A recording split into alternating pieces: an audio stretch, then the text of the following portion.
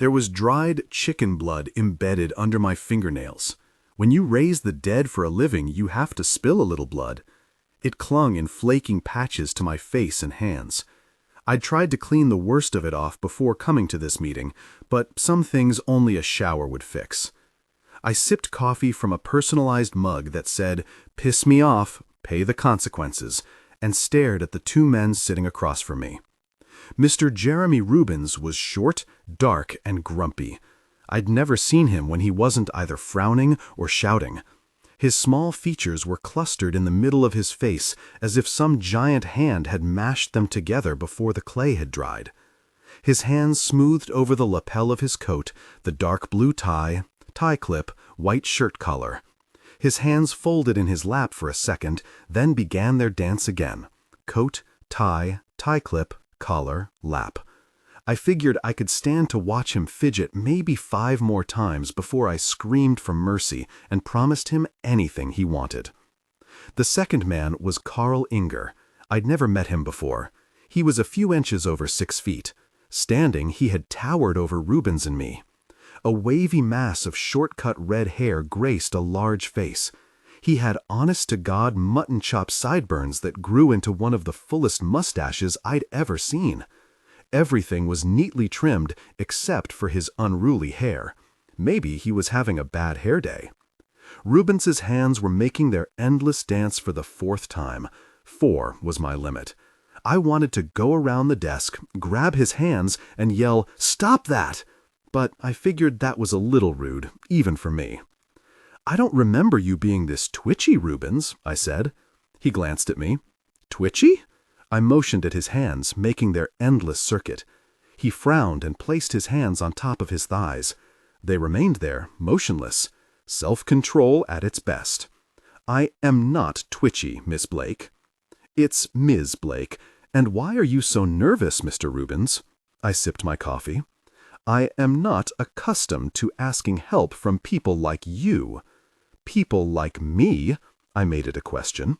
He cleared his throat sharply. "You know what I mean." "No, Mr. Rubens, I don't." "Well, a zombie queen—" He stopped in mid-sentence. I was getting pissed, and it must have shown on my face. "No offense," he said softly. "If you came here to call me names, get the hell out of my office. If you have real business, state it, then get the hell out of my office." Rubens stood up. "I told you she wouldn't help us." "Help you do what? You haven't told me a very thing," I said. "Perhaps we should just tell her why we have come," Inger said. His voice was a deep, rumbling bass, pleasant. Rubens drew a deep breath and let it out through his nose. "Very well." He sat back down in his chair. "The last time we met, I was a member of Humans Against Vampires."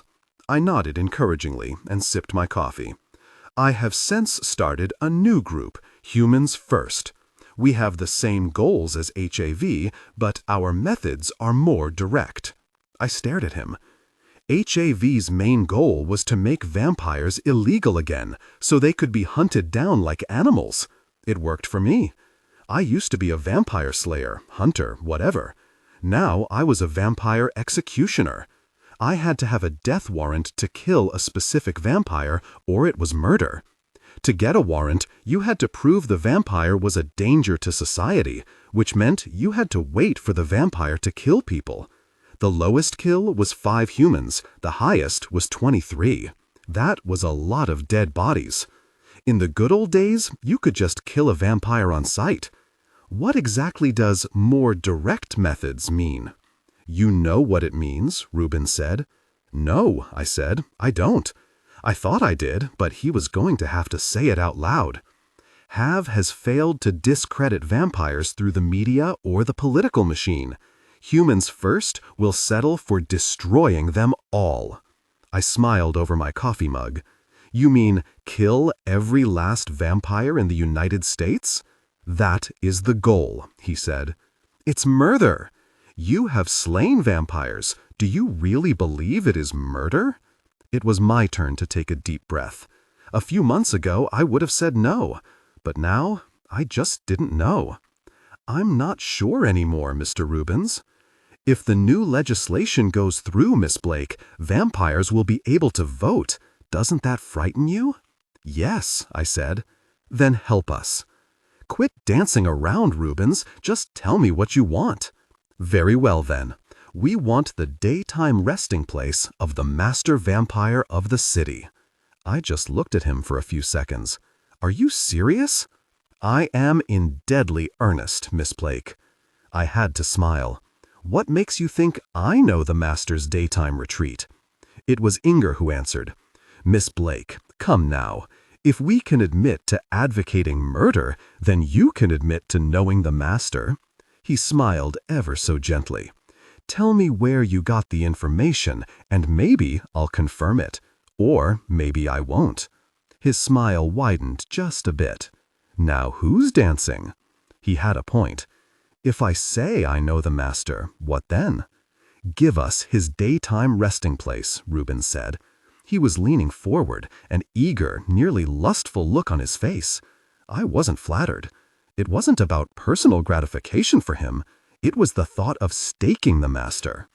How do you know the master is a he? There was an article in the Post-Dispatch.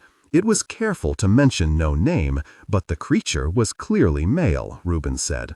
I wondered how Jean-Claude would like being referred as a creature. Better not to find out. I give you an address, and you go in, and what? Stake him through the heart? Rubens nodded. Inger smiled. I shook my head. I don't think so. You refuse to help us? Rubens asked. No, I simply don't know the daytime resting place. I was relieved to be able to tell the truth. You are lying to protect him, Rubens said. His face was growing darker. Deep frown wrinkles showed on his forehead. I really don't know, Mr. Rubens, Mr. Inger. If you want a zombie raised, we can talk. Otherwise, I let the sentence trail off and gave them my best professional smile. They didn't seem impressed. We consented to meeting you at this ungodly hour, and we are paying a handsome fee for the consultation. I would think the least you could do is be polite. I wanted to say you started it, but that would sound childish. I offered you coffee. You turned it down. Rubens' scowl deepened, little anger lines showing around his eyes. Do you treat all your customers this way? The last time we met, you called me a zombie-loving, difficult person. I don't owe you anything. You took our money. My boss did that. We met you here at dawn, Miss Blake. Surely you can meet us halfway. I hadn't wanted to meet with Rubens at all, but after Bert took their money, I was sort of stuck with it. I'd set the meeting at dawn, after my night's work, but before I went to bed. This way, I could drive home and get 8 hours uninterrupted sleep. Let Rubens' sleep be interrupted. Could you find out the location of the master's retreat? Inger asked. Probably, but if I did, I wouldn't give it to you. Why not? He asked. Because she is in league with him, Rubens said. Hush, Jeremy. Rubens opened his mouth to protest, but Inger said, Please, Jeremy, for the cause. Rubens struggled visibly to swallow his anger, but he choked it down. Control. Why not, Miss Blake? Inger's eyes were very serious, the pleasant sparkle seeping away like melting ice. I've killed master vampires before, none of them with a stake. How then? I smiled. No, Mr. Inger. If you want lessons in vampire slaying, you're going to have to go elsewhere. Just by answering your questions, I could be charged as an accessory to murder. Would you tell us if we had a better plan? Inger said. I thought about that for a minute. Jean-Claude dead, really dead. It would certainly make my life easier, but I don't know, I said. Why not? Because I think he'll kill you. I don't give humans over to the monsters, Mr. Inger, not even people who hate me. We don't hate you, Miss Blake. I motioned with the coffee mug towards Rubens. Maybe you don't, but he does. Rubens just glared at me. At least he didn't try to deny it. If we come up with a better plan, can we talk to you again? Inger asked. I stared at Rubens's angry little eyes. Sure, why not? Inger stood and offered me his hand. Thank you, Miss Blake. You have been most helpful. His hand enveloped mine. He was a large man, but he didn't try using his size to make me feel small. I appreciated that. "The next time we meet, Anita Blake, you will be more cooperative," Reuben said. That sounded like a threat, Jerry. Reuben smiled, a most unpleasant smile. "Humans first believes the means justifies the end, Anita." I opened my royal purple suit jacket. Inside was a shoulder holster, complete with a Browning high-power 9mm. The purple skirt's thin black belt was just sturdy enough to be looped through the shoulder holster. Executive terrorist chic. When it comes to survival, Jerry, I believe that too. "We have not offered you violence," Inger said. "No, but old Jerry here is thinking about it. I just want him and the rest of your little group to believe I'm serious. Mess with me, and people are going to die." "There are dozens of us," Reuben said, "and only one of you." "Yeah, but who's going to be first in line?" I said. "Enough of this, Jeremy, Miss Blake. We didn't come here to threaten you. We came for your help. We will come up with a better plan and talk to you again." "Don't bring him," I said. "Of course," Inger said. "Come along, Jeremy." He opened the door. The soft clack of computer keys came from the outer office. "Goodbye, Miss Blake." "Goodbye, Mr. Inger. It's been really unpleasant." Reuben stopped in the doorway and hissed at me. "You are an abomination before God." "Jesus loves you too," I said, smiling. He slammed the door behind them. Childish. I sat on the edge of my desk and waited to make sure they had left before going outside. I didn't think they'd try anything in the parking lot, but I really didn't want to start shooting people. Oh, I would if I had to, but it was better to avoid it. I had hoped flashing the gun would make Reuben's back off. It had just seemed to enrage him. I rotated my neck, trying to ease some of the tension away. It didn't work. I could go home, shower, and get 8 hours uninterrupted sleep. Glorious. My beeper went off. I jumped like I'd been stung. Nervous me? I hit the button, and the number that flashed made me groan. It was the police. To be exact, it was the Regional Preternatural Investigation Team, the Spook Squad. They were responsible for all preternatural crime in Missouri. I was their civilian expert on monsters. Bert liked the retainer I got, but better yet, the good publicity. The beeper went off again. Same number. "Gosh," I said it softly. "I heard you the first time, Dolph." I thought about pretending that I'd already gone home, turned off the beeper, and was now unavailable, but I didn't. If Detective Sergeant Rudolph Storr called me at dawn, he needed my expertise. Very. I called the number, and through a series of relays, finally got Dolph's voice. He sounded tinny and far away. His wife had gotten him a car phone for his birthday. We must have been near the limit of its range. It still beat the heck out of talking to him on the police radio. That always sounded like an alien language. "Hi, Dolph. What's up?" "Murder." "What sort of murder?" "The kind that needs your expertise," he said.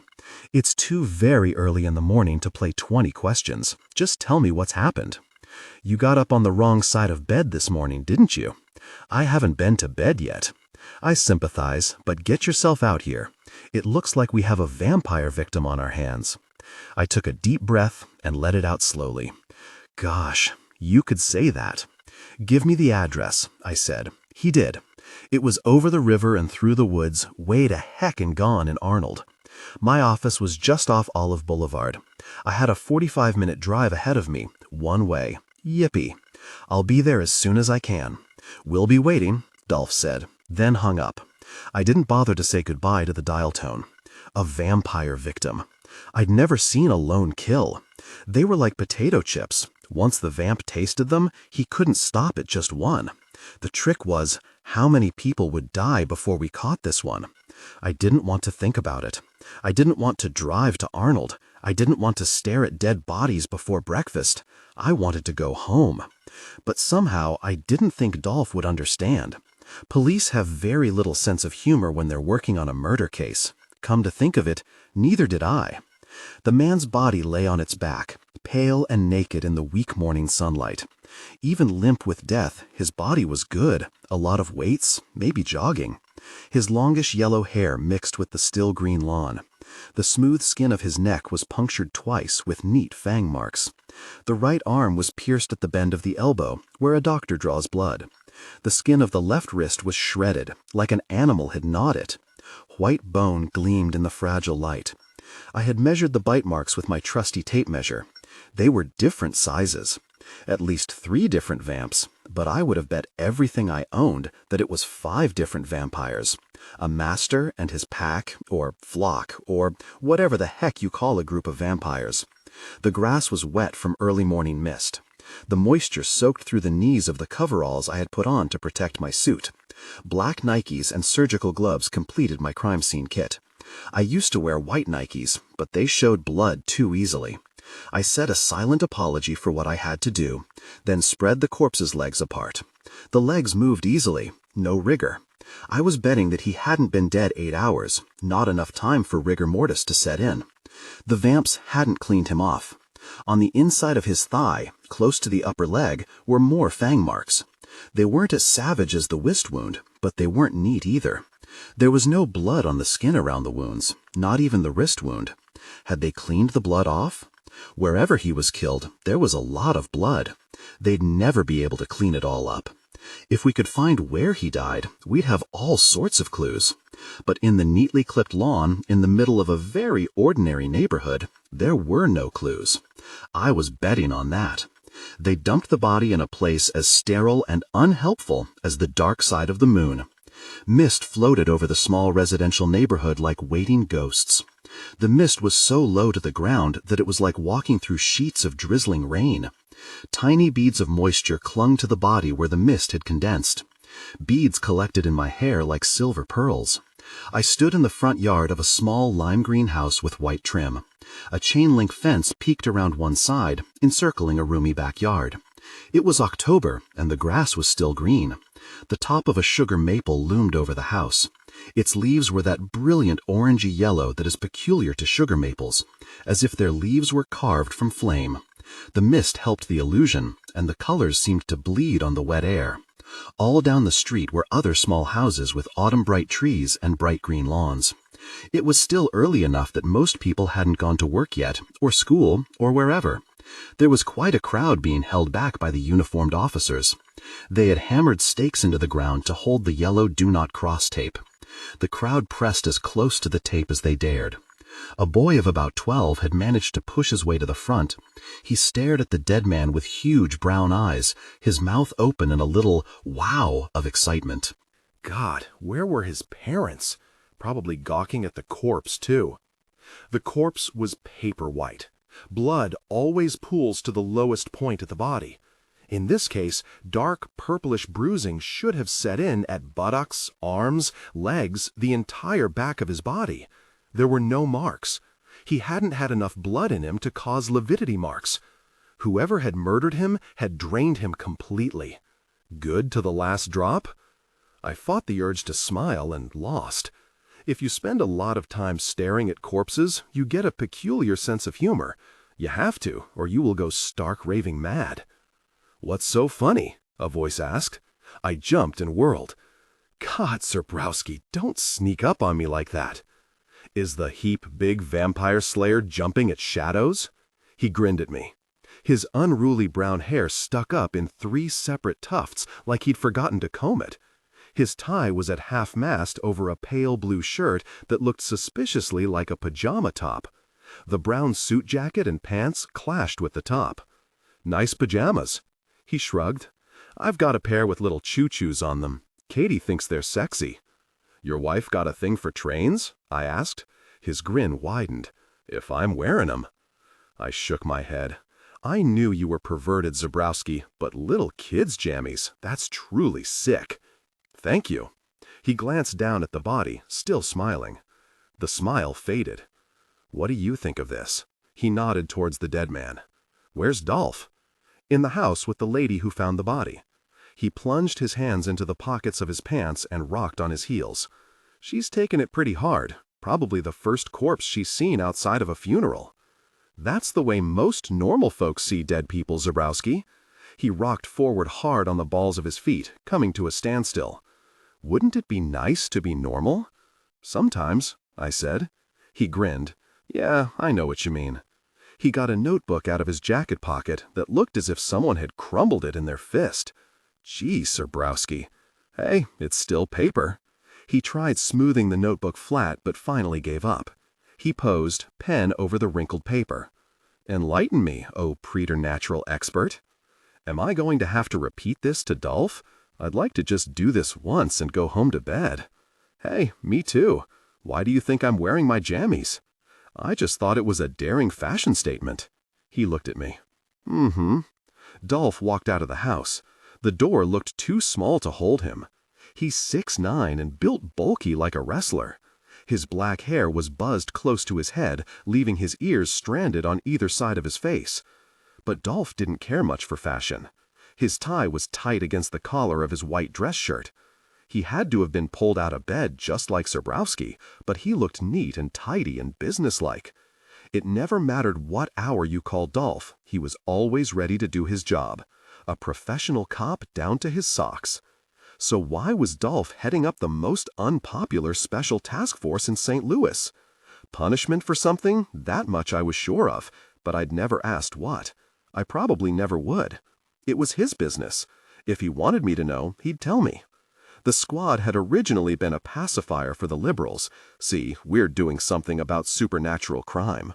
But Dolph had taken his job and his men seriously. They had solved more supernatural crime in the last 2 years than any other group of policemen in the country. He had been invited to give talks to other police forces. They had even been loaned out to neighboring states twice. Well, Anita, let's have it. That's Dolph, no preliminaries. Gee, Dolph, it's nice to see you too. He just looked at me. Okay. I knelt on the far side of the body so I could point as I talked. Nothing like a visual aid to get your point across. Just measuring shows that at least 3 different vampires fed on the man. But, Dolph said, he's quick. But I think that every wound is a different vampire. Vampires don't hunt in packs. Usually they are solitary hunters, but not always. What causes them to hunt in packs? He asked. Only 2 reasons that I've ever come across. First, one is the new dead, and an older vampire is teaching the ropes, but that's just 2 pairs of fangs, not 5. Second, a master vampire is controlling them, and he's gone rogue. Explain. A master vampire has nearly absolute control over his or her flock. Some masters use a group kill to solidify the pack, but they wouldn't dump the body here. They'd hide it where the police would never find it. But the body's here, Zebrowski said, out in plain sight. Exactly. Only a master that's gone crazy would dump a body like this. Most masters, even before vampires were legally alive, wouldn't flaunt a kill like this. It attracts attention, usually attention with a stake in one hand and a cross in the other. Even now, if we could trace the kill to the vampires that did it, we could get a warrant and kill them. I shook my head. Slaughter like this is bad for business, and whatever else vampires are, they're practical. You don't stay alive and hidden for centuries unless you're discreet and ruthless. Why ruthless? Dolph said. I stared up at him. It's utterly practical. Someone discovers your secret, you kill them, or make them one of your children. Good business practices, Dolph, nothing more. Like the mob, Zebrowski said. Yeah. What if they panicked? Zebrowski asked. It was almost dawn. When did the woman find the body? Dolph checked his notebook. 5:30. It's still hours until dawn. They didn't panic. If we've got a crazy master vampire, what exactly does that mean? It means they'll kill more people faster. They may need blood every night to support 5 vampires. A fresh body every night? Zebrowski made it a question. I just nodded. Geez, he said. Yeah. Dolph was silent, staring down at the dead man. What can we do? I should be able to raise the corpse as a zombie. I thought you couldn't raise a vampire victim as a zombie, Dolph said. If the corpse is going to rise as a vampire, you can't. I shrugged. The whatever that makes a vampire interferes with a raising. I can't raise a body that is already set to rise as a vamp. But this one won't rise, Dolph said, so you can raise it. I nodded. Why won't this vampire victim rise? He was killed by more than one vampire in a mass feeding. For a corpse to rise as a vampire, you have to have just one vampire feeding over a space of several days. 3 bites, ending with death, and you get a vampire.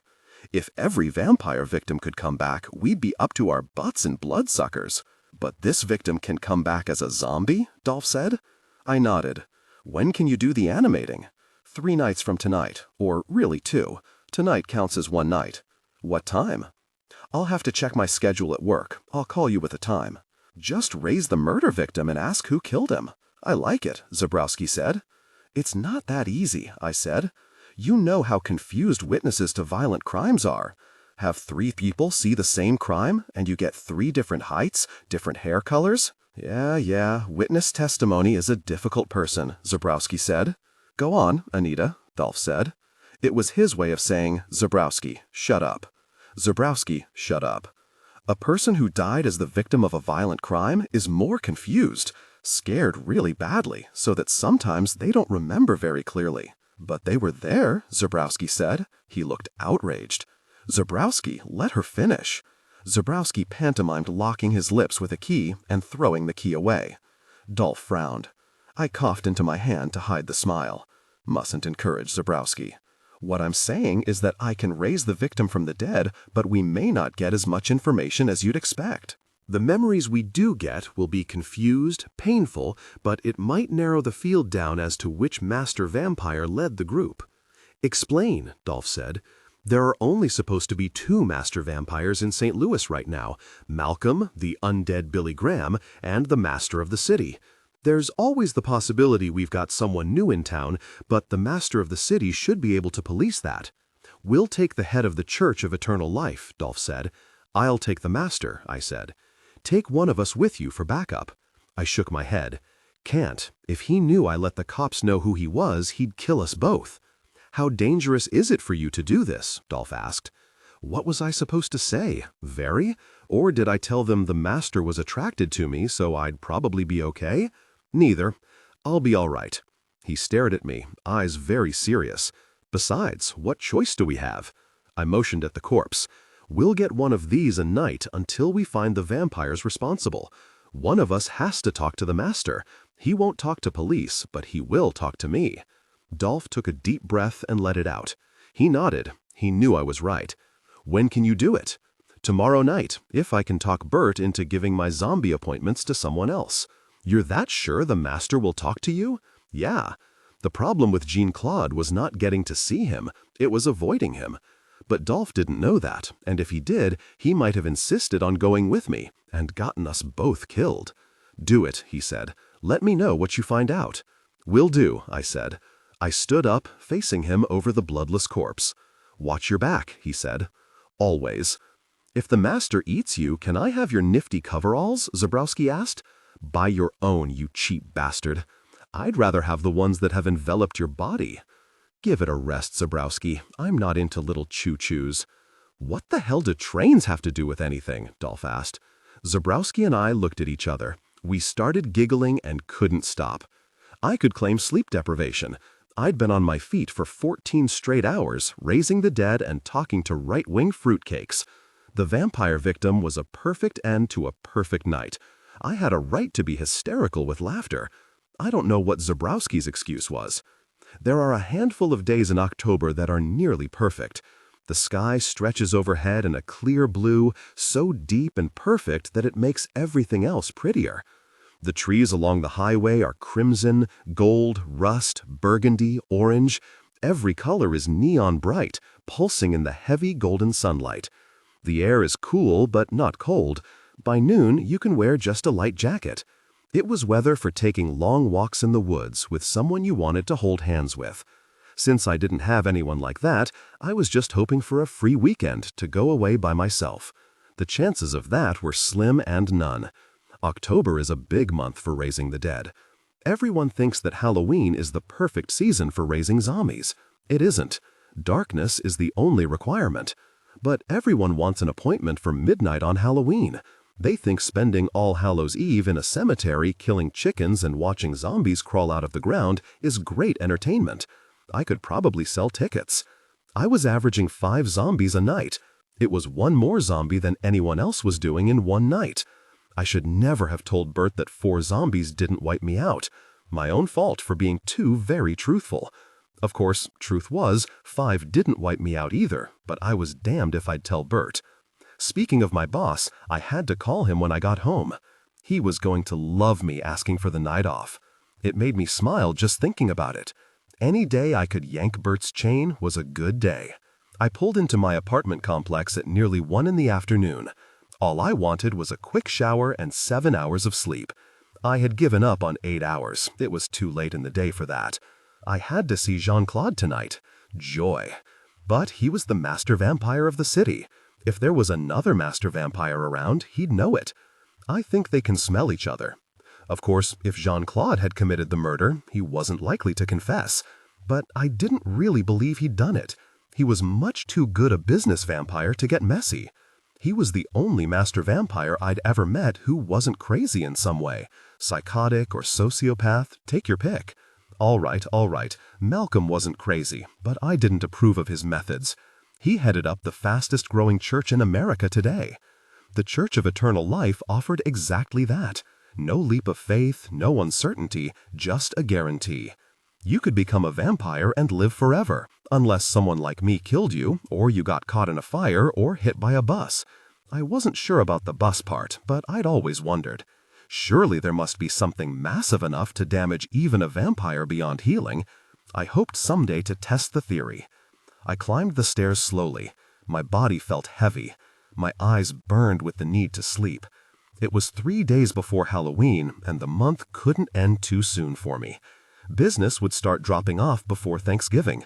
The decline would continue until after New Year's, then it'd start picking up.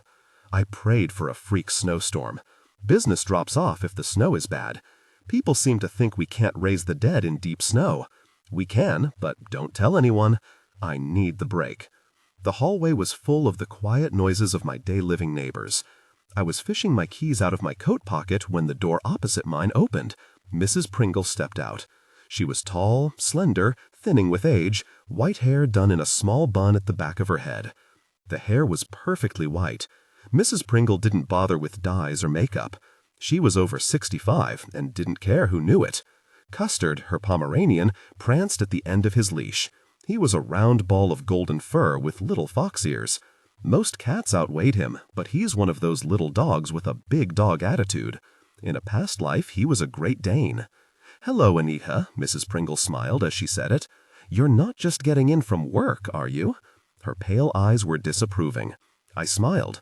"Yeah, I had an emergency come up." She raised an eyebrow, probably wondering what an animator would have for an emergency, but she was too polite to ask. "You don't take good enough care of yourself, Anita. If you keep burning the candle at both ends, you'll be worn out by the time you're my age." "Probably," I said. Custard yapped at me. I did not smile at him. I don't believe in encouraging small, pushy dogs. With that peculiar doggy sense, he knew I didn't like him, and he was determined to win me over. "I saw the painters were in your apartment last week. Is it all repaired?" I nodded. "Yeah, all the bullet holes have been patched up and painted over. I'm really sorry I wasn't home to offer you my apartment. Mr. Giovoni says you had to go to a hotel." "Yeah. I don't understand why one of the other neighbors didn't offer you a couch for the night." I smiled. I understood. 2 months ago, I had slaughtered 2 killer zombies in my apartment and had a police shootout. The walls and one window had been damaged. Some of the bullets had gone through the walls into other apartments. No one else had been hurt, but none of the neighbors wanted anything to do with me now. I suspected strongly that when my 2-year lease was up, I would be asked to leave. I guess I couldn't blame them. "I heard you were wounded." I nodded, just barely. I didn't bother telling her that the bullet wound hadn't been from the shootout. The mistress of a very bad man had shot me in the right arm. It was healed to a smooth, shiny scar, still a little pink. "How did your visit with your daughter go?" I asked. Mrs. Pringle's face went all shiny with a smile. "Oh, wonderful." My last and newest grandchild is perfect. I'll show you pictures later after you've had some sleep. That disapproving look was back in her eyes, her teacher face, the one that could make you squirm from 10 paces, even if you were innocent. And I hadn't been innocent for years. I held up my hands. "I give up. I'll go to bed, I promise." "You see, you do," she said. "Come along, Custard. We have to go out for our afternoon stroll." The tiny dog danced at the end of his leash, straining forward like a miniature sled dog. Mrs. Pringle let 3 pounds of fluffy fur drag her down the hall. I shook my head. Letting a fuzzball boss you around was not my idea of dog ownership. If I ever had another dog, I'd be boss, or one of us wouldn't survive. It was the principle of the thing. I opened the door and stepped inside the hush of my apartment. The heater whirred, hot air hissing out of the vents. The aquarium clicked on. The sounds of emptiness. It was wonderful. The new paint was the same off-white as the old. The carpet was gray, couch and matching chair, white. The kitchenette was pale wood with white and gold linoleum. The 2-seater breakfast table in the kitchen was a little darker than the cabinets. A modern print was the only color on the white walls. The space where most people would have put a full-size kitchen set had the 30-gallon aquarium against the wall, a stereo catty-corda from it. Heavy white drapes hid the windows and turned the golden sunlight to a pale twilight. When you sleep during the day, you have to have good curtains. I flung my coat on the couch, kicked my dress shoes off, and just enjoyed the feeling of my bare feet on the carpet. The pantyhose came off next, to lie wrinkled and forlorn by the shoes. Barefoot, I padded over to the fish tank. The angelfish rose to the surface begging for food. The fish are all wider than my outspread hand. They are the biggest angels I've ever seen outside of the pet store I bought them from. The store had breeding angelfish that were nearly a foot long. I stripped off the shoulder holster and put the Browning in its second home, a specially made holster in the headboard. If any bad guys snuck up on me, I could pull it and shoot them. That was the idea anyway. So far it had worked. When the dry-clean-only suit and blouse were hung neatly in the closet, I flopped down on the bed in my bra and undies, still wearing the silver cross that I wore even in the shower. Never know when a pesky vampire is going to try to take a bite out of you. Always prepared, that was my motto. Or was that the Boy Scouts? I shrugged and dialed work. Mary, our daytime secretary, answered on the second ring. Animators Incorporated, how may we serve you? Hi, Mary, it's Anita. Hi, what's up? I need to talk with Bert. He's with a prospective client right now. May I ask what this is pertaining to? Him rescheduling my appointments for tonight. Ooh, boy, I'll let you tell him.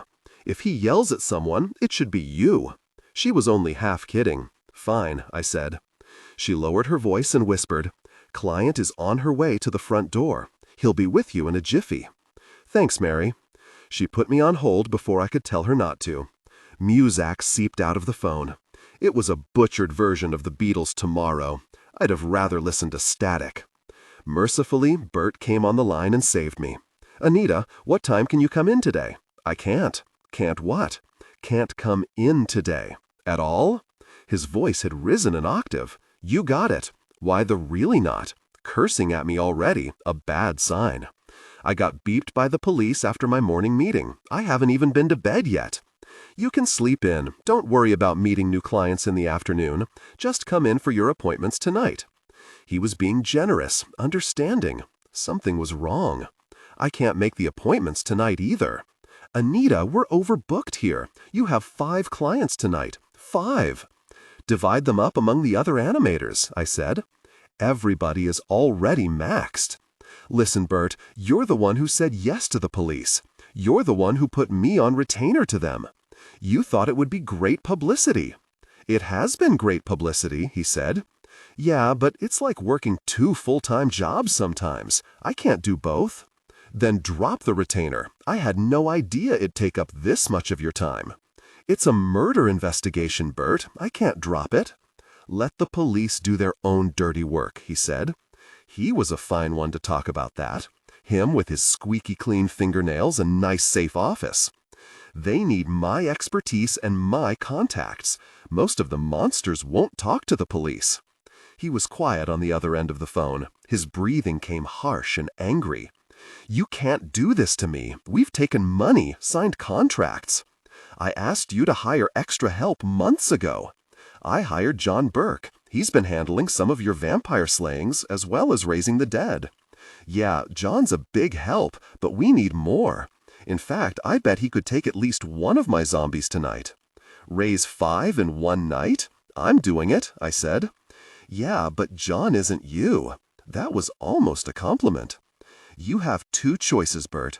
Either reschedule or delegate them to someone else. I am your boss. I could just say, come in tonight or you're fired. His voice was firm and matter-of-fact. I was tired and cold sitting on the bed in my bra and undies. I didn't have time for this. Fire me. You don't mean that, he said. Look, Bert, I've been on my feet for over 20 hours. If I don't get some sleep soon, I'm not going to be able to work for anybody. He was silent for a long time, his breathing soft and regular in my ear. Finally, he said, All right, you're free for tonight, but you very well better be back on the job tomorrow. I can't promise that, Bert. Gosh, Anita, do you want to be fired? This is the best year we've ever had, Bert. Part of that's due to the articles on me in the Post-Dispatch. They were about zombie rights and that government study you're on. You didn't do them to help promote our business. But it worked, didn't it? How many people call up and ask specifically for me? How many people say they've seen me in the paper? How many heard me on the radio? I may be promoting zombie rights, but it's very good for business, so cut me some slack. You don't think I'd do it, do you? His voice snarled through the phone. He was pissed. No, I don't, I said. His breath was short and harsh. You very well better show up tomorrow night, or I'm going to call your bluff. He slammed the receiver in my ear. Childish. I hung up the phone and stared at it. The resurrection company in California had made me a handsome offer a few months back. But I really didn't want to move to the West Coast, or the East Coast for that matter. I liked St. Louis. But Bert was going to have to break down and hire more help. I couldn't keep this schedule up. Sure, it'd get better after October, but I just seemed to be going from one emergency to another for this entire year. I had been stabbed, beaten, shot, strangled, and vampire bit in the space of 4 months. There comes a point where you just have too many things happening too close together. I had battle fatigue. I left a message on my judo instructor's machine. I went twice a week at 4 o'clock, but I wasn't going to make it today. 3 hours of sleep just wouldn't have been enough. I dialed the number for Guilty Pleasures. It was a vampire strip joint, Chippendales with fangs. Jean-Claude owned and managed it. Jean-Claude's voice came over the line, soft as silk, caressing down my spine, even though I knew it was a recording. You have reached Guilty Pleasures. I would love to make your darkest fantasy come true. Leave a message, and I will get back to you. I waited for the beep. Jean-Claude, this is Anita Blake. I need to see you tonight. It's important. Call me back with a time and place. I gave him my home number, then hesitated, listening to the tape scratch. Thanks. I hung up, and that was that. He'd either call back or he wouldn't. He probably would. The question was, did I want him to? No, I didn't, but for the police, for all those poor people who would die, I had to try. But for me personally, going to the master was not a good idea. Jean-Claude had marked me twice already. 2 more marks and I would be his human servant. Did I mention that neither mark was voluntary? His servant for eternity. Didn't sound like a good idea to me. He seemed to desire me physically too, but that was secondary. I could have handled it if all he wanted was physical intimacy, but he was after my soul. That he could not have. I had managed to avoid him for the last 2 months. Now I was willingly putting myself within reach again. Stupid. But I remembered the nameless man's hair, soft and mingling with the still green lawn. The fang marks, the paper-white skin, the fragility of his uncovered body covered with dew. There would be more bodies to look at unless we were quick. And quick meant Jean-Claude. Visions of vampire victims danced in my head. And every one of them was partially my fault, because I was too cowardly to go see the master. If I could stop the killings now, with just one dead, I'd risk my soul daily. Guilt is a wonderful motivator. I was swimming in black water, strong, smooth strokes. The moon hung huge and shining, making a silver pathway on the lake. There was a black fringe of trees. I was almost ashore. The water was so warm, warm as blood. In that moment, I knew why the waters were black. It was blood. I was swimming in a lake of fresh, warm blood. I woke instantly, gasping for breath, eyes searching the darkness for what? Something that had caressed my leg just before I woke. Something that lived in blood and darkness. The phone shrilled, and I had to swallow a scream. I wasn't usually this nervous. It was just a nightmare, gosh, just a dream. I fumbled for the receiver and managed, "Yeah? Anita?" The voice sounded hesitant, as if its owner might hang up. "Who is this?" "It's Willie McCoy." Even as he said the name, the rhythm of the voice sounded familiar. The phone made it distant and charged with an electric hiss, but I recognized it.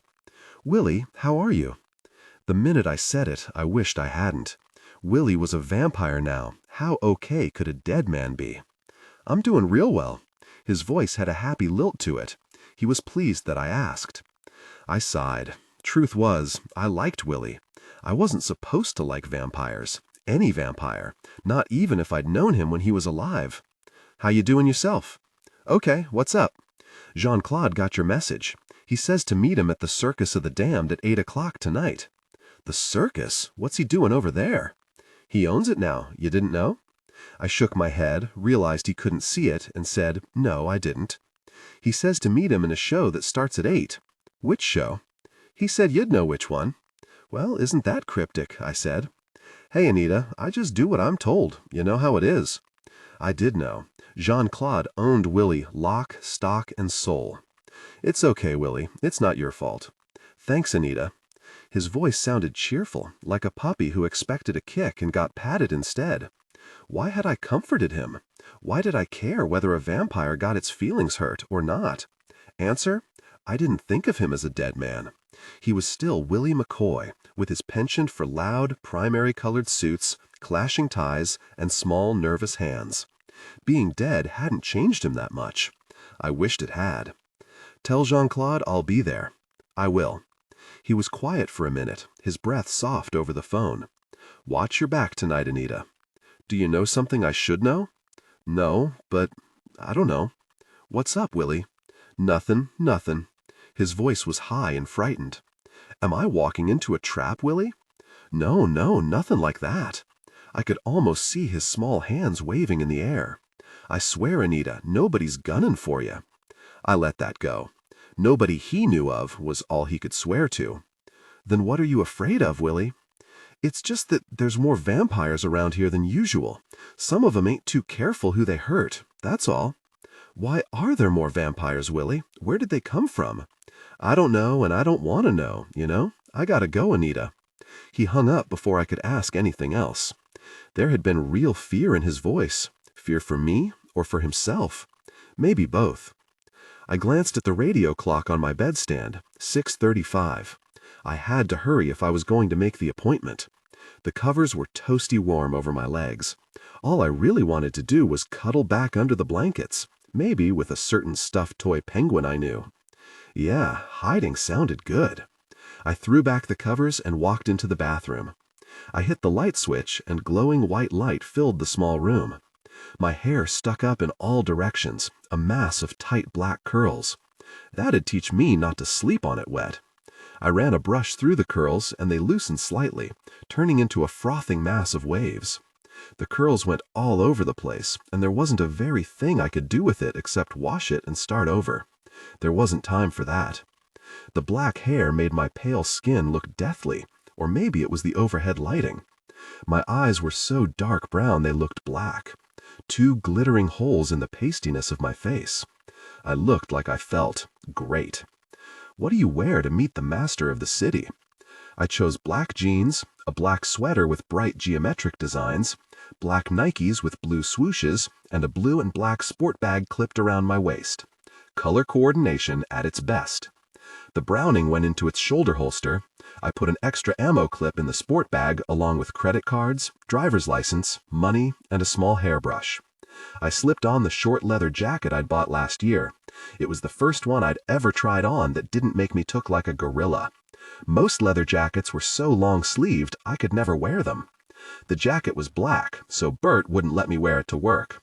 I only zipped the jacket halfway up, leaving room so I could go for my gun if I needed to. The silver cross swung on its long chain, a warm, solid weight between my breasts. The cross would be more help against vampires than the gun, even with silver-coated bullets. I hesitated at the door. I hadn't seen Jean-Claude in months. I didn't want to see him now. My dream came back to me, something that lived in blood and darkness. Why the nightmare? Was it Jean-Claude interfering in my dreams again? He had promised to stay out of my dreams. But was his word worth anything? No answer to that. I flicked off the apartment lights and closed the door behind me. I rattled it to make sure it was locked, and I had nothing left to do but drive to the Circus of the Damned. No more excuses. No more delays. My stomach was so tight it hurt. So I was afraid. So what? I had to go, and the sooner I left, the sooner I could come home. If only I believed that Jean-Claude would make things that simple. Nothing was ever simple where he was concerned. If I learned anything about the murders tonight, I'd pay for it, but not in money. Jean-Claude seemed to have plenty of that. No, his coin was more painful, more intimate, more bloody. And I had volunteered to go see him. Stupid, Anita. Very stupid. There was a bouquet of spotlights on the top of the Circus of the Damned. The lights slashed the black night like swords. The multicolored lights that spelled the name seemed dimmer, with the huge white lights whirling overhead. Demonic clowns danced around the sign in frozen pantomime. I walked past the huge cloth signs that covered the walls. One picture showed a man that had no skin. See the skinless man. A movie version of a voodoo ceremony covered another banner. Zombies writhed from open graves. The zombie banner had changed since last I'd visited the circus. I didn't know if that was good or bad, probably neither. I didn't give a very what they did here, except it wasn't right to raise the dead just for entertainment. Who did they have raising zombies for them? I knew it had to be someone new because I had helped kill their last animator. He had been a serial killer and had nearly killed me twice, the second time by ghoul attack, which was a messy way to die. Of course, the way he died had been messy too, but I wasn't the one who ripped him open. A vampire had done that. You might say I eased him on his way. A mercy killing. Right. It was too cold to be standing outside with my jacket half unzipped, but if I zipped it all the way, I'd never get to my gun in time. Freeze my rear off or be able to defend myself. The clowns on the roof had fangs. I decided it wasn't that cold after all. Heat and noise poured out to meet me at the door. Hundreds of bodies pressed together in an enclosed space. The noise of the crowd was like the ocean, murmurous and large, sound without meaning. A crowd is an elemental thing. A word, a glance, and a crowd becomes a mob. A different being entirely from a group. There were a lot of families. Mom, Dad, the kiddies. The children had balloons tied to their wrists and cotton candy smeared on their faces and hands. It smelled like a traveling carnival. Corn dogs, the cinnamon smell of funnel cakes, snow cones, sweat. The only thing missing was the dust. There was always dust in the air at a summer fair. Dry, choking dust kicked into the air by hundreds of feet. Cars driving over the grass until it is gray-coated with dust. There was no smell of dirt in the air, but there was something else just as singular. The smell of blood. So faint you'd almost think you dreamed it, but it was there. The sweet copper scent of blood mingled with the smells of cooking food and the sharp smell of a snow cone being made. Who needed dust? I was hungry, and the corn dogs smelled good. Should I eat first or accuse the master of the city of murder? Choices, choices. I didn't get to decide. A man stepped out of the crowd. He was only a little taller than me, with curly blonde hair that fell past his shoulders. He was wearing a cornflower blue shirt with the sleeves rolled up, showing firm, muscular forearms. Jeans no tighter than the skin on a grape showed slender hips. He wore black cowboy boots with blue designs tooled into them. His true blue eyes matched his shirt. He smiled, flashing small white teeth. "You're Anita Blake, right?" I didn't know what to say. It isn't always a good idea to admit who you are. "Jean-Claude told me to wait for you." His voice was soft, hesitant. There was something about him, an almost childlike appeal. Besides, I'm a sucker for a pair of pretty eyes. "What's your name?" I asked. Always like to know who I'm dealing with. His smile widened. "Stephen. My name is Stephen." He put out his hand and I took it. His hand was soft but firm, no manual labor but some weightlifting. Not too much, enough to firm, not explode. Men my size should not do serious weightlifting. It may look okay in a bathing suit, but in regular clothes you took like a deformed dwarf. "Follow me, please." He sounded like a waiter, but when he walked into the crowd, I followed him. He led the way towards a huge blue tent. It was like an old-fashioned circus tent. I'd only seen one in pictures or the movies. There was a man in a striped coat yelling, "Almost showtime, folks! Present your tickets and come inside. See the world's largest cobra. Watch the fearsome serpent be taken through amazing feats by the beautiful snake charmer Shahar. We guarantee it will be a show you will never forget." There was a line of people giving their tickets to a young woman. She tore them in half and handed back the stubs. Stephen walked confidently along the line without waiting. We got some dirty looks, but the girl nodded to us, and in we went. Tiers of bleachers ran up to the top of the tent. It was huge. Nearly all the seats were full. A sold-out show. Wowee! There was a blue rail that formed a circle in the middle, a one-ring circus. Stephen scooted past the knees of about a dozen people to a set of steps. Since we were at the bottom, up was the only way to go. I followed Stephen up the concrete stairs. The tent may have looked like a circus tent, but the bleachers and stairs were permanent, a mini coliseum. I have bad knees, which means that I can run on a flat surface, but put me on a hill or stairs, and it hurts. So I didn't try to keep up with Stephen's smooth running glide. I did watch the way his jeans fit his snug little behind, though, looking for clues. I unzipped the leather jacket but didn't take it off. My gun would show. Sweat glided down my spine. I was going to melt.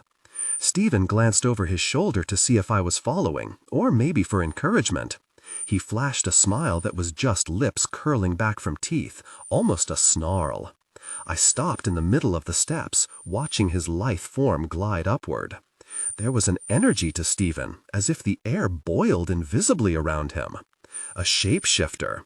Some lycanthropes are better than others at hiding what they are. Stephen wasn't that good. Or maybe he just didn't care if I knew. Possible. Lycanthropy was a disease, like AIDS. It was prejudice to mistrust someone for an accident. Most people survived attacks to become shapeshifters. It wasn't a choice. So why didn't I like Stephen as well, now that I knew? Prejudiced? Moi? He waited at the top of the stairs, still pretty as a picture, but the air of energy contained in too small a space, like his motor was on high idle, shimmered around him. What was Jean-Claude doing with a shapeshifter on his payroll? Maybe I could ask him. I stepped up beside Stephen. There must have been something in my face, because he said, "What's wrong?" I shook my head. Nothing. I don't think he believed me. But he smiled and led me towards a booth that was mostly glass, with heavy curtains on the inside hiding whatever lay behind. It looked for all the world like a miniature broadcast booth. Stephen went to the curtain door and opened it. He held it for me, motioning me to go first. "No, you first," I said. "I'm being a gentleman here," he said. "I don't need or want doors opened for me. I'm quite capable, thank you." A feminist, my. Truthfully, I just didn't want old Stephen at my back. But if he wanted to think I was a hardcore feminist, let him. It was closer to the truth than a lot of things. He walked through the door. I glanced back to the ring. It looked smaller from up here. Muscular men dressed in glittering loincloths pulled a cart in on their bare shoulders. There were two things in the cart, a huge woven basket and a dark-skinned woman. She was dressed in Hollywood's version of a dancing girl's outfit. Her thick black hair fell like a cloak, sweeping to her ankles. Slender arms, small, dark hands swept the air in graceful curves. She danced in front of the cart. The costume was fake, but she wasn't. She knew how to dance, not for seduction, though it was that, but for power. Dancing was originally an invocation to some god or other. Most people forget that. Goosebumps prickled up the back of my neck, creeping into my hair. I shivered while I stood there and sweated in the heat. What was in the basket?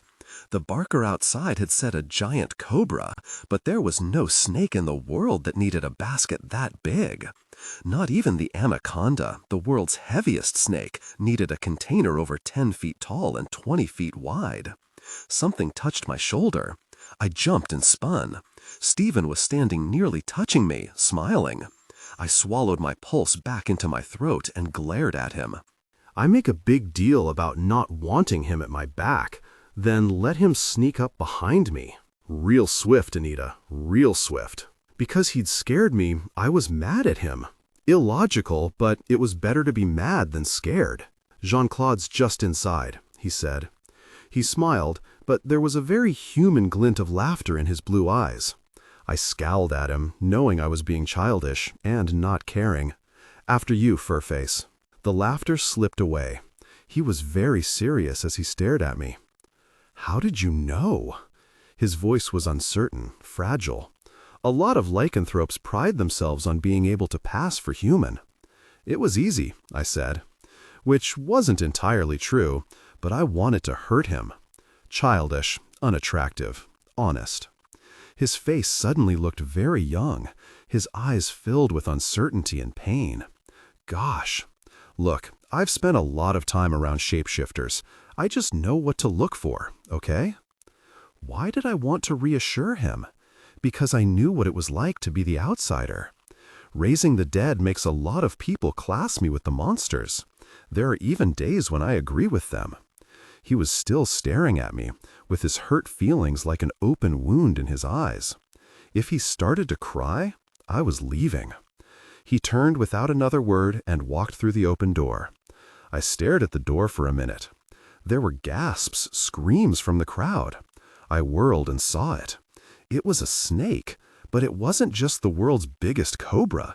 It was the biggest freaking snake I'd ever seen. Its body was banded in dull grayish-black and off-white. The scales gleamed under the lights. The head was at least 1.5 feet wide. No snake was that big. It flared its hood, and it was the size of a satellite dish. The snake hissed, flicking out a tongue that was like a black whip. I'd had a semester of herpetology in college. If the snake had been a mere 8 feet or less, I would have called it a banded Egyptian cobra. I couldn't remember the scientific name to save myself. The woman dropped to the ground in front of the snake, forehead to the ground. A mark of obedience from her to the snake, to her God. Sweet Jesus. The woman stood and began to dance, and the cobra watched her. She'd made herself a living flute for the nearsighted creature to follow. I didn't want to see what would happen if she messed up. The poison wouldn't have time to kill her. The fangs were so very big, they'd spear her like swords. She'd die of shock and blood loss long before the poison kicked in. Something was growing in the middle of that ring. Magic crawled up my spine. Was it magic that kept the snake safe, or magic that called it up? Or was it the snake itself? Did it have power all its own? I didn't even know what to call it. It looked like a cobra, perhaps the world's biggest, yet I didn't even have a word for it. God with a little g would do, but it wasn't accurate. I shook my head and turned away. I didn't want to see the show. I didn't want to stand there with its magic flowing soft and cold over my skin. If the snake wasn't safe, Jean-Claude would have had it caged, right? Right. I turned away from the snake charmer and the world's biggest cobra. I wanted to talk to Jean-Claude and get the hell out of here. The open door was filled with darkness. Vampires didn't need lights. Did lycanthropes? I didn't know. Gee, so much to learn. My jacket was unzipped all the way, the better for a fast draw. Though, truthfully, if I needed a fast draw tonight, I was in real trouble. I took a deep breath and let it out. No sense putting it off. I walked through the door into the waiting darkness without looking back. I didn't want to see what was happening in the ring. Truth was, I didn't want to see what was behind the darkness.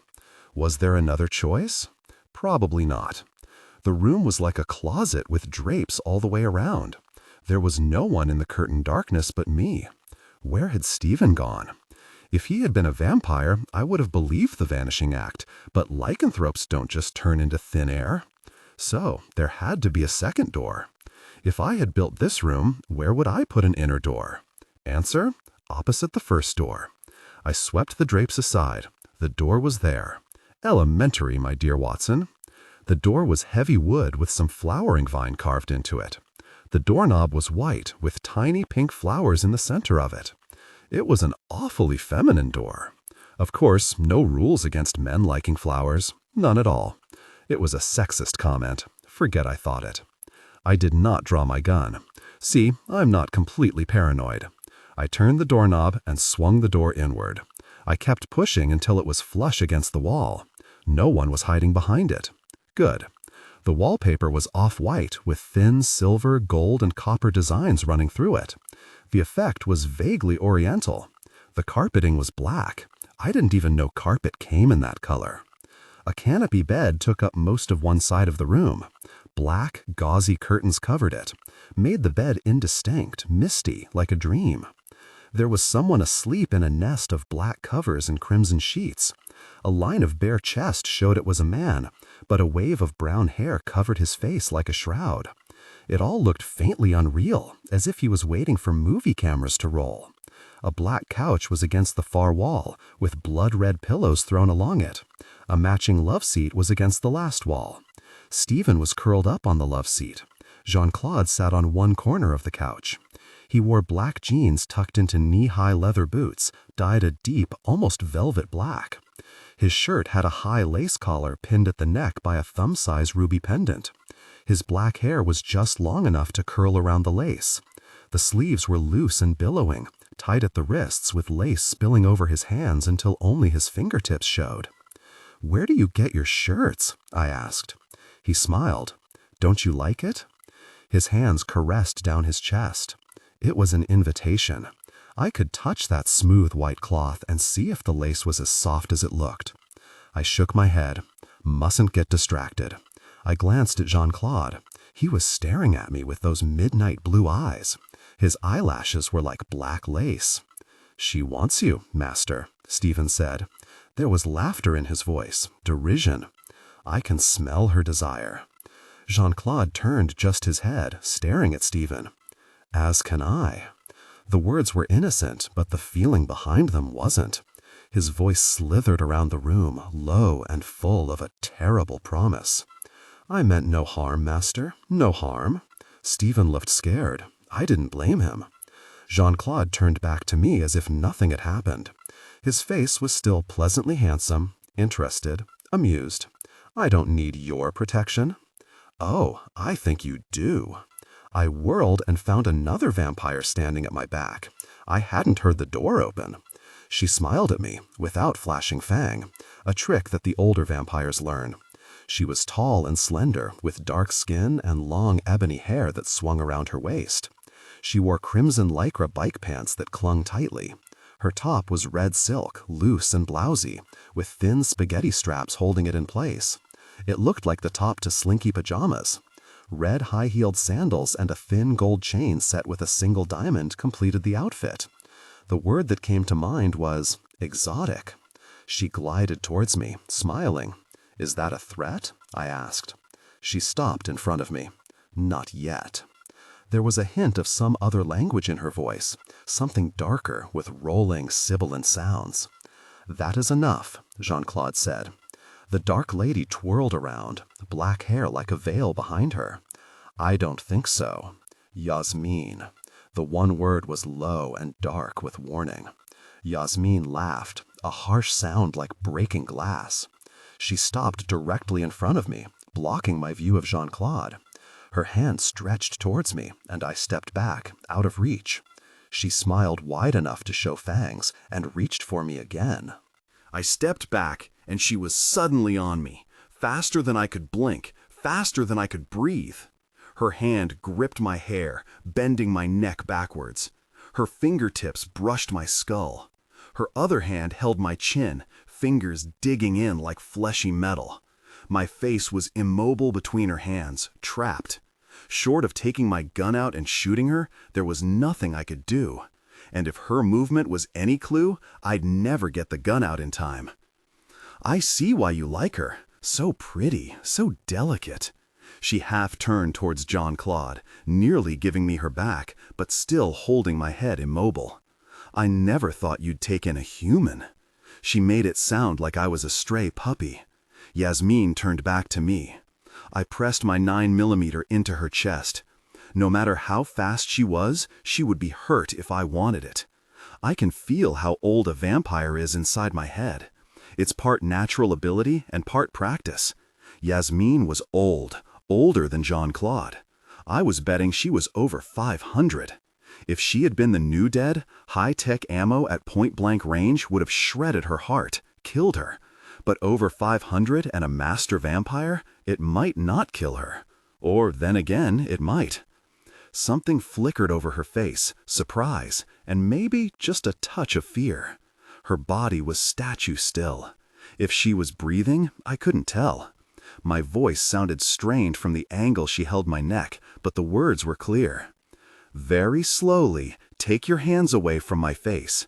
Put both hands on top of your head and lace your fingers together. Jean-Claude, call off your human. I do what she says, Yasmin. His voice was pleased. How many vampires have you killed now, Anita? 18. Yasmin's eyes widened just a bit. I don't believe you. Believe this, difficult person. I'll pull this trigger and you can kiss your heart goodbye. Bullets cannot harm me. Silver-plated can. Move off me now. Yasmin's hand slid away from my hair and jaw. Slowly, I said. She did what I asked. She stood in front of me with her long-fingered hands clasped across her head.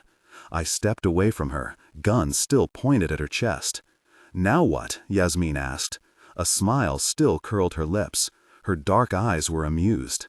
I didn't like being laughed at, but when tangling with master vampires, you let some things slide. You can put your hands down, I said.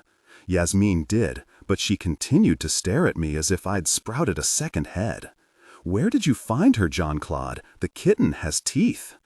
Tell Yasmin what the vampires call you, Anita.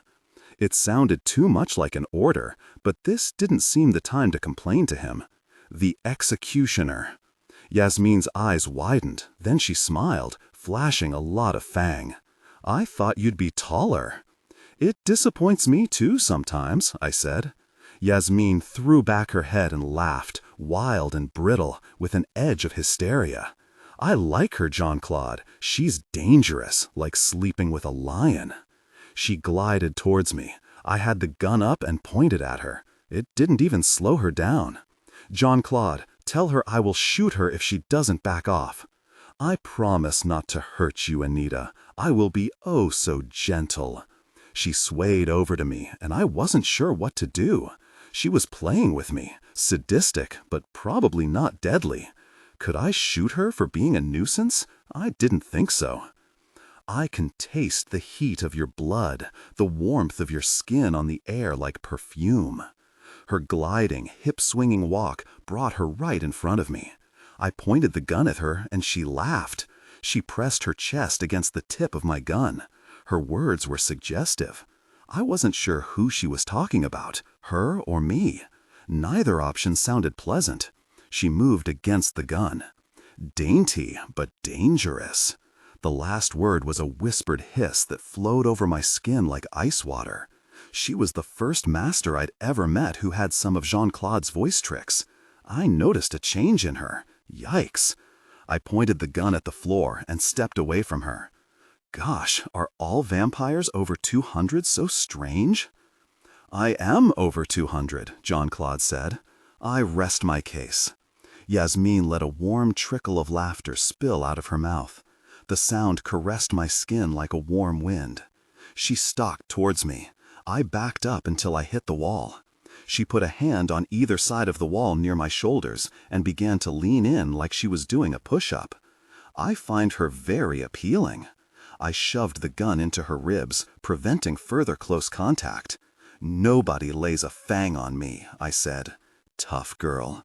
She leaned her face over me, lips brushing my forehead. I like tough girls.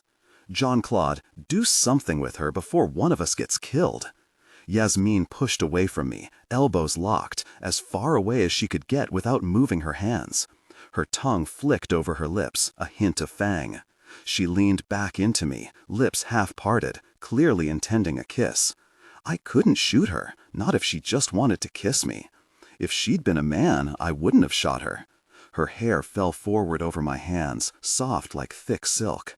Her face was all I could see. Her eyes were a perfect blackness.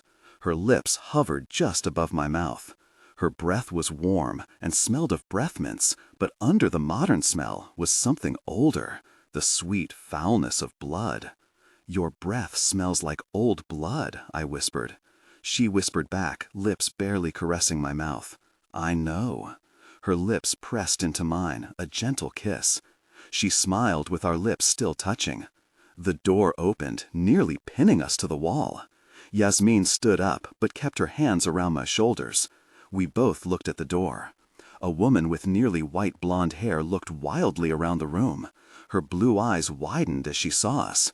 She screamed, high and wordless, rage-filled. "Get off of her!" I frowned up at Yasmin. Is she talking to me? Yes, Yasmin looked amused. The woman did not. She ran towards us, hands outstretched, fingers curled into claws. Yasmin caught her in a blurring moment of pure speed. The woman thrashed and struggled, her hands still reaching for me. "What the heck is going on?" I asked. "Marguerite is Yasmin's human servant," Jean-Claude said. "She thinks you may steal Yasmin away from her." "I don't want Yasmin." Yasmin shot me a look of pure anger. Had I hurt her feelings? I hope so.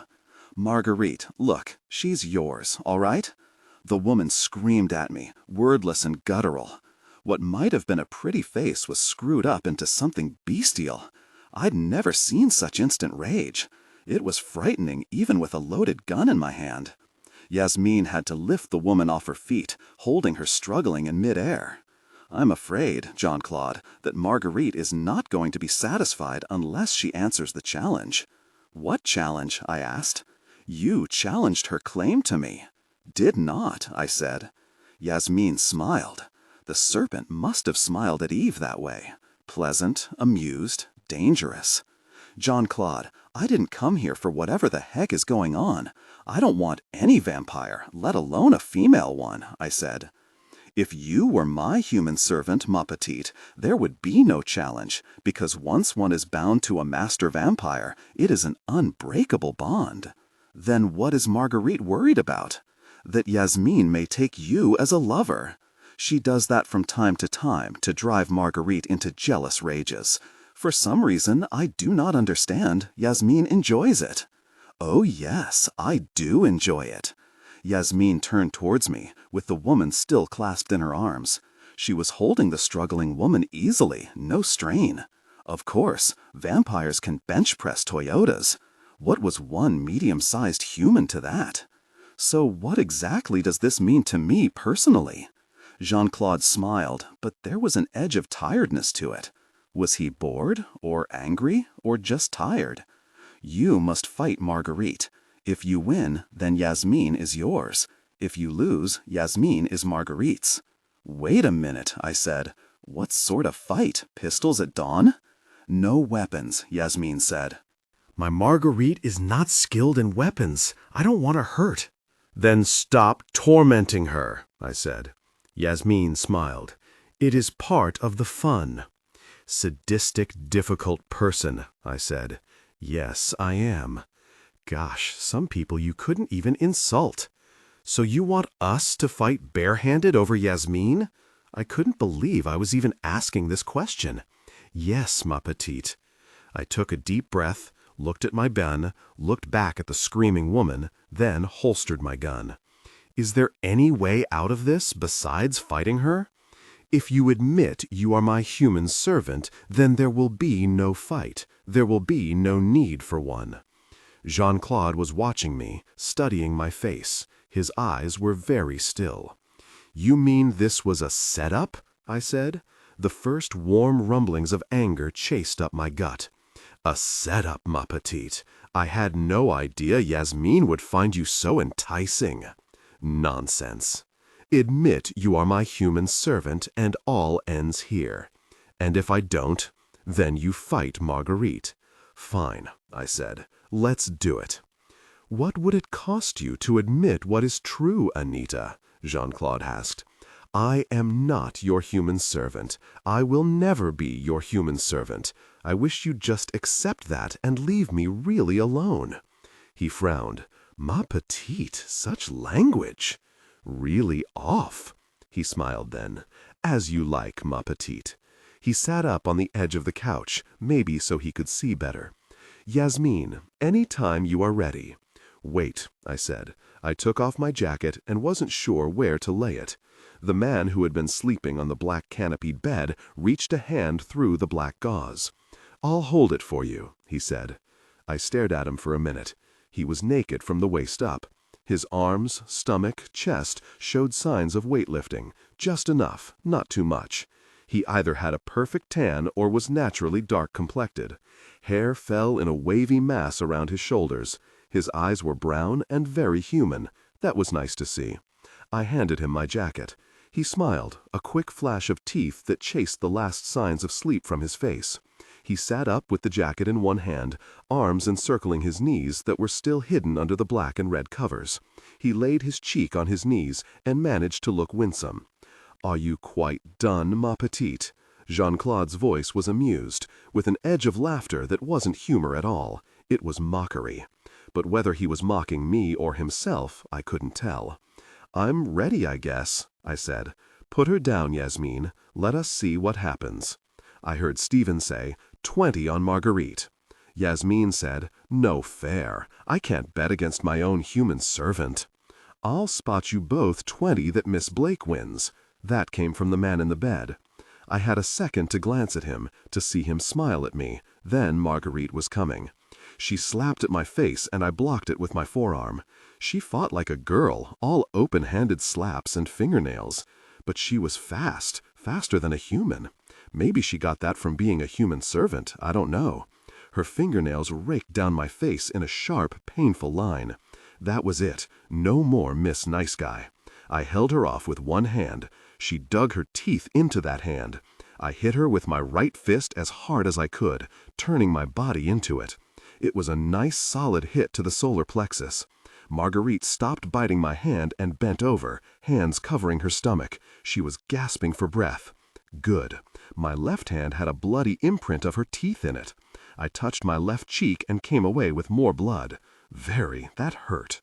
Marguerite knelt on the floor, relearning how to breathe, but she was staring up at me. The look in her blue eyes said the fight wasn't over. As soon as she got her breath back, she would start again. Stay down, Marguerite, or I'll hurt you.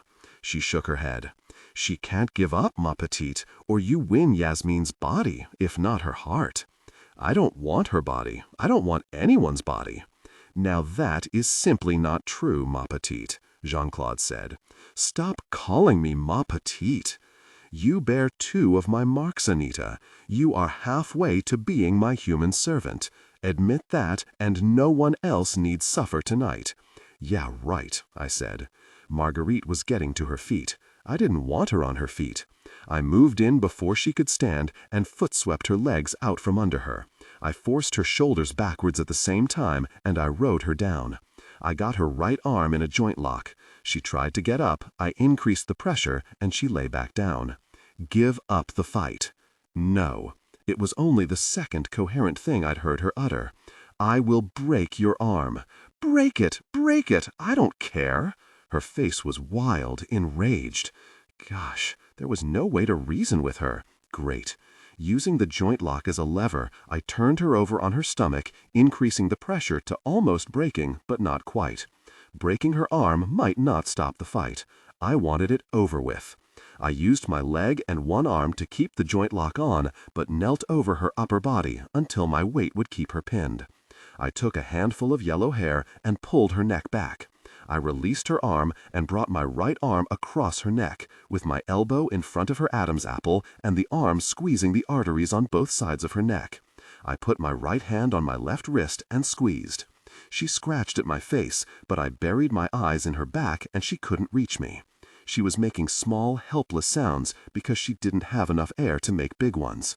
Her hands scratched at my right arm, but the sweater was thick. She pushed the sleeve up, exposing my bare arm, and began to shred the skin with her nails. I buried my face deeper into her back and squeezed until my arms shook and I was gritting my teeth. Everything I had was in that one arm, pressing into her slender throat.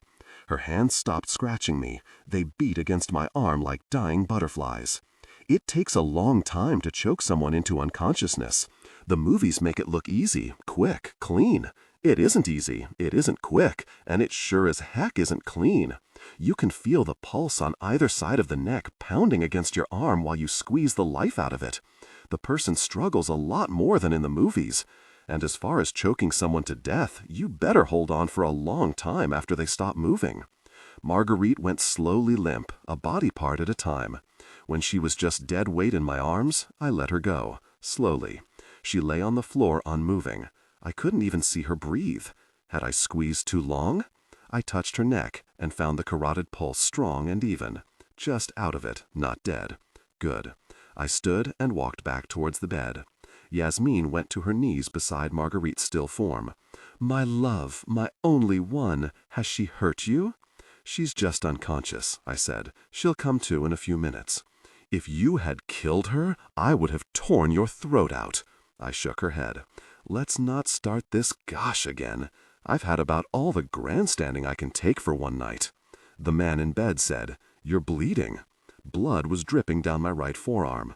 Marguerite may not have been able to do any real damage, but the scratches were deep enough that some of them might leave scars. Great. I already had a long, thin scar on the underside of my right arm from a knife. Even with the scratches, my right arm had fewer scars than my left. Work-related injuries. Blood was dripping down my arm rather steadily. The blood didn't show on the black carpeting, a good color if you plan to bleed much in a room. Yasmin was helping Marguerite to her feet. The woman had recovered very quickly. Why? Because she was a human servant? Of course. Sure. Yasmin walked towards the bed, towards me. Her lovely face had thinned until the bones showed through. Her eyes were bright, almost feverish. Fresh blood, and I haven't fed tonight. Control yourself, Yasmin. You have not taught your servant good manners, Jean-Claude, Yasmin said. She was looking very unkindly at me. Leave her alone, Yasmin. Jean-Claude was standing now. Every servant must be tamed, Jean-Claude. You have let it go far too long. I looked over Yasmin's shoulder at him. Tamed? It is an unfortunate stage in the process, he said. His voice was neutral, as if he were talking about taming a horse. Gosh, you! I pulled my gun. I held it two-handed in a teacup grip. Nobody was taming me tonight. Out of the corner of my eye, I saw someone stand up on the other side of the bed. The man was still under the covers. It was a slender woman, her skin the color of coffee with cream. Her black hair was cut very close to her head. She was naked. Where had she come from? Yasmin was about a yard from me, tongue playing over her lips, fangs glistening in the overhead light. "I'll kill you. Do you understand that? I'll kill you," I said. "You'll try." "Fun and games aren't worth dying for," I said. "After a few hundred years, that's all that is worth dying for. Jean-Claude, unless you want to lose her, call her off." My voice was higher than I wanted it to be, afraid. At this range, the bullet should take out her entire chest. If it worked, there would be no resurrecting her as the undead. Her heart would be gone. Of course, she was over 500 years old. One shot might not do it. Lucky I had more than one bullet. I caught movement from the corner of my eye. I was half turned towards it when something flattened me to the ground. The black woman was on top of me. I brought the gun around to fire, not giving a care if she was human or not. But her hand grabbed my wrists, squeezing. She was going to crush my wrists. She snarled in my face, all teeth and a low growl. The sound should have had fur around it and pointy teeth. Human faces weren't supposed to look that way. The woman jerked the Browning out of my hands like taking candy from a baby. She held it wrong, like she didn't know which end of the gun went where. An arm came around her waist and pulled her backwards off me. It was the man on the bed. The woman turned on him, snarling. Yasmin leapt for me. I scooted backwards, putting the wall at my back. She smiled. "Not so tough without your weapon, are you?" She was suddenly kneeling in front of me. I hadn't seen her come, not even a blur of motion. She appeared beside me like magic. She had her body up against my knees, pinning me to the wall. Yasmin dug her fingers into my upper arms and jerked me towards her. Her strength was incredible. She made the black shapeshifter seem fragile. "Yasmin, no!" It was Jean-Claude coming to my aid at last, but he was going to be too late. Yasmin bared her teeth, raised her neck back for the strike, and I couldn't do a thing. She pulled me in tight against her, arms locked behind my back. If I'd been pressed any tighter, I'd have come out on the other side. I screamed, "Jean-Claude!" Heat. Something was burning inside my sweater, over my heart. Yasmin hesitated. I felt her whole body shudder. What was happening?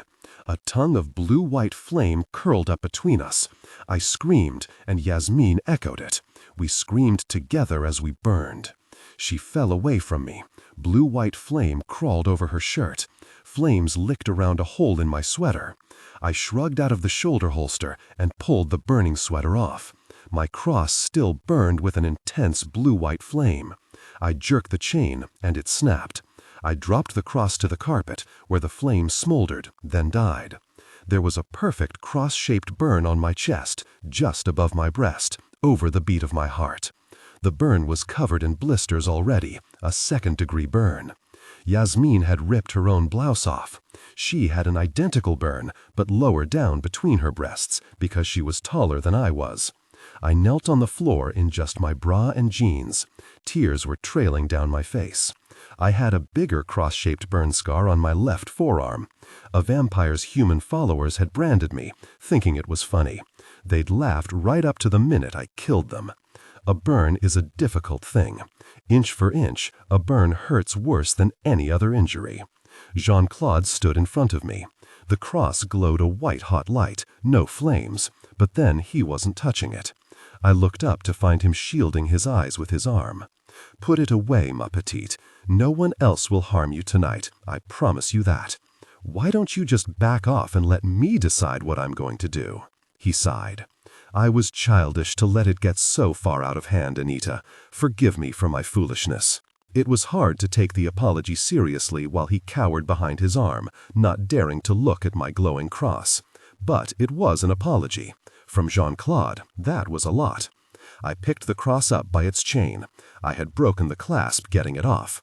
I'd need a new chain before it could go around my neck again. I picked my sweater up in my other hand. There was a melted hole bigger than my fist in it, right over the chest area. The sweater was ruined. No help there.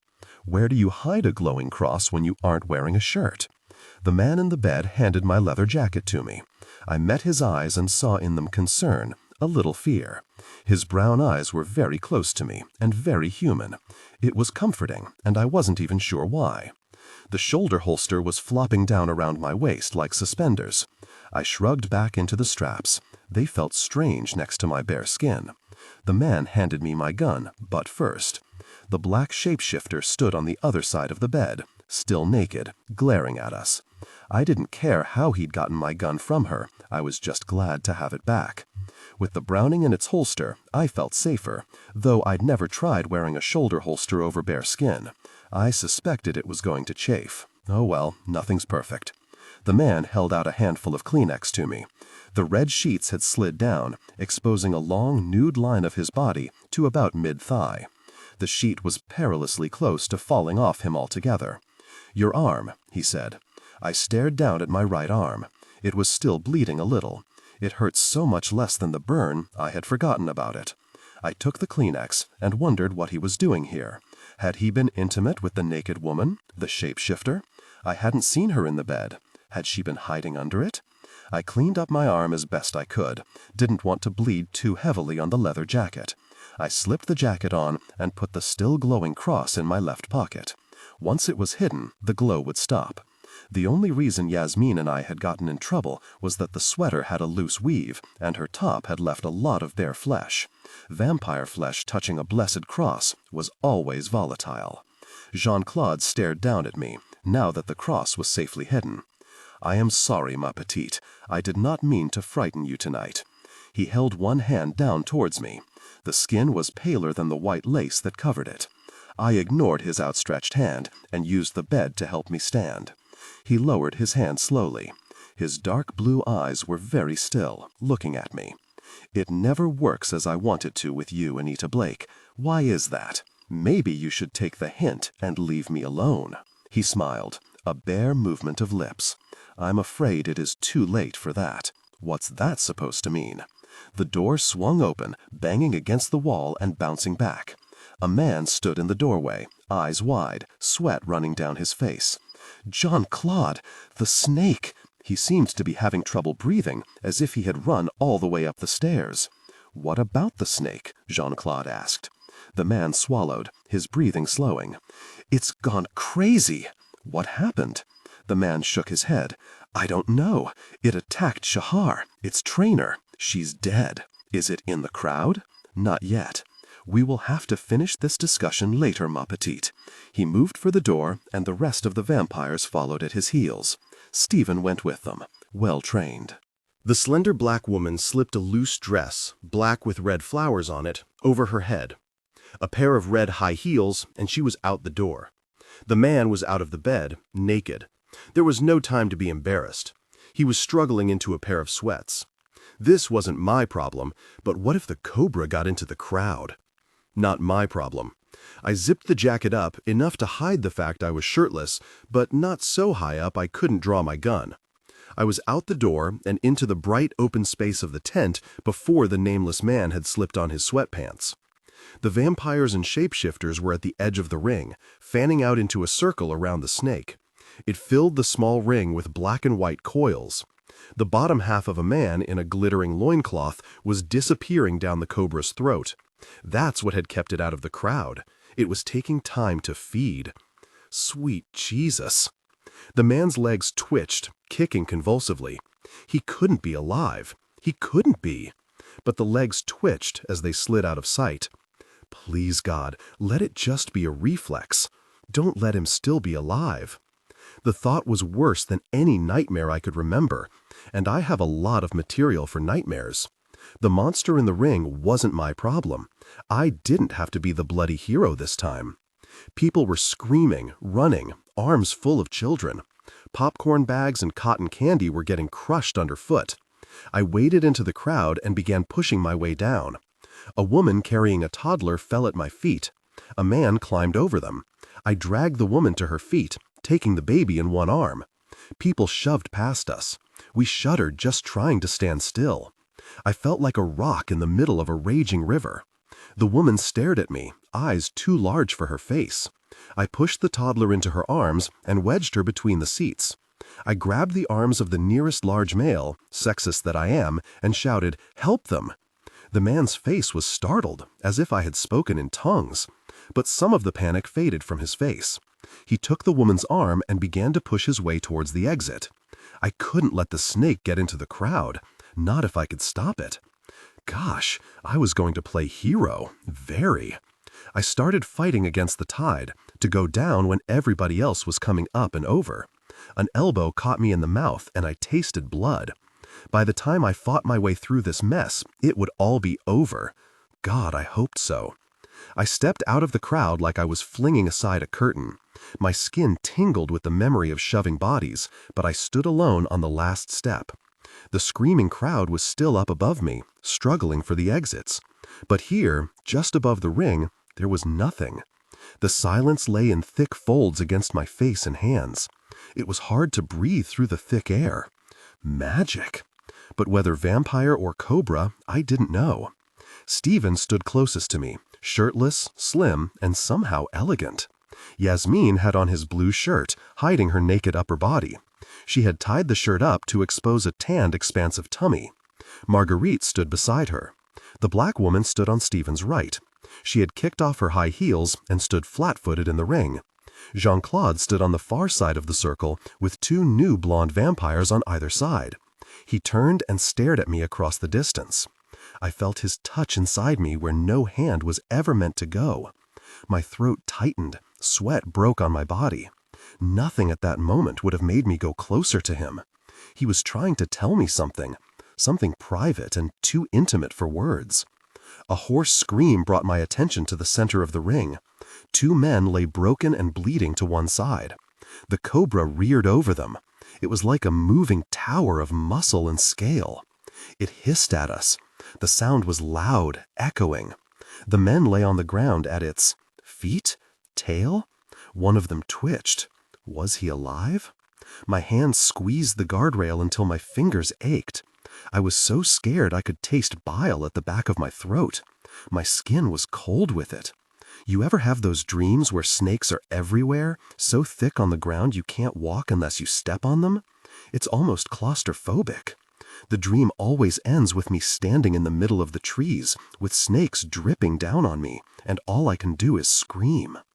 Jean-Claude held out one slender hand towards me. The lace covered everything but the tips of his fingers. Everyone else was staring at the snake. Jean-Claude was staring at me. One of the wounded men moved. A soft moan escaped his lips and seemed to echo in the huge tent. Was it illusion, or had the sound really echoed? It didn't matter. He was alive, and we had to keep him that way. We? What was this we stuff? I stared into Jean-Claude's deep blue eyes. His face was utterly blank, wiped clean of any emotion I understood. He couldn't trick me with his eyes. His own marks had seen to that. But mind tricks, if he worked at it, were still possible. He was working at it. It wasn't words, but a compulsion. I wanted to go to him, to run to him, to feel the smooth, solid grip of his hand, the softness of lace against my skin. I leaned against the railing, dizzy. I gripped it to keep from falling. What in the world were these mind games now? We had other problems, didn't we? Or didn't he care about the snake? Maybe it had all been a trick. Maybe he had told the cobra to run amok. But why? Every hair on my body raised, as if some invisible finger had just brushed it. I shivered and couldn't stop. I was staring down at a pair of very nice black boots, high and soft. I looked up and met Jean-Claude's eyes. He had left his place around the cobra to come to me. It beat the world out of me going to him. Join with me, Anita, and we have enough power to stop the creature. I shook my head. I don't know what you're talking about. He brushed his fingertips down my arm. Even through the leather jacket, I could feel his touch like a line of ice, or was it fire? How can you be hot and cold at the same time? I asked. He smiled, a bare movement of lips. Ma petite, stop fighting me, and we can tame the creature. We can save the men. He had me there. A moment of personal weakness against the lives of two people? What a choice. Once I let you inside my head that far, it'll be easier for you to come in next time. My soul is not up for grabs for anybody's life. He sighed. Very well, it is your choice. He started to turn away from me. I grabbed his arm, and it was warm and firm and very, very real. He turned to me, eyes large and drowning deep, like the bottom of the ocean, and just as deadly. His own power kept me from falling in. Alone, I would have been lost. I swallowed hard enough for it to hurt and pulled my hand away from him. I had the urge to wipe my hand against my pants, as if I had touched something bad. Maybe I had. Will silver bullets hurt it? He seemed to think about that for a second. I do not know. I took a deep breath. If you stop trying to hijack my mind, I'll help you. You'll face it with a gun rather than with me? His voice sounded amused. You got it. He stepped away from me and motioned me towards the ring. I vaulted the rail and landed beside him. I ignored him as much as I was able and started walking towards the creature. I pulled the Browning out. It was nice and solid in my hand, a comforting weight. The ancient Egyptians worshipped it as a god, ma petite. She was Edjo, the royal serpent, cared for, sacrificed to, adored. It isn't a god, Jean-Claude. Are you so sure? I'm a monotheist, remember? It's just another supernatural creepy-crawly to me. As you like, ma petite. I turned back to him. How in the world did you get it past quarantine? He shook his head. Does it matter? I glanced back at the thing in the middle of the ring. The snake charmer lay in a bloody heap to one side of the snake. It hadn't eaten her. Was that a sign of respect? Affection? Dumb luck? The cobra pushed towards us, belly scales clenching and unclenching. It made a dry, whispering sound against the ring's floor. He was right. It didn't matter how the thing had gotten into the country. It was here now. How were we going to stop it? He smiled wide enough to flash fangs. Maybe it was the we. If you could disable its mouth, I think we could deal with it. The snake's body was thicker than a telephone pole. I shook my head. If you say so. Can you injure the mouth? I nodded. If silver bullets work on it, yeah. My little marksman, he said. Can the sarcasm, I said. If you were going to try to shoot it, I would hurry, ma petite. Once it wades into my people, it will be too late. His face was unreadable. I couldn't tell if he wanted me to do it or not. I turned and started walking across the ring. The cobra stopped moving forward. It waited, like a swaying tower. It stood there, if something without legs could stand, and waited for me, whip-like tongue flicking out, tasting the air, tasting me. Jean-Claude was suddenly beside me. I hadn't heard him come, hadn't felt him come. Just another mind trick. I had other things to worry about right now. He spoke, low and urgent. I think only I heard. I will do my best to protect you, ma petite. You were doing a great job up in your office. He stopped walking. I didn't. I know you are afraid of it, Anita. Your fear crawls through my belly, he called, soft and faint as wind. I whispered back, not sure he would even be able to hear me. Stay really out of my mind. The cobra watched me. I held the Browning in a two-handed grip, pointed at the thing's head. I thought I was out of striking distance, but I wasn't sure. How far away is safe distance from a snake that's bigger than a Mack truck? 2 states away? 3? I was close enough to see the snake's flat black eyes, empty as a doll's. Jean-Claude's words blew through my mind like flower petals. I could even have sworn I smelled flowers. His voice had never held the scent of perfume before. Force it to follow you and give us its back before you shoot. The pulse in my neck was beating so hard it hurt to breathe. My mouth was so dry I couldn't swallow right. I began to move, ever so slowly, away from the vampires and shapeshifters. The snake's head followed me, as it had followed the snake charmer. If it started to strike, I'd shoot it, but if it would just keep moving with me, I'd give Jean-Claude a chance at its back. Of course, silver bullets might not hurt it. In fact, the thing was so very big, the ammo I had in the Browning might not do more than irritate it. I felt like I was trapped in one of those monster movies where the giant slime monster keeps coming no matter how much you shoot it. I hoped that was just a Hollywood invention. If the bullets didn't hurt it, I was going to die. I flashed on the image of the man's legs kicking as they went down. The lump was still visible in the snake's body, like it had fed on a really big rat. The tongue flicked out, and I gasped, swallowing a scream. God, Anita, control yourself. It's just a snake. A giant man-eating cobra snake, but still only a snake. Yeah, right. Every hair on my body stood at attention. The power that I'd felt the snake charmer calling up was still here. It wasn't enough that the thing was poisonous and had teeth big enough to spear me with. It had to be magic, too. Great, just great. The smell of flowers was thicker, closer. It hadn't been Jean-Claude at all. The cobra was filling the air with perfume. Snakes don't smell like flowers. They smell musty, and once you know what they smell like, you never forget it. Nothing with fur ever smelled like that. A vampire's coffin smells a bit like snakes. The cobra turned its giant head with me. Come on, just a little farther, I was speaking to the snake, which is pretty stupid since they're deaf. The smell of flowers was thick and sweet. I shuffled around the ring, and the snake shadowed me. Maybe it was habit. I was small and had long, dark hair, though not nearly as long as the dead snake charmer. Maybe the beastie wanted someone to follow? "Come on, pretty girl, come to Mama," I whispered, so low my lips barely moved. Just me and the snake and my voice. I didn't dare look across the ring at Jean-Claude.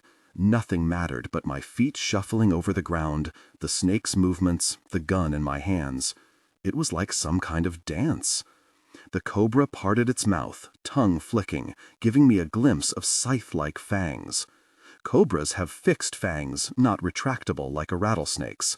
Nice to know I remembered some of my herpetology, though I bet Dr. Greenberg had never seen anything like this. I had a horrible impulse to giggle. Instead, I sighted down my arm at the thing's mouth. The scent of flowers was strong enough to touch. I squeezed the trigger.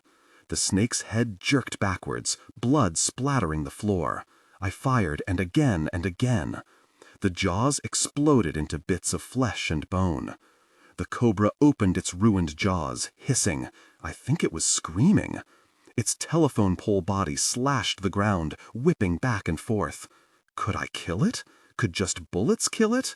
I fired 3 more shots into the head. The body turned on itself in a huge, wondrous knot.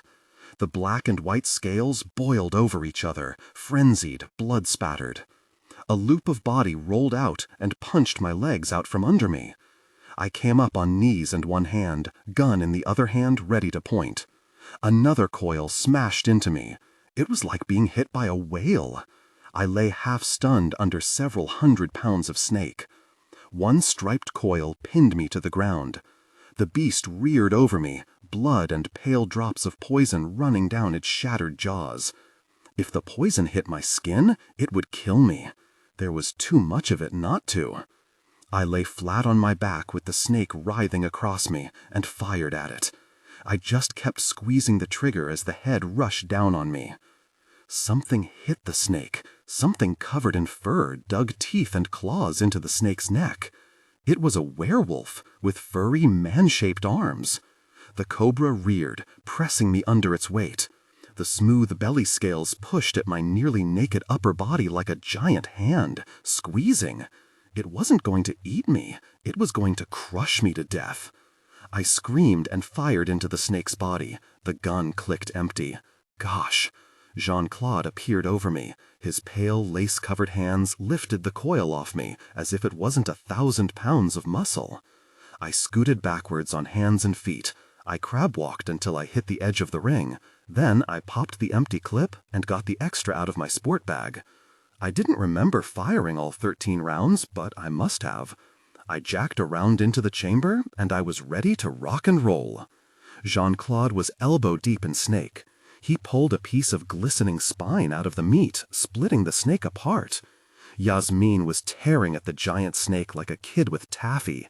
Her face and upper body were bathed in blood. She pulled a long piece of snake intestine out and laughed. I had never really seen vampires use every bit of their inhuman strength. I sat on the edge of the ring with my loaded gun and just watched. The black shapeshifter was still in human form. She had gotten a knife from somewhere and was happily carving the snake up. The cobra whipped its head into the ground, sending the werewolf rolling. The snake reared and came smashing down. Its ruined jaws plunged into the black woman's shoulder. She screamed. One fang came out the back of her dress. Poison squirted from the fang, splashing onto the ground. Poison and blood soaked into the back of her dress. I moved forward, gun ready, but I hesitated. The cobra was flinging its head from side to side, trying to shake the woman off. The fang was too deeply embedded, and the mouth too damaged. The cobra was trapped, and so was the woman. I wasn't sure I could hit the snake's head without hitting her. The woman was screaming, shrieking. Her hands clawed helplessly at the snake. She dropped her knife somewhere. A blonde vampire grabbed the black woman. The snake reared back, lifting the woman in his jaws, worrying her like a dog with a toy. She shrieked. The werewolf jumped on the snake's neck, riding it like a wild horse. There was no way to shoot without hitting someone now. I had to just stand there, watching. The man from the bed was running across the ring. Had it taken him that long to slip into the gray sweatpants and zippered jacket? The jacket was unzipped and flapped as he ran, exposing most of his tanned chest. He was unarmed, as far as I could tell. What the hell did he think he could do? Very. He knelt beside the two men who had been alive when all the mess started. He dragged one of them away from the fight. It was good thinking. Jean-Claude grabbed the woman. He gripped the fang that speared her shoulder and snapped it off. The crack was loud as a rifle shot. The woman's shoulder stretched away from her body, bones and ligaments snapping. She gave one last shriek and went limp. He carried her towards me, laying her on the ground. Her right arm was hanging by strands of muscle. He had freed her from the snake and very near pulled her arm off. "Help her, my petite." He left her at my feet, bleeding and unconscious. I knew some first aid, but gosh, there was no way to put a tourniquet on the wound. I couldn't splint the arm. It wasn't just broken, it was ripped apart. A breath of wind oozed through the tent. Something tugged at my gut. I gasped and looked up away from the dying girl. Jean-Claude stood beside the snake. All the vampires were tearing at the body, and still it lived. A wind ruffled the lace on his collar, the black waves of his hair. The wind whispered against my face, pulling my heart up into my throat. The only sound I could hear was the thunder of my own blood beating against my ears. Jean-Claude moved forward almost gently, and I felt something inside me move with him. It was almost like he held an invisible line to my heart. Pulse, blood. My pulse was so fast I couldn't breathe. What was happening? He was on the snake, hands digging in the flesh just below the mouth.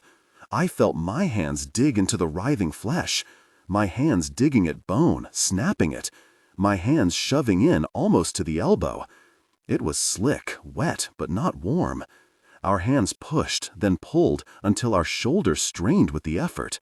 The head tore away to land across the ring. The head flopped, mouth snapping at empty air. The body still struggled, but it was dying now. I had fallen to the ground beside the wounded woman. The Browning was still in my hand, but it wouldn't have helped me. I could hear again, feel again. My hands weren't covered in blood and gore. They had been Jean-Claude's hands, not mine. Oh my gosh, what was happening to me? I could still feel the blood on my hands.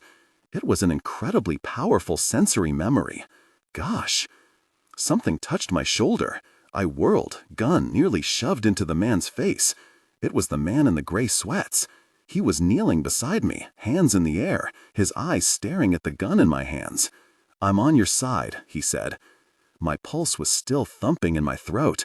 I didn't trust myself to speak, so I just nodded and stopped pointing the gun at him. He took off his sweat jacket. "Maybe we can stop some of the blood with this."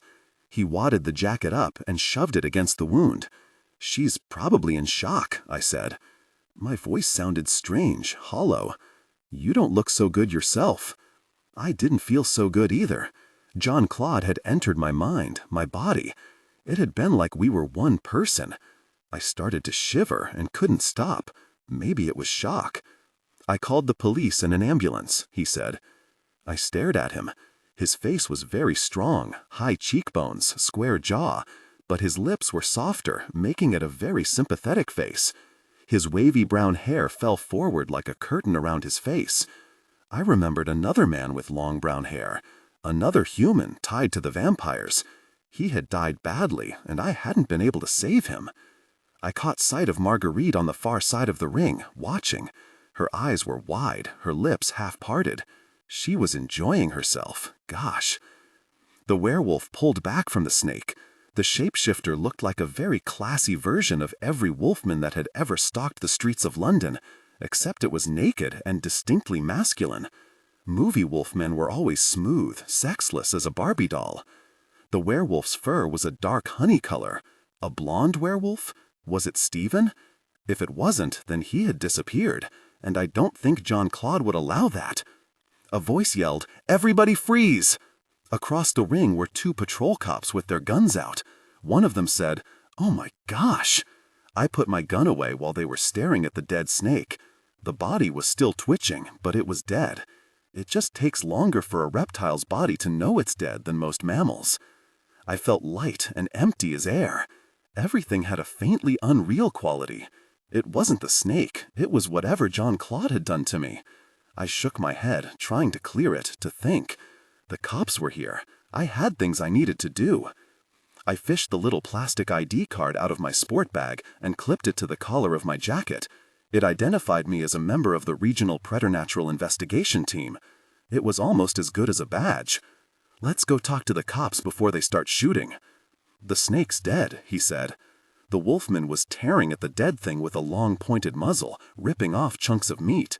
I swallowed hard and looked away. They may not think the snake is the only monster in the ring. "Oh," he said it very softly, as if the thought had never occurred to him before. What the hell was he doing with the monsters? I walked towards the police, smiling.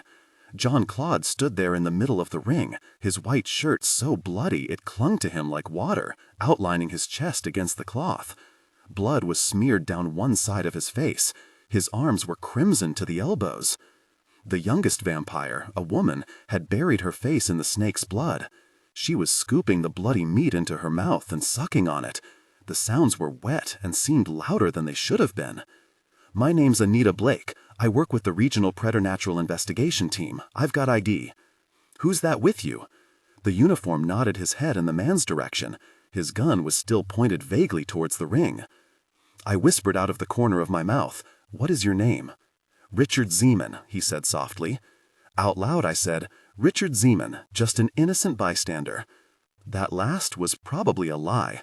How innocent could a man be who woke up in a bed surrounded by vampires and shapeshifters? But the uniform nodded. "What about the rest of them?" I glanced where he was staring. It didn't look any better. The manager and some of his people, they waded into the thing to keep it out of the crowd. "But they ain't human, right?" he said. "No," I said, "they aren't human." "Jesus H. Christ, the guys back at the station aren't going to believe this one," his partner said. He was probably right.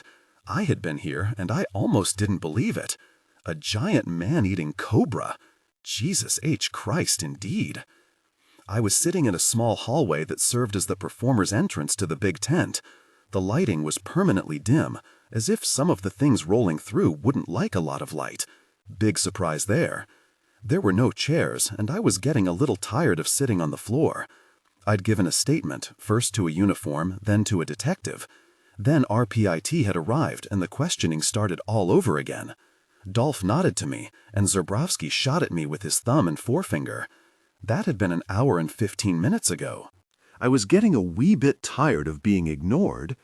Richard Zeeman and Stephen the werewolf were sitting across from me. Richard's hands were clasped loosely around one knee. He was wearing white Nikes with a blue swoosh and no socks. Even his ankles were tan. His thick hair brushed the tops of his naked shoulders. His eyes were closed. I could gaze at his muscular upper body as long as I wanted to. His stomach was flat, with a triangle of dark hair peeking above the sweatpants. His upper chest was smooth, perfect, no hair at all. I approved. Stephen was cuddled on the floor, asleep. Bruises blossomed up the left side of his face, black-purple and that raw red color a really bad bruise gets. His left arm was in a sling, but he'd refused to go to the hospital. He was wrapped in a gray blanket that the paramedics had given him. As far as I could tell, it was all he was wearing. I guess he'd lost his clothes when he shapeshifted. The wolfman had been bigger than he was, and the legs had been a very different shape. So the skin-tight jeans and the beautiful cowboy boots were history. Maybe that was why the black shapeshifter had been naked. Had that been why Richard Zeeman was naked as well? Was he a shapeshifter? I didn't think so. If he was, he hit it better than anybody I'd ever been around.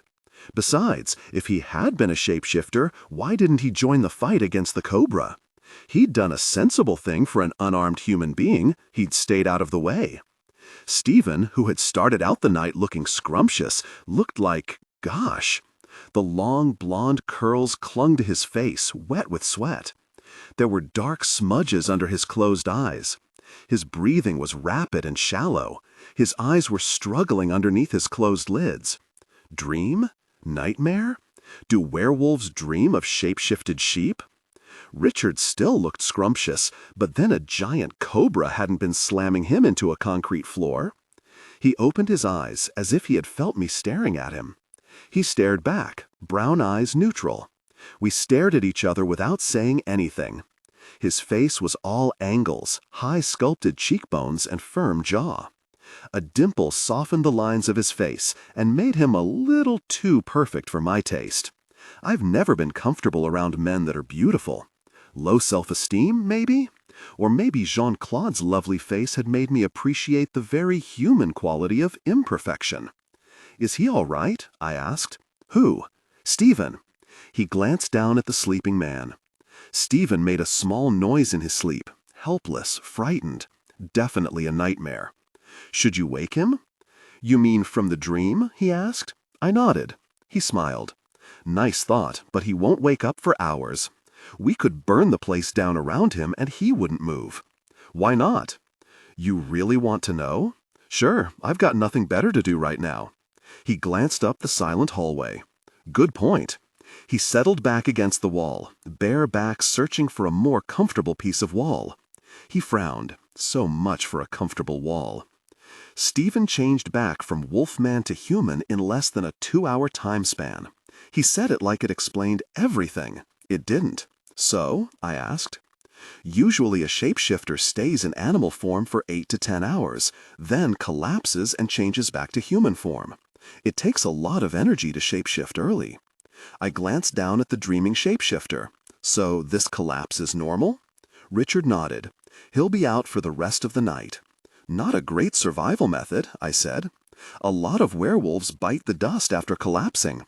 The human hunters come upon them after they've passed out." "How do you know so much about lycanthropes?" "It's my job," he said. "I teach science at a local junior high." I just stared at him. "You're a junior high science teacher?" "Yes." He was smiling. "You looked shocked." I shook my head. "What's a school teacher doing messed up with vampires and werewolves?" "Just lucky, I guess." I had to smile. "That doesn't explain how you know about lycanthropes." "I had a class in college." I shook my head. "So did I, but I didn't know about shapeshifters collapsing." "You've got a degree in preternatural biology?" he asked. "Yup. Me too." "So how do you know more about lycanthropes than I do?" I said. Stephen moved in his sleep, flinging his good arm outward. The blanket slid off his shoulder, exposing his stomach and part of a thigh. Richard drew the blanket back over the sleeping man, covering him like tucking in a child. "Stephen and I have been friends a long time. I bet you know things about zombies that I never learned in college." "Probably," I said. "Stephen's not a teacher, is he?" "No." He smiled, but it wasn't pleasant. "School boards frown on lycanthropes being teachers." "Legally, they can't stop you." "Yeah, right," he said. "They firebombed the last teacher who dared to teach their precious children." "Lycanthropy isn't contagious while in human form." "I know that," I said. He shook his head. "Sorry, it's just a sore topic with me." "My pet project was rights for zombies. Why shouldn't Richard have a pet project?" "Fair hiring practices for the furry. It worked for me." "You are being tactful, my petite. I would not have thought it of you."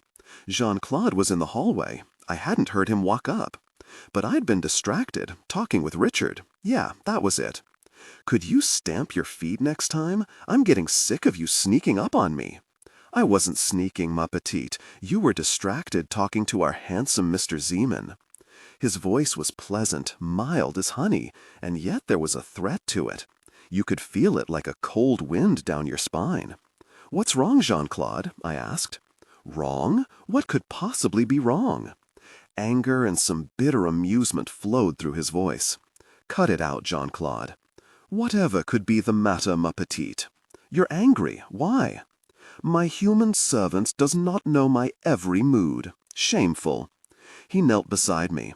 The blood on his white shirt had dried to a brownish stain that took up most of the shirt front. The lace at his sleeves looked like crumpled brown flowers. "Do you lust after Richard because he's handsome or because he's human?" His voice was almost a whisper, intimate, as if he'd said something entirely different. Jean-Claude whispered better than anyone else I knew. "I don't lust after him."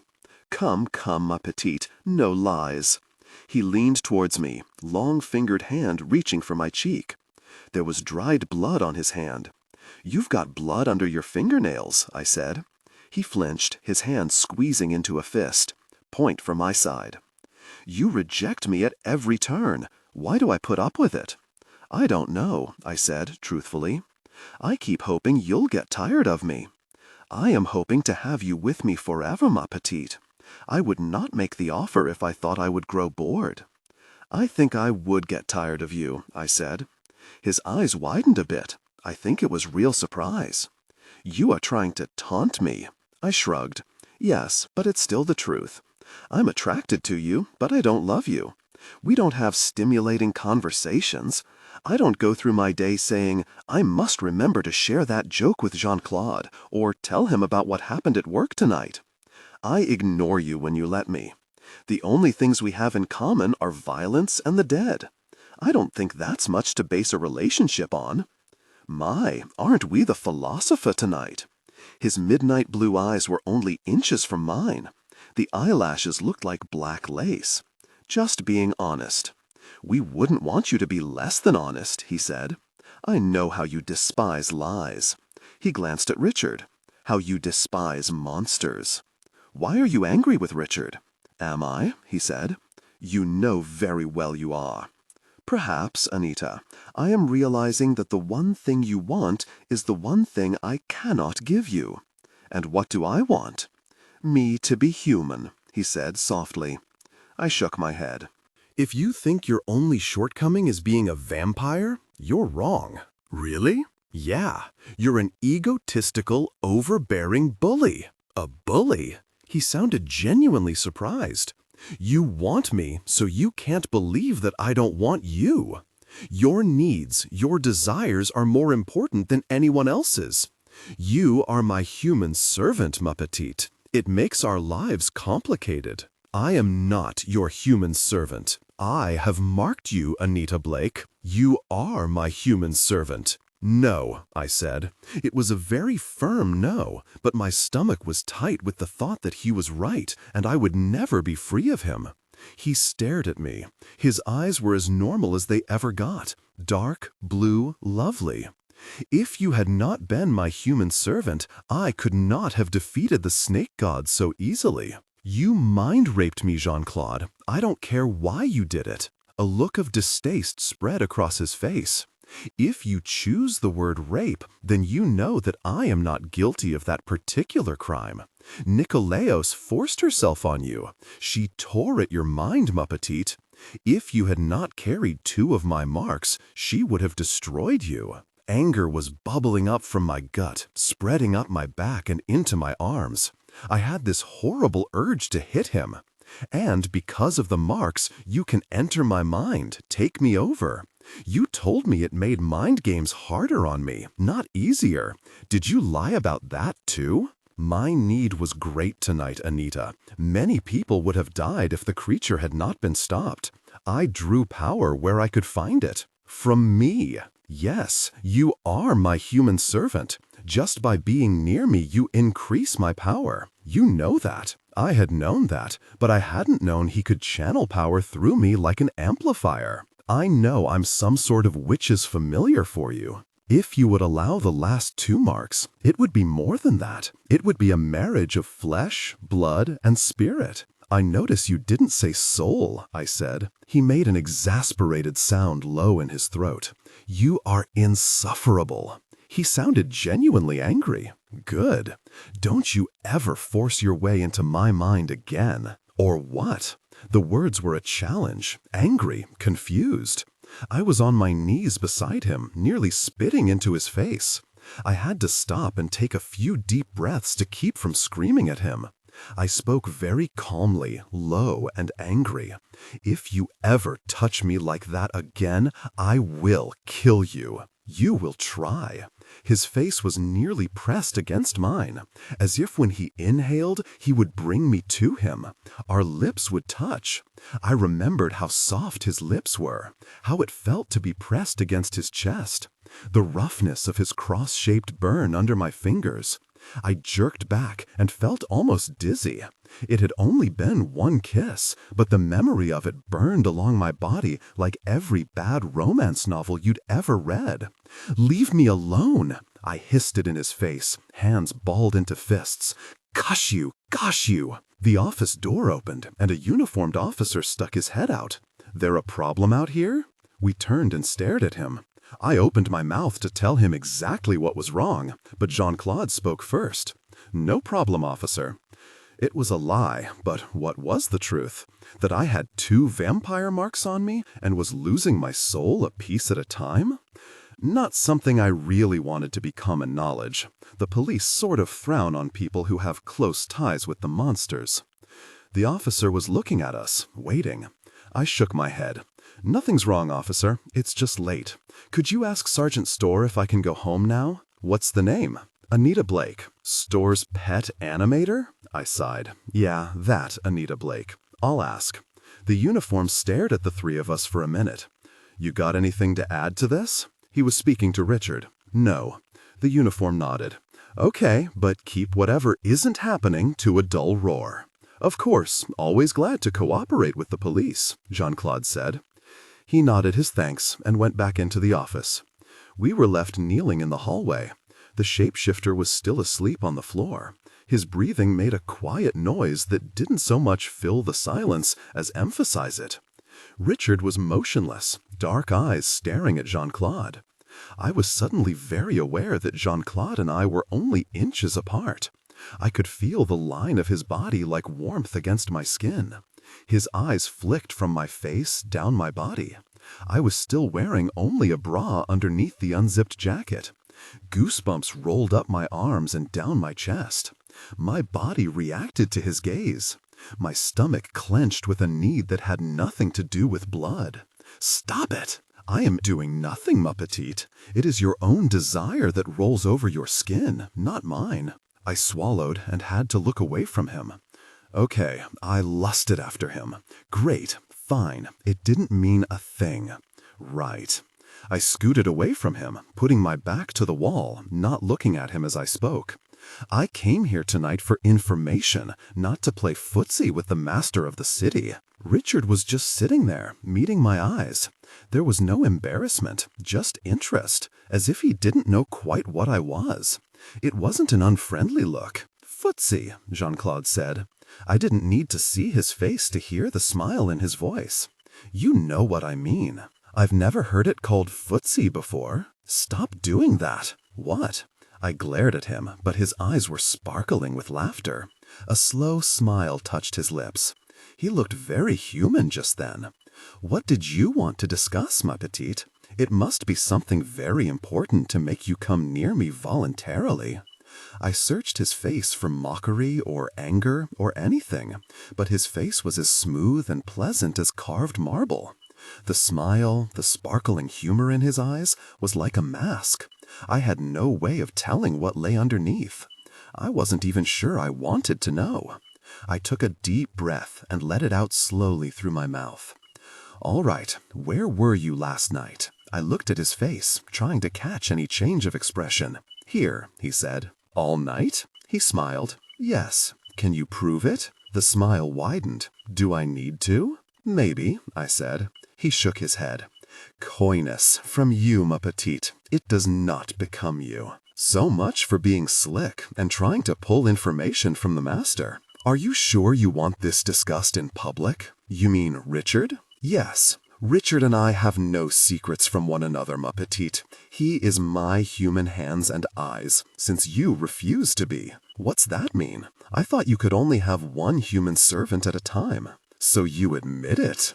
His voice held a slow curl of triumph. "This isn't a game, Jean-Claude. People died tonight. Believe me, ma petite, whether you take the last marks and become my servant in more than name is no game to me." "There was a murder last night," I said. "Maybe if I concentrate just on the crime, on my job, I could avoid the verbal pitfalls." "And?" he prompted. "It was a vampire victim." "Ah," he said, "my part in this becomes clear." "I'm glad you find it funny," I said. Dying from vampire bites is only temporarily fatal, ma petite. Wait until the third night when the victim rises, then question him. The humor died from his eyes. What is it that you are not telling me? I found at least 5 different bite radii on the victim. Something flickered behind his eyes. I wasn't sure what, but it was real emotion. Surprise, fear, guilt, something. So you are looking for a rogue master vampire? Yup. Know any? He laughed. His whole face lit up from the inside, as if someone had lit a candle behind his skin. In one wild moment, he was so beautiful, it made my chest ache. But it wasn't a beauty that made me want to touch it. I remembered a Bengal tiger that I'd seen once in a zoo. It was big enough to ride on like a pony. Its fur was orange, black, cream, oyster shell white. Its eyes were gold.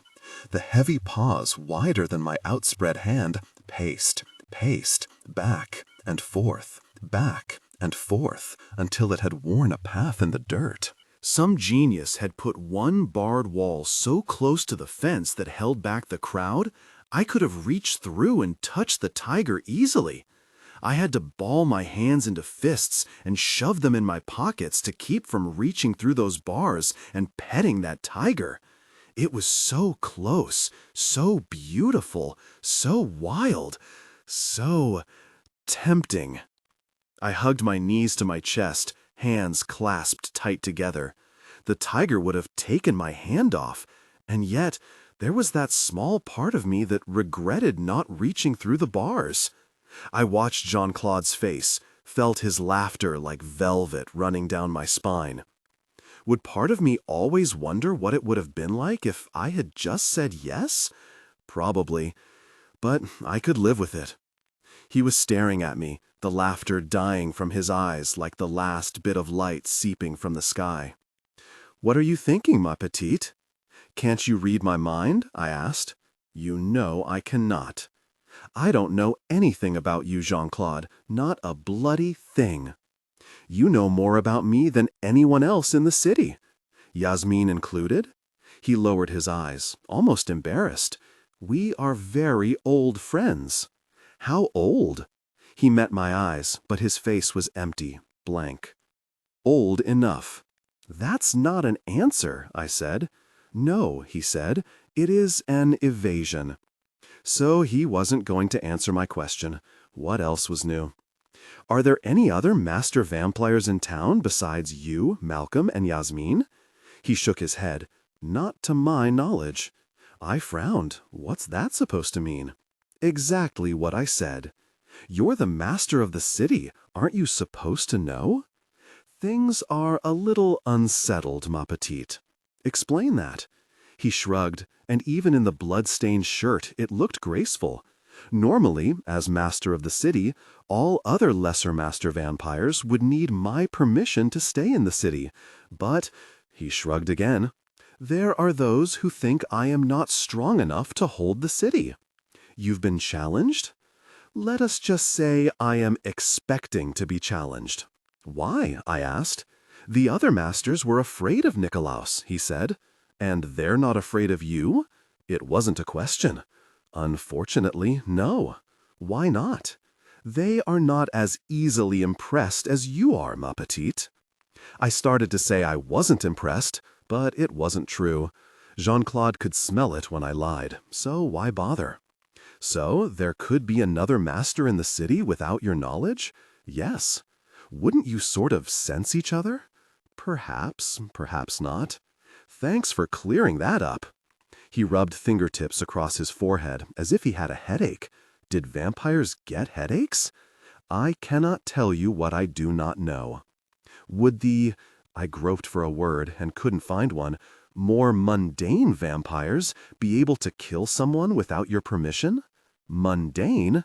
Just answer the very question. Yes, they could. "Would 5 vampires hunt in a pack without a master vampire to referee?" He nodded. "Very nice choice of word, ma petite, and the answer is no. We are solitary hunters, given a choice." I nodded. "So either you, Malcolm, Yasmin, or some mysterious master is behind it."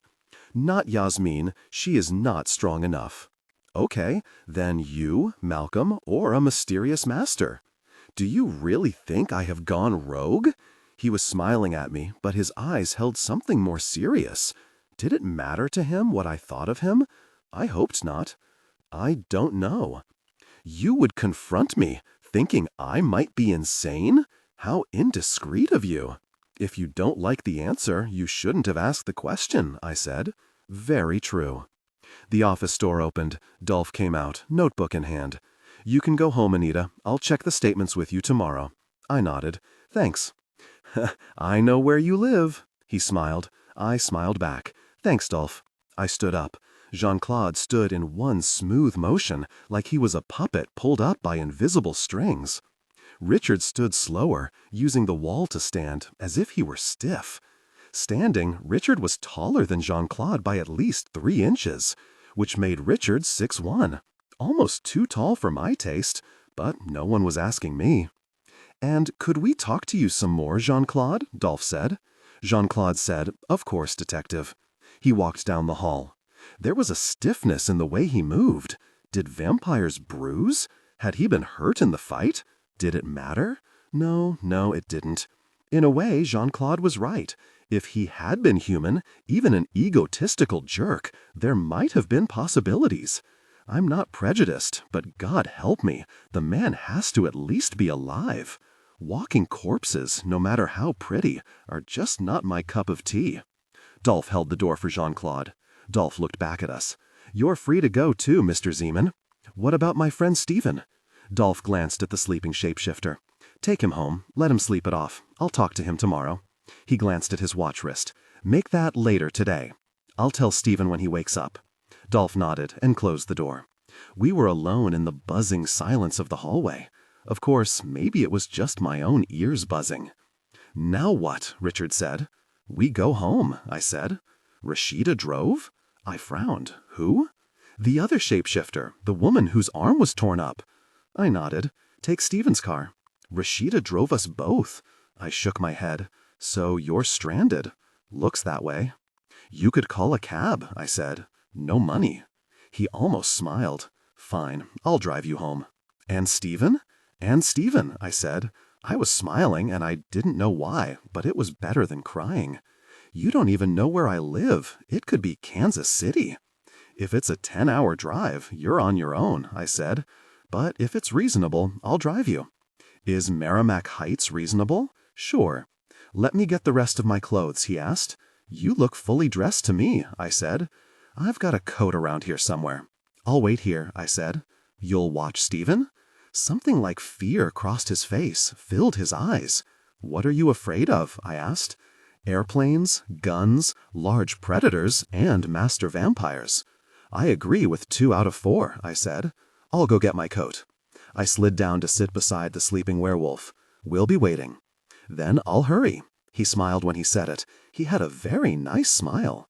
Richard came back wearing a long black coat. It looked like real leather. It flapped like a cape around his bare chest. I liked the way the leather framed his chest. He buttoned the coat and tied the leather belt tight. The black leather went with the long hair and handsome face.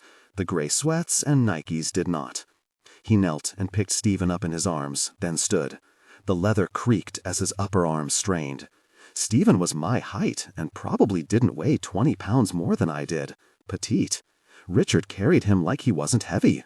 My, grandmother, what strong arms you have. Is my line the better to hold you with? He was looking at me very steadily. I felt heat creeping up my face. I hadn't meant to flirt, not on purpose. You want a ride or not? My voice was rough, angry with embarrassment. I want a ride, he said quietly. Then come the sarcasm. I wasn't being sarcastic. I stared up at him. His eyes were perfectly brown, like chocolate. I didn't know what to say, so I didn't say anything. A tactic I should probably use more often. I turned and walked away, fishing my car keys out as I moved. Richard followed behind. Stephen snuffled against his chest, pulling the blanket close in his sleep. Is your car very far? A few blocks. Why? Stephen isn't dressed for the cold. I frowned at him. What, you want me to drive the car around and pick you up?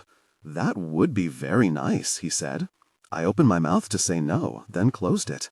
The thin blanket wasn't much protection, and some of Stephen's injuries were from saving my life. I could drive the car around. I satisfied myself with grumbling under my breath. I can't believe I'm a door-to-door taxi for a werewolf. Richard either didn't hear me or chose to ignore it. Smart, handsome, junior high science teacher, degree in preternatural biology, what more could I ask for? Give me a minute and I'd think of something. The car rode in its own tunnel of darkness. The headlights were a moving circle of light. The October night closed behind the car like a door. Stephen was asleep in the back seat of my Nova. Richard sat in the passenger seat, half turned in his seatbelt to look at me. It was just polite to look at someone when you talk to them. But I felt at a disadvantage because I had to watch the road. All he had to do was stare at me. "What do you do in your spare time?" Richard asked. I shook my head. "I don't have spare time." "Hobbies?" "I don't think I have any of those either." "You must do something besides shoot large snakes in the head," he said. I smiled and glanced at him.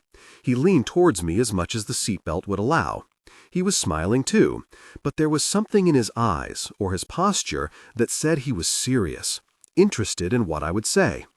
"I'm an animator," I said. He clasped his hands together, left elbow propped on the back of the seat. "Okay, when you're not raising the dead, what do you do?"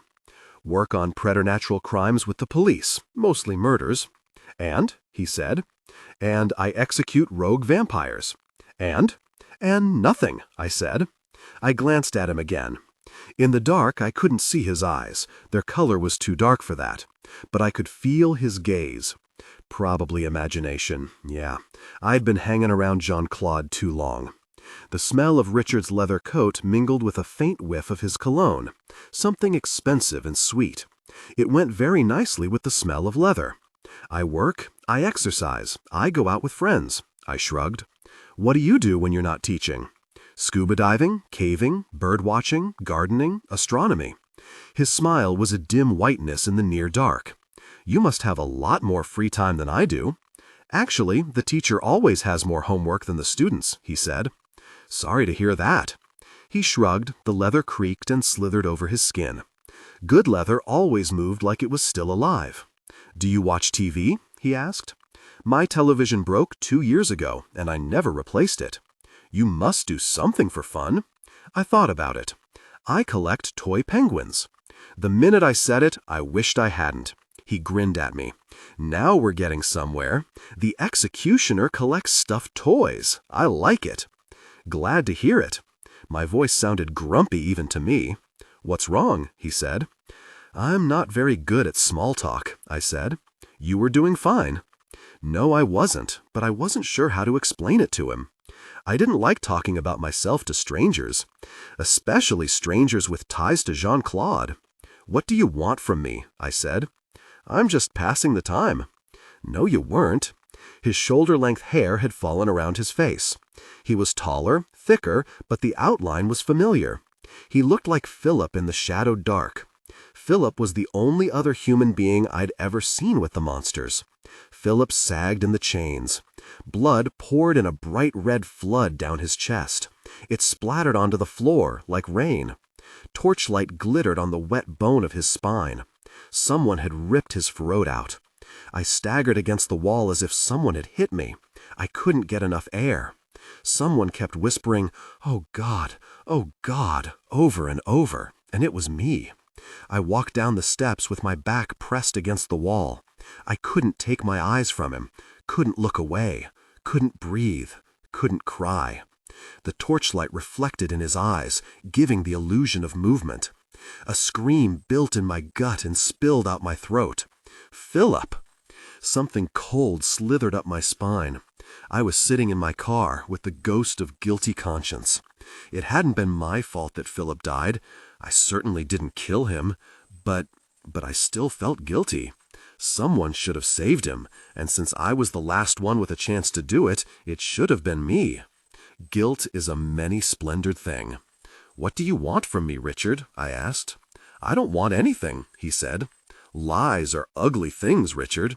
What makes you think I'm lying? Finely honed instinct, I said. Has it really been that long since a man tried to make polite small talk with you? I started to look at him and decided not to. It had been that long. The last person who flirted with me was murdered. It makes a girl a little cautious. He was quiet for a minute. Fair enough, but I still want to know more about you. Why? Why not? He had me there. How do I know Jean-Claude didn't tell you to make friends? Why would he do that? I shrugged. Okay, let's start over. Pretend we met at the health club. Health club? I said. He smiled. Health club. I thought you looked great in your swimsuit. Sweats, I said. He nodded. You looked cute in your sweats. I liked looking great better. If I get to imagine you in a swimsuit, you can look great. Sweats only get cute. Fair enough. We made pleasant small talk, and I asked you out. I had to look at him. Are you asking me out? Yes, I am. I shook my head and turned back to the road. I don't think that's a good idea.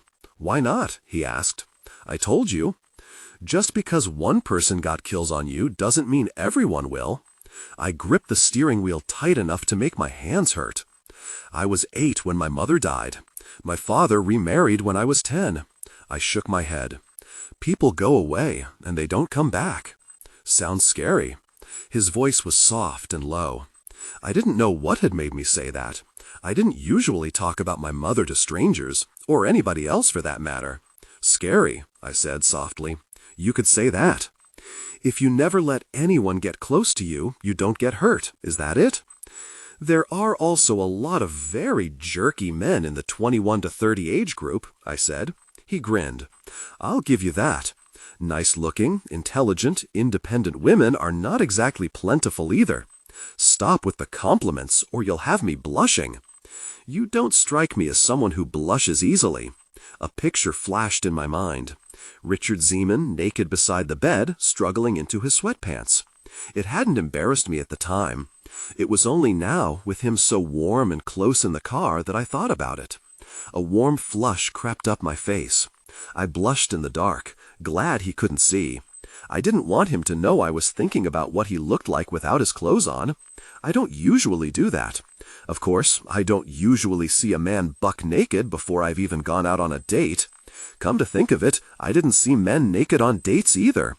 We're in the health club, sipping fruit juice, and I ask you out. I stared very hard at the road.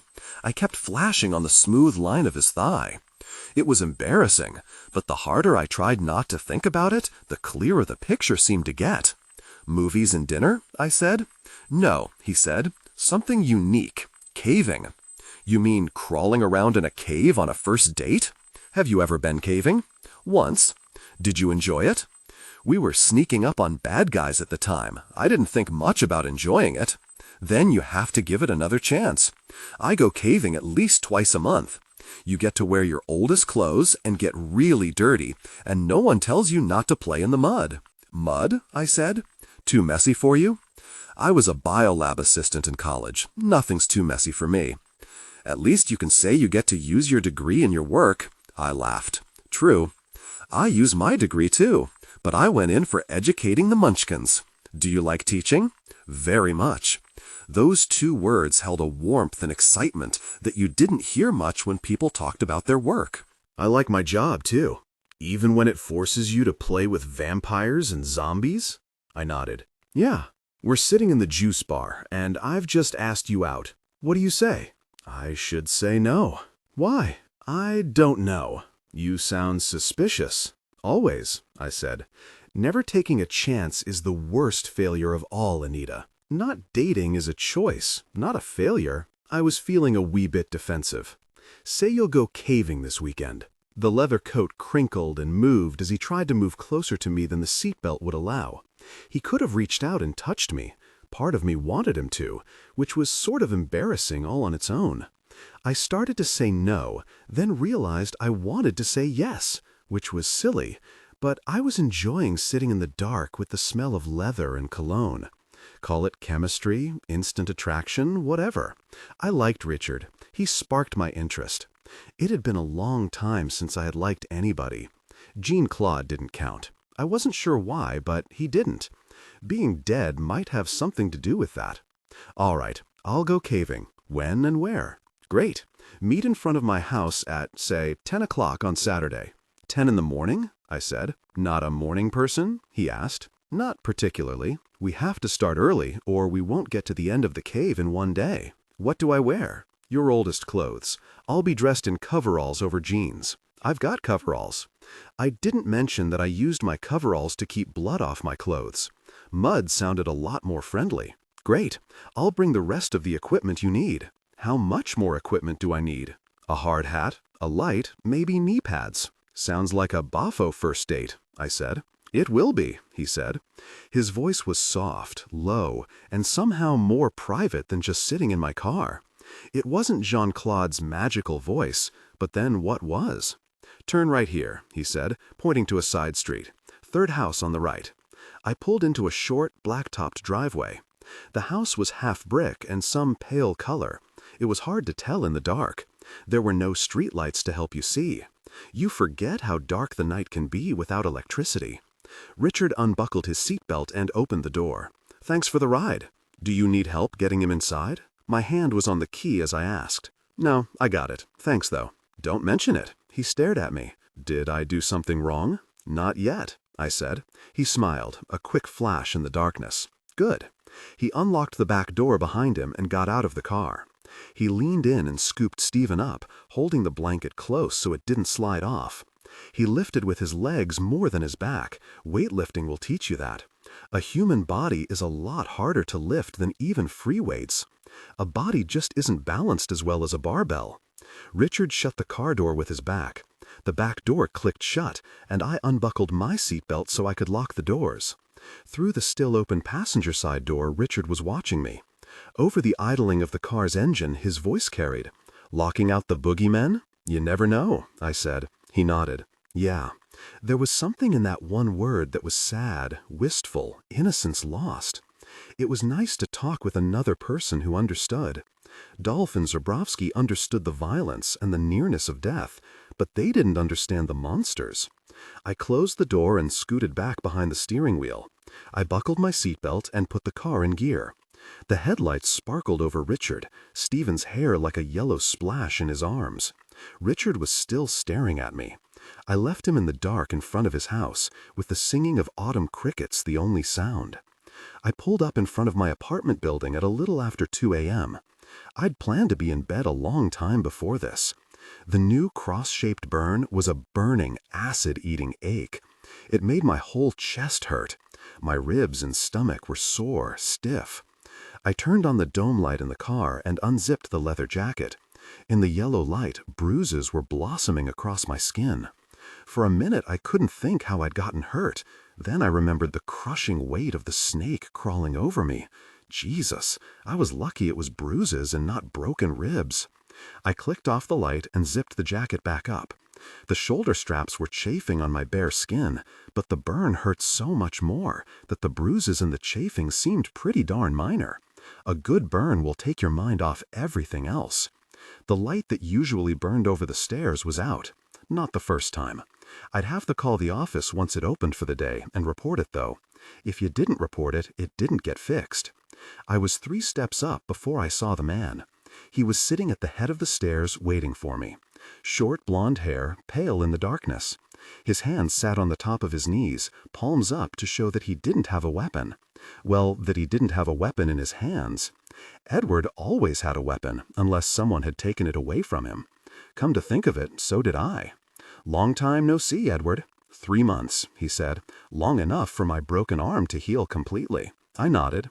I got my stitches out about 2 months ago. He just sat on the steps, looking down at me. What do you want, Edward? Couldn't it be a social call? He was laughing at me, quietly. It's 2 o'clock in the freaking morning. It better not be a social call. Would you rather it was business? His voice was soft, but it carried. I shook my head. No. I never wanted to be business for Edward. He specialized in killing lycanthropes, vampires, anything that used to be human and wasn't anymore. He'd gotten bored with killing people. Too easy. Is it business? My voice was steady, no tremble. Good for me. I could draw the Browning, but if we ever drew down on each other for real, he'd kill me. Being friends with Edward was like being friends with a tame leopard. You could pet it, and it seemed to like you, but you knew deep down that if it ever got hungry enough or angry enough, it would kill you. Kill you and eat the flesh from your bones. Just information tonight, Anita, no problems. What sort of information? I asked. He smiled again. Friendly old Edward. Right. Can we go inside and talk about it? It's freezing out here. The last time you were in town, you didn't seem to need an invitation to break into my apartment. You've got a new lock. I grinned. You couldn't pick it, could you? I was genuinely pleased. He shrugged. Maybe it was the darkness, but if it hadn't been Edward, I'd have said he was embarrassed. The locksmith told me it was burglar-proof, I said. I didn't bring my battering ram with me, he said. Come on up. I'll fix coffee. I stepped around him. He stood and followed me. I turned my back on him without worrying.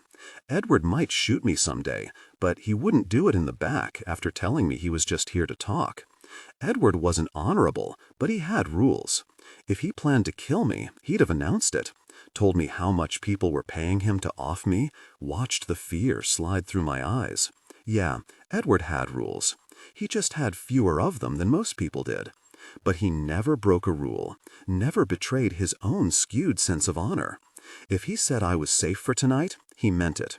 It would have been nice if Jean-Claude had had rules. The hallway was middle of the night, middle of the week, had to get up in the morning quiet. My day-living neighbors were all a snooze in their beds without care. I unlocked the new locks on my door and ushered Edward inside. "That's a new look for you, isn't it?" he asked. "What? What happened to your shirt?" "Oh, suave comebacks, that's me." I didn't know what to say, or rather how much to say.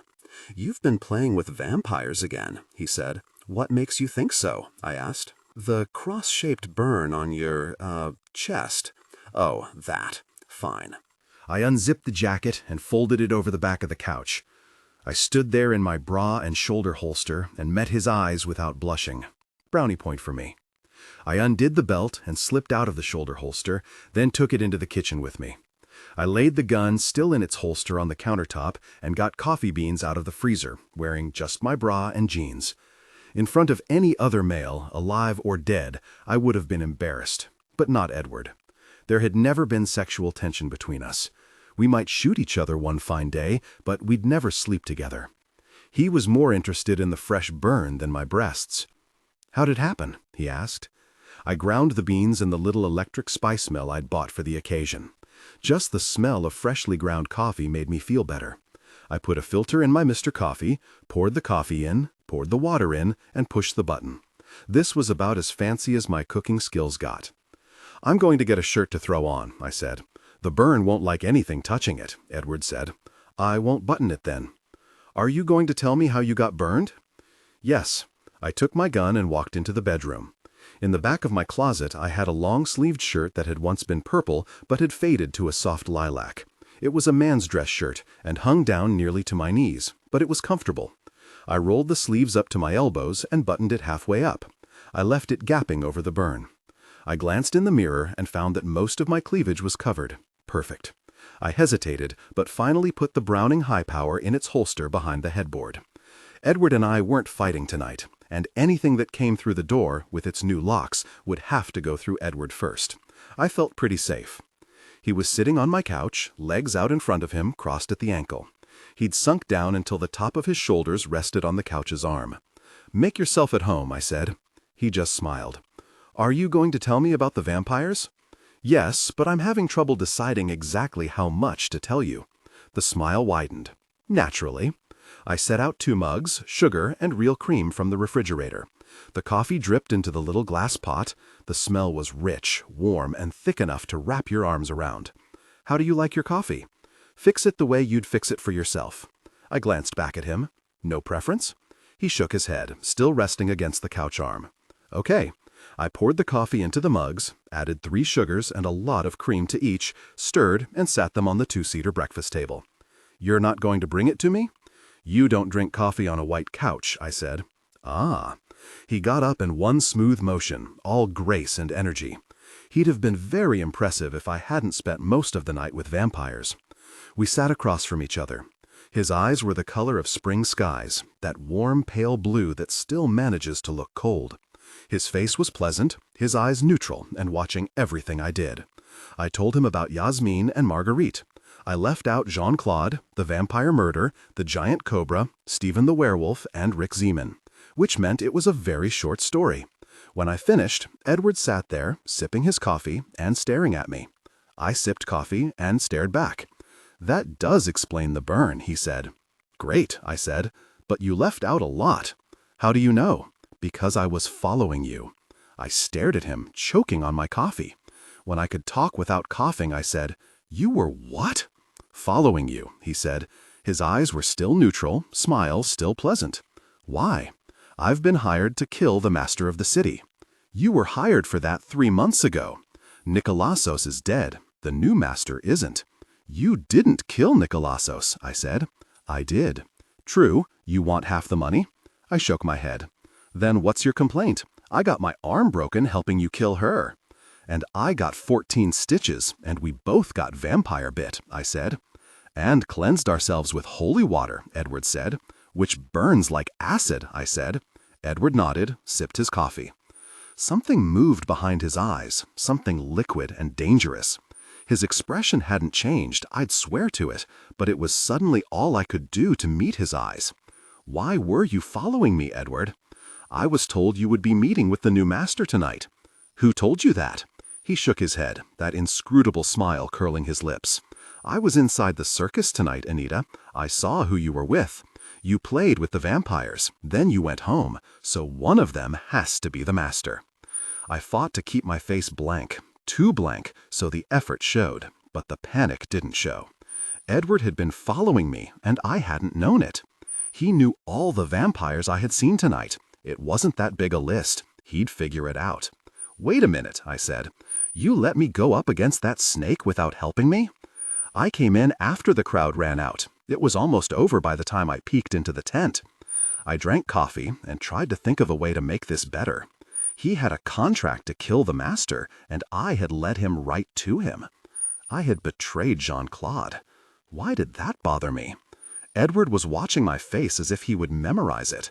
He was waiting for my face to betray me. I worked hard at being blank and inscrutable. He smiled that close, canary-eating grin of his. He was enjoying himself. I was not.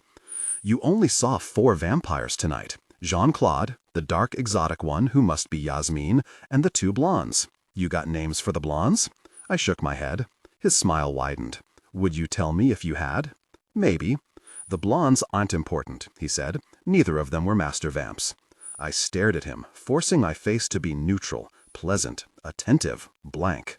Blank is not one of my better expressions, but maybe if I practiced enough. That leaves Jean-Claude and Yasmin. Yasmin's new in town. That just leaves Jean-Claude. "Do you really think that the master of the freaking city would show himself like that?"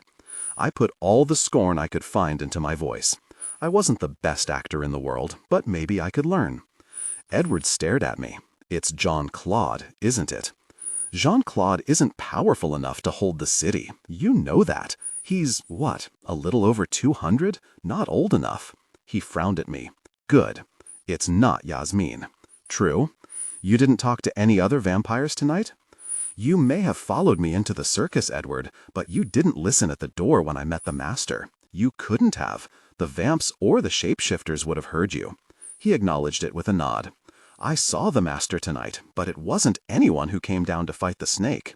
"The master let his people risk their lives and didn't help?" His smile was back. "The master of the city doesn't have to be physically present to lend his power. You know that." "No," he said, "I don't." I shrugged. "Believe it or not." I prayed, please let him believe. He was frowning. "You're not usually this good a liar." "I'm not lying." My voice sounded calm, normal, truthful. Honesty auras. "If Jean-Claude really isn't the master, then you know who is?" The question was a trap. I couldn't answer yes to both questions. But gosh, I'd been lying. Why stop now? "Yes, I know who it is." "Tell me," he said. "The master would kill me if he knew I talked to you." "We can kill him together like we did the last one." His voice was terribly reasonable. I thought about it for a minute. I thought about telling him the truth. Humans first might not be up to tangling with the master, but Edward was. We could kill him together, a team. My life would be a lot simpler. I shook my head and sighed. Gosh, I can't, Edward. Won't, he said. I nodded. Won't. If I believe you, Anita, it means I need the name of the master. It means you are the only human who knows that name. The friendly banter seeped out of his face like melting ice. His eyes were as empty and pitiless as a winter sky. There was no one home that I could talk to. You don't want to be the only human who knows the name, Anita. He was right. I didn't. But what could I say? Take it or leave it, Edward. Save yourself a lot of pain, Anita. Tell me the name. He believed. Very gosh. I lowered my eyes to look down into my coffee so he wouldn't see the flash of triumph in my eyes. When I looked back up, I had my face under control. Me and Meryl Streep. I don't give in to threats, you know that. He nodded. He finished his coffee and sat the mug in the middle of the table. I will do whatever is necessary to finish this job. I never doubted that, I said. He was talking about torturing me for information. He sounded almost regretful, but that wouldn't stop him. One of Edward's primary rules was, always finish a job. He wouldn't let a little thing like friendship ruin his perfect record. You saved my life, and I saved yours, he said. It doesn't buy you anything now. You understand that? I nodded. I understand. Good. He stood up. I stood up. We looked at each other. He shook his head. I'll find you tonight, and I'll ask again. I won't be bullied, Edward. I was finally getting a little mad. He had come in here asking for information. Now he was threatening me. I let the anger show. No acting needed. You're tough, Anita, but not that tough. His eyes were neutral but wary, like those of a wolf I'd seen once in California. I just walked around a tree, and there it had been, standing. I froze. I had never really understood what neutral meant until then. The wolf didn't give a damn if it hurt me or not. My choice. Threaten it, and things got messy. Give it room to run, and it would run. But the wolf didn't care. It was prepared either way. I was the one with my pulse in my throat, so startled that I'd stopped breathing. I held my breath and wondered what the wolf would decide. It finally loped off through the trees. I'd relearned how to breathe and gone back down to the campsite. I had been scared, but I could still close my eyes and see the wolf's pale gray eyes. The wonder of staring at a large predator without any cage bars between us. It had been wonderful. I stared up at Edward now and knew that this too was wonderful in its way. Whether I had known the information or not, I wouldn't have told him. No one bullied me. No one. That was one of my rules. I don't want to have to kill you, Edward. He smiled then. You kill me? He was laughing at me. You bet, I said.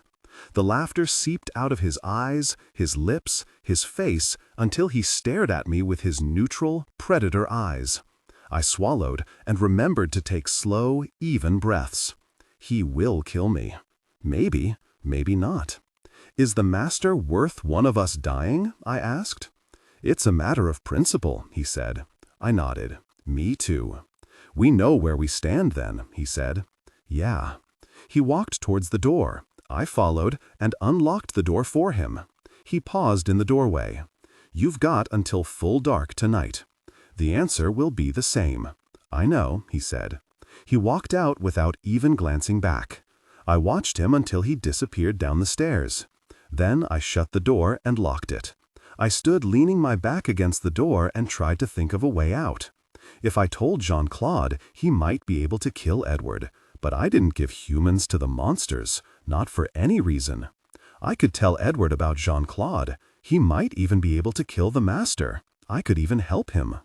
I tried picturing Jean-Claude's perfect body, riddled with bullets, covered in blood. His face blown away by a shotgun. I shook my head. I couldn't do it.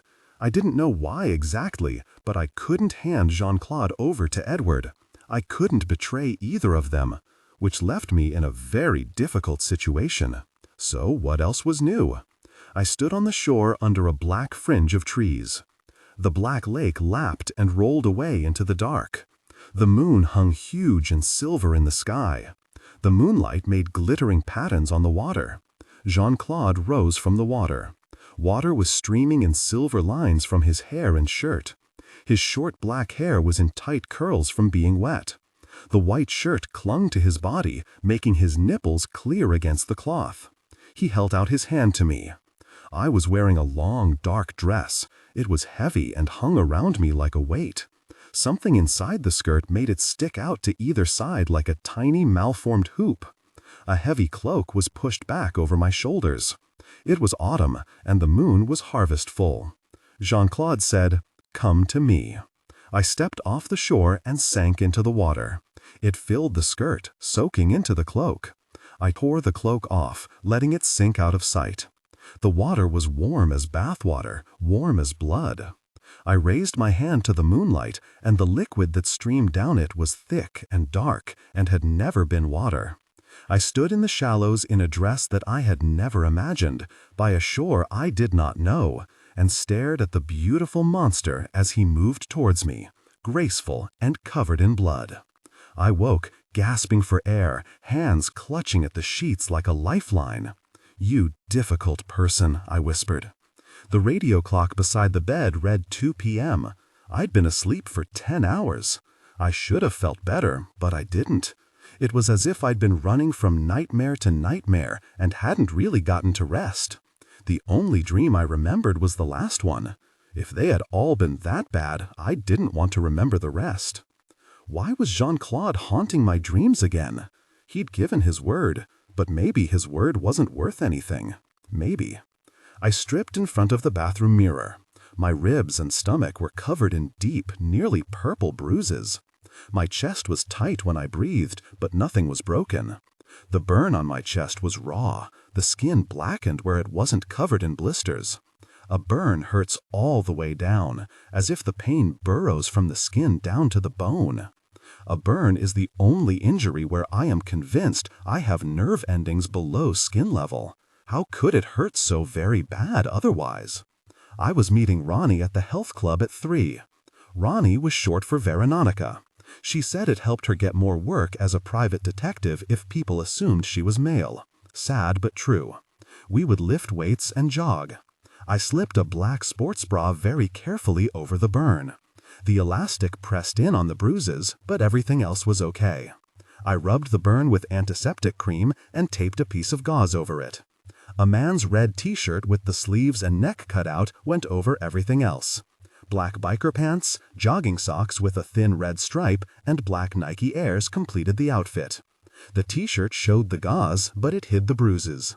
Most of the regulars at the health club were accustomed to my coming in bruised or worse. They didn't ask a lot of questions anymore. Ronnie says I was grumpy at them. Fine with me. I like to be left alone. I had my coat on, gym bag in hand, when the phone rang. I debated, but finally picked it up. "Talk to me," I said. "It's Dolph." My stomach tightened. Was it another murder? "What's up, Dolph?" "We got an ID on the John Doe you looked at." "The vampire victim?" "Yeah." I let out the breath I'd been holding. No more murders, and we were making progress. What could be better? Calvin Barnabas Rupert. Friends called him Cal. 26 years old, married to Denise Smythe Rupert for 4 years. No children. He was an insurance broker. We haven't been able to turn up any ties with the vampire community. Maybe Mr. Rupert was just in the right place at the wrong time. Random violence? He made it a question. Maybe. If it was random, we got no pattern, nothing to look at. So you're wondering if I can find out if Cal Rupert had any ties to the monsters? Yes, he said. I sighed. "I'll try. Is that it? I'm late for an appointment." "That's it. Call me if you find out anything." His voice sounded positively grim. "You'd tell me if you found another body, wouldn't you?" He gave a snort of laughter. "Make you come down and measure the very bites, yeah." "Why? Your voice sounds grim." The laughter dribbled out of his voice. "You're the one who said there'd be more bodies. You changed your mind on that?" I wanted to say, yes, I've changed my mind, but I didn't. If there is a pack of rogue vampires, we'll be seeing more bodies. Can you think of anything else it could be besides vampires? He asked. I thought about it for a minute and shook my head. Not a very thing. Fine, talk to you later. The phone buzzed dead in my hand before I could say anything. Dolph wasn't much on hello and goodbye. I had my backup gun, a Firestar 9mm, in the pocket of my jacket. There was just no way to wear a holster in exercise clothes. The Firestar only held 8 bullets to the Browning's 13, but the Browning tended to stick out of my pocket and make people stare. Besides, if I couldn't get the bad guys with 8 bullets, another 5 probably wouldn't help. Of course, there was an extra clip in the zipper pocket of my gym bag. A girl couldn't be too cautious in these crime-ridden times. Ronnie and I were doing power circuits at Vic Tanny's. There were 2 full sets of machines and no waiting at 3:14 on a Thursday afternoon. I was doing the hip abduction, hip adduction machine. You pulled a lever on the side and the machine went to different positions. The hip adduction position looked vaguely unusual and uncomfortable. It was one of the reasons I never wore shorts when we lifted weights. Ronnie either. I was concentrating on pressing my thighs together without making the weights clink. Weights clinking means you're not controlling the exercise, or it means you're working with too much weight. I was using 60 pounds. It wasn't too heavy. Ronnie lay on her stomach using the leg curl, flexing her calves over her back, heels nearly touching her butt. The muscles under her calves bunched and coiled under her skin. Neither of us is bulky, but we're solid. Think Linda Hamilton in Terminator 2. Ronnie finished before I did and paced around the machines waiting for me. I let the weights ease back with only the slightest clink. It's okay to clink the weights when you're finished. We eased out from the machines and started running on the oval track. The track was bordered by a glass wall that showed the blue pool. A lone man was doing laps in goggles and a black bathing cap. The other side was bordered by the free weight room and the aerobics studio. The ends of the track were mirrored so you could always see yourself running face on. On bad days, I could have done without watching myself. On good days, it was kind of fun. A way to make sure your stride was even, arms pumping. I told Ronnie about the vampire victim as we ran, which meant we weren't running fast enough. I increased my pace and could still talk. When you routinely do 4 miles outside in the St. Louis heat, the padded track at Vic Tanny's is just not that big a challenge. We did 2 laps and went back to the machines. What did you say the victim's name was again? She sounded normal, no strain. I increased our pace to a flat-out run. All talking ceased. Arm machines this time, regular pullover for me, overhead press for Ronnie, then 2 laps of the track, then trade machines. When I could talk, I answered her question. Calvin Rupert, I said. I did 12 pullovers with 100 pounds.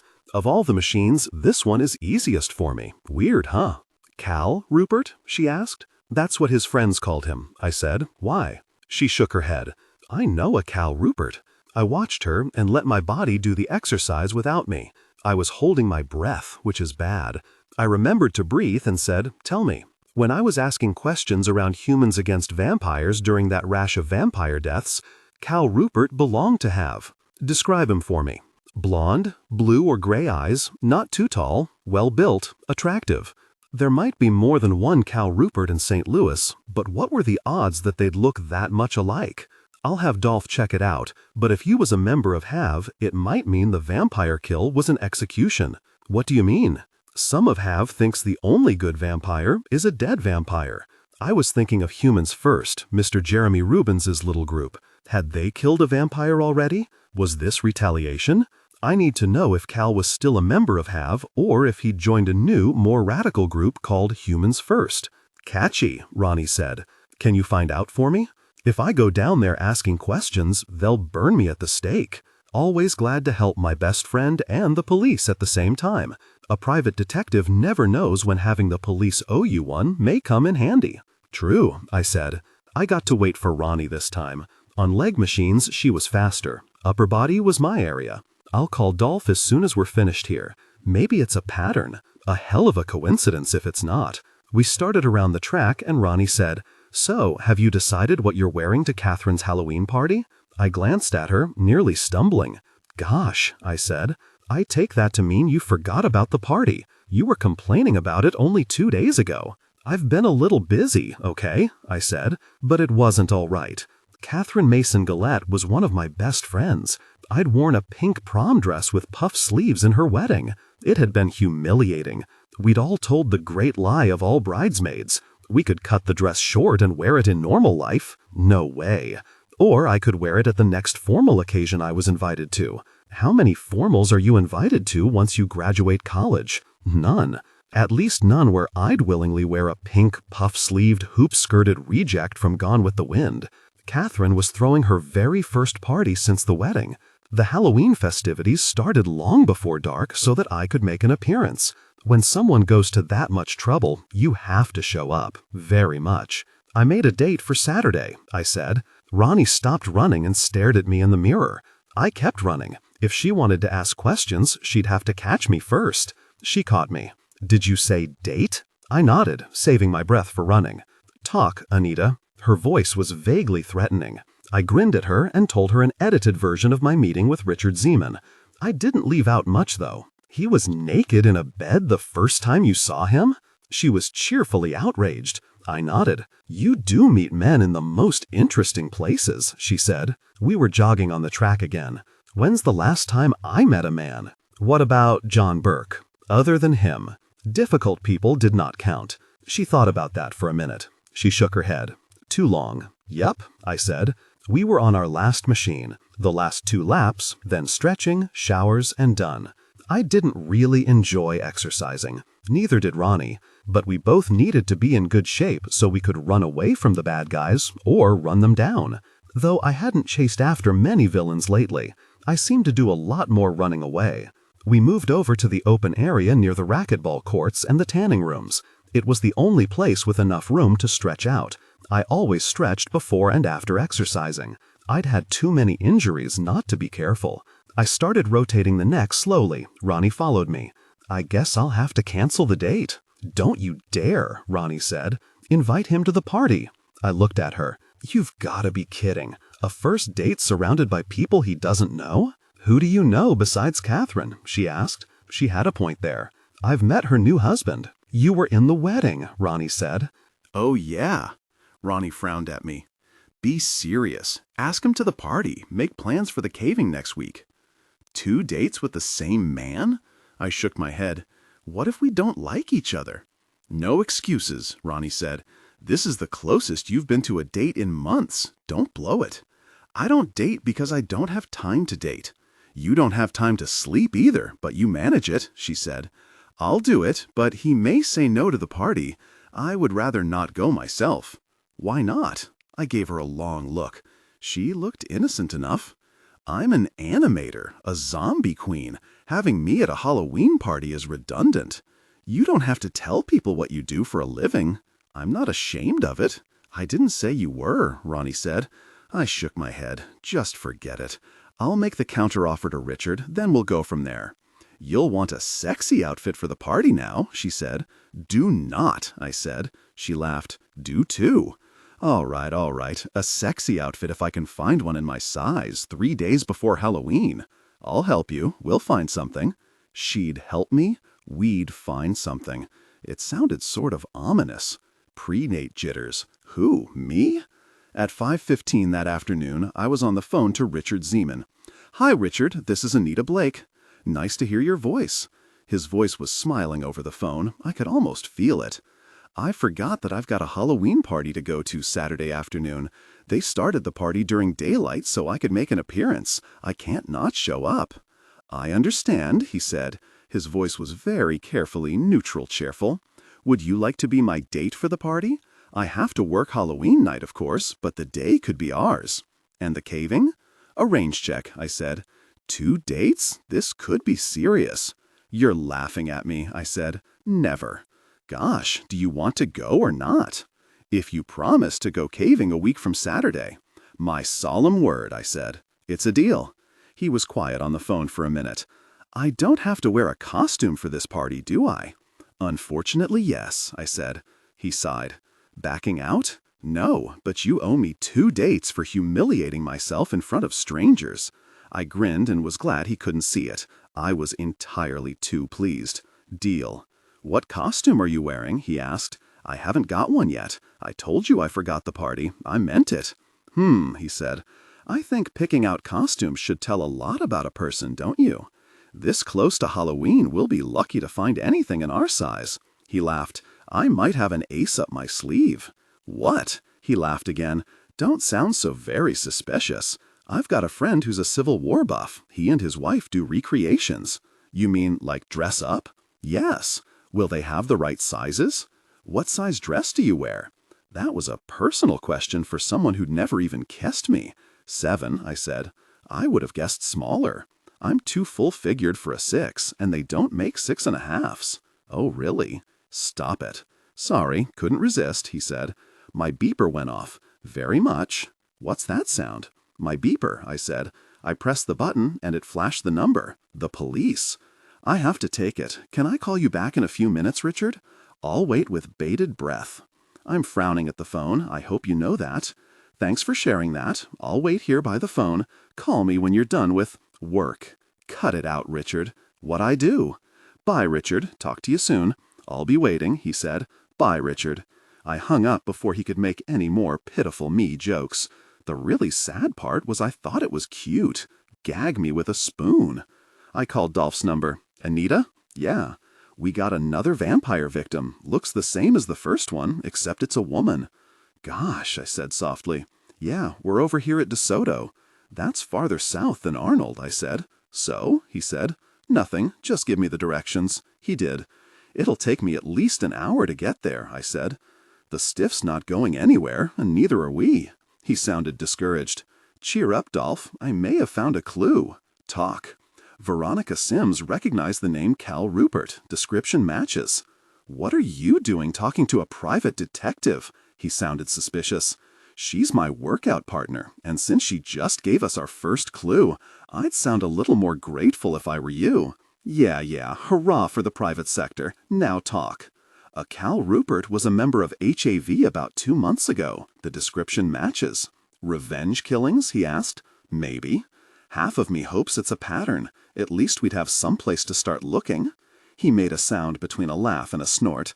I'll tell Zerbrovsky you found a clue. He'll like that. All us Dick Tracy crime busters speak police lingo, I said. Police lingo? I could feel the grin over the phone. You find any more clues, you let us know. Aye, Sergeant. Cut the sarcasm, he said. Please, I always use fresh sarcasm, never canned.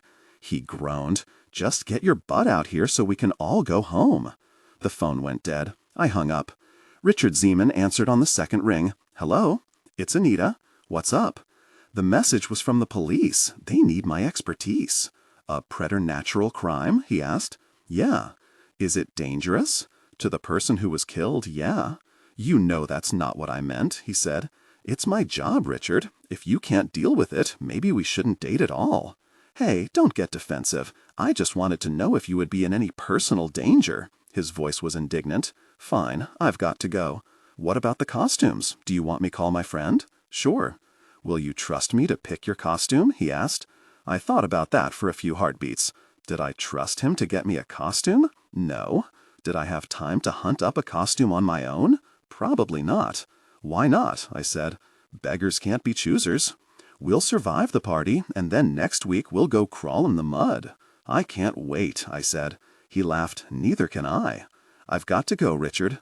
I'll have the costumes at your apartment for inspection. I'll need directions. I gave him directions. I hope you like your costume. Me too. Talk to you later. I hung the receiver on the payphone's cradle and stared at it.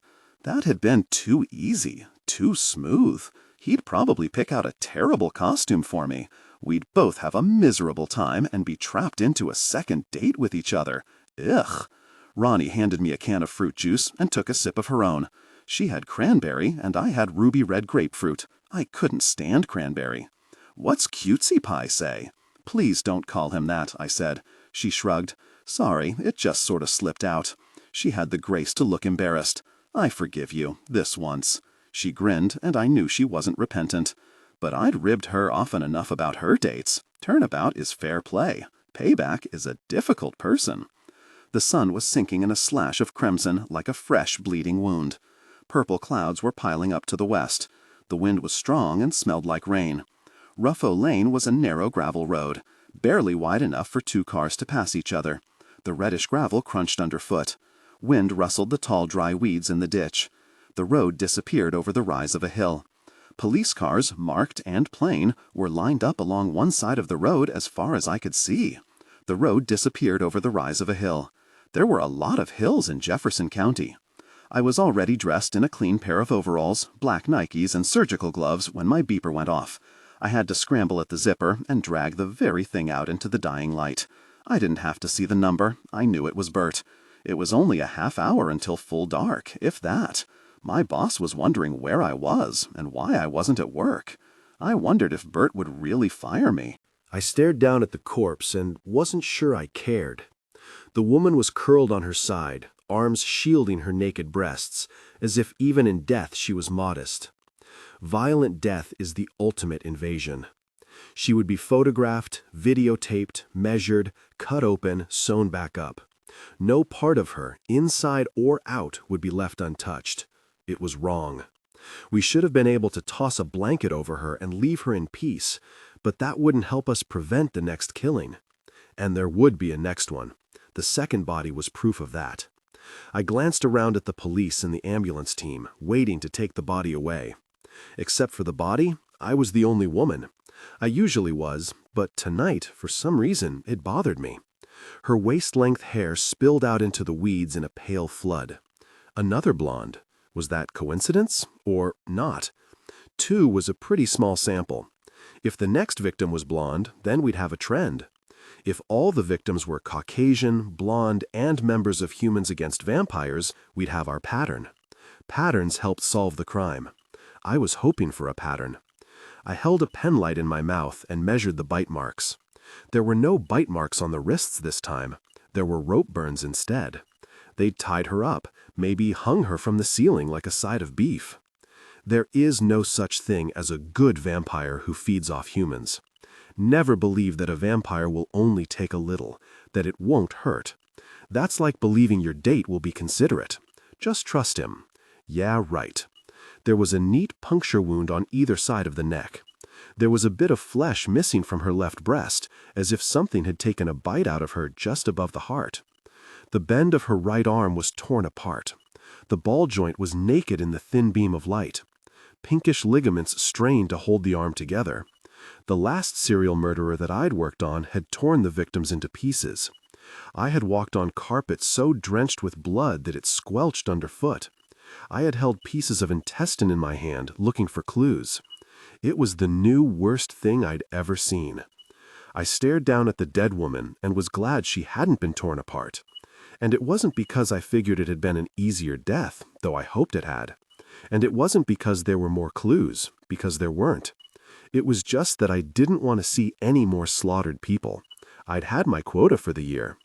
There is an art to holding a penlight in your mouth and measuring wounds without drooling on yourself. I managed. The secret was sucking on the end of the flashlight from time to time. The thin beam of the flashlight shone on her thighs. I wanted to see if she had a groin wound like the man.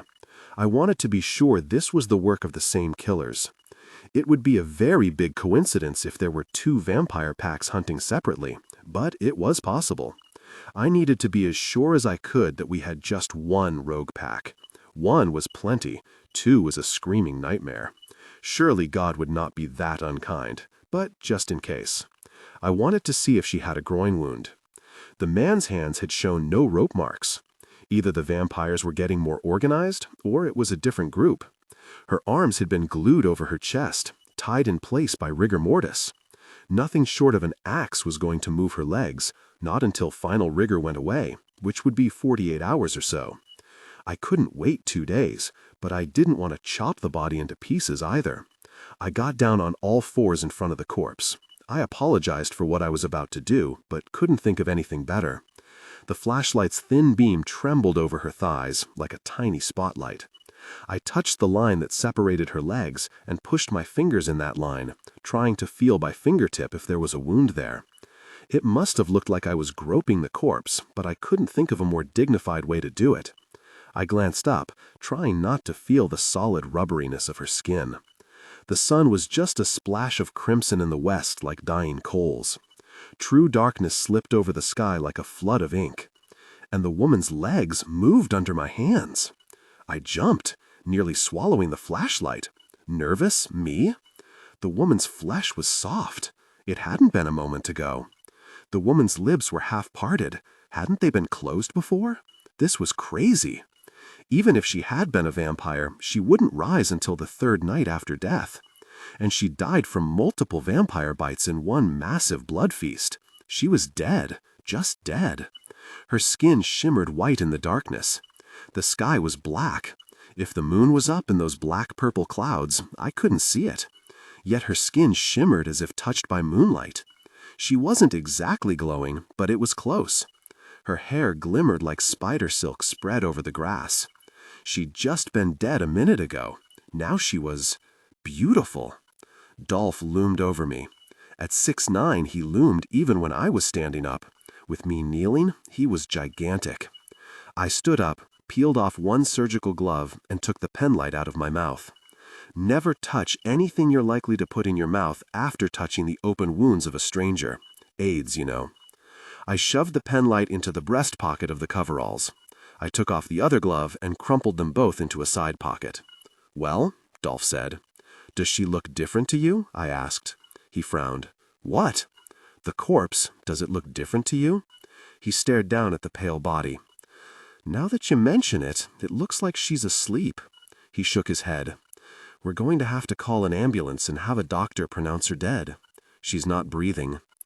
"Would you want the fact that you weren't breathing to be the only criterion?" I thought about that for a minute. "No, I guess not." Dolph leafed through his notebook. "You said a person who dies of multiple vampire bites can't rise from the dead as a vampire." He was reading my own words back at me. I was hoist on my petard. "That's true in most cases." He stared down at the woman. "But not in this one." "Unfortunately, no," I said. "Explain this, Anita." He didn't sound happy. I didn't blame him. "Sometimes even one bite can make a corpse rise as a vampire. I've only read a couple of articles about it. A very powerful master vamp can sometimes contaminate every corpse it touches." "Where'd you read the articles?" "The Vampire Quarterly." "Never heard of it," he said. I shrugged. "I have a degree in preternatural biology. I must be on someone's list for stuff like that." A thought came to me that wasn't pleasant at all. "Dolph?" "Yeah?" "The man, the first corpse, this is its third night." "It didn't glow in the dark," Dolph said. "The woman's corpse didn't look bad until full dark." "You think the man's going to rise?" he asked. I nodded. "Gosh," he said. "Exactly," I said. He shook his head. "Wait a minute, he can still tell us who killed him." "He won't come back as a normal vamp," I said. "He died of multiple wounds, Dolph. He'll come back as more animal than human." "Explain that." "If they took the body to St. Louis City Hospital, then it's safe behind reinforced steel. But if they listen to me, then it's at the regular morgue. Call the morgue and tell them to evacuate the building." "You're serious?" he said. "Absolutely." He didn't even argue with me. I was his preternatural expert, and what I said was pretty much gospel until proven otherwise. Dolph didn't ask for your opinion unless he was prepared to act upon it. He was a good boss. He slipped into his car, nearest to the murder scene, of course, and called the morgue. He leaned out the open car door. The body was sent to St. Louis City Hospital, routine for all vampire victims, even ones our preternatural expert tells us are safe. He smiled at me when he said it. "Call Louis City and make sure they've got the body in the vault room." "Why would they transport the body to the vampire morgue and not put the body in the vault room?" he asked. I shook my head. "I don't know, but I'll feel better after you call them." He took a deep breath and let it go. "Okay." He got back on the phone and dialed the number from memory. Shows what kind of year Dolph's been having. I stood at the open car door and listened. There wasn't much to hear. No one answered. Dolph sat there, listening to the distant ring of the phone. He stared up at me. His eyes asked the question. "Somebody should be there," I said. "Yeah," he said. "The man will rise like a beast," I said. "It'll slaughter everything in its path, unless the master that made it comes back to pick it up, or until it's really dead. They're called animalistic vampires. There's no colloquial term for them. They're too rare for that." Dolph hung up the phone and surged out of the car, yelling, "Zebrovsky!" "Here, Sarge." Zebrovsky came at a trot. When Dolph yelled, you came running or else. "How's it going, Blake?" What was I supposed to say? Terrible? I shrugged and said, "Fine." My beeper went off again. "Very, Bert." "Talk to your boss," Dolph said. "Tell him to leave you really alone." Sounded good to me. Dolph went off yelling orders. The men scrambled to obey. I slid into Dolph's car and called Bert. He answered on the first ring. Not a good sign. "This better be you, Anita." "And if it's not," I said. "Where the hell are you?" "Murder scene with a fresh body," I said. That stopped him for a second. "You're missing your first appointment." "Yeah, but I'm not going to yell." "You're being reasonable," I said. "What's wrong?" "Nothing except that the newest member of Animators Inc. is taking your first 2 appointments. His name is Lawrence Kirkland. Just meet him at the 3rd appointment, and you can take the last 3 appointments and show him the ropes." "You hired someone? How'd you find someone so fast? Animators are pretty rare, especially one who could do 2 zombies in one night." "It's my job to find talent." Dolph slid into the car, and I slid into the passenger seat. "Tell your boss you've got to go." "I've got to go, Bert." "Wait, you have an emergency vampire staking at St. Louis City Hospital." My stomach clenched up. "What name?" He paused, reading the name. "Calvin Rupert." "Gosh." "What's wrong?" he asked. "When did the call come in?" "Around 3 this afternoon. Why?" Gosh. "What's wrong, Anita?" Bert asked. "Why was it marked urgent?" Zebrovsky slipped into the back of the unmarked car. Dolph put the car in gear and hit the sirens and lights. A marked car fell into line behind us, lights strobing into the dark. Lights and sirens, wowie. "Rupert had one of those dying wills," Bert said. "If he even had one vampire bite, he wanted to be staked." That was consistent with someone who was a member of HAV. Hell, I had it in my will. "Do we have a court order of execution?" "You only need that after the guy rises as a vampire. We've got permission from the next of kin. Just go stake him." I grabbed the dashboard as we bounced over the narrow road. Gravel pinged against the underside of the car. I cradled the phone receiver between shoulder and chin and slipped into a seatbelt. "I'm on my way to the morgue now," I said. "I sent John ahead when I couldn't get you," Bert said. "How long ago?" "I called him after you didn't answer your beeper." "Call him back. Tell him not to go." There must have been something in my voice, because he said, "What's wrong, Anita?" "We can't get any answer at the morgue, Bert." "So?" "The vampire may have already risen and killed everybody, and John's walking right into it." "I'll call him," Bert said. The connection broke, and I shoved the receiver down as we spilled out onto New Highway 21. "We can kill the vampire when we get there," I said. "That's murder," Dolph said. I shook my head. "Not if Calvin Rupert had a dying will." "Did he?" "Yeah." Zebrovsky slammed his fist into the back of the seat. "Then we'll pop the jerk." "Yeah," I said. Dolph just nodded. Zebrovsky was grinning. He had a shotgun in his hands. "Does that thing have silver shot in it?" I asked. Zebrovsky glanced at the gun. "No." "Please tell me I'm not the only one in this car with silver bullets." Zebrovsky grinned. Dolph said, "Silver's more expensive than gold. City doesn't have that kind of money." I knew that, but I was hoping I was wrong. "What do you do when you're up against vampires and lycanthropes?" Zebrovsky leaned over the back seat. "Same thing we do when we're up against a gang with Uzi pistols."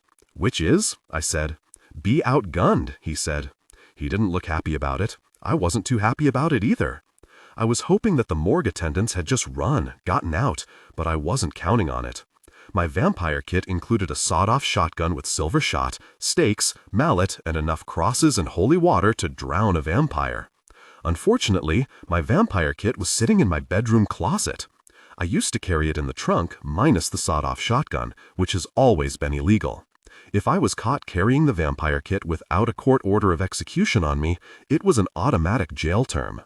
The new law had kicked in only weeks before. It was to keep certain overzealous executioners from killing someone and saying, "Gee, sorry." I, by the way, am not one of the overzealous. Honest. Dolph had cut the sirens about a mile from the hospital. We cruised into the parking lot, dark and quiet. The marked car behind us had followed our lead. There was already one marked car waiting for us. The 2 officers were crouched beside the car, guns in hand. We all spilled out of the dark cars, guns out. I felt like I'd been shanghaied into a Clint Eastwood movie. I couldn't see John Burke's car, which meant John checked his beeper more than I did. If the vampire was safely behind metal walls, I promised to answer all beeper messages immediately. Please, just don't let me have cost lives. Amen. One of the uniforms who had been waiting for us duck-walked to Dolph and said, "Nothing's moved since we got here, Sergeant." Dolph nodded. "Good. Special Forces will be here when they can get to it. We're on the list." "What do you mean we're the list?" I asked. Dolph looked at me. "Special Forces has the silver bullets, and they'll get here as soon as they can." "We're going to wait for them?" I said. "No." "Sergeant, we are supposed to wait for Special Forces when going into a preternatural situation," he said. "Not if you're the Regional Preternatural Investigation Team," he said. "You should have silver bullets," I said. "I've got a requisition in," Dolph said. "A requisition? That's real helpful." "You're a civvy. You get to wait outside, so don't complain," he said. "I'm also the legal vampire executioner for the state of Missouri. If I'd answered my beeper instead of ignoring it to irritate Bert, the vampire would be staked already, and we wouldn't be doing this. You can't leave me out of it. It's more my job than it is yours." Dolph stared at me for a minute or two, then nodded very slowly. "You should have kept your mouth shut," Zabrowski said, "and you'd get to wait in the car." "I don't want to wait in the car." He just looked at me. "I do." Dolph started walking towards the doors. Zabrowski followed. I brought up the rear. I was the police's preternatural expert. If things went badly tonight, I'd earn my retainer. All vampire victims were brought to the basement of the old St. Louis City Hospital, even those who die in a different county. There just aren't that many morgues equipped to handle freshly risen vampires. They've got a special vault room with a steel-reinforced everything and crosses laid on the outside of the door. There's even a feeding tank to take the edge off that first bloodlust. Rats, rabbits, guinea pigs. Just a snack to calm the newly risen. Under normal circumstances, the man's body would have been in the vampire room, and there would have been no problem, but I had promised them that he was safe. I was their expert, the one they called to stake the dead. If I said a body was safe, they believed me. And I'd been wrong. God help me, I'd been wrong. St. Louis City Hospital sat like a stubby brick giant in the middle of a combat zone. Walk a few blocks south and you could see Tony Award-winning musicals straight from Broadway. But here, we could have been on the dark side of the moon, if the moon had slums. Broken windows decorated the ground like shattered teeth. The hospital, like a lot of inner-city hospitals, had lost money, so they had closed it down. But the morgue stayed open because they couldn't afford to move the vampire room. The room had been designed in the early 1900s when people still thought they could find a cure for vampirism. Lock a vampire in the vault, watch it rise, and try to cure it. A lot of vamps cooperated because they wanted to be cured. Dr. Henry Mulligan had pioneered the search for a cure. The program was discontinued when one of the patients ate Dr. Mulligan's face. So much for helping the poor misunderstood vampire. But the vault room was still used for most vampire victims. Mostly as a precaution, because these days when a vamp rose, there was a vampire counselor waiting to guide the newly risen to civilized vampirehood. I had forgotten about the vampire counselor. It was a pioneer program that only been in effect a little over a month. Would an older vampire be able to control an animalistic vampire, or would it take a master vampire to control it? I didn't know. I just didn't know. Dolph had his gun out and ready. Without silver-plated bullets, it was better than spitting at the monster, but barely. Zabrowski held the shotgun like he knew how to use it. There were 4 uniformed officers at my back, all with guns, all ready to blast undead ass. So why wasn't I comforted? Because nobody else had any freaking silver bullets, except me. The double glass doors swooshed open automatically. 7 guns were trained on the door as it moved. My fingers were all cramped up trying not to shoot the very door. One of the uniforms swallowed a laugh. Nervous? Who, us? "All right," Dolph said. "There are civilians in here. Don't shoot any of them." One of the uniforms was blonde. His partner was black and much older. The other 2 uniforms were in their 20s. One skinny and tall with a prominent Adam's apple, the other short with pale skin and eyes nearly glassy with fear. Each policeman had a cross-shaped tie tack. They were the latest style and standard issue for the St. Louis police. The crosses would help, maybe even keep them alive. I hadn't had time to get my crucifix's chain replaced. I was wearing a charm bracelet that dangled with tiny crosses. I was also wearing an anklet chain, not just because it matched the bracelet, but if anything unusual happened tonight, I wanted to have a backup. It's sort of a toss-up which I'd least like to live without, cross or gun. Better to have both. "You got any suggestions about how we should do this, Anita?" Dolph asked. It wasn't too long ago that the police wouldn't have been called in at all. The good old days when vampires were left to a handful of dedicated experts. Back when you could just stake a vamp and be done with it. I had been one of the few, the proud, the brave, the executioner. We could form a circle, guns pointing out. It would up our chances of not getting snuck up on. The blonde cop said, "Won't we hear it coming?" "The undead make no noise," I said. His eyes widened. "I'm kidding, officer," I said. "Hey," he said softly. He sounded offended. I guess I didn't blame him. "Sorry," I said. Dolph frowned at me. I said I was sorry. "Don't tease the rookies," Zabrowski said. "I bet this is his first vampire." The black cop made a sound between a laugh and a snort. "His first day, period." "Jesus," I said. "Can he wait out in the car?" "I can handle myself," the blonde said. "It's not that," I said, "but isn't there some kind of union rule against vampires on the first day?" "I can take it," he said. I shook my head. His first really day? He should have been out directing traffic somewhere, not playing tag with the Walking Dead. "I'll take point," Dolph said. "Anita to my right." He pointed 2 fingers at the black cop and the blonde. "You 2 on my left." He pointed at the last 2 uniforms. "Behind Miss Blake. Zabrowski, take the back." "Gee, thanks, Sarge," he muttered. I almost let it go, but I couldn't. "I'm the only one with silver ammo. I should have point," I said. "You're a civvy, Anita," Dolph said. "I haven't been a civvy for years, and you know it." He looked at me for a long second, then nodded. "Take point, but if you get killed, my ass is grass." I smiled. "I'll try to remember that." I stepped out in front, a little ahead of the others. They formed a rough circle behind me. Zabrowski gave me a thumbs-up sign. It made me smile. Dolph gave the barest of nods. It was time to go inside. Time to stalk the monster. The walls were 2-tone green, dark khaki on the bottom, puke green on top. Institutional green, as charming as a sore tooth. Huge steam pipes, higher than my head, covered the walls. The pipes were painted green too. They narrowed the hallway to a thin passageway. Electrical conduit pipes were a thinner silver shadow to the steam pipes. Hard to put electricity in a building never designed for it. The walls were lumpy where they'd been painted over without being scraped first. If you dug at the walls, layer after layer of different color would come up, like the strata in an archaeological dig. Each color had its own history, its own memories of pain. It was like being in the belly of a great ship. Except instead of the roar of engines, you had the beat of nearly perfect silence. There are some places where silence hangs in heavy folds. St. Louis City Hospital was one of those places. If I'd been superstitious, which I am not, I would have said the hospital was the perfect place for ghosts. There are different kinds of ghosts.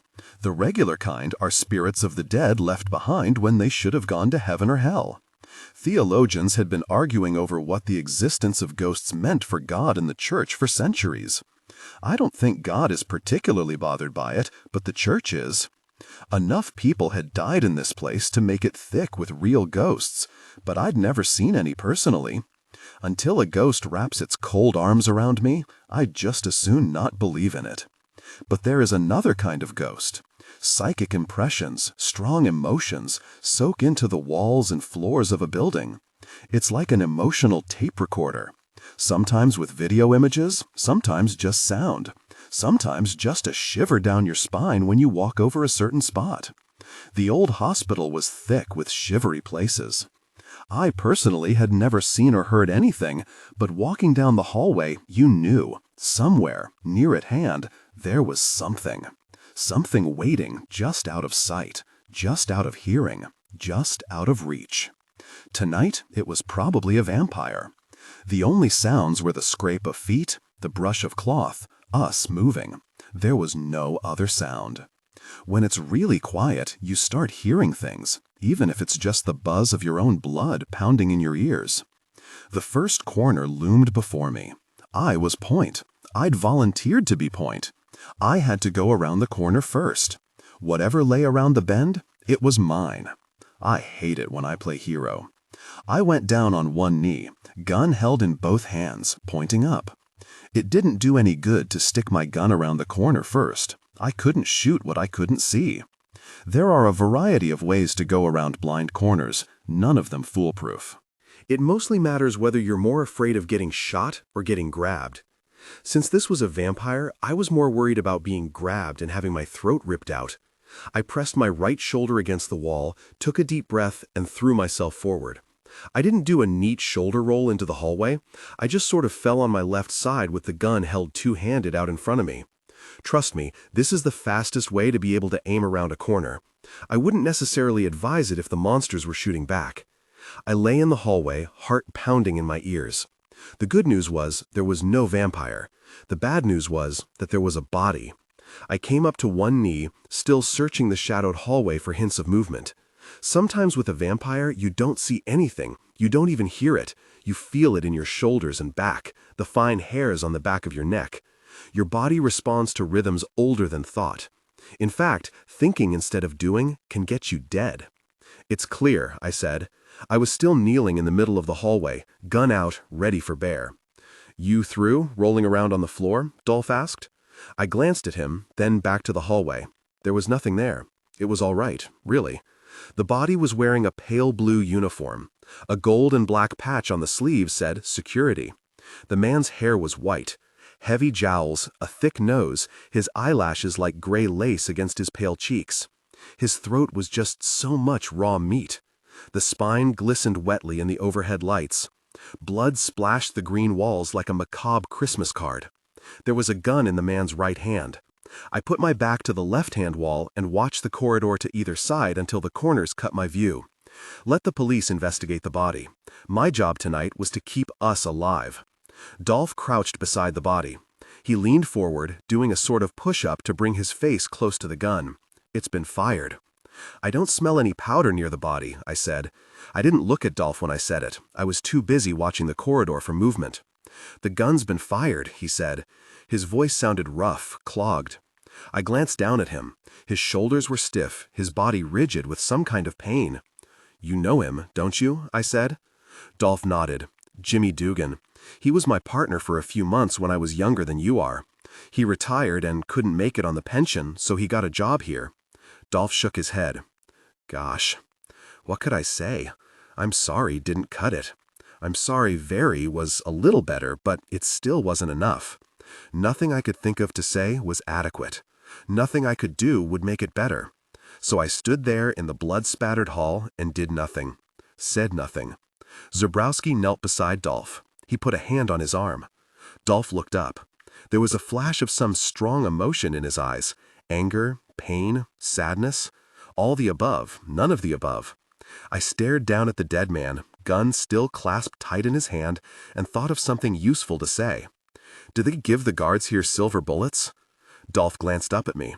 No guessing this time. It was anger. "Why?"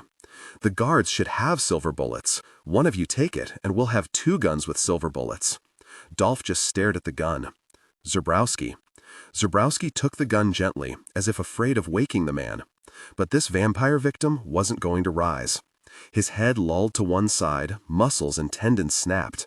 It looked like somebody had scooped out the meat and skin around his spine with a big spoon. Zebrowski checked the cylinder. Silver. He rolled the cylinder into the revolver and stood up, gun in his right hand. The shotgun he held loosely in his left hand. "Extra ammo?" I asked. Zebrowski started to kneel back down, but Dolph shook his head. He searched the dead man. His hands were candy-coated in blood when he was done. He tried to wipe the drying blood onto a white handkerchief, but the blood stained the lines in his hands, gathered around his fingernails. Only soap and scrubbing would get it off. He said softly, "Sorry, Jimmy."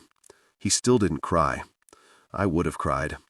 But then, women have more chemicals in their tear ducts. It makes us tear up easier than men. Honest. No extra ammo. Guess Jimmy thought 5'd be enough for some dumb jerk security job. His voice was warm with anger. Anger was better than crying, if you can manage it. I kept checking the corridor, but my eyes kept going to the dead man. He was dead because I hadn't done my job. If I hadn't told the ambulance drivers that the body was safe, they'd have put him in the vault, and Jimmy Dugan wouldn't have died. I hate it when things are my fault. "Go," Dolph said. I took the lead. There was another corner. I did my little kneel and roll routine again. I lay half on my side, gun pointed two-handed down the hallway. Nothing moved in the long green hallway. There was something lying in the floor. I saw the lower part of the guard first. Legs and pale blue, blood-drenched pants. A head with a long brown ponytail lay to one side of the body like a forgotten lump of meat. I got to my feet, gun still hovering, looking for something to aim at. Nothing moved except the blood that was still dripping down the walls. The blood dripped slowly like rain at the end of the day, thickening, congealing as it moved. Jesus. I wasn't sure which uniform said it, but I agreed. The upper body had been ripped apart as if the vampire had plunged both hands into her chest and pulled. Her spine had shattered like tinker toys. Gobbets of flesh, blood, and bones sprinkled the hallway like gruesome flower petals. I could taste bile at the back of my throat. I breathed through my mouth in deep, even breaths. Mistake. The air tasted like blood-thick, warm, faintly salty. There was an underlying sourness where the upper intestine and stomach had been broken open. Fresh death smells like a cross between a slaughterhouse and an outhouse. Gosh, and blood is what death smells like. Zebrowski was scanning the hallway, borrowed gun in hand. He had 4 bullets. I had 13, plus an extra clip in my sport bag. Where was the second guard's gun? "Where's her gun?" I asked. Zebrowski's eyes flicked to me, then to the corpse, then back to scanning the hallway. "I don't see it." I'd never met a vampire that used a gun, but there was always a first time. "Dolph, where's the guard's gun?" Dolph knelt in the blood and tried to search the body. He moved the bloody flash and pieces of cloth around like you'd stir it with a spoon. Once this would have made me lose my lunch, but it didn't anymore. Was it a bad sign that I didn't throw up on the corpses anymore? Maybe. "Spread out, look for the gun," Dolph said. The 4 uniforms spread out and searched. The blonde was pasty and swallowed convulsively, but he was making it. Good for him. It was the tall one with the prominent Adam's apple that broke first. He slid on a piece of meat that set him down hard on his butt in a pool of congealed blood. He scrambled to his knees and vomited against the wall. I was breathing quick, shallow breaths. The blood and carnage hadn't been enough, but the sound of someone else throwing up just might be. I pressed my shoulders into the wall and moved towards the next corner. I will not throw up. I will not throw up. Oh God, please don't let me throw up. Have you ever tried to aim a gun while throwing your guts up? It's damn near impossible. You're helpless until you're finished. After seeing the guards, I didn't want to be helpless. The blonde cop was leaning against the wall. His face was shiny with a sick sweat.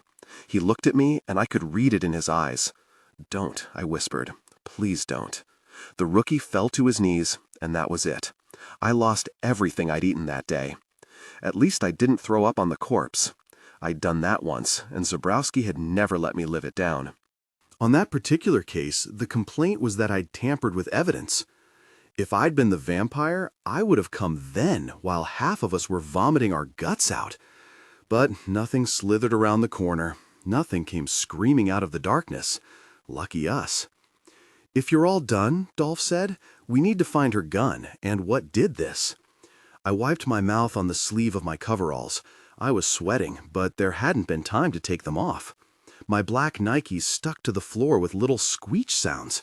There was blood on the bottom of my shoes. Maybe the coverall wasn't such a bad idea. What I wanted was a cool cloth.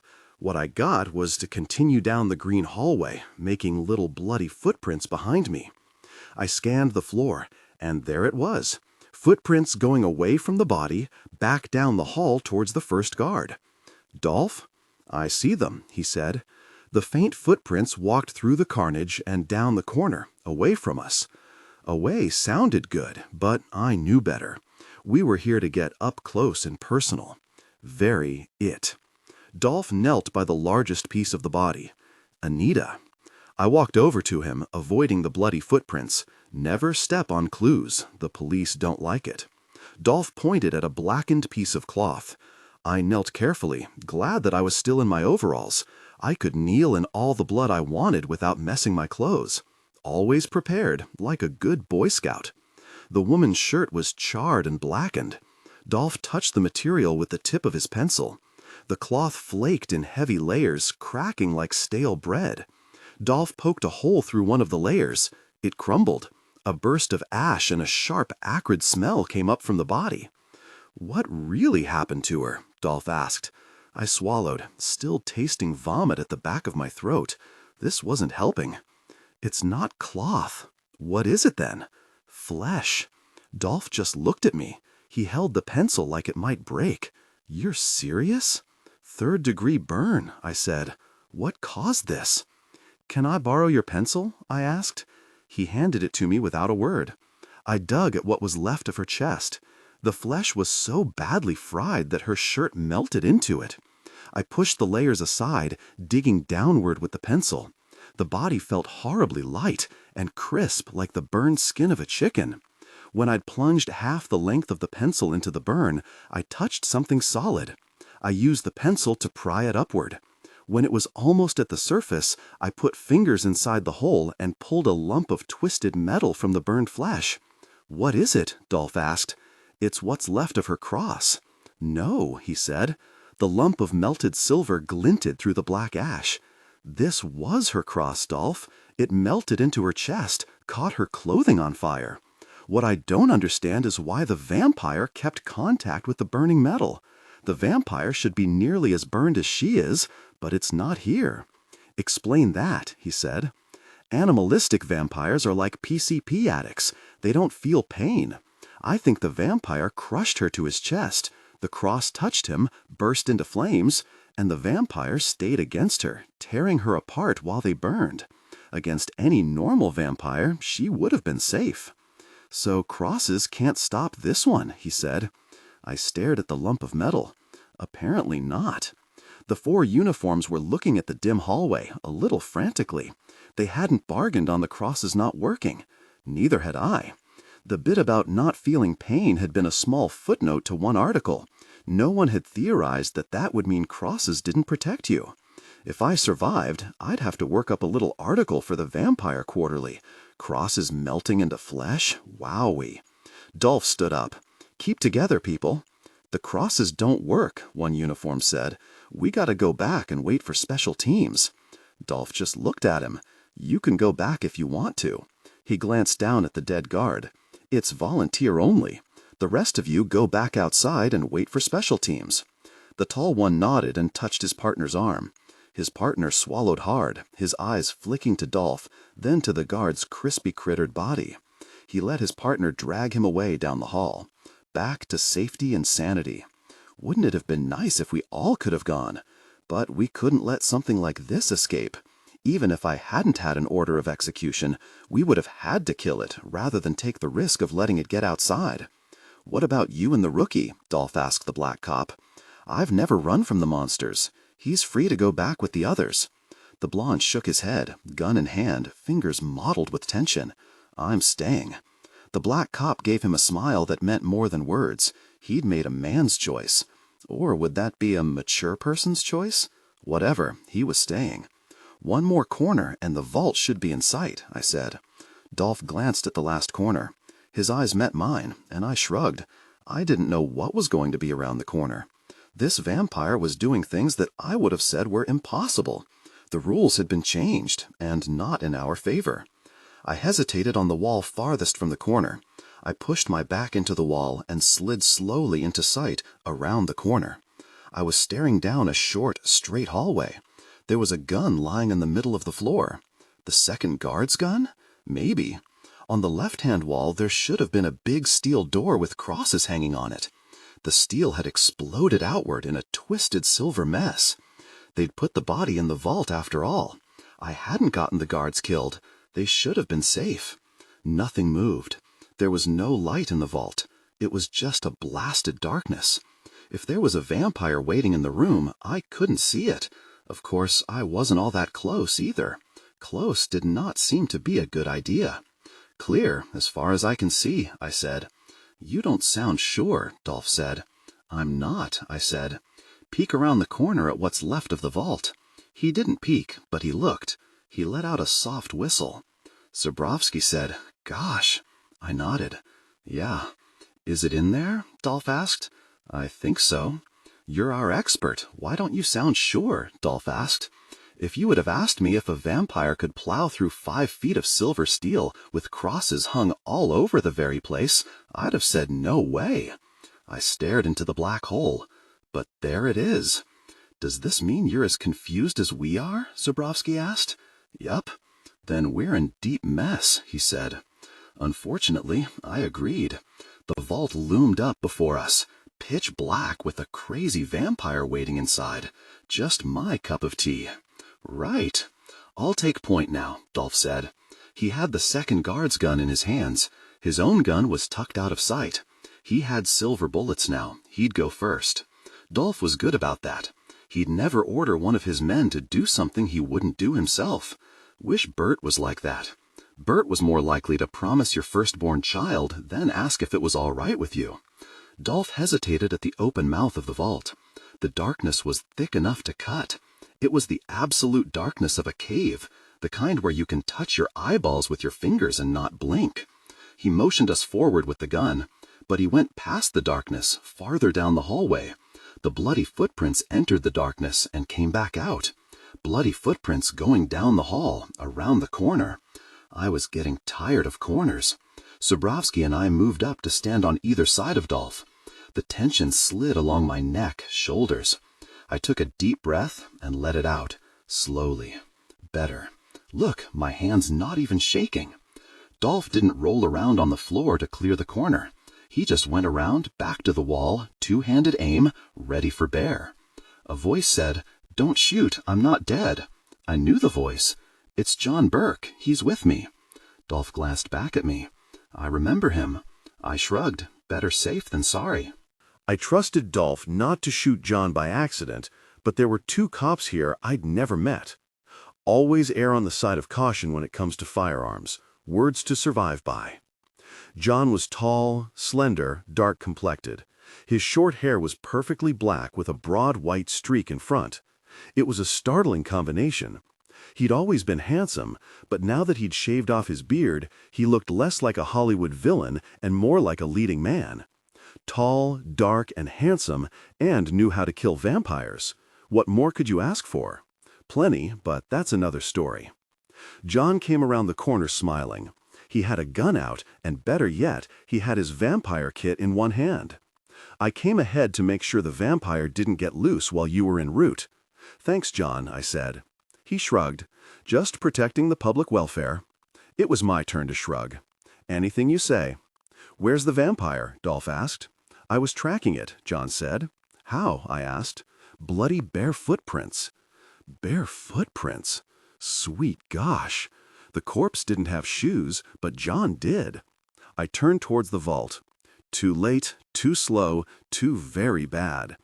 The vampire came out of the darkness, moving too fast to see.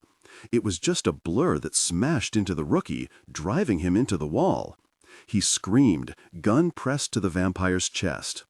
The gun was loud in the hallway, echoing in the pipes. The bullets came out the back of the vampire like they'd hit mist. Magic. I moved forward, trying to aim without hitting the rookie. He was screaming, one continuous sound. Blood sprayed in a warm rain. I shot at the thing's head, but it moved incredibly fast, tossing the man against the other wall, tearing at him. There was a lot of yelling and movement, but it all seemed far away, slowed down. It would all be over in a matter of moments. I was the only one close enough with silver bullets. I stepped in, body brushing the vampire, and put the barrel to the back of its skull. A normal vampire wouldn't have let me do it. I pulled the trigger, but the vampire whirled, lifting the man off his feet, throwing him into me. The bullet went wide and we crashed to the floor. The air was knocked out of me for a second with the weight of 2 adult males on my chest. The rookie was on top of me, screaming, bleeding, dying. I wedged the gun against the back of the vamp's skull and fired. The back of the head exploded outward in a fine spray of blood, bone, and heavier, wetter things. The vampire kept digging at the man's throat. It should have been dead, but it wasn't. The vampire reared back, blood-clotted teeth straining. It had paused like a man breathing between swallows. I shoved the barrel in its mouth. The teeth grated on the metal. The face exploded from the upper lip to the top of the head. The lower teeth mouthed the air but couldn't get a bite. The headless body raised up on its hands as if trying to get up. I touched the gun to its chest and pulled the trigger. At this distance, I might be able to take out its heart. I'd never actually tried to take out a vampire using just a pistol. I wondered if it would work. I wondered what would happen to me if it didn't. A shudder ran through the thing's body. It breathed outward in a long, wordless sigh. Dolph and Zerbrovsky were there dragging the thing backwards. I think it was dead already, but just in case, the help was appreciated. John splashed the vampire with holy water. The liquid bubbled and fizzed on the dying vampire. It was dying. It really was. The rookie wasn't moving. His partner dragged him off me, cradling him against his chest like a child. Blood plastered the blonde hair to his face. The pale eyes were wide open, staring at nothing. The dead are always blind, one way or another. He'd been brave, a good kid, though he wasn't that much younger than me. But I felt about 1,000,000 years old staring into his pale, dead face. He was dead, just like that. Being brave doesn't save you from the monsters. It just ups your chances. Dolph and Zerbrovsky had taken the vampire to the floor. John was actually straddling the body with a stake and mallet in hand. I hadn't used a stake in years. Shotgun was my choice. But then I was a progressive vampire slayer. The vampire was dead. It didn't need to be staked, but I just sat against the wall and watched. Better safe than sorry. The stake went in easier than normal because I'd made a hole for it. My gun was still in my hand. No need to put it up yet. The vault was still an empty blackness. Where there was one vampire, there were often more. I'd keep the gun out. Dolph and Zerbrovsky went to the ruined vault, guns out. I should have gotten up and gone with them, but it seemed very important right now just to breathe. I could feel the blood pumping through my veins. Every pulse in my body was loud. It was good to be alive. Too bad I hadn't been able to save the kid. Yeah, too bad. John knelt beside me. "You all right?" I nodded. "Sure." He looked at me like he didn't believe it, but he let it go. Smart man. The light flashed on in the vault. Rich yellow light, warm as a summer's day. "Gosh," Zerbrovsky said. I stood up and nearly fell. My legs were shaky. John caught my arm, and I stared at him until he let go. He gave a half smile. "Still a hard case." "Always," I said. There had been 2 dates between us. Mistake. It made working together more awkward, and he couldn't cope with me being a female version of him. He had this old Southern idea of what a lady should be. A lady should not carry a gun and spend most of her time covered in blood and corpses. I had 2 words for that attitude. Yeah, those are the words. There was a large fish tank smashed against one wall. It had held guinea pigs or rats or rabbits. All it held now were bright splashes of blood and bits of fur. Vampires don't eat meat, but if you put small animals in a glass container, then throw it against the wall, you get diced small animals. There wasn't enough left to scoop up with a spoon. There was a head near the glass mess, probably male, judging from the short hair and style. I didn't go any closer to check. I didn't want to see the face. I'd have been brave tonight. I had nothing left to prove. The body was in one piece, barely. It looked like the vampire had shoved both hands into the chest, grabbed a handful of ribs, and pulled. The chest was nearly torn in 2, but a band of pink muscle tissue and intestine held it together. "The head's got fangs," Zerbrovsky said. "It's the vampire counselor," I said. "What happened?" I shrugged. At a guess, the counselor was leaning over the vamp when it rose. It killed him, quick and messy. "Why'd it kill the vampire counselor?" Dolph asked. I shrugged. "It was more animal than human, Dolph. It woke up in a strange place with a strange vampire leaning over it. It reacted like any trapped animal and protected itself. Why couldn't the counselor control it? That's what he was here for. The only person who can control an animalistic vampire is the master who made it. The counselor wasn't powerful enough to control it." "Now what?" John asked. He'd put up his gun. I still hadn't. I felt better with it out for some reason. "Now I go make my third animation appointment of the evening." "Just like that?" I looked up at him, ready to be angry at somebody. "What do you want me to do, John? Fall into a screaming fit? That wouldn't bring back the dead, and it would annoy the hell out of me." He sighed. "If you only matched your packaging." I put my gun back in the shoulder holster, smiled at him, and said, "Really, you?" "Yeah, those are the words." I had washed most of the blood off my face and hands in the bathroom at the morgue. The blood-stained coveralls were in my trunk. I was clean and presentable, or as presentable as I was going to get tonight. Bert had said to meet the new guy at my third appointment for the night. Oak Glen Cemetery, 10 o'clock. The theory was that the new man already raised 2 zombies and would just watch me raise the third one. Fine with me. It was 10:35 before I pulled into Oak Glen Cemetery. Late. Very. It'd make a great impression on the new animator, not to mention my client. Mrs. Dohall was a recent widow, like 5 days recent. Her dearly departed husband had left no will. He'd always meant to get around to it, but you know how it is, just kept putting it off. I was to raise Mr. Dohall in front of 2 lawyers, 2 witnesses, the Dohalls' 3 grown children, and a partridge in a pear tree. They'd made a ruling just last month that the new dead, a week or less, could be raised and verbally order a will. It would save the Dohalls half their inheritance, minus lawyer fees, of course. There was a line of cars pulled over to the side of the narrow gravel road. The tires were playing hell with the grass, but if you didn't park off to one side, nobody could use the road. Of course, how many people needed to use a cemetery road at 10:30 at night? Animators, voodoo priests, pot-smoking teenagers, necrophiliacs, Satanists. You had to be a member of a legitimate religion and have a permit to worship in a cemetery after dark. Or be an animator. We didn't need a permit. Mainly because we didn't have a reputation for human sacrifice. A few bad apples have really given voodooists a bad name. Being Christian, I sort of frown on Satanism. I mean, they are, after all, the bad guys, right? As soon as my foot hit the road, I felt it. Magic. Someone was trying to raise the dead, and they were very near at hand. The new guy had already raised 2 zombies. Could he do a third?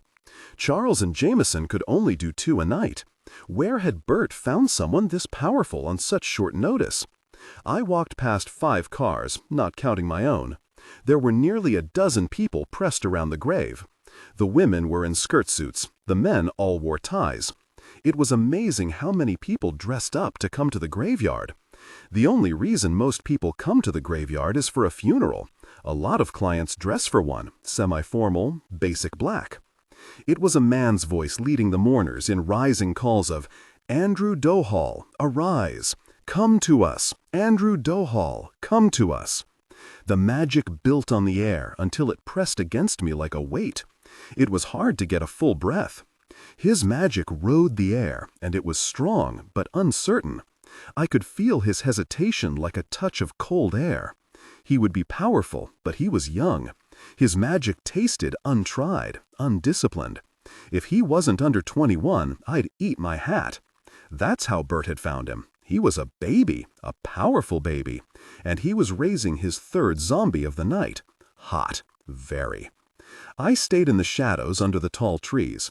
He was short, maybe an inch or 2 taller than me, which made him 5'4" at best.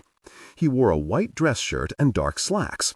Blood had dried on the shirt in nearly black stains. I'd have to teach him how to dress, as Manny had taught me. Animating is still on an informal apprenticeship.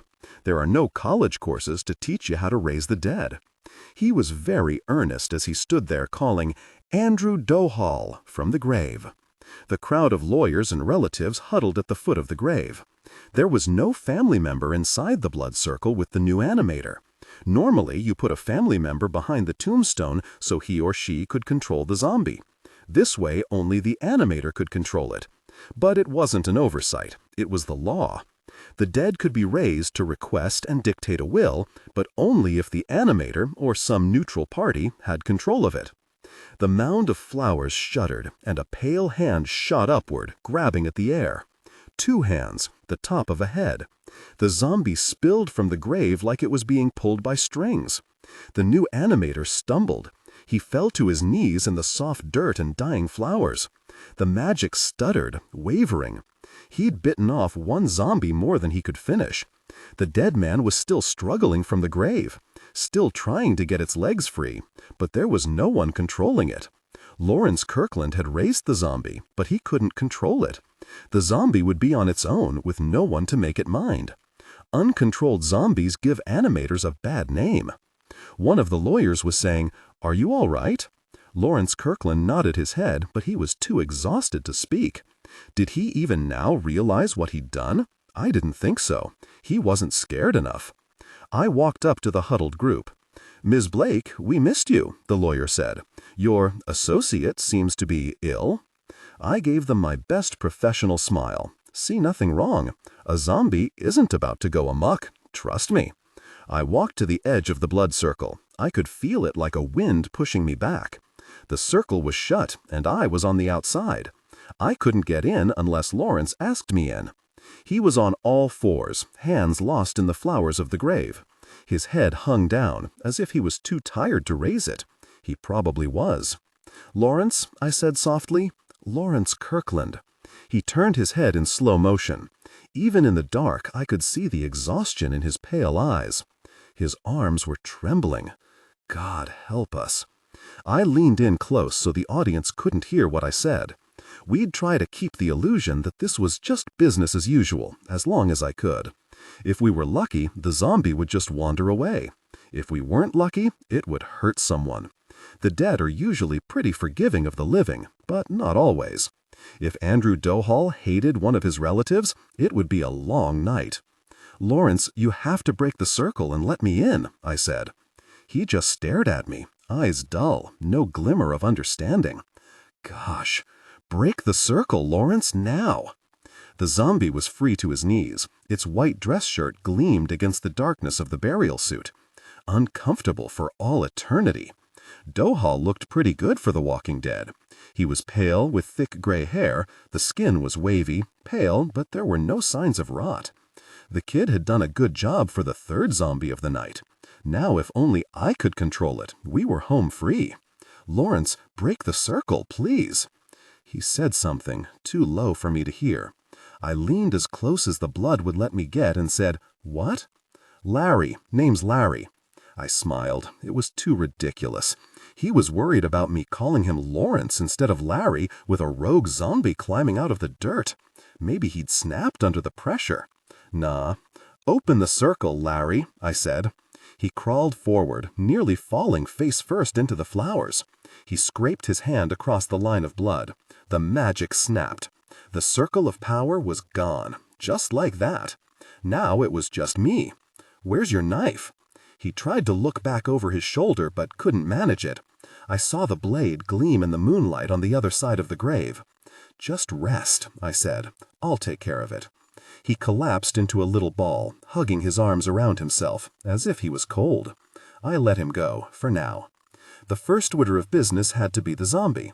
The knife was lying beside the gutted chicken he'd used to call the zombie. I grabbed the knife and faced the zombie over the grave.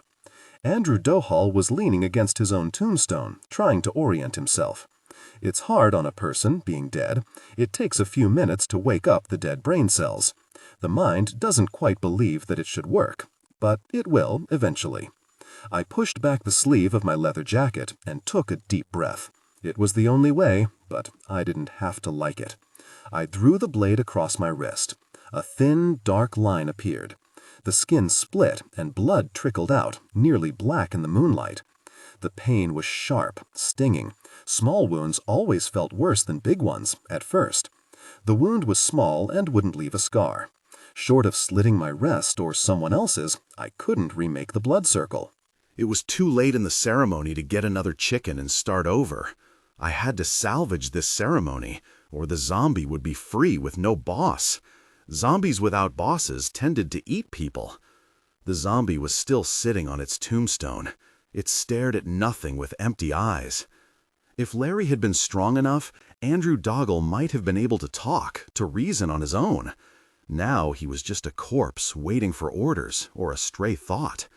I climbed onto the mound of gladioluses, chrysanthemums, carnations. The perfume of flowers mixed with the stale smell of the corpse. I stood knee-deep in dying flowers and waved my bleeding wrist in front of the zombie's face. The pale eyes followed my hand, flat and dead as day-old fish. Andrew Doggle was not home, but something was. Something that smelled blood and knew its worth. I know that zombies don't have souls. In fact, I can only raise the dead after 3 days. It takes that long for the soul to leave. Incidentally, the same amount of time it takes for vampires to rise. Fancy that. But if it isn't the soul reanimating the corpse, then what is it? Magic? My magic? Or Larry's? Maybe. But there was something in the corpse. If the soul was gone, something filled the void. In an animation that worked, magic filled it. Now?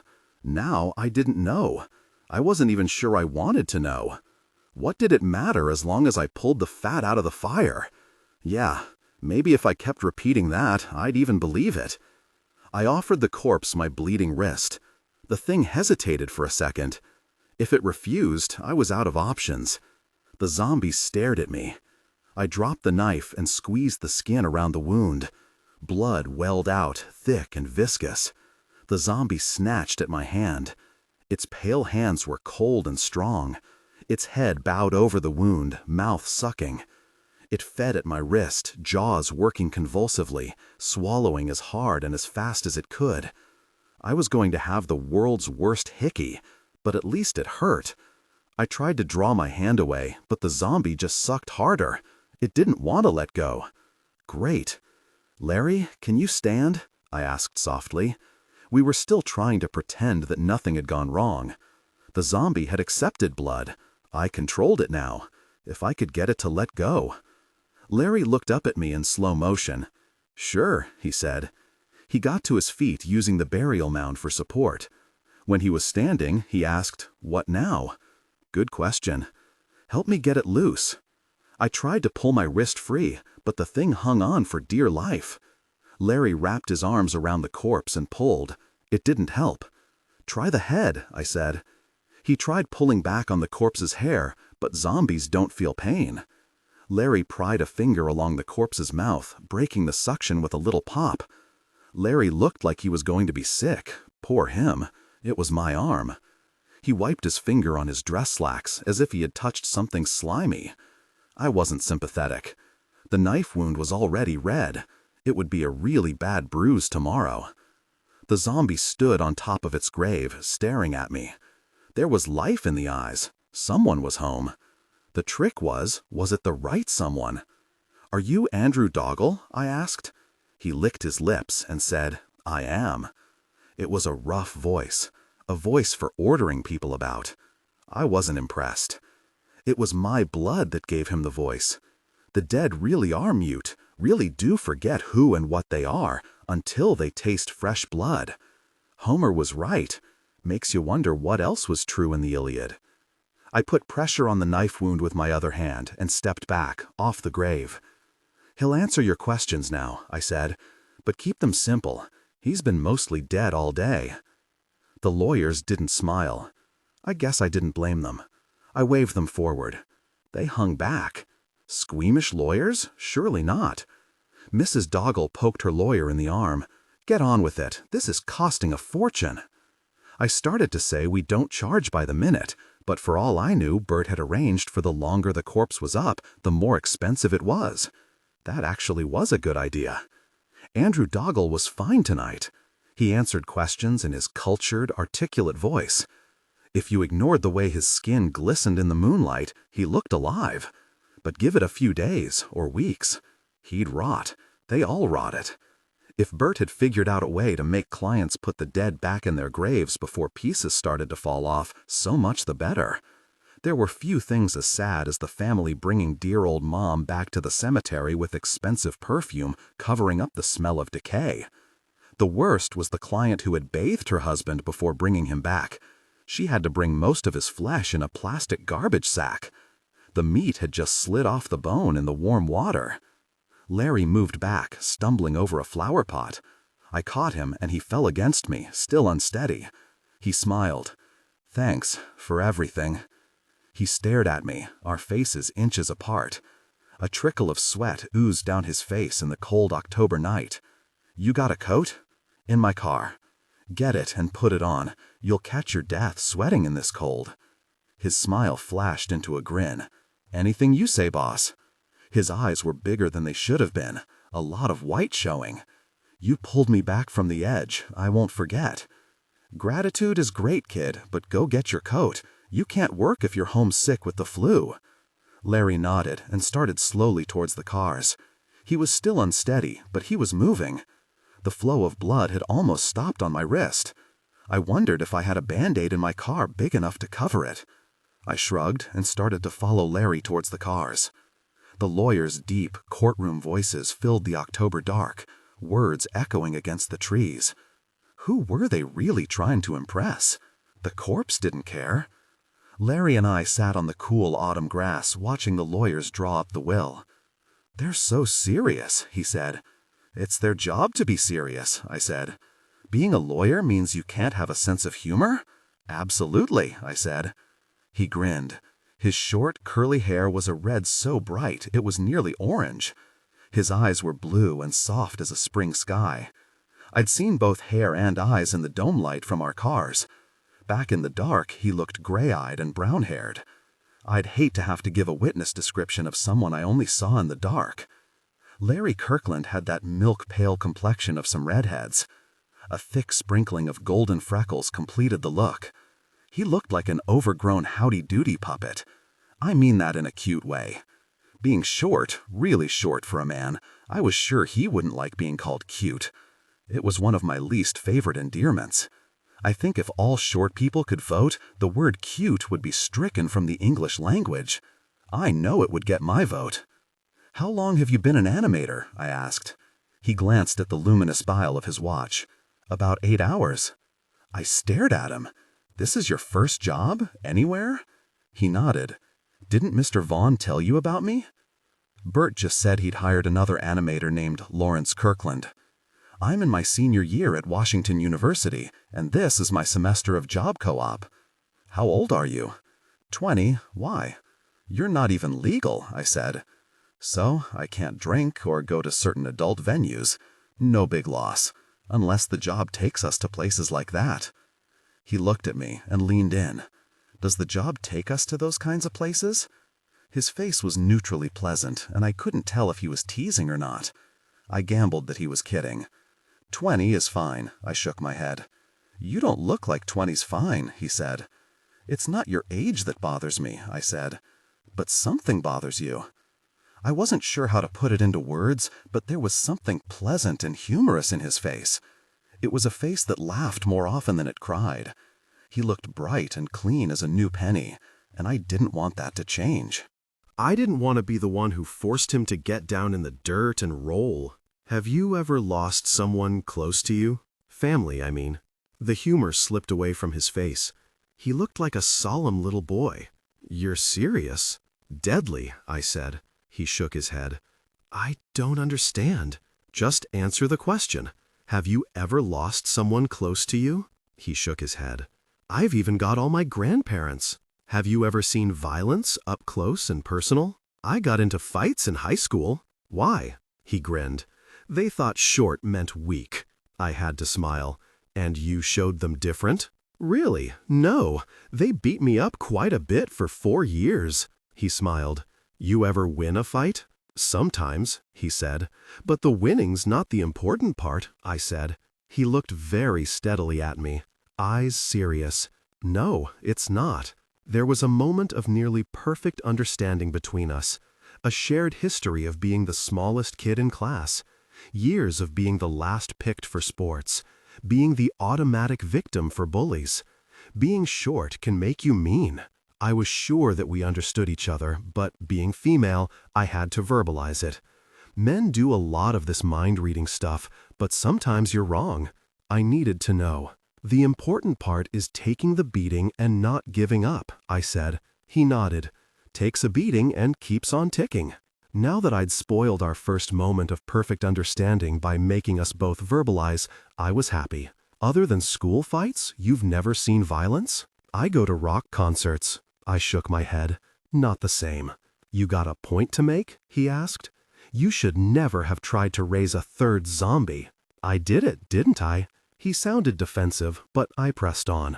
When I have a point to make, I may not be graceful, but I'm relentless. You raised and lost control of it. If I hadn't come along, the zombie would have broken free and hurt someone. It's just a zombie. They don't attack people. I stared at him, trying to see if he was kidding. He wasn't. Gosh, you really don't know, do you? Know what? I covered my face with my hands and counted to 10, slowly. It wasn't Larry I was mad at, it was Bert, but Larry was so convenient for yelling. I'd have to wait until tomorrow to yell at Bert, but Larry was right here. How lucky. The zombie had broken free of your control, Larry. If I hadn't come along and fed it blood, it would have found blood on its own. Do you understand? I don't think so. I sighed. The zombie would have attacked someone, taken a bite out of someone. Zombies attacking humans is just superstition, ghost stories. Is that what they're teaching in college now? I asked. Yes. I'll loan you some back copies of the animator.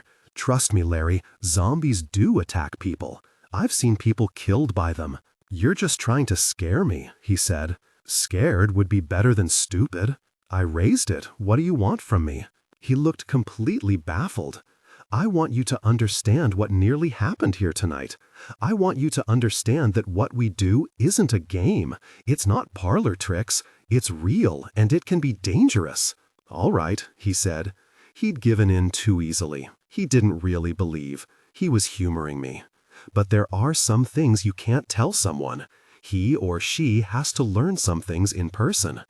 I wished I could wrap Larry up in cellophane and keep him on a shelf, all safe and secure and untouched, but life didn't work that way. If he stayed in this business long enough, the new would wear off. But you can't tell someone who's reached 20 and never been touched by death. They don't believe in the boogeyman. At 20, I'd believed in everything. I suddenly felt old. Larry pulled a pack of cigarettes out of his coat pocket. Please tell me you don't smoke, I said. He looked up at me, eyes sort of wide and startled. You don't smoke? No. You don't like people to smoke around you? He made it a question. No, I said. Look, I feel pretty awful right now. I need the cigarette, okay? Need it? Yeah, need it. He had one slender white cigarette between 2 fingers of his right hand. The pack had disappeared back into his pocket. A disposable lighter had appeared. He looked at me very steadily. His hands were shaking just a bit. Gosh, he'd raised 3 zombies on his first night out, and I was going to be talking to Bert about the wisdom of sending Larry out on his own. Besides, we were outside. Go ahead. Thanks.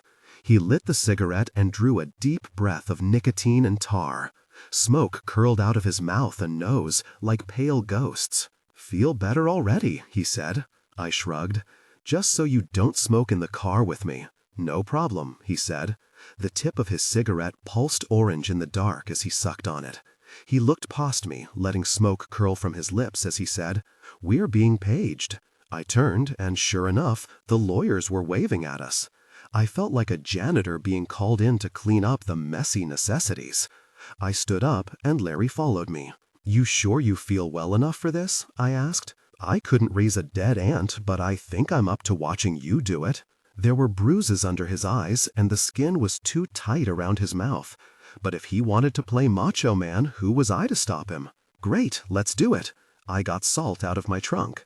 It was perfectly legal to carry zombie-raising supplies.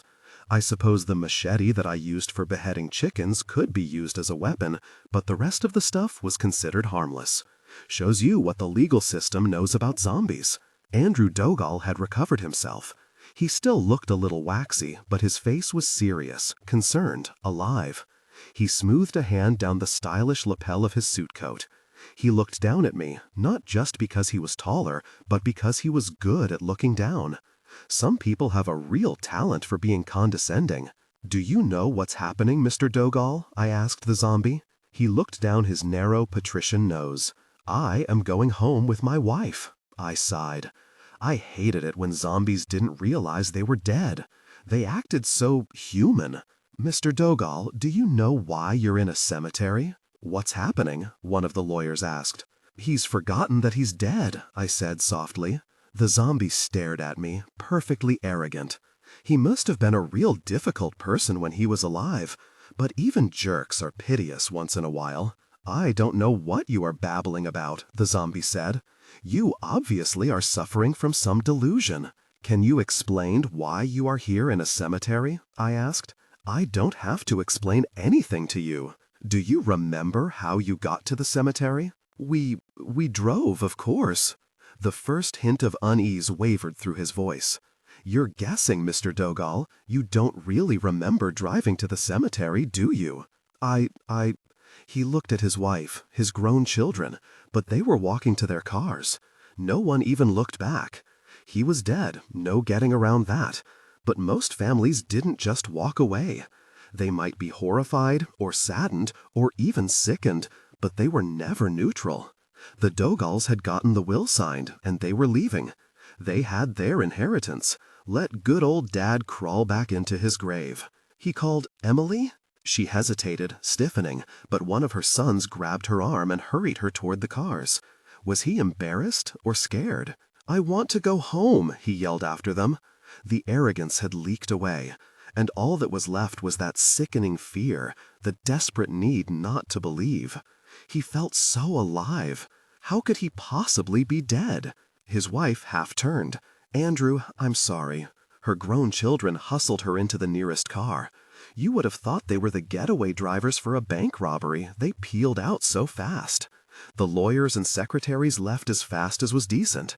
Everybody had what they'd come for. They were done with the corpse. The trouble was that the corpse was staring after them like a child who was left in the dark. Why couldn't he have stayed an arrogant jerk? "Why are they leaving me?" he asked. "You died, Mr. Dohal, nearly a week ago." "No, it's not true." Larry moved up beside me. "You really are dead, Mr. Dohal. I raised you from the dead myself." He stared from one to the other of us. He was beginning to run out of excuses. "I don't feel dead." "Trust us, Mr. Dohal. You are dead," I said. "Will it hurt?" A lot of zombies ask that. Will it hurt to go back into the grave? "No, Mr. Dohal, it doesn't hurt, I promise." He took a deep, shaking breath and nodded. "I'm dead. Really dead?" "Yes." "Then put me back, please." He had rallied and found his dignity. It was nightmarish when the zombie refused to believe. You could still lay them to rest, but the clients had to hold them down on the grave while they screamed. I'd only had that happen twice, but I remembered each time as if it had happened last night. Some things don't dim with time. I threw salt against his chest. It sounded like sleet hitting a roof. "With salt I bind you to your grave." I had the still bloody knife in my hand. I wiped the gelling blood across his lips. He didn't jerk away. He believed. "With blood and steel I bind you to your grave, Andrew Dohal. Be at peace and walk no more." The zombie laid full length on the mound of flowers. The flowers seemed to flow over him like quicksand, and just like that, he was swallowed back into the grave. We stood there a minute in the empty graveyard. The only sounds were the wind sighing high up in the trees and the melancholy song of the year's last crickets. In Charlotte's Web, the crickets sang, "Summer is over and gone, over and gone, over and gone. Summer is dying, dying." The first hard frost and the crickets would be dying. They were like Chicken Little, who told everyone the sky was falling, except in this case, the crickets were right. The crickets stopped suddenly, like someone had turned a switch. I held my breath, straining to hear. There was nothing but the wind, and yet my shoulders were so tight they hurt.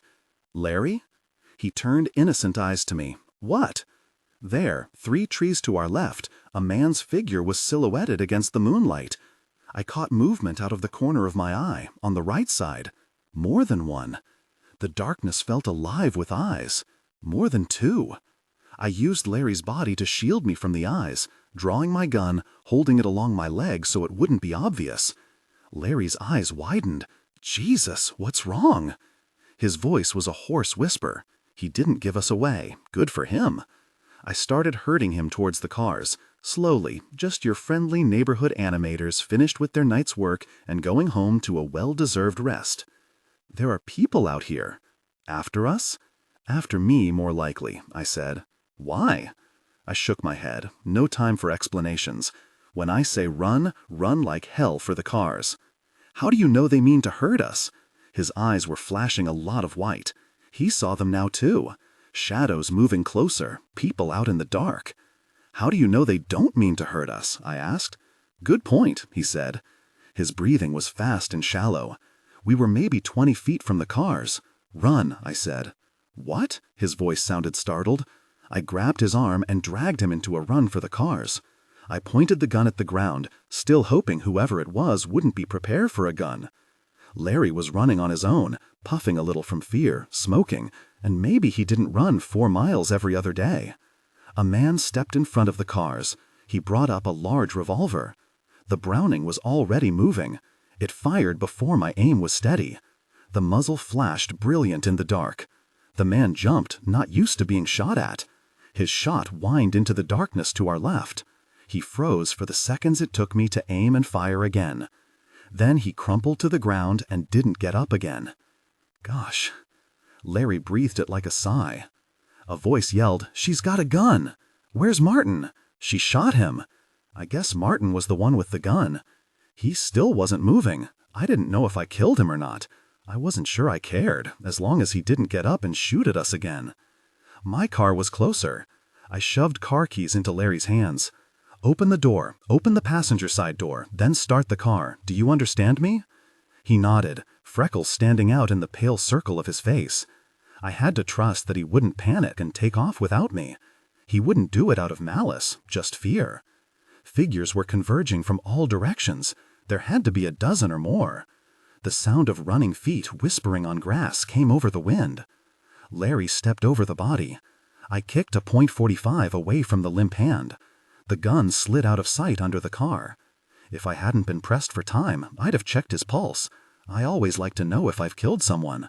Makes the police report go so much smoother. Larry had the car door open and was leaning over to unlock the passenger side door. I aimed at one of the running figures and pulled the trigger. The figure stumbled, fell, and started screaming.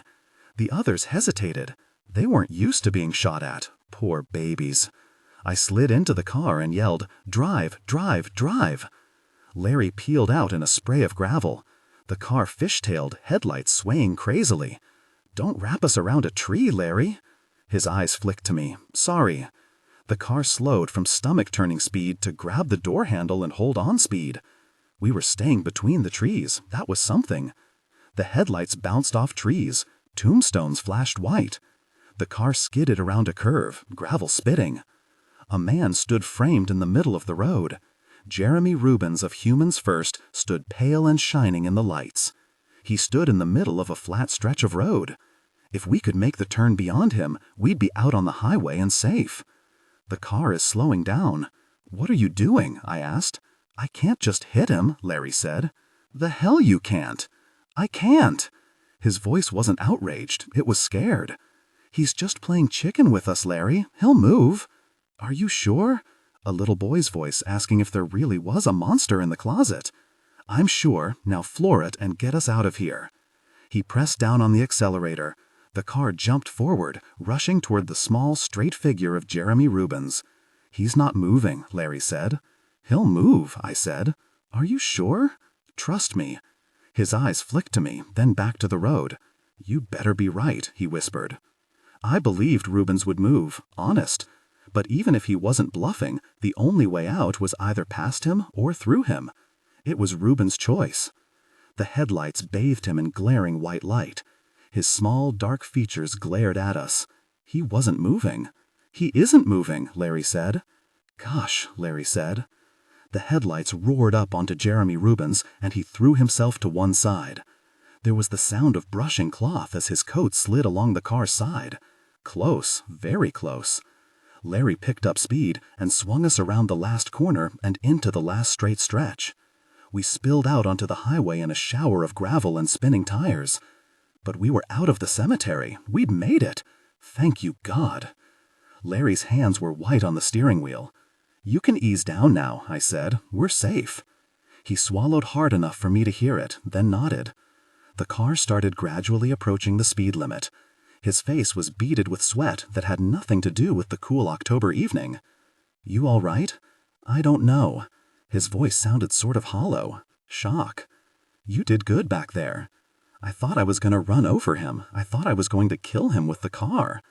He thought so too, or he wouldn't have moved, I said. He looked at me. What if he hadn't moved? He did move. But what if he hadn't? Then we would have gone over him, and we'd still be on the highway, safe. You would have let me run him down, wouldn't you? Survival is the name of the game, Larry. If you can't deal with that, find another business to be in. Animators don't get shot at. Those were members of Humans First, a right-wing fanatic group that hates anything to do with the supernatural. So I was leaving out about the personal visit from Jeremy Rubens. What the kid didn't know might not hurt him. I stared at his pale face. He looked hollow-eyed.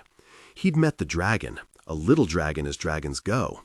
But once you've seen violence, you're never the same again. The first time you have to decide, live or die, us or them, it changes you forever. No going back. I stared at Larry's shocked face and wished it could have been different. I wished I could have kept him shining, new and hopeful. But as my grandmother Blake used to say, if wishes were horses, we'd all ride. Larry had had his first taste of my world. The only question was, would he want a second dose or would he run? Run or go, stay or fight, age-old questions. I wasn't sure which way I wanted Larry to choose. He might live longer if he got the hell away from me, but then again, maybe he wouldn't. Heads they win, tails you lose. What about my car? Larry asked. I shrugged. You've got insurance, right? Yes, but since they couldn't trash us, they may decide to trash your car. He looked at me as if he wasn't sure whether I was kidding. I wasn't. There was a bicycle in front of us suddenly, out of the dark. A child's pale face flashed in the headlights. Watch out! Larry's eyes flicked back to the road in time to see the kid's wide, startled eyes. The brakes squealed, and the child vanished from the narrow arch of lights. There was a crunch and a bump before the car skidded to a stop. Larry was breathing heavy. I wasn't breathing at all. The cemetery was just on our right. We were too close to stop, but gosh, it was a kid. I stared out the back window. The bicycle was a crumpled mess. The child lay in a very still heap. God, please don't let him be dead. I didn't think Humans First had enough imagination to have a child in reserve as bait. If it was a trap, it was a good one, because I couldn't leave the tiny figure crumpled by the road. Larry was gripping the steering wheel so hard his arms shook. If I thought he'd been pale before, I'd been wrong. He looked like a sick ghost. Is he hurt? His voice squeezed out deep and rough with something like tears. It wasn't hurt he'd wanted to say. He just couldn't bring himself to use the big D word. Not yet. Not if he could help it. Stay in the car, I said. Larry didn't answer. He just sat there staring at his hands. He wouldn't look at me. But damn it, this wasn't my fault. The fact that he'd lost his innocence tonight was not my fault. So why did it feel like it was? I got out of the car, Browning ready in case the crazies decided to chase us onto the road. They could have gotten the .45 and be coming to shoot us. The child hadn't moved. I was just too far away to see the chest rise and fall. Yeah, that was it. I was maybe a yard away. Please be alive. The child lay sprawled on its stomach, one arm trapped underneath, probably broken. I scanned the dark cemetery as I knelt by the child. No right-wing crazies came swarming out of the darkness. The child was dressed in the proverbial little boy's outfit of striped shirt, shorts, and tiny running shoes. Who had sent him out dressed for summer on this cold night? His mother. Had some woman dressed him, loved him, sent him out to die? His curly brown hair was silken, baby fine. The skin of his neck was cool to the touch. Shock? It was too soon to be cold from death. I waited for the big pulse in his neck, but nothing happened. Dead. Please, God, please. His head raised up, and a soft sound came out of his mouth. Alive. Thank you, God. He tried to roll over, but fell back against the road. He cried out. Larry was out of the car, coming towards us. Is he all right? He's alive, I said. The boy was determined to roll over, so I grabbed his shoulders and helped. I tried to keep his right arm in against his body. I had a glimpse of huge brown eyes, round baby face, and in his right hand was a knife bigger than he was. He whispered, "Tell him to come help move me." Tiny little fangs showed between baby lips. The knife pressed against my stomach over the sport bag. The point slid underneath the leather jacket to touch the shirt underneath. I had one of those frozen moments when time stretches out in slow-mo nightmare. I had all the time in the world to decide whether to betray Larry or die. Never give anyone to the monsters. It's a rule. I opened my mouth and screamed, "Run!" The vampire didn't stab me. He just froze. He wanted me alive. That's why the knife and not fangs. I stood up, and the vampire just stared up at me. He didn't have a backup plan. Great. The car stood, open doors spilling light out into the darkness. The headlights made a wide, theatrical swash. Larry was just standing there, frozen, undecided. I yelled, "Get in the car!" He moved towards the open car door. A woman was standing in the glare of the headlights. She was dressed in a long white coat, open over the cream and tan of a very nice pantsuit. She opened her mouth and snarled into the light, fangs glistening. I was running, screaming, "Behind you!" Larry stared at me. His gaze went past me. His eyes widened. I could hear the patter of little feet behind me. Terror spread across Larry's face. Was this the first vampire he'd ever seen? I drew my gun, but was still running. You can't hit Gosh when you're running. I had a vampire in front and behind. Coin toss. The female vampire bounded onto the hood of the car and propelled herself in a long, graceful leap that carried her into Larry and sent them tumbling across the road. I couldn't shoot her without risking Larry. I whirled at the last second and put the gun point blank into the child vampire's face. His eyes widened. I squeezed the trigger. Something hit me from behind. The shot went wild, and I was on the road, flat on my stomach, with something bigger than a bread box on top of me. The air was knocked out of me. But I turned, trying to point the gun back at the thing on my back. If I didn't do something now, I might never have to worry about breathing again. The boy came up on me, knife flashing downward. The gun was turning, but too slowly. I would have screamed if I'd had air. The knife buried into the sleeve of my jacket. I felt the blade bite into the road underneath. My arm was pinned. I squeezed the trigger, and the shot went harmlessly off into the dark. I twisted my neck to try to see who or what was straddling me. It was a what. In the red glow of the rear car lights, his face was all flat, high cheekbones with narrow, almost slanted eyes, and long, straight hair. If he'd been any more ethnic, he'd have been carved in stone, surrounded by snakes and Aztec gods. He reached over me and encircled my right hand, the one that was pinned, the one that was still holding the gun. He pressed the bones of my hand into the metal. His voice was deep and soft. "Drop the gun, or I'll crush your hand." He squeezed until I gasped. Larry screamed, high and mournful. Screaming was for when you didn't have anything better to do. I scraped my left sleeve against the road, bearing my watch and the charm bracelet. The 3 tiny crosses glinted in the moonlight. The vampire hissed, but didn't let go of my gun hand. I dragged the bracelet across his hand. A sharp smell of burning flesh. Then he used his free hand to drag at my left sleeve. Holding on to just the sleeve, he held my left hand back so I couldn't touch him with the crosses. If he'd been the new dead, just the sight of the crosses would have sent him screaming. But he wasn't just old dead, he was ancient. It was going to take more than blessed crosses to get him off my back. Larry screamed again.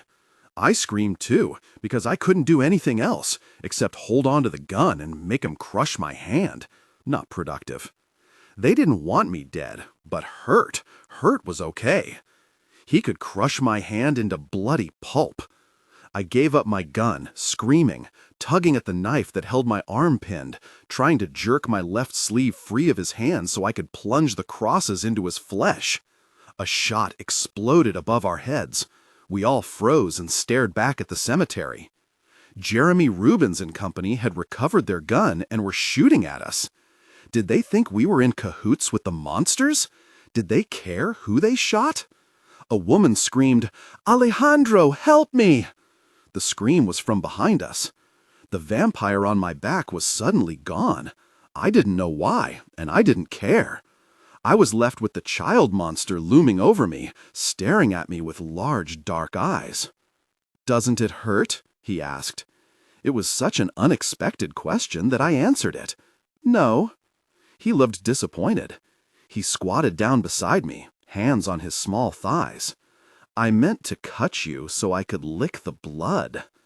His voice was still a little boy's voice, would always be a little boy's voice. But the knowledge in his eyes beat down on my skin like heat. He was older than Jean-Claude, much older. A bullet smashed into the rear light of my car, just above the boy's head. He turned towards the fanatics with a very unchildlike snarl.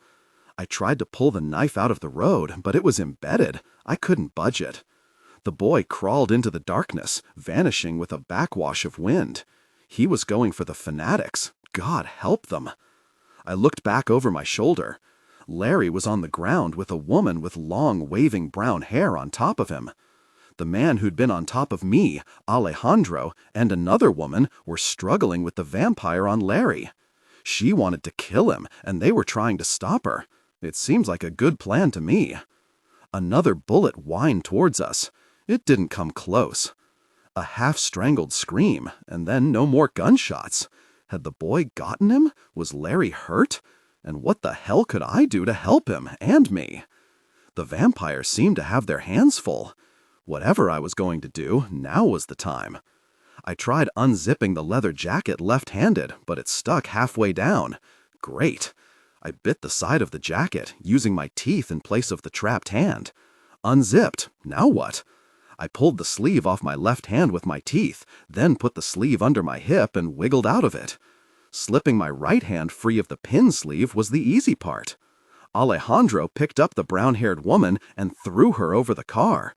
She sailed into the darkness, but I didn't hear her hit the ground. Maybe she could fly. If she could, I didn't want to know. Larry was nearly lost to sight behind a curtain of pale hair. The second female was bending over him like a prince about to bestow the magic kiss. Alejandro got a handful of that long, long hair and jerked her to her feet. He flung her into the side of the car. She staggered but didn't go down, snapping at him like a dog on a leash. I went wide around them, holding the crosses out in front like every old movie you've ever seen. Except I'd never seen a vampire hunter with a charm bracelet. Larry was on his hands and knees, swaying ever so slightly. His voice was high, nearly hysterical. He just kept repeating, "I'm bleeding! I'm bleeding!" I touched his arm, and he jumped like I'd bit him. His eyes flashed white. Blood was welling down his neck, black in the moonlight.